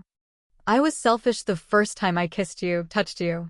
The shiver his words brought forth didn't go unnoticed by him. A dimple appeared. I was selfish the night I came to your bed when you were at my parents' house, and I've been selfish every day since then. The only time I hadn't been selfish was when I pushed you away, and that's the day I regret most. My stomach fluttered like there was a jackrabbit inside it. Aiden, you're going to be separated from me tomorrow, and it's going to take everything in me to let you face Ares without me standing by your side, so I'm going to be very selfish right now. His finger trailed over my cheek and across my parted lips. Because it's the only way I can be unselfish tomorrow. Aiden's lips replaced his fingers then, and the kiss wasn't slow or gentle. It was fierce, consuming, and tasted of soul-burning yearning and desperation. Our clothing came off with a quickness that was rather impressive, and our bodies melded together on the thick blankets. Behind every touch and every kiss there was the knowledge that neither of us wanted to put forth into words. So we used our mouths, our hands, and our bodies to say what both of us were too terrified to speak. This could be our last time together. Chapter 23. A cool, calm breeze lessened the effect of the strong afternoon sun beating down on us as we stood at the edge of the forest surrounding the Covenant. The sky was a bright, vibrant blue with only a few pillow-like clouds floating in the sky. It was a beautiful day for a war. Covenant daggers were strapped to my hips, and a Glock loaded with titanium bullets was holstered on my thigh. With my hair pulled back in a tight bun and my skin tingling with the marks of the Apollyon, I felt pretty badass. Standing on either side of me were the silent forms of Aiden and Seth. Behind us, Persis and our AOA were ready. Deacon was staying behind, and after what had happened with Olivia, I wished he'd remained at the university. I hadn't seen my father among the faces, and I don't even know why I was looking for him. I knew he'd gone back. I hoped he'd made it back, but I still looked. Warriors know no fear, show no fear. Persis' deep voice boomed, upping the adrenaline in my system. Many of you will fall today. My brows rose. That's a motivational statement. But you will fall as warriors the only true, honorable death. He continued on, and I zoned him out. Motivational war speeches about dying honorably in battle weren't my thing. How about a speech where we were all awesomely alive at the end? I could get behind that. Besides, we had a hell of a hike ahead of us, and I was using that time to clear my thoughts of everything that had happened in the last couple of weeks. There was so much clogging up my head, Olivia, my dad, Aiden, and Seth, and where in the hell was Apollo, and so much more. I needed to be focused. All these moments were leading up to the here and now, and by the time the sun rose the next day, Blood would cover the ground like a crimson river. Blood of our own. Blood of our enemies. And blood of those who'd been manipulated onto the wrong side. Twigs crunched and snapped under our boots as we crested the second hill. There was one more, and then we would be staring down at the walls. We had the high ground, but they would see us the moment we came down. "Remember the plan," Persis said, stalking up behind me. I nodded, because my vocal cords had frozen. The plan had been set into motion before we even left South Dakota, and I had had plenty of time to come to terms with it, but I hadn't. At the last hill, Persis, Seth, and I would split from our group, leaving Aiden, Solos, and Luke behind with the army. Cannon fodder. No one said that. Instead, Persis had said they would be the distraction needed for us to get inside, but I knew that was what they were. The walls were protected by the automatons, and they would be picking off our guys in bulk. And then, when they made it through the entry gate, there was the mortal army and gods knew what else. And where the hell was Apollo? The Sentinels who'd been inside the Covenant had given us the way in that we needed. The back eastern wall was exposed, a way in and out. There'd be guards, but nothing like what would be seen at the front. I knew in my heart of hearts that Aiden and Luke and Solos would make it. They had to. But the sharp tang of fear was in the back of my mouth. "Alex?" Seth's voice inside my head almost caused me to stumble. "What?" "You're having a lot of feelings right now." My gaze narrowed on his back as he moved ahead of Aiden and me. "And you're not?"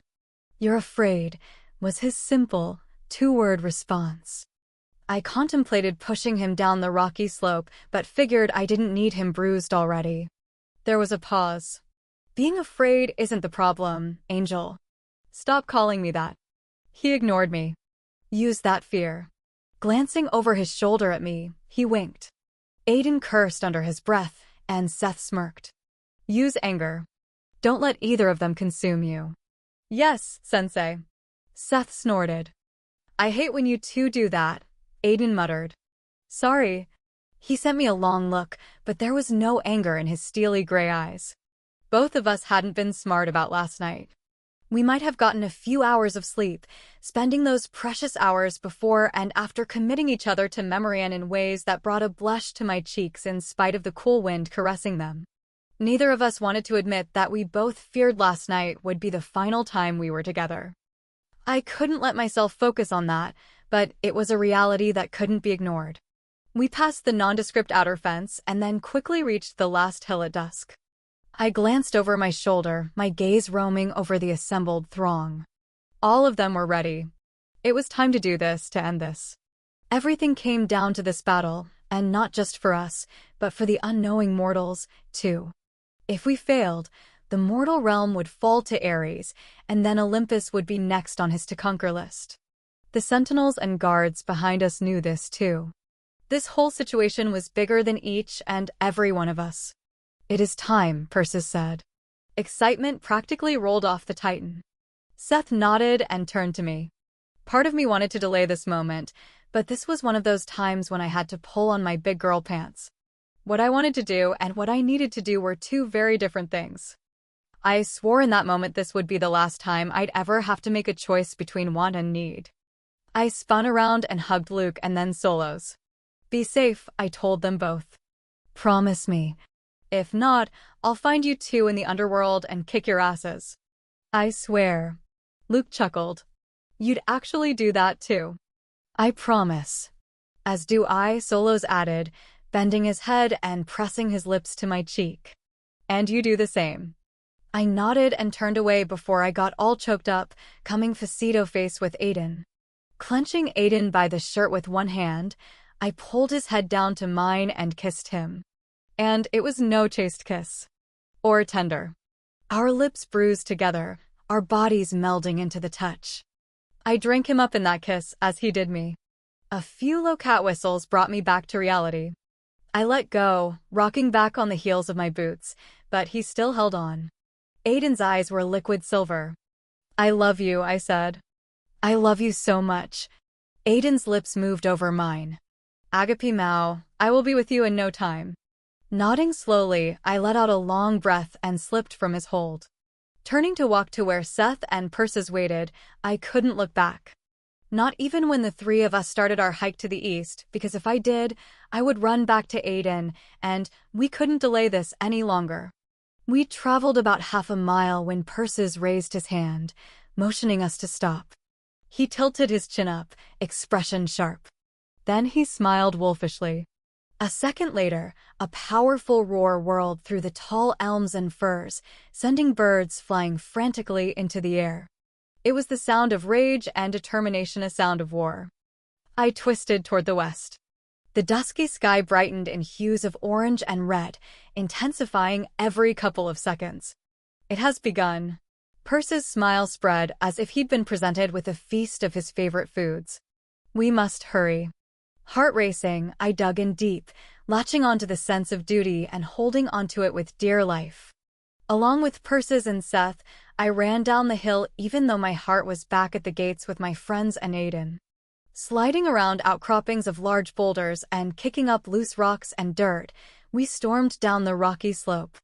The 20-foot white marble wall came into view, and the sounds of battle from the front gate grew. Persis darted further to the east, cutting across the sloping hill and heading for the east side of the protective wall. Several fireballs shot into the air, slamming back down to earth by the gate, and I winced with the impact, knowing that when those flames had landed, lives had been lost. We reached the bottom of the hill and the corner of the east wall just as that wicked sense all half-bloods had kicked in. Tiny hairs rose on my body, and shivers shot across the back of my neck. "Daimons," I said, skidding to the halt as I pulled out my daggers and hit the button in the middle. On each side, blades shot out. Seth did the same, but Persis looked like he wanted to use his hands and get bloody and messy. We rounded the corner, running smack dab into a cluster of daimons. Their mouths dropped open, letting out eerie, ether-starved howls. Their eyes, black and bottomless, stood out in stark contrast against their pale skin. Among them were daimon halves, the most deadly of their kind. It sickened me to see them here, knowing that Lucian, Ares, and even Seth at one point had controlled the daimons by feeding them innocent pierce. Anger rose like a violent storm inside me, and I tapped into it. I threw myself into the fray, taking out the first daimon with a brutal swipe of the sickle blade, cleaving its head clear off its body. Seth slammed a half in the chest with a booted foot, knocking it to the ground before he brought the pointed end of his weapon down into its chest. As I'd suspected, Persis was hands-on, snapping necks and ripping out important body parts. A female daimon dove for me and I spun, catching the ugly thing in the stomach with my kick. She met the sharp end of my blade before she hit the ground. Dipping down, I sprang back up, whipping the sickle around in a clean sweep. Another came at me, and I jumped. Landing in a crouch, I flipped the sickle blade over and punched up, catching the daimon in the stomach. I rose quickly, shaking the blood and gore off my blade as I twisted.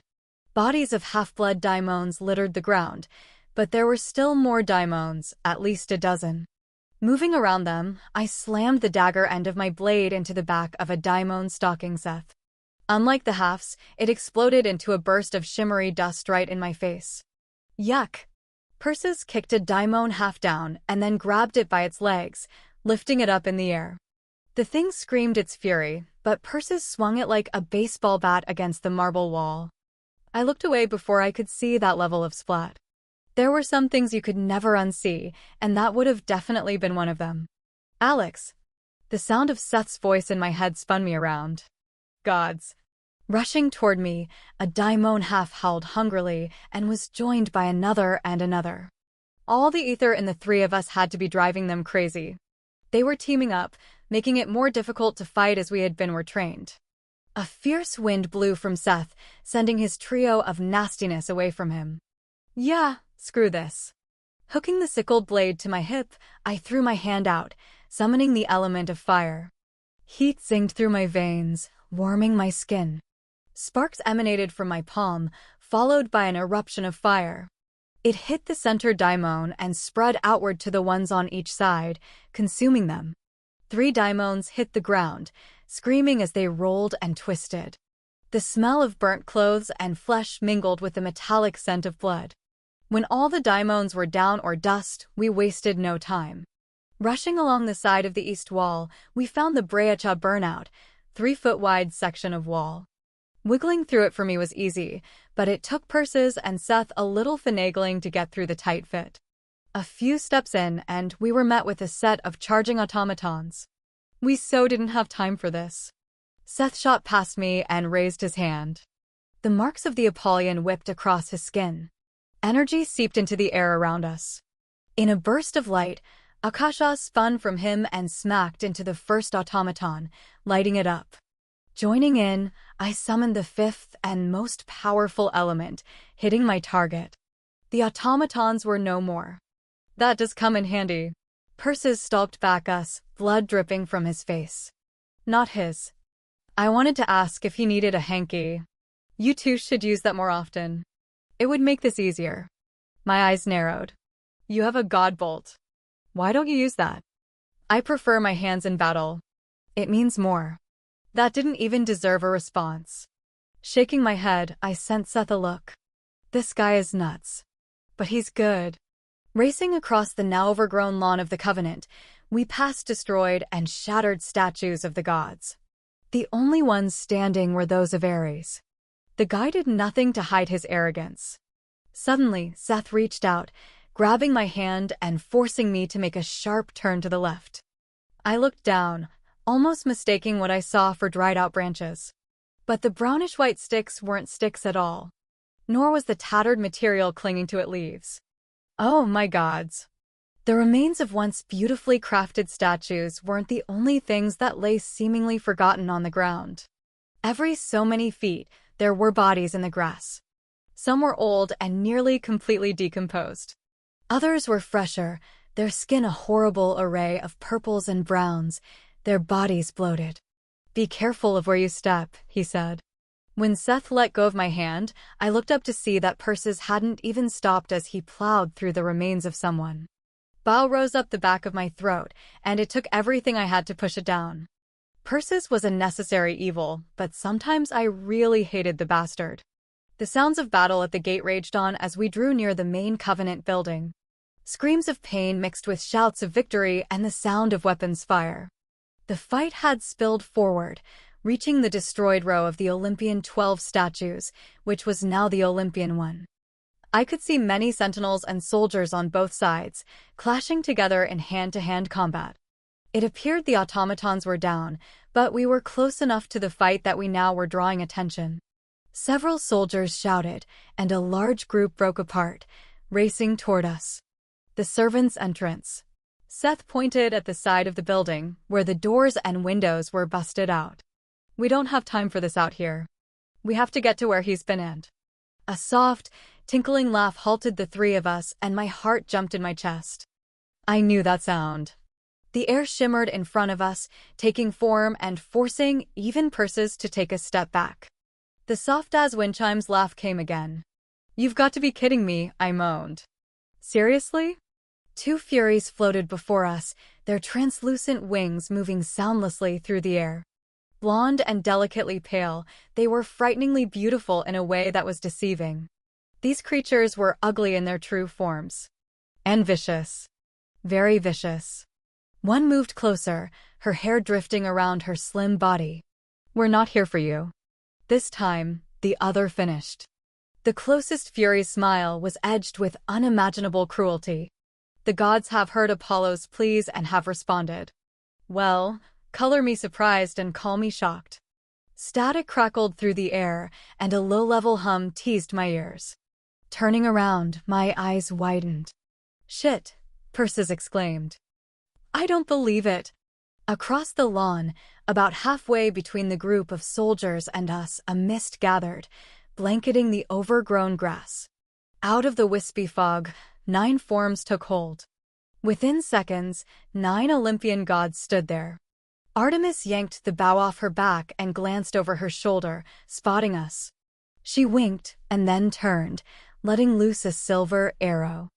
The Furies rose into the air, shedding their pearly luminous appearances. Their skin and wings turned gray and scaly. Snapping snakes replaced their hair. They flew above the gods, and I saw one swoop down, catching a man in her talons. A spray of blood spurted into the air and something God's red and ropus spilled onto the ground, steaming. The soldier had been torn in half. Tipping her head back, the Fury's laugh tinkled on the wind, prickling the skin on the back of my neck. Percy's brows rose. They are as bloodthirsty as I remembered. I looked at him. And creepy. He smiled. I think they're magnificent. Of course he did. One of them had a mortal's head in its hands and looked like it was about to play volleyball with it. Percy's and the Fury should hook up, I thought bitterly. Come on, Seth called, motioning to us. He was by the shattered doors. They got this. That they did. One last look over my shoulder confirmed it. Apollo had obliterated the soldiers, and the gods were now joining the mess of fighting bodies around front. Hurrying after Seth and Perseus, we were inside the Covenant, possibly steps away from Ares. Stopping in front of us, Perseus cocked his head to the side, then glanced back at Seth and me, wiping the spray of blood off his cheek. A slow, calculated smile pulled across his face. He disappeared. Poof. Gone. Vanished. Seth's mouth dropped open. Shit. Chapter 24. We stood just inside the servants' entrance, the hall splitting into two directions. Gray stains smudged the walls as if there'd been a small fire. I couldn't move or speak for several seconds. I can't believe it! I exclaimed. That son of a... Soldiers poured into the entrance. Their camouflage uniforms were so noticeably mortal, but the armbands with Ares symbol were anything but mortal. Their guns were raised, and they were ready to fire. Crap. Throwing out my hands, I tapped into the element of air. Wind gusted in behind the soldiers. Their boots skidded over the tile floor. The guns shook in their hands. Seth got in on the game. A few soldiers went down. Guns misfired, and one by one, the weapons flew from their hands, sliding across the floors. The soldiers scrambled to their feet as the winds died down. Can we let them go? I asked. Seth shook his head and started forward, withdrawing his daggers. They're under compulsion. I wanted to argue, but the soldier closest to Seth engaged, swinging his arm out. There was a wicked-looking knife in his hand, the kind I imagined serial killers would covet. Anyone in their right mind would have run from us, but those under compulsion would fight to the death. There was nothing we could do. Seth dipped under the attacker's arm and sprang up, slamming the hilt of one dagger into the back of a soldier while catching another in the chest. Vaulting over the body of the fallen soldier, I dipped down low and spun, taking the feet out from underneath another man. He sat up, impaling himself on the waiting dagger.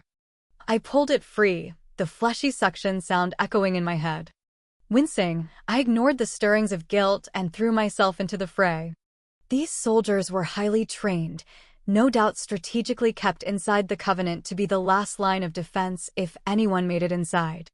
Rolling into a kick, I welcomed the sharp slice of pain, then sprang up, arcing the dagger to catch the soldier under the chin.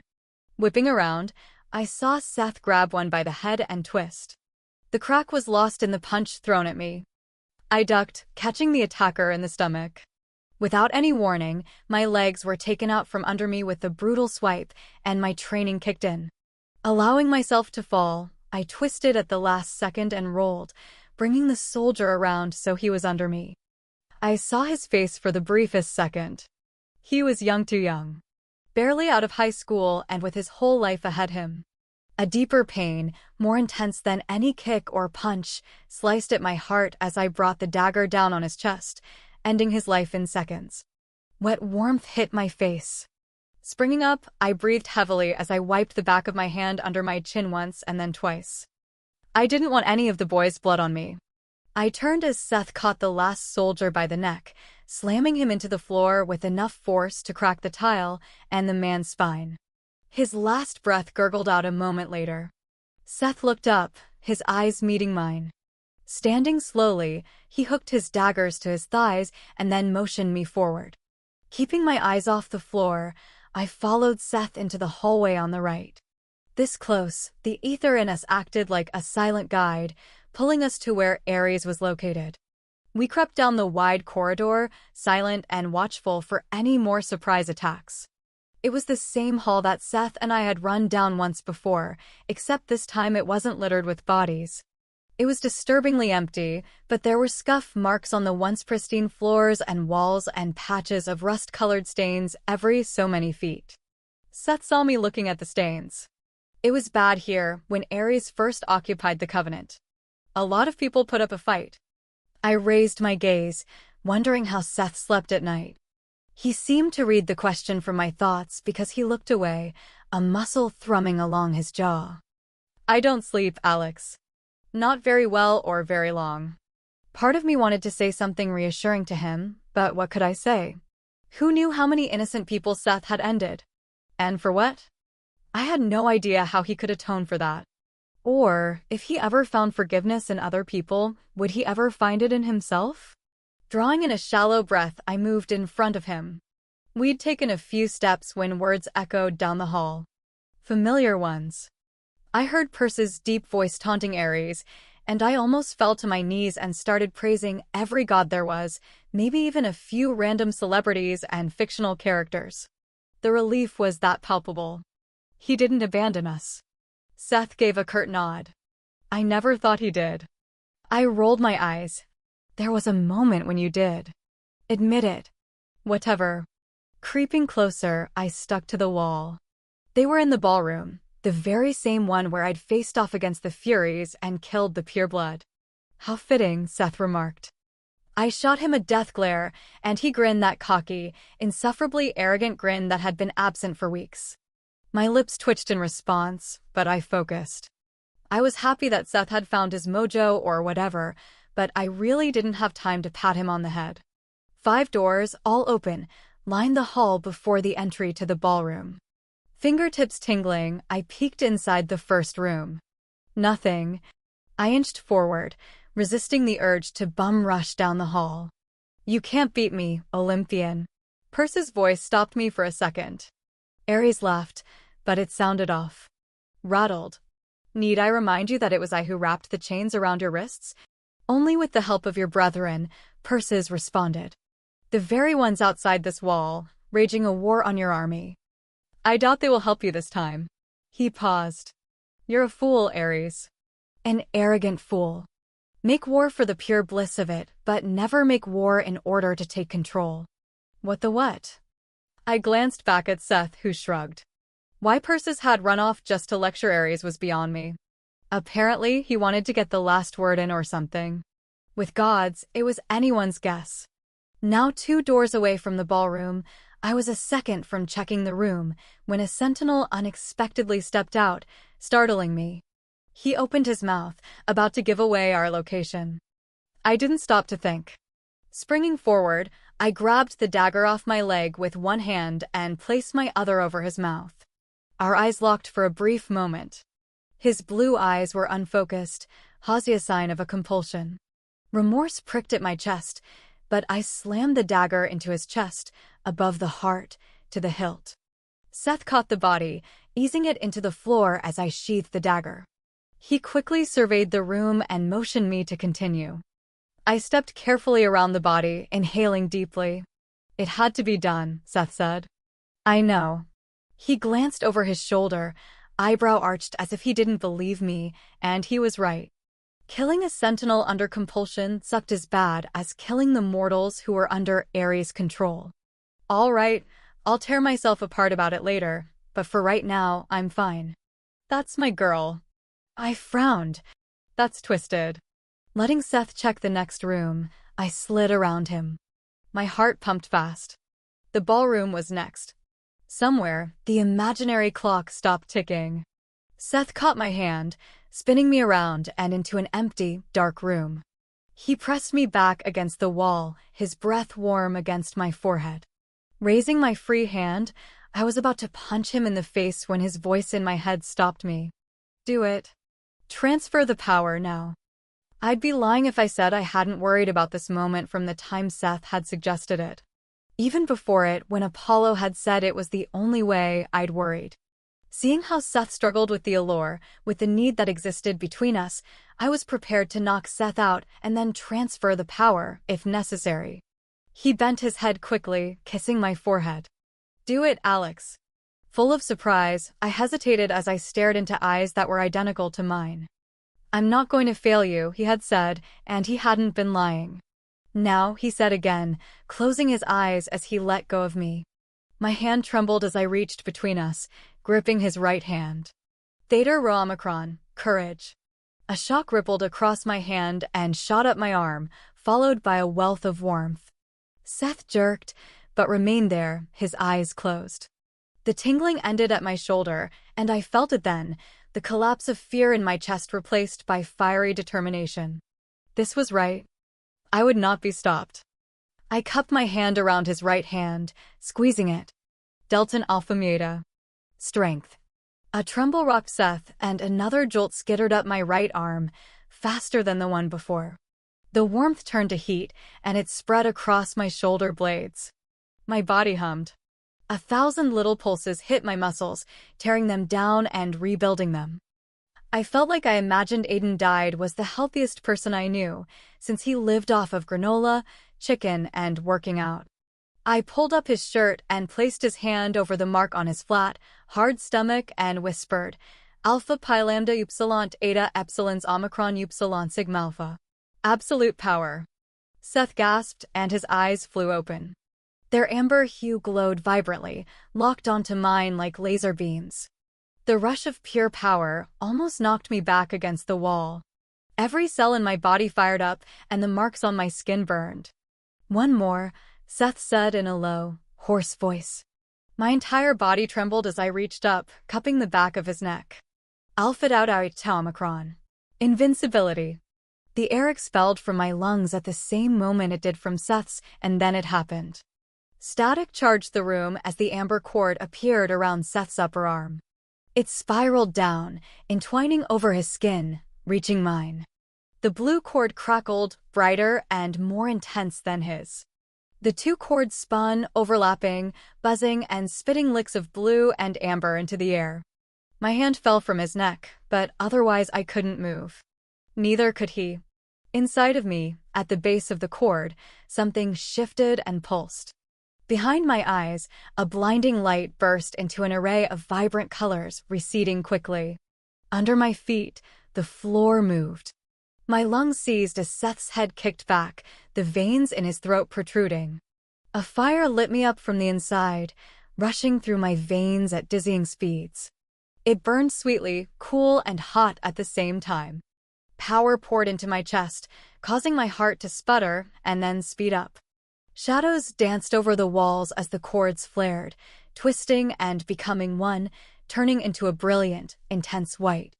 My other hand slipped away from him, and my arms rose at my sides as the marks on my skin seeped away and reappeared. The now white cord pulsed once more and then snapped back toward me.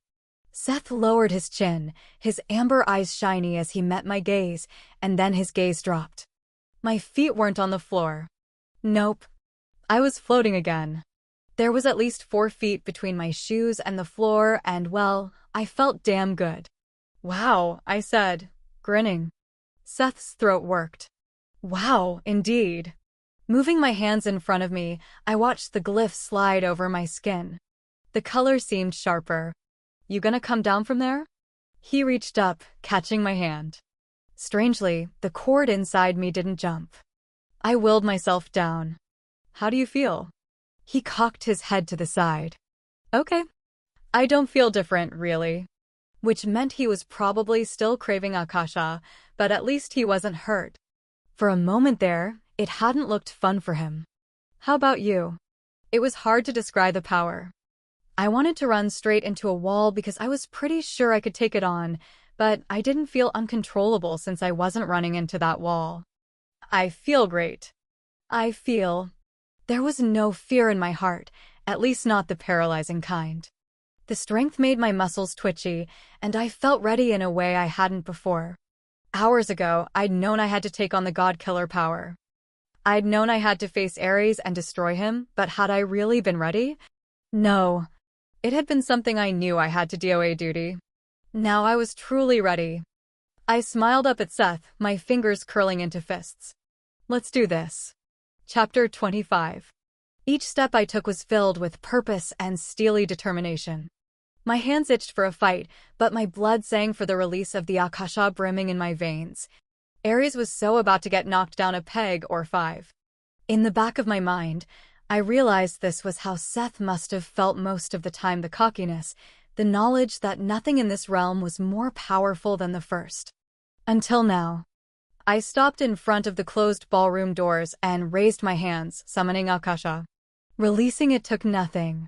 Energy pulsed up from me. I blew the titanium doors right off their hinges, throwing them clear across the ballroom. Gods, Seth muttered. Ares and Perseus whipped around. Several feet separated them. The Titan's eyes widened. One of the doors hit the floor and slid, tearing up the marble. The other slammed into Ares, throwing him back against the wall. My lips curled into a wide smile as I stepped into the room. Whoops. Didn't see you standing there. Perseus chuckled as he tipped his head back. And here is the god killer. With a battle roar, Ares threw the door off him. It winged through the air, catching Perseus in the back and smashing him into the opposite wall. The marble cracked and half of the wall came down, burying the Titan. I wasn't worried. Perseus was a big boy. He'd get back up. Eventually. Ares wiped his hand over his mouth and scowled, but I could sense the unease in him in that fraction of a second. Perseus' presence had done what we needed, knocking him off his game. Well, look. The girl is the god killer. His all-white eyes spit electricity. I always knew you were whipped, Seth. Seth flipped him off. The god laughed as he moved his head to the side, cracking the bone.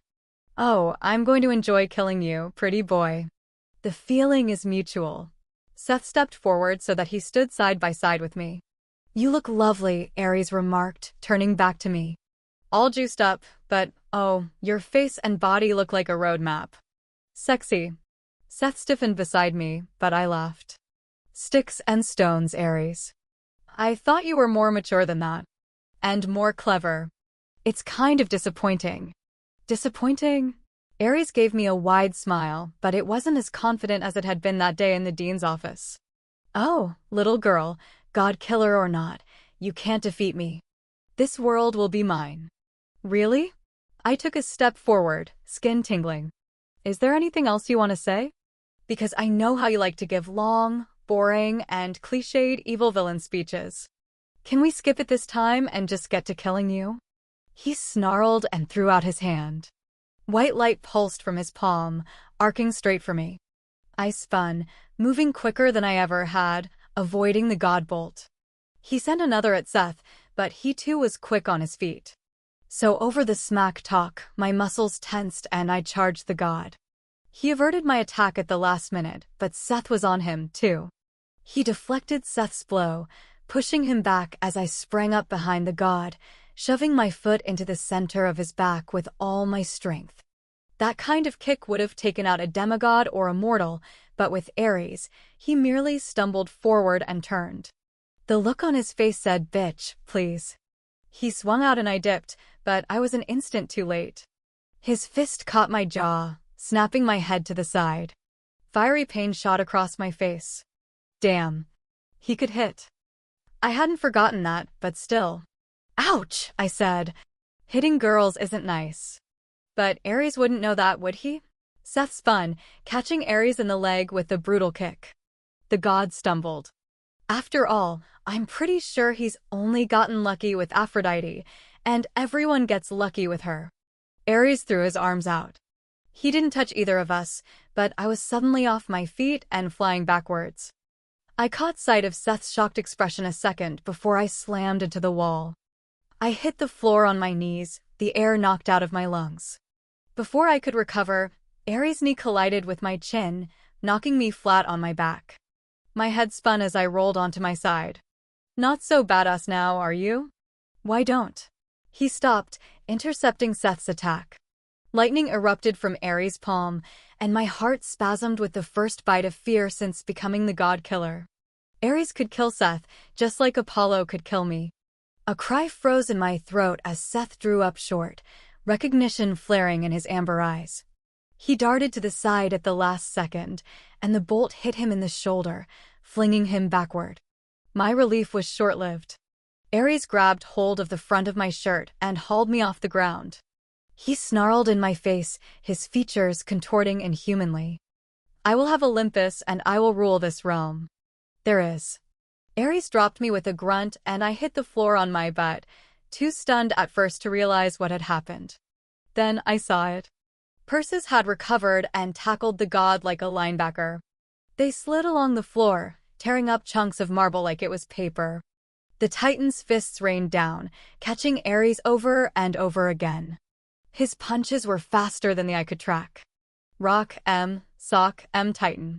As I staggered to my feet, Ares slammed his palms into the center of the Titan's chest and yelled. The air snapped with power, and a moment later Perseus was several feet away, lying in a bloody, twitching heap. While he was down, I started toward Ares, knowing I needed one clean shot, one blast of pure Akasha when he was at his weakest to end this. I was halfway toward him when my senses fired up. Seth shouted as he struggled to his feet. Out of nowhere, a freaking daimon came out at me, ragged teeth exposed and veins like tiny black snakes. I so did not have time for this. Engaging the sickle blade, I arced my arm up, catching the daimon at the neck. That was all she wrote. Seth rushed forward, hitting Ares at the waist as he fired off a god bolt at me. Knocked off balance, his aim wasn't spectacular. The bolt caught me in the leg, and pain exploded in a rush of wet warmth. Holy Hades, that hurt. I staggered back and then fell as the pain ricocheted down my leg. He threw Seth off him like a frisbee and sprang up fluidly. On his feet, Ares was 100% focused on me as he stalked forward. I kept my gaze trained on him as I picked myself up, spitting out a mouthful of blood. Red streaked his bare chest, and I felt a surge of satisfaction. All I need is you, he taunted. And you will submit to my will. And all I needed was for him to keep his creepy god eyes on me, so he could keep talking his smack all he wanted. Is that so? I think we know where I stand on the whole submission thing. We also know how the last time ended when you refused. Ares spared a quick glance at Perseus' still prone body. He laughed. This time I know how to get what I want from you. Do tell. I took a measured step back, drawing on Akasha once more. It whipped through my veins like white lightning, boiling my blood and burning my body from the inside. The urge to unleash it was almost too hard to deny, but it wasn't time. Ares' lips curled into a sneer. You will do anything to protect those you care for. I could go for that pure blood of yours. Or how about your father? Both of them are outside, right? My fingers straightened. Behind him, Seth was on his feet, a covenant dagger clutched in his right hand. If you were going to use them, you'd have pulled that card by now, which tells me you don't quite know where my father is. And you haven't gotten to Aiden. I will, he promised. And it's only a matter of time before they make their way in here. Both will come to your aid, and I know, oh yes, I know you'll do anything to keep them safe, Ares said. And I will kill one of them, and you'll have to choose. I just need to bide my time. Seth was almost on him. I allowed myself a smile. That's the funny thing about time. You never have as much as you think. Ares opened his mouth, but his words were cut off by Seth's dagger, shoved deep into Ares' back. The god reared and screamed. I'm going to kill you. It's a little too late for that, Seth said, yanking the blade out of Ares' back. I snapped forward at the same moment Ares threw his arm out, sending Seth flying into the air. Seth hit a pillar with a sickening crunch I couldn't allow to distract me. Akasha rushed through me, and my vision tinged with white. Ares whirled on me, swaying to the side as I unleashed the purest power in and out of the mortal realm. Throwing my arm out, Akasha flared from my shoulder, just like the cord that had connected me to Seth. Spiraling down my arm, it erupted in a burst. Ares tried to move, but he wasn't fast enough. The bolt of Akasha hit him in the center of the chest, and I kept the stream of energy up, throwing everything into the attack. Light crackled and spit into the air. Wisps of fine smoke radiated above the cord. Stalking forward, I kept on him, not giving him a chance to slip away. I could feel the energy in me waning with each passing second, but I gritted my teeth. This was it. There would be no second chances. When the Akasha sputtered out, which it would be down for the count. But Archie was backing away, still able to walk, and I was weakening fast. I had no idea how much more I had in me or what it would take to truly kill an Olympian. But the stream of Akasha pulsed, and then the light weakened. My breath expelled from my lungs harshly as an ache started behind my eyes. Then Seth was beside me, grasping my free hand, and he squeezed. The cord between us reappeared, wrapping around our joined hands. Suddenly, it made sense to me. I drew in a breath, and Seth jerked as if a puppet master had pulled on his strings. The light from the Akasha flared intensely, growing until it was too bright to look upon. Pulling from us both, the blast of energy became a white fire. Ares' fury-filled roar developed into a terror-filled scream. A loud popping sound, like 100 guns going off at the same time, followed. The Akasha faded out, not snapping back to me, but simply fizzling like fireworks vanishing into the sky. I still held onto Seth's hand, my body shaking as Ares came into view. The god's eyes were wide, his arms stretched out at his sides. He tipped his chin down and his mouth opened, but no sound came out. A ball of crackling white light was embedded deep in his chest.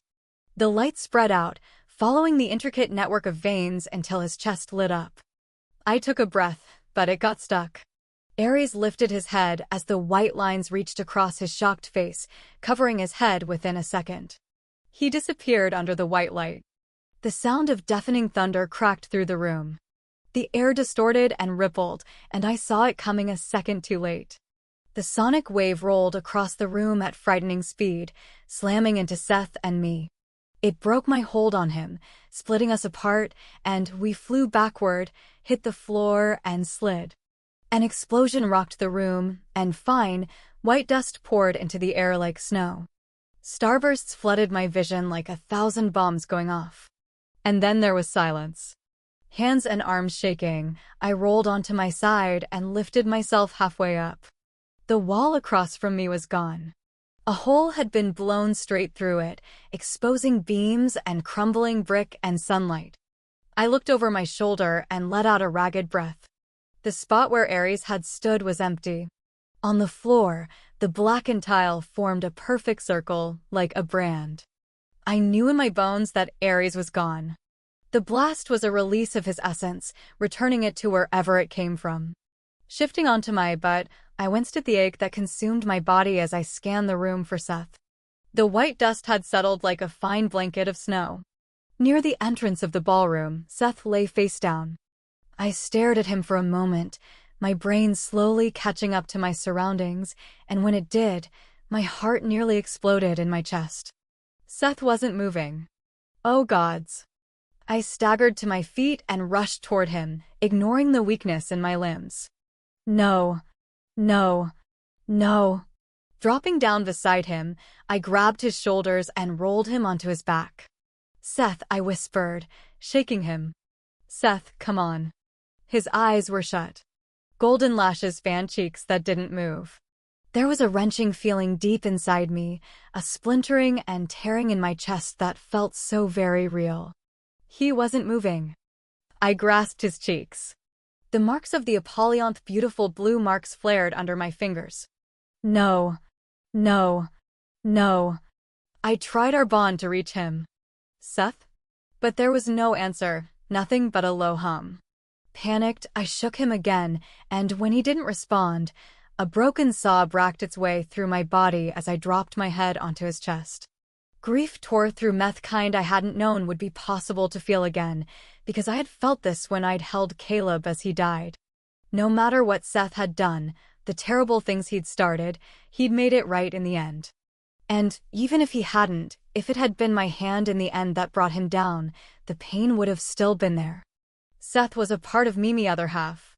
And I was losing that part. Forever. I can't breathe. Neither can I. You're squashing me. Jerking back, I let out a startled shriek. Seth stared back at me, His amber eyes slightly unfocused, but he was breathing. He was alive. I smacked him. Hard. Ow! Seth rolled onto his side, out of my grasp.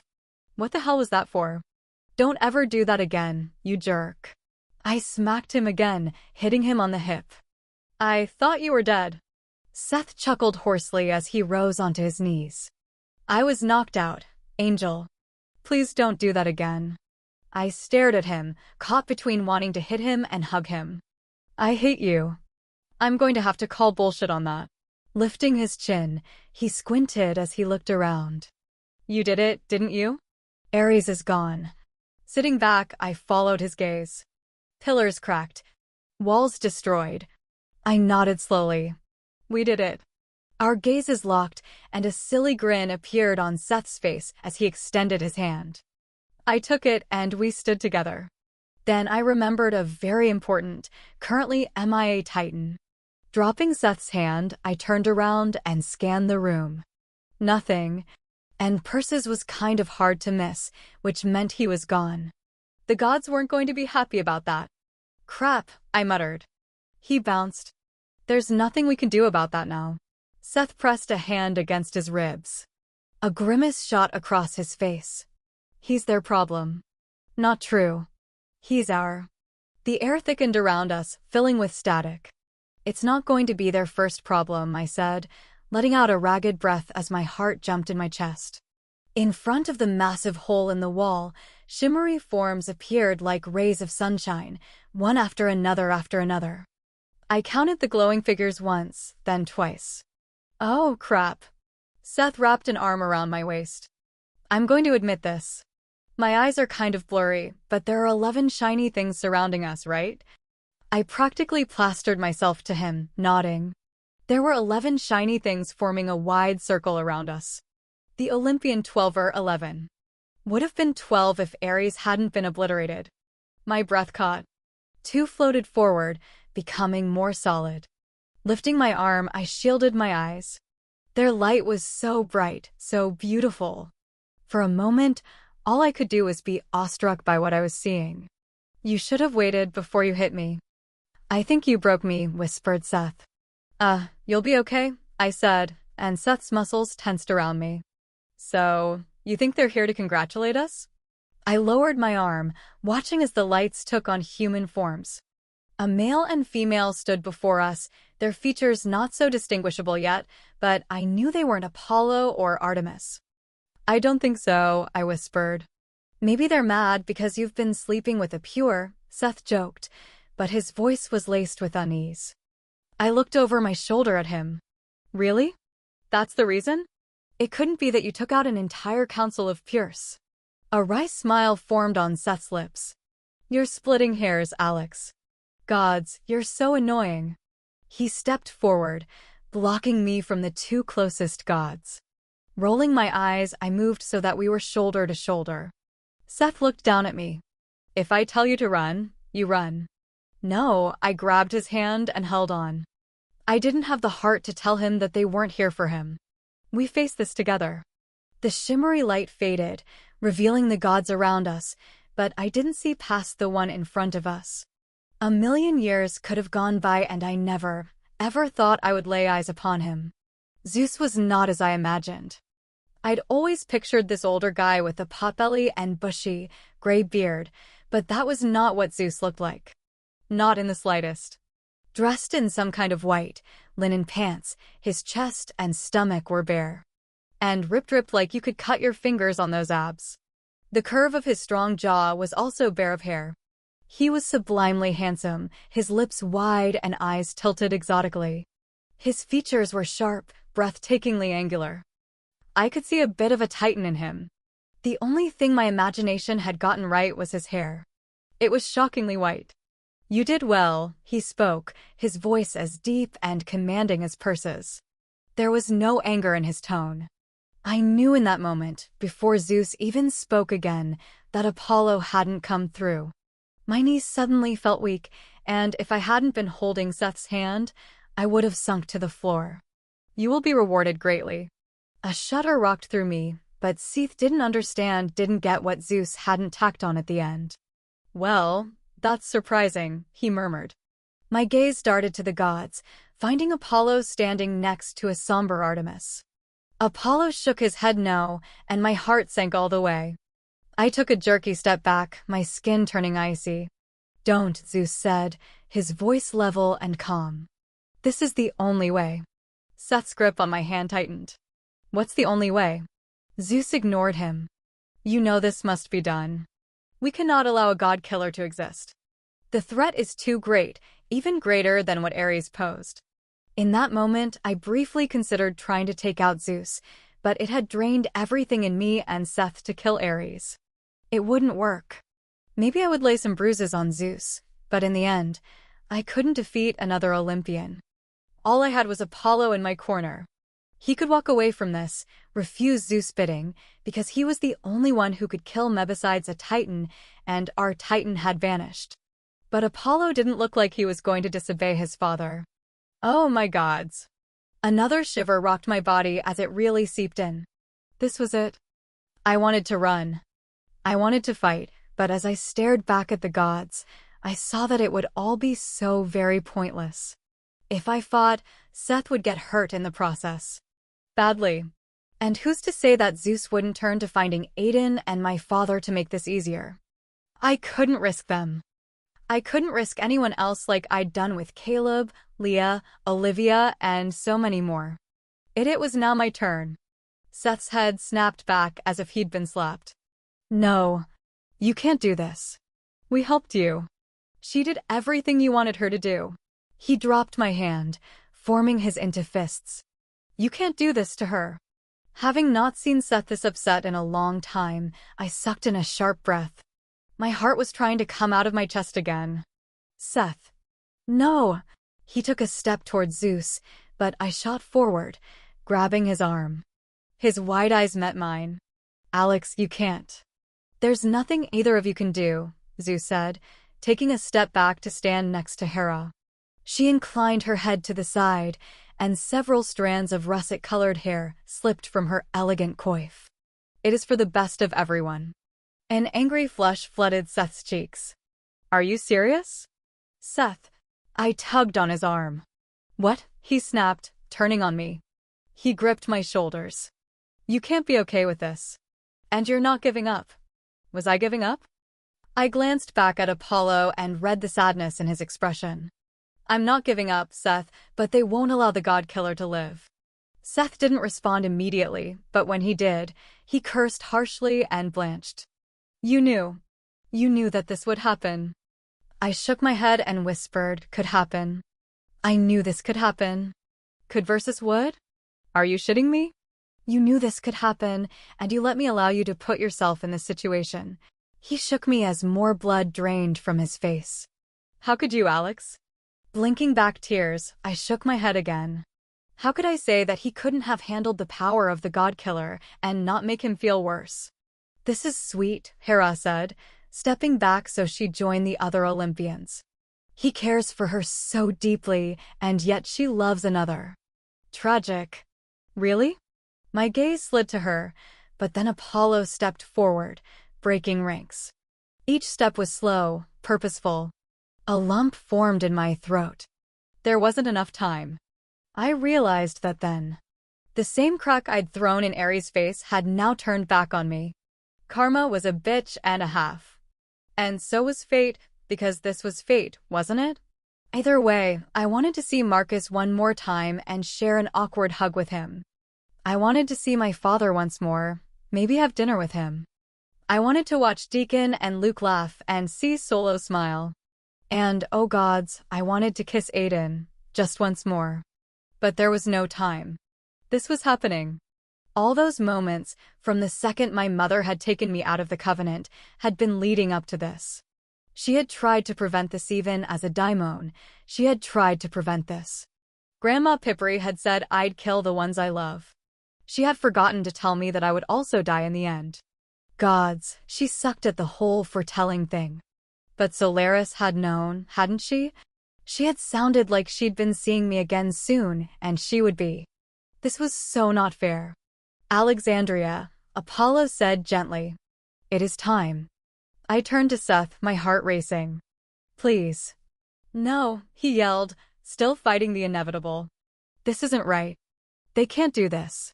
You don't deserve this. I do. They're not going to take you, I said, tears welling in my eyes. Listen to me, Seth. They're not. They can't kill you. Ares is gone, and I'm the god killer. There's nothing we can do. The full horror of the situation dawned in Seth's expressive face, and he placed his hands on my cheeks. He pressed his forehead to mine. Oh gods, Alex, I don't want this to happen. Alex. I gripped his arms, forcing myself to breathe. Please take care of Aiden. I know you two don't get along, but please. He's going to need someone. So please watch out for him. Promise me, Seth.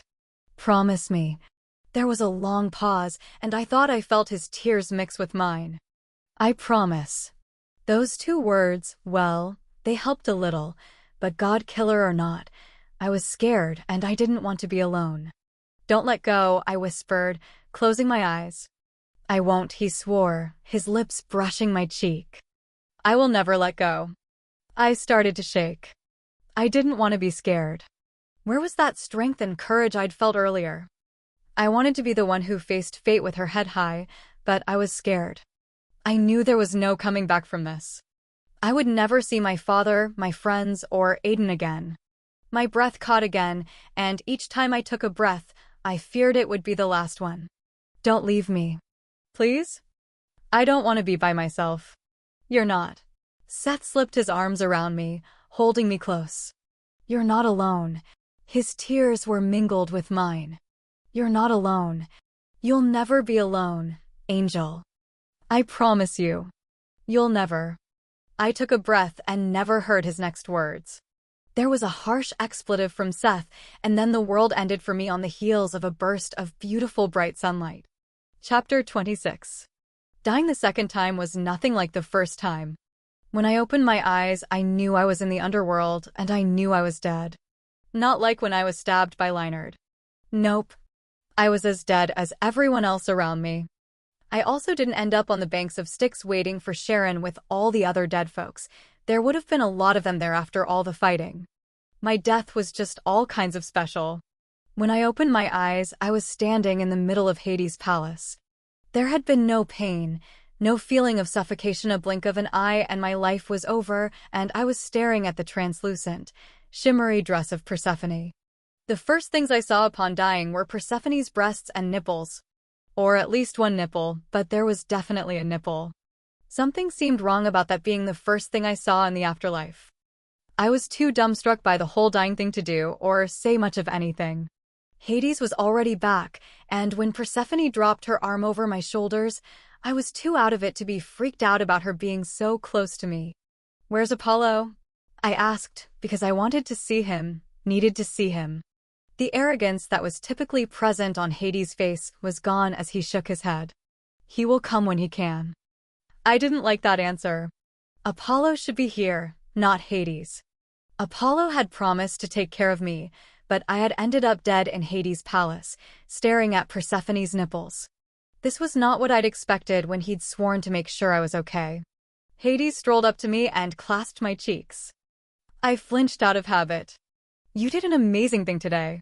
We will forever be in your debt. I jumped on that. Then bring me back to life. He shook his head and smiled sadly. I cannot grant such things. So I jumped on it again. Then release Aiden from his promise. And he shook his head once more. I cannot grant that either, love. You can't do anything? I demanded. You're a god and It all is done, Alexandria. It is over. Looking at his wife, he nodded. Take her to her final resting place. Her final resting place? I shuddered. Yep, that sounded just as disturbing as one would think. Persephone ushered me out the back of the palace, and at first I was absolutely stunned by what I saw. It wasn't like any part of the underworld I'd seen before. It's beautiful, isn't it? Persephone asked. This is the beginning of Elysian Fields, and it goes as far as the eyes can see. Like Tartarus, it is ever-changing, fitting to each person's version of paradise. Elysian Fields' ways it was striking, and it looked so real, so normal, that my heart ached at the sight. The sky was beautiful, cloudless blue and bright. The air was warm, and the light scent of jasmine reminded me of.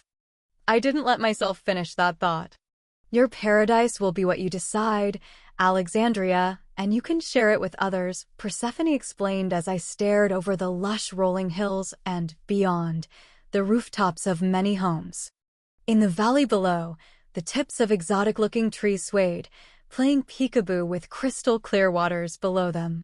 It will be your choice. My choice? My choice had been not to die.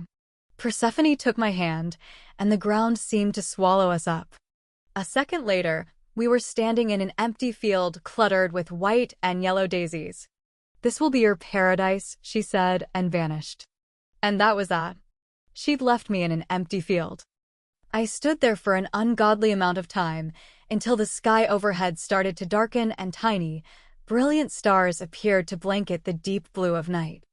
I learned a couple of things about being dead during that time. My lungs worked like they had when I was alive, because I kept feeling the air catch in my throat. I could still cry because quiet tears tracked my cheeks. I'd always though the sobbing, body-shaking tears were the worst, but I was wrong. Quiet tears fell in a way that scarred my soul and seemed to never end. I'd also learned that, in death, I could still feel lonely. But finally, after what already felt like an eternity, I found my paradise. I closed my eyes, willing the tears to stop, and for some reason, I thought about Deity Island, of the rolling waves and the clean, warm sand. In my head, I heard the seagulls and felt the wet spray of the ocean against my cheeks. And I thought of the small but perfect cottage that had sat at the edge of the marsh. Opening my eyes, I let out a little yelp of surprise. I was back in North Carolina. I had to be, because the ocean rolled calmly before me, its waves a deep, dark blue in the night, and sand was under my feet. I could smell the marsh and feel the dampness on my cheeks. I spun around and cried out when I saw the Kodhea light was on in the window, glowing a soft yellow. I took off, slipping over the sand at breakneck speed. The door was unlocked, and the wood was warm and real, so real, in my hand. I threw the door open and realized that, even dead, my heart beat in my chest like I'd downed a gallon of energy drinks. Upon seeing the living room, I pressed a hand to my chest. It was exactly how I remembered: a small, efficient kitchen to the right, a large couch and TV, and very minimal design. In a daze, I walked back the short, narrow hall, passing a bathroom and then entering into the spacious bedroom. The bed was his, the black sheets, the pillows, and the scent of the sea and something earthy of burning leaves and man. But he wasn't here. Because he was alive and I was dead. I spent hours in that bedroom, soaking up his scent, before I pulled myself away. I opened the back door at the end of the hall and saw the guard, an exact replica of the one on Deity Island, the very one where I had met Grandma Pippery. Ripe blossoms and rich soils, trees I couldn't begin to even name, and enough flowers to start a botanical garden. There was even an old stone bench. I turned back around, staring at the cottage. Once I'd found my paradise and the sun came back up the following day, the others around me had become visible houses and apartment buildings of all different sizes, farms and sprawling cities, and sunny palm trees and snow-capped mountaintops. It was a smorgasbord of every place in the world. But that wasn't all. Paradise was simplistic, centering around needs, but not wants. Over the course of time that seemed longer than normal days and nights, I learned how paradise operated. What you needed, you got. It was as simple as that. If I needed to be hungry, I would be hungry. And if I needed a juicy steak, it would simply appear after closing my eyes. If I didn't need to eat, there were no stomach pains. If I needed to wear jeans or a dress, all I had to do was open the closet, and there they would be. There was more. Apparently when you died, and you were scarred up like I was, you got an afterlife makeover. My hair was long again. It was the length it had been before Aries had given me the beauty school dropout haircut. Reaching the middle of my back, the ends were neat, and the strands were shiny and soft. At first, I'd been obsessed with my hair touching it to make sure it was still there, picking it up and waving it across my face.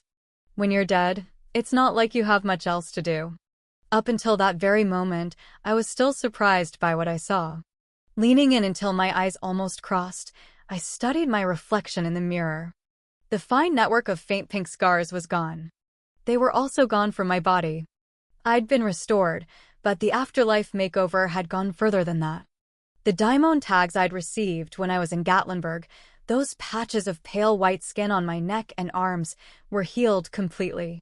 And if I pulled up my tank top, the jagged scar left behind from Leinard's blade and the first time I died was gone too. Underworld was like a scar be gone. I rocked back on my heels of my bare feet, sighing. Strangely, what took the most for me to get used to were my eyes. They were different. The irises were brown, like they had been before I'd awakened, but there was a thin line of amber around the pupils. I didn't know what that meant or why they were like that. He would have been so happy to see my eyes brown again. The inside of my throat thickened immediately, and I squeezed my eyes shut. I will not cry. I will not cry. Crying was bad in the underworld, I'd discovered. Once you started, it was hard to stop and could become a one-way ticket to the Vale of Mourning. And that didn't sound like fun. Tears pricked at my eyes nonetheless. I knew I shouldn't cry, but it was hard because I missed my uncle and my dad. I miss Luke, Deacon, and Solos. I miss Seth and how easy it was for him to infuriate me. But I yearned for Aiden something fierce. With each passing second, it only got stronger, more intense. It didn't fade, my longing for him, and I didn't think it ever would. Alex? Looking away from the mirror, I turned to the boy lying on my bed. His shoulder-length blonde hair was pulled back into a ponytail, but shorter strands had escaped, falling across his tanned cheeks. Every day since the first day after I died, Caleb had been here for me. I'd spent time with my mom, with Olivia, and even with Leah, but I'd seen Caleb the most. I felt bad for sucking up so much of his time, because I was sure he and Olivia were trying to discover if you could make a baby in the underworld every free moment they had, but I don't know what I would do without him. Come here, he said, patting the spot next to him. I shuffled over and sat beside him. Olivia's going to cut me if you keep hanging out in my bed. Caleb laughed, and each time he did, I had to smile. I'd miss that laugh as much as I now miss life. She's not going to cut you. I'm sucking up all your time. No, you're not. He reached over, tugging on the hem of my jeans. And she understands. Dying isn't easy, Alex. Not for anyone, and definitely not for you. I arched a brow. Caleb tugged on the hem again.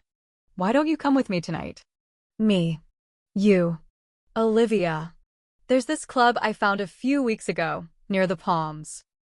I think it belongs to some pure whose idea of a happily ever after is a non-stop party. Elysian Fields was as close to living as you could get, and there were a lot of things to do, people to meet, and whatnot. Leah had already hooked up with some half-blood and one of Hades' guards. I shrugged a shoulder. I think it would be good for you, Alex. I mean it. I know. And I also knew where this conversation was heading. Caleb didn't disappoint. You need to get out and be happy. I know it's hard, but I'm worried about you. I'm scared. You could end up in the Vale, and there's no coming back from that. I don't want you to be scared, I said, staring at my fingernails. They'd never been this smooth and buffed in life. But Apollo lied to me. He said he would take care of me. Caleb didn't say anything because this wasn't the first time I'd said it to him. I'd been saying it every day. And where has he been? I asked, lifting my gaze. Sympathy crossed Caleb's boyishly handsome face. Not once has he visited me. I feel like he used me, which was stupid, because he's a god and that's all they do, but I trailed off, shaking my head. I'm sorry. It's the Alex 24-hour wine channel. It's okay. Don't apologize. He patted the spot again. Lie down with me? Stretching out beside him, I stared at the ceiling. This reminds me of our last time together topside, he supplied, and then laughed when I cringed. At least you don't smell this time around. I laughed as I shot him a glare. You jerk. I didn't smell then. Hell, you didn't. You hadn't showered in days. He rolled onto his side, grinning. His blue eyes literally glimmered. You were stinky. That's so wrong. Love you, he replied. My smile spread, and honestly, if I could spend eternity with Caleb, I might be okay. I might not go into the veil, but that wasn't fair to put that on him. He had made a life for himself in the afterlife, but I snuggled closer to Caleb, into his open arms, and closed my eyes. It'll get easier, he promised, resting his forehead against mine. It does. I wanted to believe him, but I wanted Aiden and I wanted life, and paradise simply could not provide those two things. Chapter 27. I wasn't big on the Covenant Garden when I was alive, but I kept finding myself in this one now. There was something calming and peaceful among the roses and peonies. I kept coming back to the old stone bench, especially in the mornings. Maybe I thought Grandma Pippery would magically appear and give me another messed up prophecy for old time's sake. That would be fun. Or not. Making my way down the marble pathway, my gaze skipped over the intricate designs in the sidewalk. Somehow I hadn't noticed this before, but the carvings were the marks of the Apollyon. Interesting. I rounded the thick nightshade bush and lifted my gaze. I drew up short, my eyes widening. The bench wasn't empty today. Apollo sat there, hands clasped between his knees. It's about time, he said. I've been waiting for about an hour. I stared at him, my mouth hanging open. 2 slept in. He cocked his head to the side. I hear you've been sleeping a lot. I snapped out of it. Where have you been? I've been busy. He stood, towering over me. I came as soon as I could. As soon as you could? I repeated dumbly. It's been more than a week. Apollo folded his massive arms. Time moves differently here, Alexandria. An hour or 2 here is a second in the mortal realm. It hasn't been that long. Since I died? I crossed my arms, mimicking his stance. I thought you were supposed to take care of me. I did. My eyes narrowed. I'm dead. I'm not quite sure how that's taking care of me. Apollo unfolded his arms and strolled up to me. You need to get over that tiny fact. Then he patted me on the head. Actually patted me on the freaking head. Come on. We have something we need to do. I turned, half tempted to spin kick him in the head, and while I was sure I could break out some of the moves, I didn't have any leftover, super cool Apollyon powers. Spin kicking him probably wouldn't end well. Apollo glanced over his shoulder, exasperated. Are you coming? Time is ticking. Oh, I think I have, like, an eternity worth of time. I wanted to stay where I was, because I was feeling pretty damn childish, but I groaned and then followed him. Where are we going? You'll see. I made a face at him as I struggled to keep up with his long-legged gait. Pissed as I was at him, I remained sullenly quiet as we walked. We made it to the edge of the garden before I couldn't hold back my questions. How's everyone? He looked at me sideways. How do you think? My palms tingled and anger heated my cheeks. A part of me knew that this would be the outcome, but I hoped it would be different. I hoped because of what you said and what I was being asked to do. You let me down, Apollo.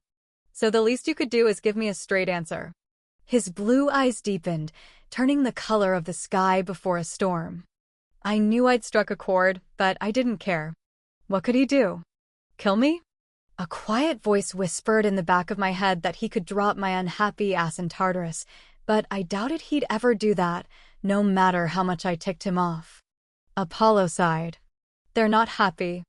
Your uncle holed himself up in a room and drank himself into a stupor. Your friends? Inconsolable. I think you know how Seth feels. Maybe you don't not to the full extent, anyway. And Aiden? He paused, and the back of my eyes burned. I have never seen a man break the way he did. And he broke. Set half the damn Covenant on fire. If his brother hadn't showed up when he had, I'm positive that he would have stayed in the burning building. Is that what you wanted to know? Did it make you feel better, Alexandria? No, I whispered, my chest aching as if someone had split me wide open. Tears welled up and spilled down my cheeks. I wiped at them hastily. That didn't make me feel better at all. I didn't think it would, but you insisted. He headed around the front of the cottage, a cottage I wasn't sure I could even look at now. People loved you, still love you. Mourning is never easy. But they will heal, and they will continue to live. And I wanted that. I wanted them to move on. Even as badly as I wanted to see them again, I didn't want them here. They deserve to live. The elixir is no more, Apollo said. I thought you'd like to know that. I looked up at Apollo as we crossed the beach, the sand warm under my bare feet.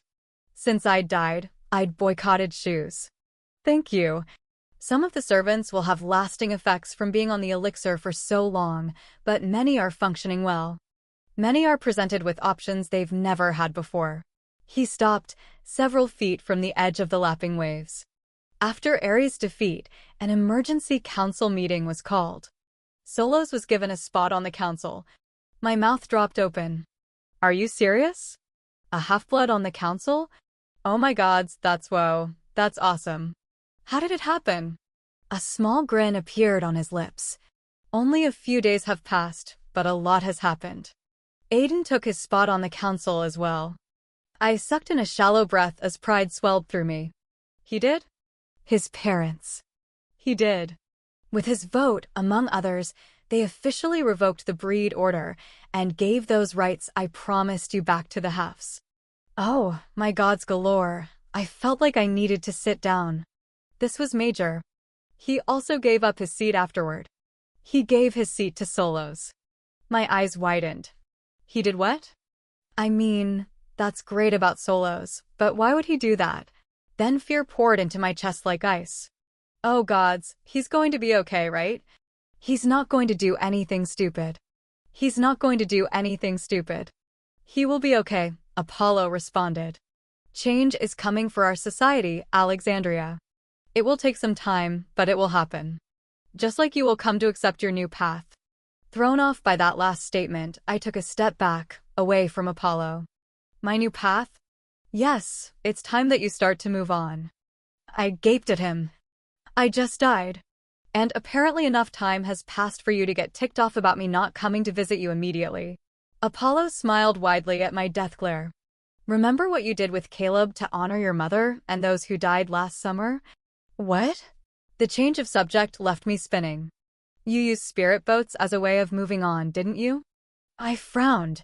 Were you peeping on me then, Apollo? He ignored that. I think you need to do the same thing for yourself. What the what? I stared at him, stunned into stupidity. You want me to set a spirit boat into the ocean that's meant for me? Apollo nodded once more. I think it's the perfect idea. It will be symbolic and hopefully a new start for yourself. Several seconds passed while I waited for him to yell, just kidding, and slap me on the shoulder, but he didn't. You're serious? Do I look like I'm joking? Actually, he looked like he wanted to hit me. But that is so weird. It is not weird. His gaze dropped over me. But you should be dressed nicer than this, like you were when you did it before. My mouth opened, but before I could utter a word, Apollo snapped his fingers, and my clothes changed. They changed while on my body. Jeans and tank top, my choice of afterlife attire, turned into the black tube dress I'd worn the day Caleb and I had set the little spirit boats free. Smoothing my hands over the soft material, I lifted my gaze. That's creepy, because there had to be a split second when I was naked, so don't do that again. He shrugged and then held out his once empty palm. Not so empty now. A spirit boat rested in his hand, candle and all. I hesitated. You're really going to make me do this? Yes. Fighting the urge to roll my eyes, I recognized that Apollo wasn't going to be swayed on this matter. And it was strange. Ever since Apollo had killed me, I'd imagined letting loose on him hundreds of times, but now that he was here, holding a damn spirit boat in hands, I didn't have it in me. Maybe because I had agreed to become the god killer, knowing how it would probably end. Shaking my head, I took it from Apollo. The moment my fingers wrapped around it, a tiny flame encased the wick of the white candle. I held the fragile spirit boat in my hands. You know this is twisted and morbid, right? You need to let go of your old life, Alexandria. My only life, I muttered. Apollo didn't respond to that. Exhaling harshly, I turned toward the ocean. Sun glinted off the waves, and I knew the water would be warm and foamy, because that was how I liked it. But walking out to those waves with a spirit boat meant for myself wasn't as easy as anyone would think.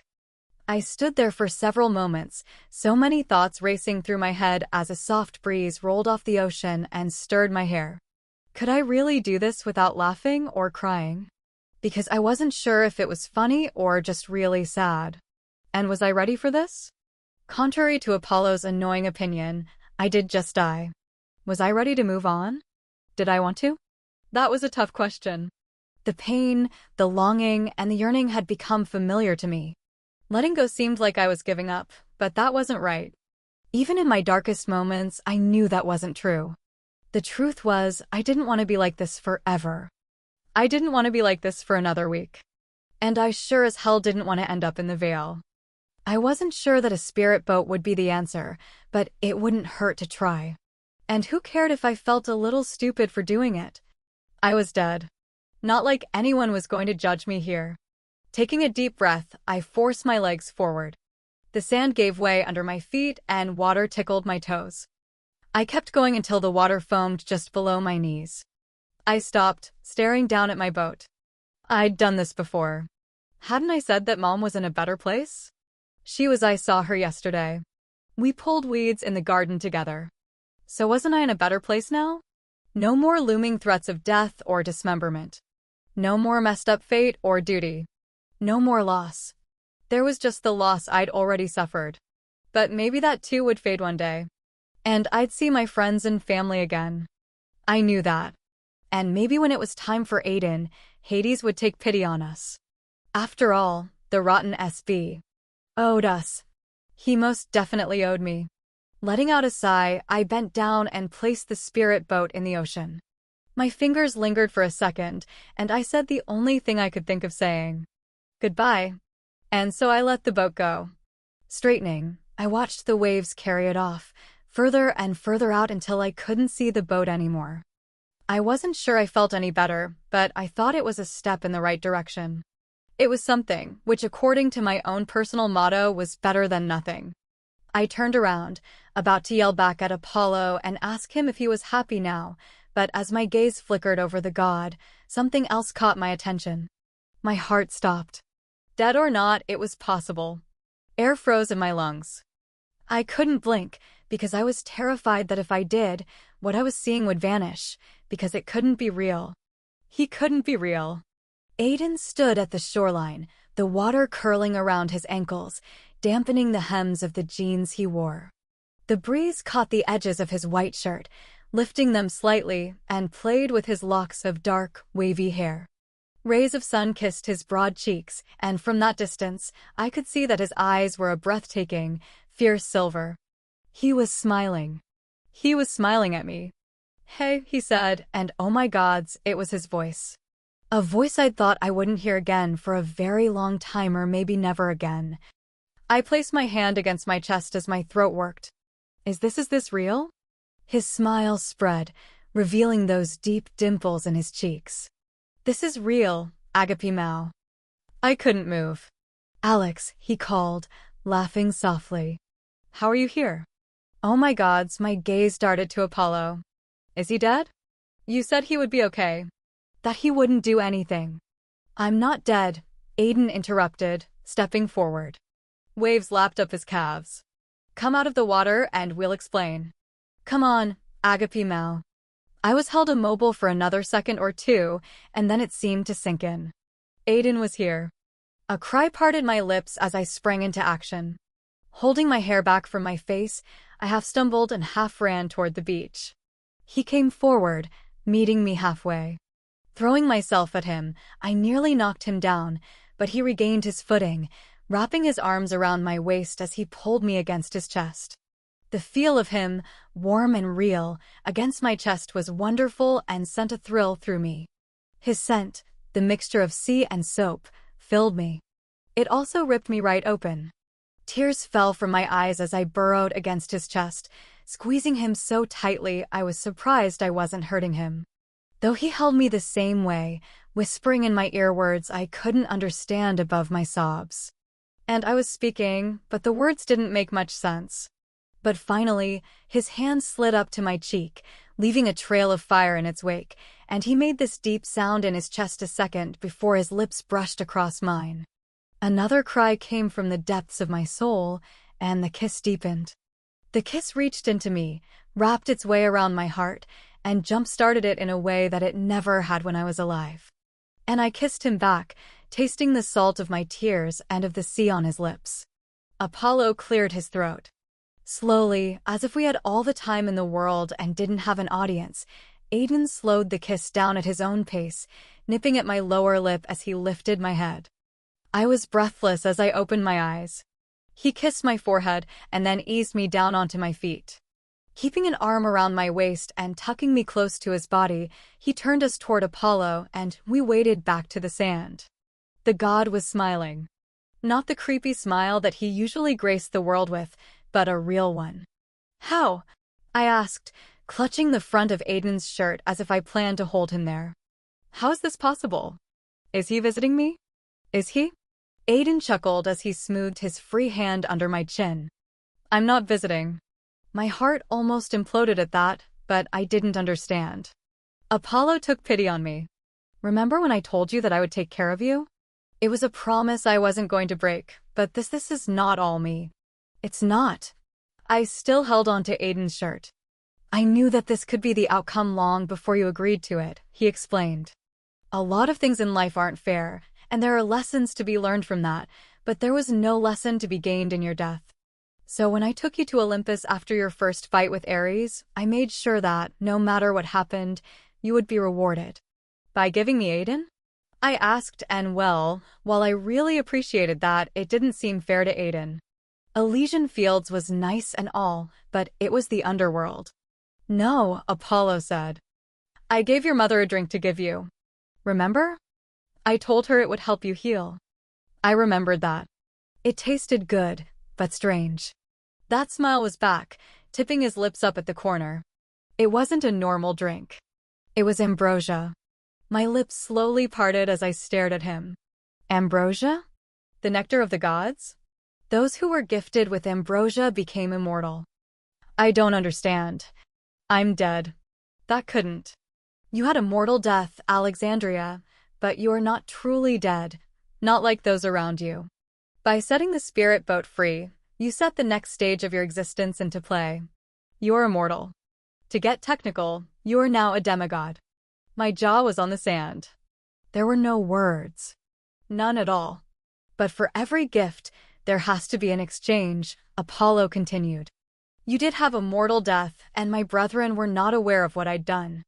They say it will upset the strands of fate if there is not an exchange. Follow me?" No, but I nodded. "You will have to spend 6 months in the underworld, 6 months underworld time, and then you will be allowed to spend 6 months mortal time in the mortal realm. Like Persephone?" I shook my head when he nodded. Holy gods, I don't know what to say. "Thank you, and wait." My heart jumped as I looked up at Aiden. If I'm immortal, then what about Aiden? He can't stay in the underworld for 6 months. I don't understand. Not that I was ungrateful. If I could see him and my dad and friends just for 6 months topside, I'd take that, but I was thoroughly confused. Aiden had said he wasn't visiting, and I knew I was missing something. "Someone help me out here."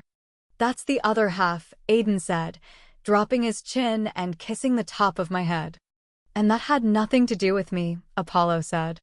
"I would have made sure that Aiden could visit you when he could and for however long he could be here, but this is all because of Seth." I blinked. "Seth? If you're surprised, just imagine how I felt." Aiden's arm tightened. "Seth made a deal with Apollo and Hades before I even knew what was going down." "What deal?" I looked at Apollo. "What deal did Seth make?" "First, you must understand that Seth never should have been Alexandria. You were always meant to be the Apollyon, and Seth knew that. To him, for you to be the one who died, he couldn't live with that," Apollo explained, and my skin chilled. "When he came to me, I told him that you would be fine. I told him that you'd been given ambrosia, and I explained the exchange to him. I even told him that you would see Aiden again, and that in the end, you were being taken care of and you would be happy, but that wasn't enough for him. He knew that when Aiden died, his soul would go to Hades, and who knows what mood Hades would be in when that day came. And in the end, you would outlive Aiden. You would have to watch him grow old and die while you stayed the same during those years he aged. Seth didn't want that for you. Aiden's hand smoothed over my hip as he spoke next. Seth offered an exchange. He offered his servitude to the gods, which is needed, since no one can find Perseus and none of the Olympians can kill Seth. We need him on our side, so we were willing to deal, Apollo confirmed. He offered his servitude and obedience in exchange for ambrosia for Aiden. And then he offered to Hades to take Aiden's place once he died. And as you would guess, Hades was over the moon with the prospect. We accepted. My eyes widened. I didn't know what to say. Sitho, my gods, that little punk, that wonderful little punk. He gave up his life to the gods, basically. You'll be able to call on him whenever. And knowing Seth, that would drive him absolutely crazy. And when he dies? I shook my head, beyond words. What Seth had done was unbelievable. He'd sacrificed so much. My heart was pumping fast. I wanted to cry again. I probably would. And I wanted to laugh, and I wanted to find Seth and shake him because he hadn't needed to do this. He shouldn't have. My future with Aiden wasn't more important than his future, no matter how badly I wanted that. I was blown away. Seth didn't want you to know he did this, and while I have honored most of his requests, I felt you needed to know what he has done for you. He gave you this, Alexandria. He gave Aiden this. And I know it is hard for you to accept. And it was hard for Aiden to fully accept, surprisingly, Apollo added dryly. But it was Seth's decision, and it cannot be undone. And when you go topside in 6 months, you should find him and thank him. I was actually going to hug and squeeze and love the dude. Then smack him. And then hug and squeeze and love him again. We are not sure what it does with your connection. You are no longer the god killer, as you did die a mortal death, but this has never been done before. Apollo shrugged. You may still be connected once you're in the mortal realm. You may not be. We don't know. There was so much I wanted to say. My head was spinning. I hadn't expected any of this, especially not what Seth had done. He had given us everything. I couldn't imagine how I could repay him, but I would find a way one day. Apollo's smile was soft then, the most human thing I'd ever seen from the god. His journey is not over, Alexandria. And neither is yours. Or Aiden's. Remember that. Choked up in a ridiculous way, I nodded, and then, without any warning, Apollo faded out. I stared at the spot where he'd stood for a long moment, then turned into Aiden's embrace. One side of his lips curved up, and a dimple appeared in one cheek. We owe Seth a lot. Everything, I agreed, my fingers still digging into the front of his shirt. We owe him everything. Aiden lowered his head, brushing his lips over mine. My mouth immediately opened to his. I sank into him, ready. Oh! I almost forgot. I jumped a good 4 inches off the ground at the sound of Apollo's voice, which was right in my ear. Oh, my gods, will you ever stop doing that? No. Make sure you give Hades some hell while you're down here. He winked, and then he disappeared again. Aiden looked from where Apollo had been, then to me, and then laughed. Do they have bells in Elysian fields? A laugh bubbled up in my throat. Yeah, I'm sure they do. You kind of need something, and it appears. Like, if you want to eat some coconut shrimp, you get coconut shrimp. Really? He laughed again, looping his arm around my waist. What about Big Macs? Yep. Even Big Macs.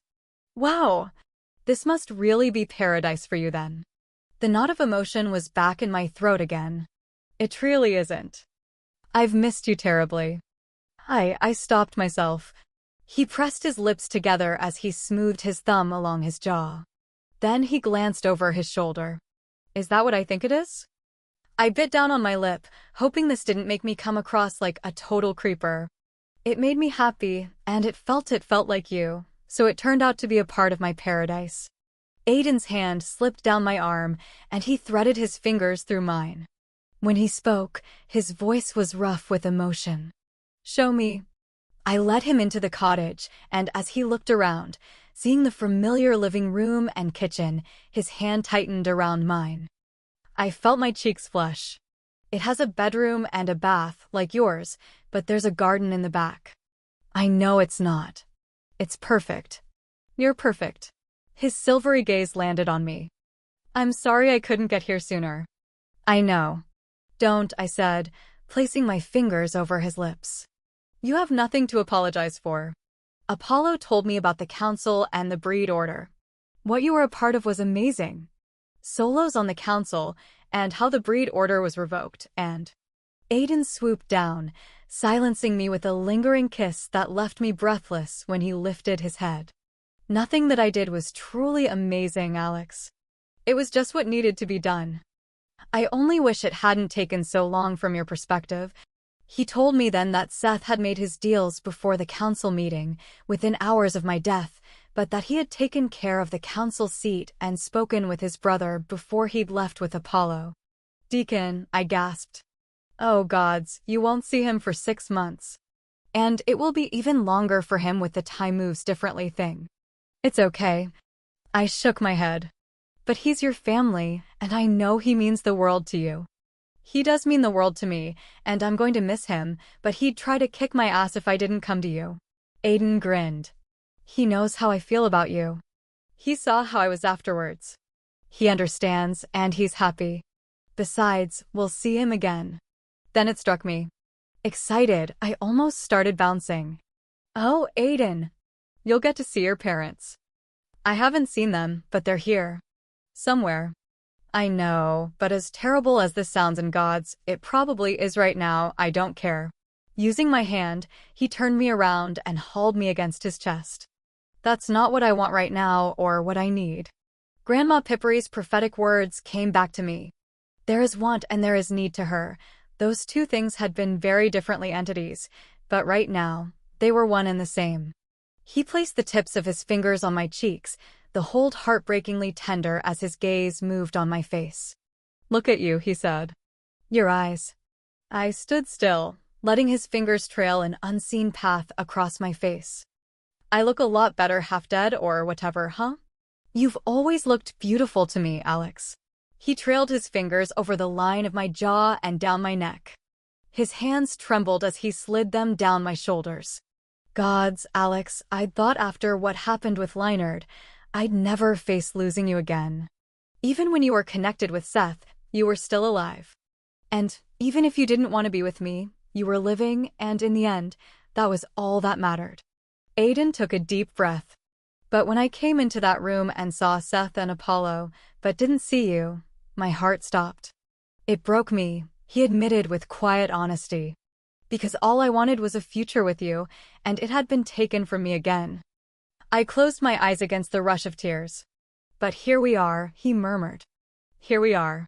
I blinked open my eyes, my chest swelling with the emotion I read in his gaze. We'd been given that future because of Apollo and Seth. And there was no way I was going to dishonor that gift by not living every second of that future. I love you. Agape Mao, you are my everything. Aiden kissed me. Words weren't necessary at that point.